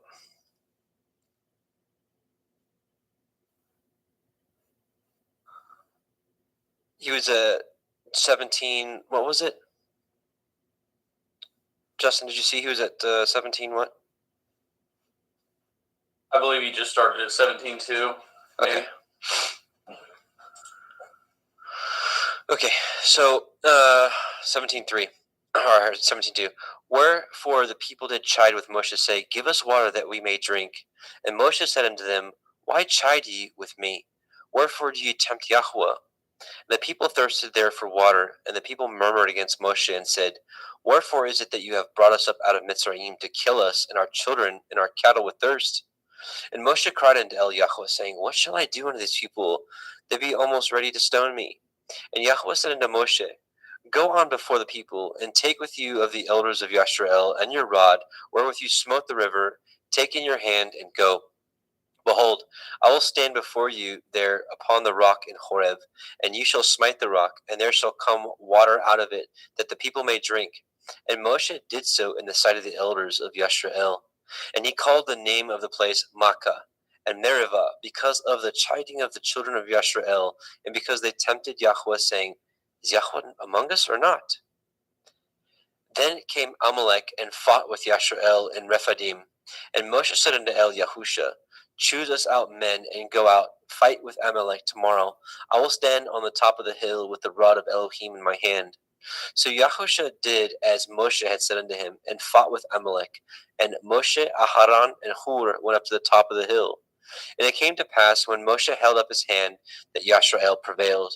And when he let down his hand, Amalek prevailed. But Moshe's hands were heavy, and they took a stone and put it under him, and he sat thereon. And Aaron, Aharon, and Hur stayed up his hands, but the one on the one side and the other on the other side, and his hands were steady until the going down of the sun. And Yahusha discomfited Amalek and his people with the edge of the sword. And Yahweh said unto Moshe, Write this for memorial in the Sefer, and rehearse it in the ears of Yahusha, for I will utterly put out the remembrance of Amalek from under the heavens. And Moshe built an altar and called the name of it Yahweh Niki, Yahweh my banner. For he said, Because Yah has sworn that Yahweh will have war with Amalek from generation to generation. Exodus 18. When Yitro, the priest of Midian, Moshe's father-in-law, heard of all that Elohim had done for Moshe and for Yashrael his people, and that Yahweh had brought Yashrael out of Mitzrayim, then Yitro, Moshe's father-in-law, took Zipporah, Moshe's woman, after he had sent her back, and her 2 sons, of which the name of one was Gershom, for he said, I have been an alien in a strange land, and the name of the other was Eleazar, for Elohai of my father said he was my help, and delivered me from the sword of Pharaoh. And Yitro, Moshe's father-in-law, came with his sons and with his woman unto Moshe into the wilderness, where he encamped at the mount of Elohim. And he said unto Moshe, I, your father-in-law Yitro, come unto you, and your woman and her 2 sons with her. And Moshe went out to meet his father-in-law, and did obeisance, and kissed him. And they asked each other of their welfare, and they came into the tent. And Moshe told his father-in-law all that Yahweh had done unto Pharaoh, and unto the Mitzrayim for Yashrael's sake, and all the travail that had come upon them by the way, and how Yahweh delivered them. And Yitro rejoiced for all the goodness which Yahweh had done unto Yashrael, whom he had delivered out of the hand of the Mitzrayim. And Yitro said, Blessed be Yahweh, who has delivered you out of the hand of the Mitzrayim, and out of the hand of Pharaoh, who has delivered the people from under the hand of the Mitzrayim. Now I know that Yahweh is greater than all Elohim, for in the thing wherein they dealt proudly he was above them. And Yitro, Moshe's father-in-law, took a burnt offering and sacrifices for Elohim. And Aharon came, and all the elders of Yashrael, to eat bread with Moshe's father-in-law, before Elohim. And it came to pass on the morrow that Moshe sat to judge the people. And the people stood by Moshe from morning unto the evening. And when Moshe's father-in-law saw all that he did to the people, he said, What is this thing that you do to the people? Why sit you yourself alone, and all the people stand by you from morning unto evening? And Moshe said unto his father-in-law, Because the people come unto me to inquire of Elohim. When they have a matter, they come unto me, and I judge between one and another, and I do make them know the statutes of Elohim and his Torah. And Moshe's father-in-law said unto him, The thing that you do is not good. You will surely wear away, both you and this people that is with you. For this thing is too heavy for you. You are not able to perform it yourself alone. Hearken now unto my voice. I will give you counsel, and Elohim shall be with you. Be for the people to Elohim ward, and you may bring the causes unto Elohim. And ye shall teach them the ordinances and the Torah, and shall show them the way wherein they must walk, and the work that they must do. Moreover, you shall provide out of all the people able men, such as fear Elohim, men of truth, hating covetousness, and place such over them to be rulers of thousands, and rulers of hundreds, and rulers of fifties, and rulers of tens. And let them judge the people at all seasons. And it shall be that every great matter they shall bring unto you, but every small matter they shall judge. So it shall be easier for yourself, and they shall bear the burden with you. If you shall do this thing, Elohim command you so, then you shall be able to endure, and all this people shall go to their place in peace. So Moshe hearkened to the voice of his father-in-law, and did all that he had said. And Moshe chose able men out of all Yashrael, and made them heads over the people, rulers of thousands, rulers of hundreds, rulers of fifties, and rulers of tens.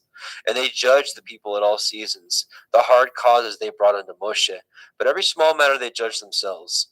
And Moshe let his father-in-law depart, and he went his way into his own land. Exodus 19. In the 3rd month, when the children of Yashrael were gone forth out of the land of Mitzrayim, the same day came they into the wilderness of Sinai. For they were departed from Rephidim, and were come to the desert of Sinai, and had pitched in the wilderness, and there Yashrael camped before the mount. And Moshe went up unto Elohim, and Yahweh called unto him out of the mountain, saying, Thus shall you say to the house of Yaakov, and tell the children of Yashrael, You have seen what I did unto the Mitzrayim, and how I bore you on eagle's wings, and brought you unto myself. Now therefore, if you will obey my voice indeed, and guard my covenant, then ye shall be a peculiar treasure unto me above all people, for all the earth is mine. And ye shall be unto me a kingdom of priests, and a holy nation. These are the words which you shall speak unto the children of Yashrael. And Moshe came and called for the elders of the people, and laid before their faces all these words which Yahweh commanded him. And all the people answered together, and said, All that Yahweh has spoken, we will do. And Moshe returned the words of the people unto Yahweh. And Yahweh said unto Moshe, Lo, I come unto you in a thick cloud, that the people may hear when I speak with you, and believe you forever. And Moshe told the words of the people unto Yahweh. And Yahweh said unto Moshe, Go unto the people, and sanctify them today and tomorrow, and let them wash their clothes, and be ready against the 3rd day. For the 3rd day Yahweh will come down in the sight of all the people upon Mount Sinai. And ye shall set bounds unto the people round about, saying, Take heed to yourselves, that you not go up unto the mount, or touch the border of it. Whosoever touches the mount shall surely be put to death.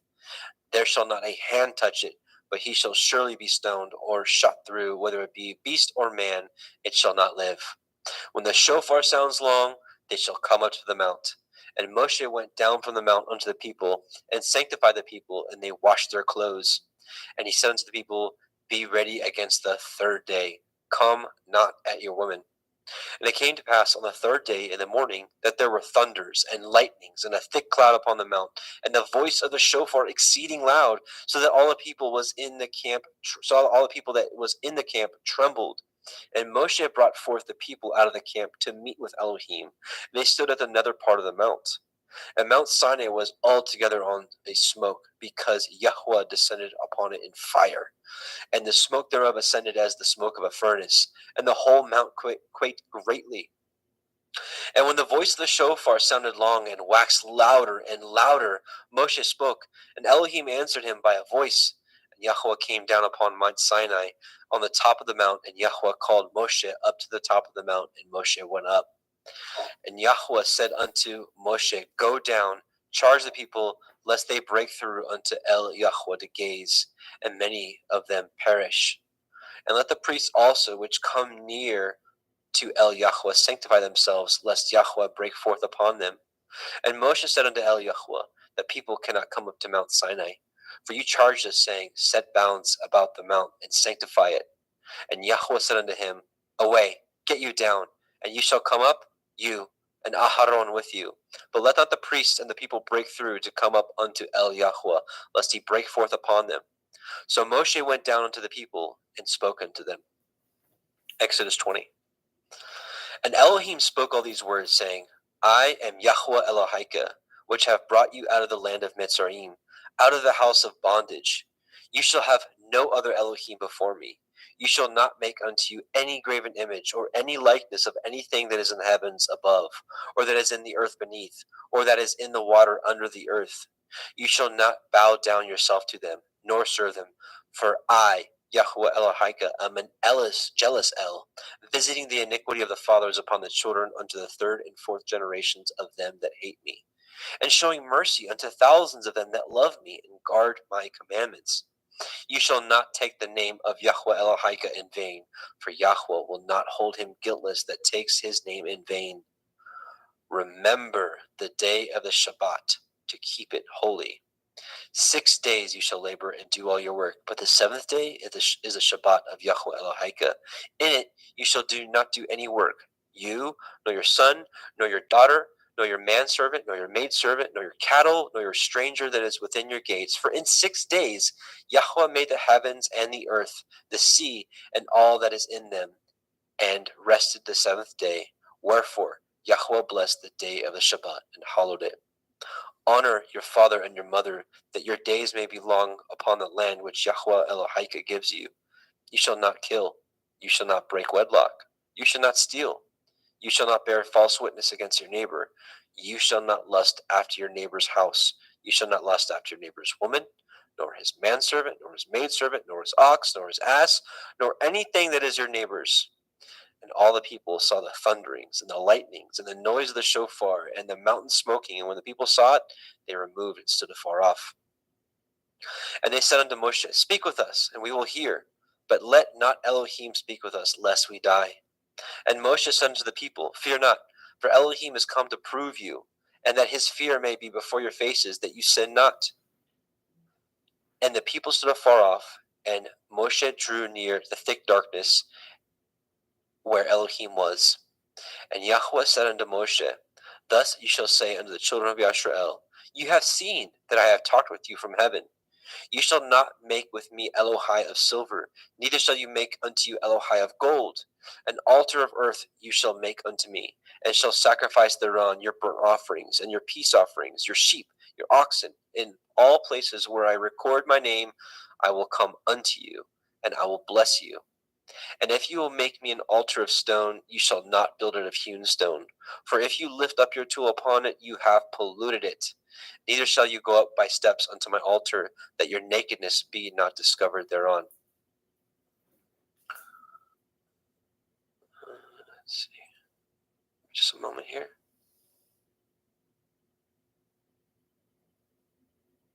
Okay. Jeremy, you ready to take 21? Yeah. Okay. Please stop. Please stand there.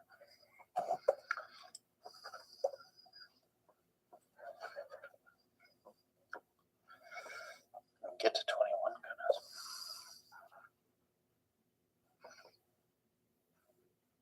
Sorry.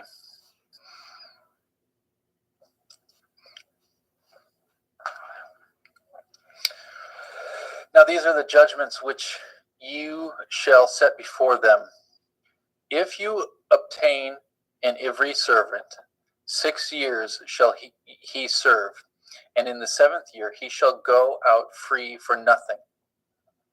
If he came in by himself, he shall go out by himself. If he were married, then his woman shall go out with him. If his master have given him a woman, and she have borne him sons or daughters, the woman and her children shall be her master's, and he shall go out by himself.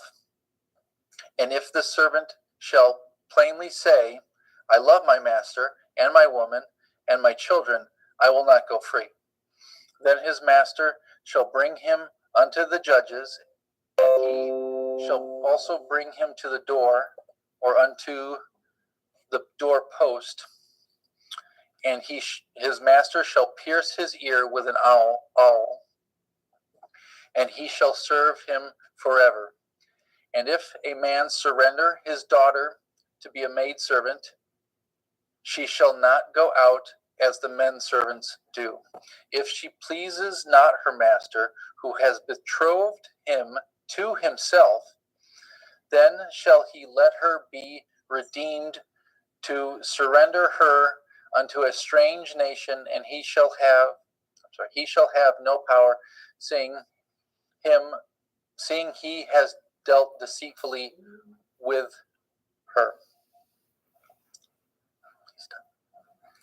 And if he have betrothed her unto his son, he shall deal with her after the manner of daughters.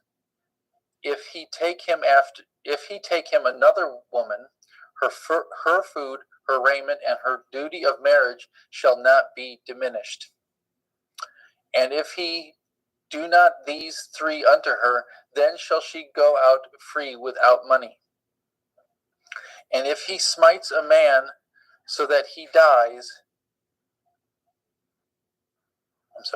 he that smites a man so that he dies shall be surely put to death. And if a man lie not in wait, but Elohim deliver him into his hand, then I will appoint you a place whither he shall flee. But if a man come presumptuously upon his neighbor to slay him with guile, you shall take him from my altar, that he may die. And he that smites his father or his mother shall be surely put to death. And he that steals a man and sells him, or if he be found in his hand, he shall surely be put to death. And he that curses his father or his mother shall surely be put to death. If men strive together, and one smite another with a stone or with his fist, and he die not, but keeps his bed, if he rise again and walk abroad upon his staff, then shall he that smote him be innocent, only shall he pay for the loss of his time, and shall cause him to be thoroughly healed. And if a man smite his servant or his maid with a rod, and he die under his hand, he shall surely be punished. Notwithstanding, if he continue a day or 2, he shall not be punished, for he is his money. If men strive and hurt a woman with child, so that her fruit depart from her, and yet no mischief follow, he shall surely be punished according as the woman's man will lay upon him, and he shall pay as the judge determines. And if any mischief follow, then you shall give life for life, eye for eye, tooth for tooth, hand for hand, foot for foot. burning for burning, wound for wound, stripe for stripe. If a man smite the eye of his servant, or the eye of his maid, that it perish, he shall let him go free for his eye's sake. And if he smite out his manservant's tooth, or his maidservant's tooth, then he shall let him go free for his tooth's sake. And if an ox gore a man or a woman that they die, then the ox shall surely be stoned, and his flesh shall not be eaten, but the owner of that ox shall be innocent. But if the ox were wont to push with his horn in time past, and it has been testified to his owner, and he has not kept him in, but that he has killed a man or a woman, that ox shall be stoned, and his owner also shall be put to death. If there be laid upon him a sum of money, then he shall give for the ransom of his life whatsoever is laid upon him. Whether he have gored a son or have gored a daughter, according to this judgment shall be done unto him. If the ox shall push a manservant or a maidservant, he shall give unto their master 30 shekels of silver, and the ox shall be stoned. And if a man shall open a pit, or if a man shall dig a pit and not cover it, and an ox or an ass fall therein, the owner of the pit shall make it good and give the money unto the owner, and the dead beast shall be his. And if the ox of one man hurts the ox of another, that he die, then they shall sell the live ox and divide the money of it, and the dead ox also shall they divide. Or if it be known that the ox has used to push in time past, his owner has not kept him in, he shall surely pay ox for ox, the dead shall be his own. If a man shall steal an ox or a sheep, and kill it or sell it, he shall restore 5 oxen for an ox, and 4 sheep for a sheep. If a thief be found breaking up, and being smitten that he die, there shall be no blood be shed for him. If the sun be risen upon him, there shall be blood shed for him, for he should make full restitution. If he have nothing, then he shall be sold for his theft. If the theft be certainly found in his hand alive, whether it be ox or ass or sheep, he shall restore double. If a man shall cause a field or vineyard to be eaten, and shall put in his beast, and shall feed in another man's field, of the best of his own field and of the best of his own vineyard shall he make restitution. If fire break out and catch in thorns, so that the stacks of grain or the standing grain or field be consumed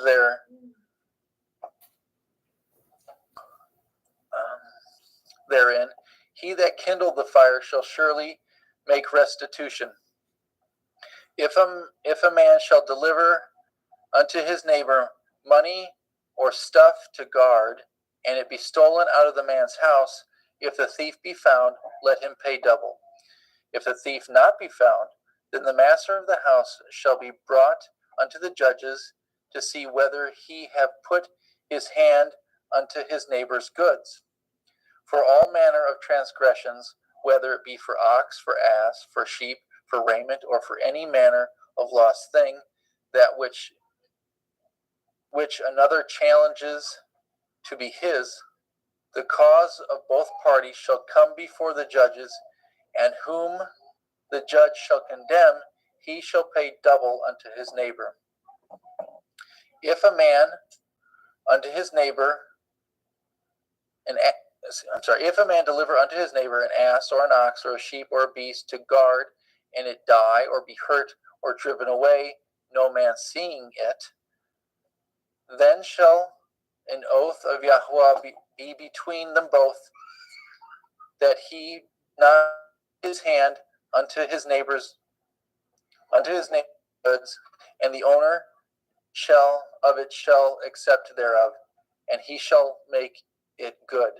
And if it be stolen from him, he shall make restitution unto the owner thereof. If it be torn in pieces, then let him bring it for witness, and he shall not make good that which is torn. If a man ought of his neighbor, and if a man borrow aught of his neighbor, and it be hurt or die, the owner thereof being not with it, he shall surely make it good. If the owner thereof be with it, he shall not make it good. If it be a hired thing, it came for his hire.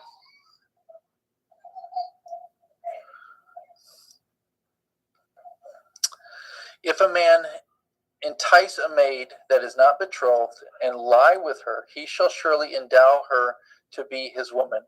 If her father utterly refuse to give her unto him, he shall pay money according to the dowry of virgins. You shall not suffer a witch to live. Whosoever lie with a beast shall surely be put to death. He that sacrifices unto any Elohim, save unto Yahweh only, he shall be utterly destroyed. You shall neither vex a stranger nor oppose him, for ye were strangers in the land of Mitzrayim. Ye shall not afflict any widow or fatherless child. If you afflict them in any wise, and they cry at all unto me, I will surely hear their cry. And my wrath will wax hot, and I will kill you with the sword, and your women shall be widows, and your children fatherless. If you lend money to any of my people that is poor by you, you shall not be to him as an usurer, neither shall you lay upon him usury. If you at all take your neighbor's raiment to pledge, you shall deliver it him by the sun goes down. For that is his covering only. It is his raiment for his skin. Wherein shall he sleep? And it shall come to pass, when he cries unto me, I shall hear him, for I am gracious. You shall not revile the Elohim, nor curse the ruler of your people. You shall not delay to offer the first of your ripe fruits, or of your liquors. The firstborn of your son shall you give unto me.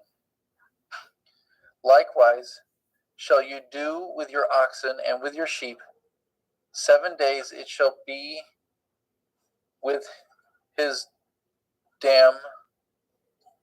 On the 8th day you shall give it to me. His dam. Ye shall be holy, and ye shall be holy men unto me. Neither shall ye eat any flesh that is tore of beasts in the field. Ye shall cast it to the dogs. You shall not raise a false report. Put not your hand with the wicked to be an unrighteous witness. You shall not follow a multitude to do evil, neither shall you speak in a cause to decline after many to pervert judgment. Neither shall you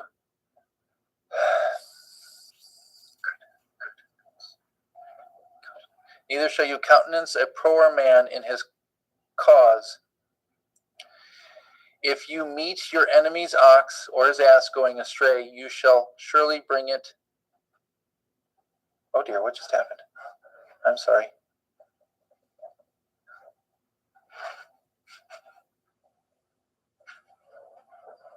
There it is. If you meet your enemy's ox or his ass going astray, you shall surely bring it back to him again. If you see the ass of him that hates you lying under his burden, and would forbear to help him, you shall surely help with him. You shall not pervert the judgment of your poor in his cause. Keep far from a false matter. The innocent and righteous slay you not, for I will not justify the wicked. You shall take no gift, for the gift blinds the wise and perverts the words of the righteous. You shall not oppress a stranger, for ye know the heart of a stranger, seeing ye were strangers in the land of Mitzrayim. In 6 years you shall sow your land, and shall gather in the fruit thereof. But the 7th year you shall let it rest and lie still, that the poor of your people may eat, and what they leave the beasts of the field shall eat. In like manner you shall deal with your vineyard and with your oliveyard. 6 days you shall do your work, and on the 7th day you shall rest, that your ox and your ass may rest, that the son of your handmaid and the stranger may be refreshed. And in all things that I have said unto you, be guarded, and make no mention of the name of other Elohim, neither let it be heard out of your mouth. 3 times you shall keep a feast unto me in the year. You shall guard the feast of matzah,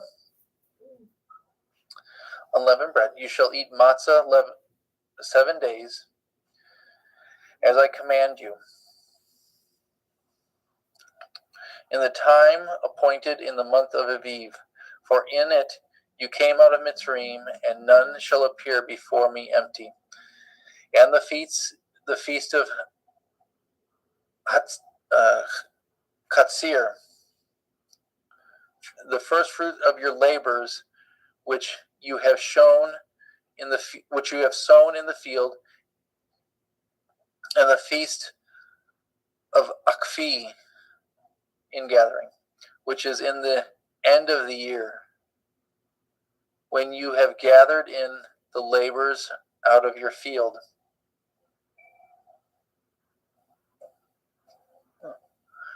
3 times in the year all your males shall appear before Adonai Yahuwah, and you shall not offer the blood of my sacrifice with chametz, neither shall the fat of my sacrifice remain until the morning. The first of the first fruits of your land you shall bring into the house of Yahuwah Eloheka. You shall not seethe a kid in his mother's milk. Behold, I send an angel before you to guard you in the way, and to bring you into the place which I have prepared. Beware of him and obey his voice. Provoke him not, for he will not pardon your transgressions, for my name is in him. But if you shall indeed obey his voice, and do all that I speak, then I will be an enemy unto your enemies, and an adversary unto your adversaries. For my angels shall go before you, and bring you unto the Ivarim, and the Chittim, and the Perizim, and the Kenanim, and the Chiviim, and the Yevusim, and I will cut them off. You shall not bow down to their Elohim, nor serve them, nor do after their works, but you shall utterly overthrow them and quite break down their images. And ye shall serve Yahweh Elohechem, and he shall bless your bread and your water, and I will take sickness away from the midst of you.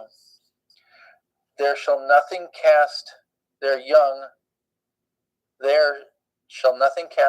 nor be barren in your land, and the number of your days I will fulfill. I will send my fear before you, and will destroy all the people to whom you shall come, and I will make all your enemies turn their backs unto you. I will send hornets before you, which shall drive out the Hivi, and the Canaanite, and the Hittite from before you. I will not drive them out from before you in 1 year, lest the land become desolate, and the beasts of the field multiply against you. But by little and little I will drive them out before you, until you be increased and inherit the land. And I will set your bounds from the Red Sea, even unto the sea of the Pelishtim, and from the desert unto the river. For I will deliver the inhabitants of the land into your hand, and you shall drive them out before you. You shall cut no covenant with them, nor with their Elohim. They shall not dwell in your land, lest they make you sin against me. For if you serve their Elohim, it will surely be a snare unto you. And he said unto Moshe, Come up unto El Yahuwah, you and Aharon, and Nadav, and Avihu, and the 70 elders of Yasharel, and worship ye afar off. And Moshe alone shall come near El Yahuwah, but they shall not come nigh, neither shall the people go up with him. And Moshe came and told the people all the words of Yahuwah, and all the judgments, and all the people answered with one voice, saying, All the words which Yahuwah has said will we do.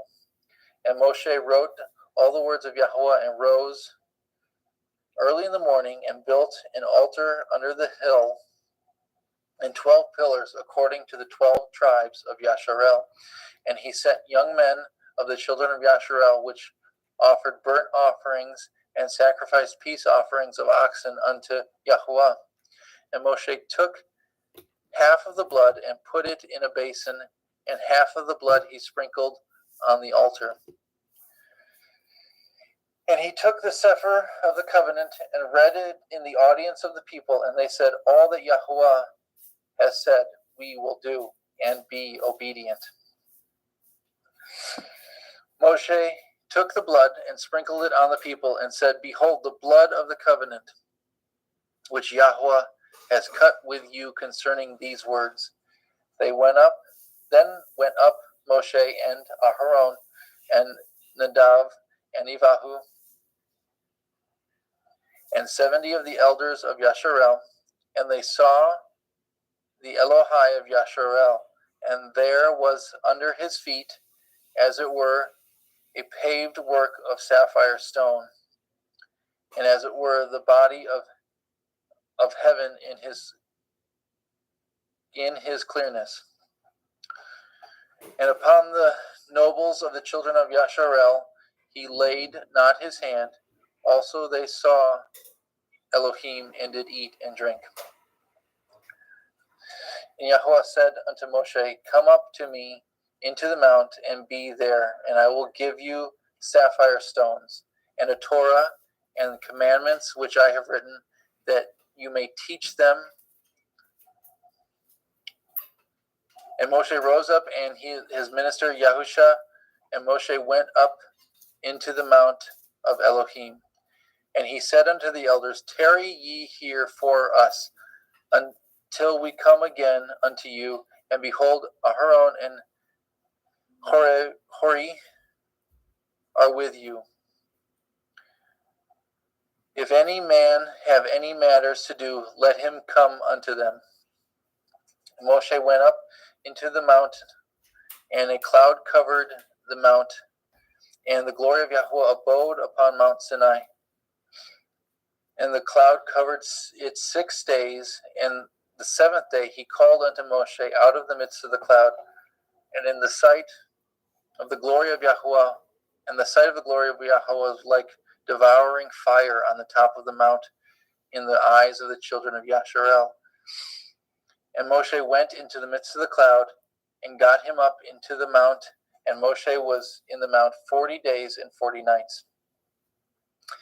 Yahweh spoke unto Moshe, saying, Speak unto the children of Yasharel, that they bring me an offering of every man that gives it willingly with his heart. Ye shall take my offering. And this is the offering which ye shall take of them: gold, silver, and brass, and blue and purple and scarlet and fine linen, and goat's hair, and ram's skin dyed red, and badger skin, and shittim wood, oil for the light, spices for anointing oil, and for sweet incense, onyx stones, and stones to be set in the ephod and the breastplate. And let them make me a sanctuary, that I may dwell among them, according to all that I show you, after the pattern of the tabernacle, and the pattern of all the instruments thereof, even so shall ye make it. And they shall make an ark of shittim wood, 2 cubits and a half shall it be the length thereof, and a cubit and a half the breadth thereof, and a cubit and a half the height thereof. And you shall overlay it with pure gold. Within and without shall ye overlay it, and shall make upon it a crown of gold round about. And you shall cast 4 rings of gold for it, and put them in the 4 corners thereof. And 2 rings shall be in the one side of it, and 2 rings on the other side of it. And you shall make staves of shittim wood, and overlay them with gold. And you shall put the staves in the rings by the sides of the ark, and that the ark may be borne with them. The staves shall be in the rings of the ark, and they shall not be taken from it.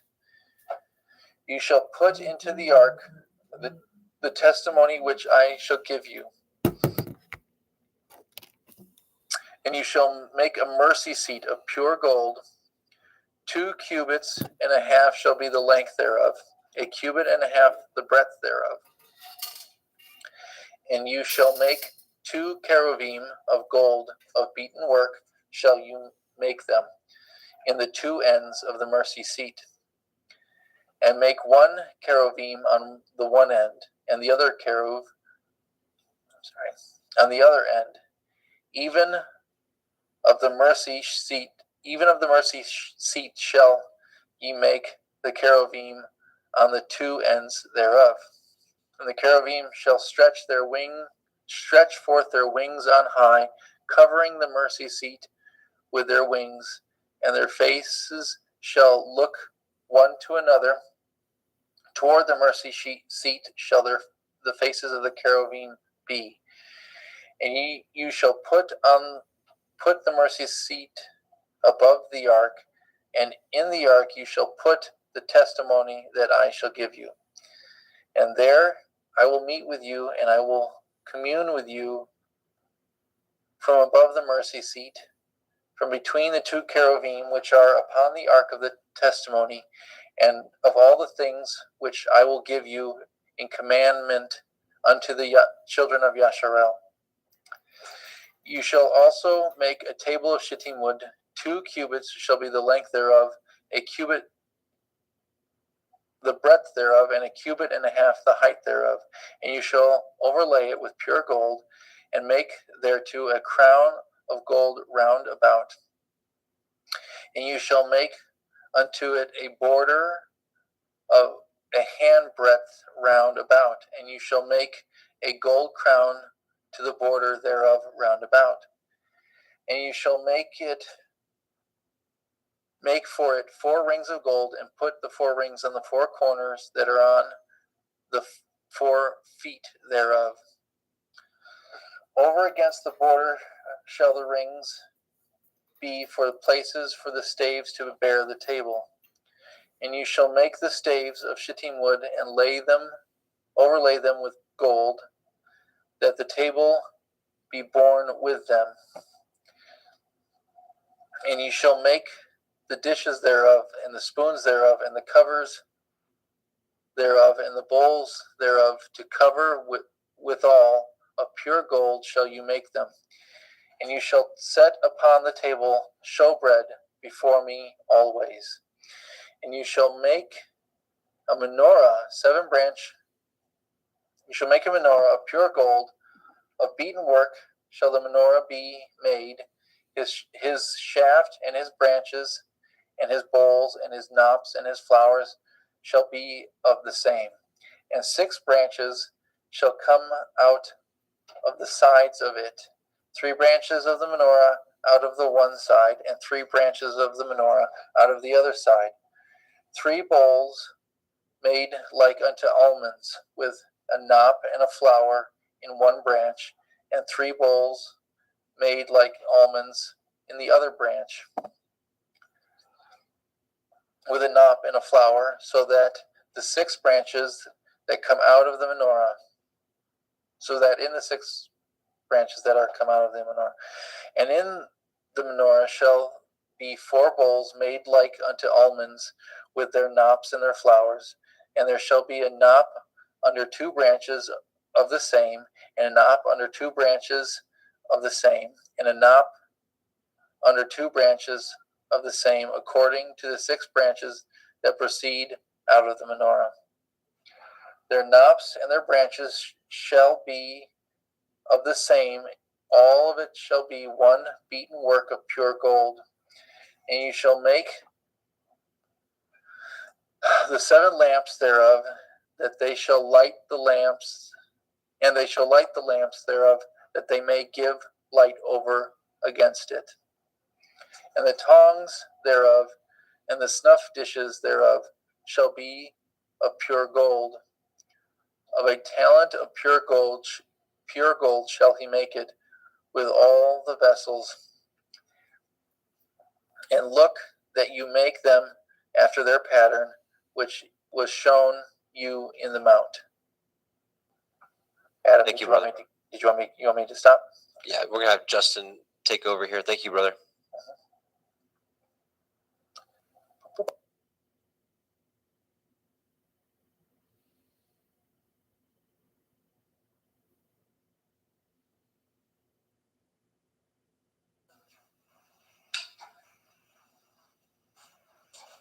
Moreover, you shall maketh the tabernacle with 10 curtains of fine twined linen, and blue and purple and scarlet, with cherubim of cunning work shall you make them.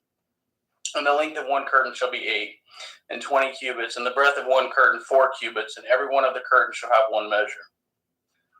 The 5 curtains shall be coupled together one to another, and the other 5 curtains shall be coupled one to another.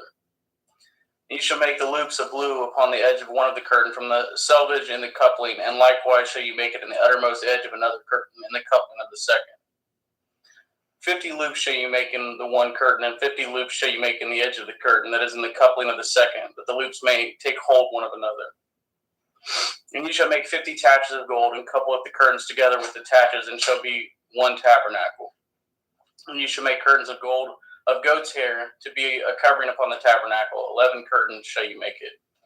The length of one curtain shall be 30 cubits, and the breadth of one curtain 4 cubits, and the 11 curtains shall be all of one measure. And you shall couple at the 5 curtains by themselves, and at the 6 curtains by themselves, and shall double at the 6th curtain in the forefront of the tabernacle. And you shall make 50 loops on the edge of one curtain that is outmost in the coupling, and 50 loops in the edge of the curtain which couples the second. And you shall make it 50 taches of brass, and put the taches into the loops, and couple with the tent together, that it may be one. And the remnant that remains of the curtains of the tent, the half curtain that remains, shall hang over the back side of the tabernacle. And a cubit on one side and a cubit on the other side of that which remains is the length of the curtains of the tent. It shall hang over the sides of the tabernacle on the side, and on the side to cover it. And you shall make a covering for the tent of ram skins dyed red, and a covering above the badger skins. And you shall make it the boards of the tabernacle of shittim wood standing up. 10 cubits shall be the length of a board, and a cubit and a half shall be the breadth of one board. 2 tenons shall there be in one board, set in order one against another. Thus shall you make for all the boards of the tabernacle. And you shall make of the boards for the tabernacle 20 boards on the south side southward. And you shall make 40 sockets of silver under the 20 boards, 2 sockets under one board for 2 tenons, and 2 sockets under another board for 2 tenons. And for the second side of the tabernacle on the north side there shall be 20 boards, and the 40 sockets of silver, 2 sockets under one board, and 2 sockets under another board. And for the sides of the tabernacle westward you shall make 6 boards, and 2 boards shall you make for the corners of the tabernacle in the 2 sides. And they shall be coupled together beneath, and they shall be coupled together above the head of it unto one ring. Thus shall it be for them both, and they shall be for the 2 corners. And they shall make 8 boards in their sockets of silver, 16 sockets, 2 sockets under one board, and 2 sockets under another board. And you shall make bars of shittim wood, 5 for the boards of one side of the tabernacle, and the 5 bars of the boards of the other side of the tabernacle, and 5 bars for the boards of the other side of the tabernacle, for the 2 sides westward. And the middle bar in the midst of the board shall reach from one end to end. And you shall overlay the boards with gold, and make it the rings of gold for places for the bars. And you shall overlay the bars with gold. And you shall rear up at the tabernacle according to the fashion thereof which was showed you in the mount. And you shall make a veil of blue and purple and scarlet and fine twined linen of cunning work, and cherubim shall it be made. Sorry guys, Exodus chapter 26. Or no, I'm still on it, sorry. And you shall hang it upon the 4 pillars of shittim wood overlaid with gold. Their hooks shall be of gold upon the 4 sockets of silver. And you shall hang up at the veil under the taches, that you may bring in thither within the veil the ark of the testimony. And the veil shall divide unto you between the holy place and the most holy. And you shall put at the mercy seat upon the ark of the testimony in the most holy place. And you shall set at the table without the veil, and at the menorah 7 branches candlestick over against the table on the side of the tabernacle toward the south. And you shall put the table on the north side. And you shall make a hanging for the door of the tent of blue and purple and scarlet and fine twined linen, wrought with needlework. And you shall make for the hanging 5 pillars of shittim wood, and overlay them with gold, and their hooks shall be of gold, and you shall cast 5 sockets of brass for them. Exodus chapter 27. And you shall make an altar of shittim wood, 5 cubits long, and 5 cubits broad. The altar shall be 4 square, and the height thereof shall be 3 cubits. And you shall make the horns of it upon the 4 corners thereof. His horns shall be of the same, and you shall overlay with brass. And you shall make his pans to receive his ashes, and his shovels, and his basins, and his flesh hooks, and his fire pans. All the vessels thereof you shall make of brass. And you shall make it for a grate of network of brass, and upon the net shall you make 4 brazen rings in the 4 corners thereof. And you shall put it under the compass of the altar beneath, that the net may be even to the midst of the altar. And you shall make staves for the altar, staves of shittim wood, and overlay them with brass. And the staves shall be put into the rings, and the staves shall be upon the 2 sides of the altar to bear it. Hollow with board shall you make it, as it is showed to you in the mount, so shall they make it. And you shall make it the court of the tabernacle for the south side southward. There shall be hangings for the court of fine twined linen of 100 cubits long for one side. And the 20 pillars thereof and the 20 sockets shall be of brass, and hooks of the pillars and their fillets shall be of silver. And likewise for the north side, in the length there shall be hangings of 100 cubits long, and its 20 pillars and the 20 sockets of brass, the hooks of the pillars and their fillets of silver. And for the breadth of the court on the west side shall be hangings of 50 cubits, their pillars 10 and their sockets 10. And the breadth of the court on the east side eastward shall be 50 cubits. The hangings of one side of the gate shall be 15 cubits, their pillars 3 and their sockets 3. And on the other side shall be hanging 15 cubits, their pillars 3 and their sockets 3. And for the gate of the court shall be a hanging of 20 cubits, of blue and purple and scarlet, and fine twined linen, wrought with needlework, and their pillars shall be 4 and their sockets 4. All the pillars round about the court shall be filleted with silver, their hooks shall be of silver, and their sockets of brass.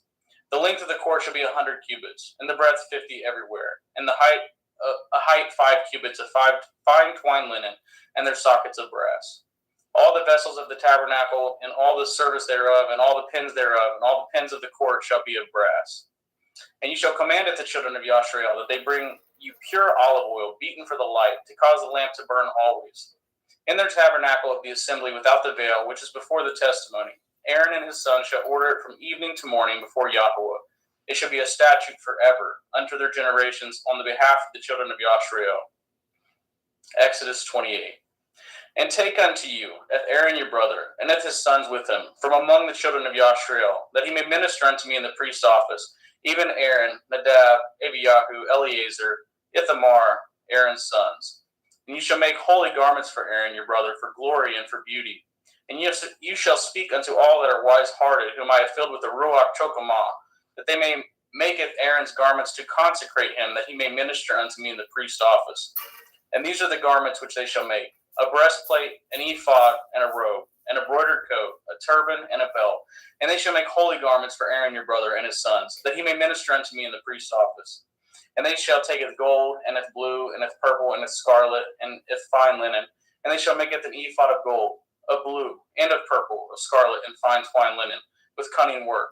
It shall have the two shoulder pieces thereof joined at the two edges thereof, and so it shall be joined together. And the belt of the ephod which is upon it shall be of the same, according to the work thereof, even of gold, of blue, and purple, and scarlet, and fine twined linen. And ye shall take at the two onyx stones, and grave on them the names of the children of Yashriel, 6 of their names on one stone, and at the other 6 names of the rest on the other stone, according to their birth. With the work of an engraver in stone, like the engravings of a signet, shall you have engraved the 2 stones with the names of the children of Yashriel. You shall make them to be set in ouches of gold. And you shall put the 2 stones upon the shoulders of the ephod for stones of memorial unto the children of Yashriel. And Aaron shall beareth the names before Yahweh upon his 2 shoulders for memorial. And you shall make ouches of gold, and 2 chains of pure gold at the ends. Of wreathen work shall you make them, and fasten the wreathen chains to the ouches. And you shall make the breastplate of judgment with cunning work. After the work of the ephod you shall make it, of gold, of blue, and of purple, and of scarlet, and of fine twined linen shall you make it. 4 square it shall be being doubled. A span shall be the length thereof, and a span shall be the breadth thereof. And you shall set in it the setting of stones, even 4 rows of stones. The first row shall be sardius, a topaz, and a carbuncle. This shall be the first row.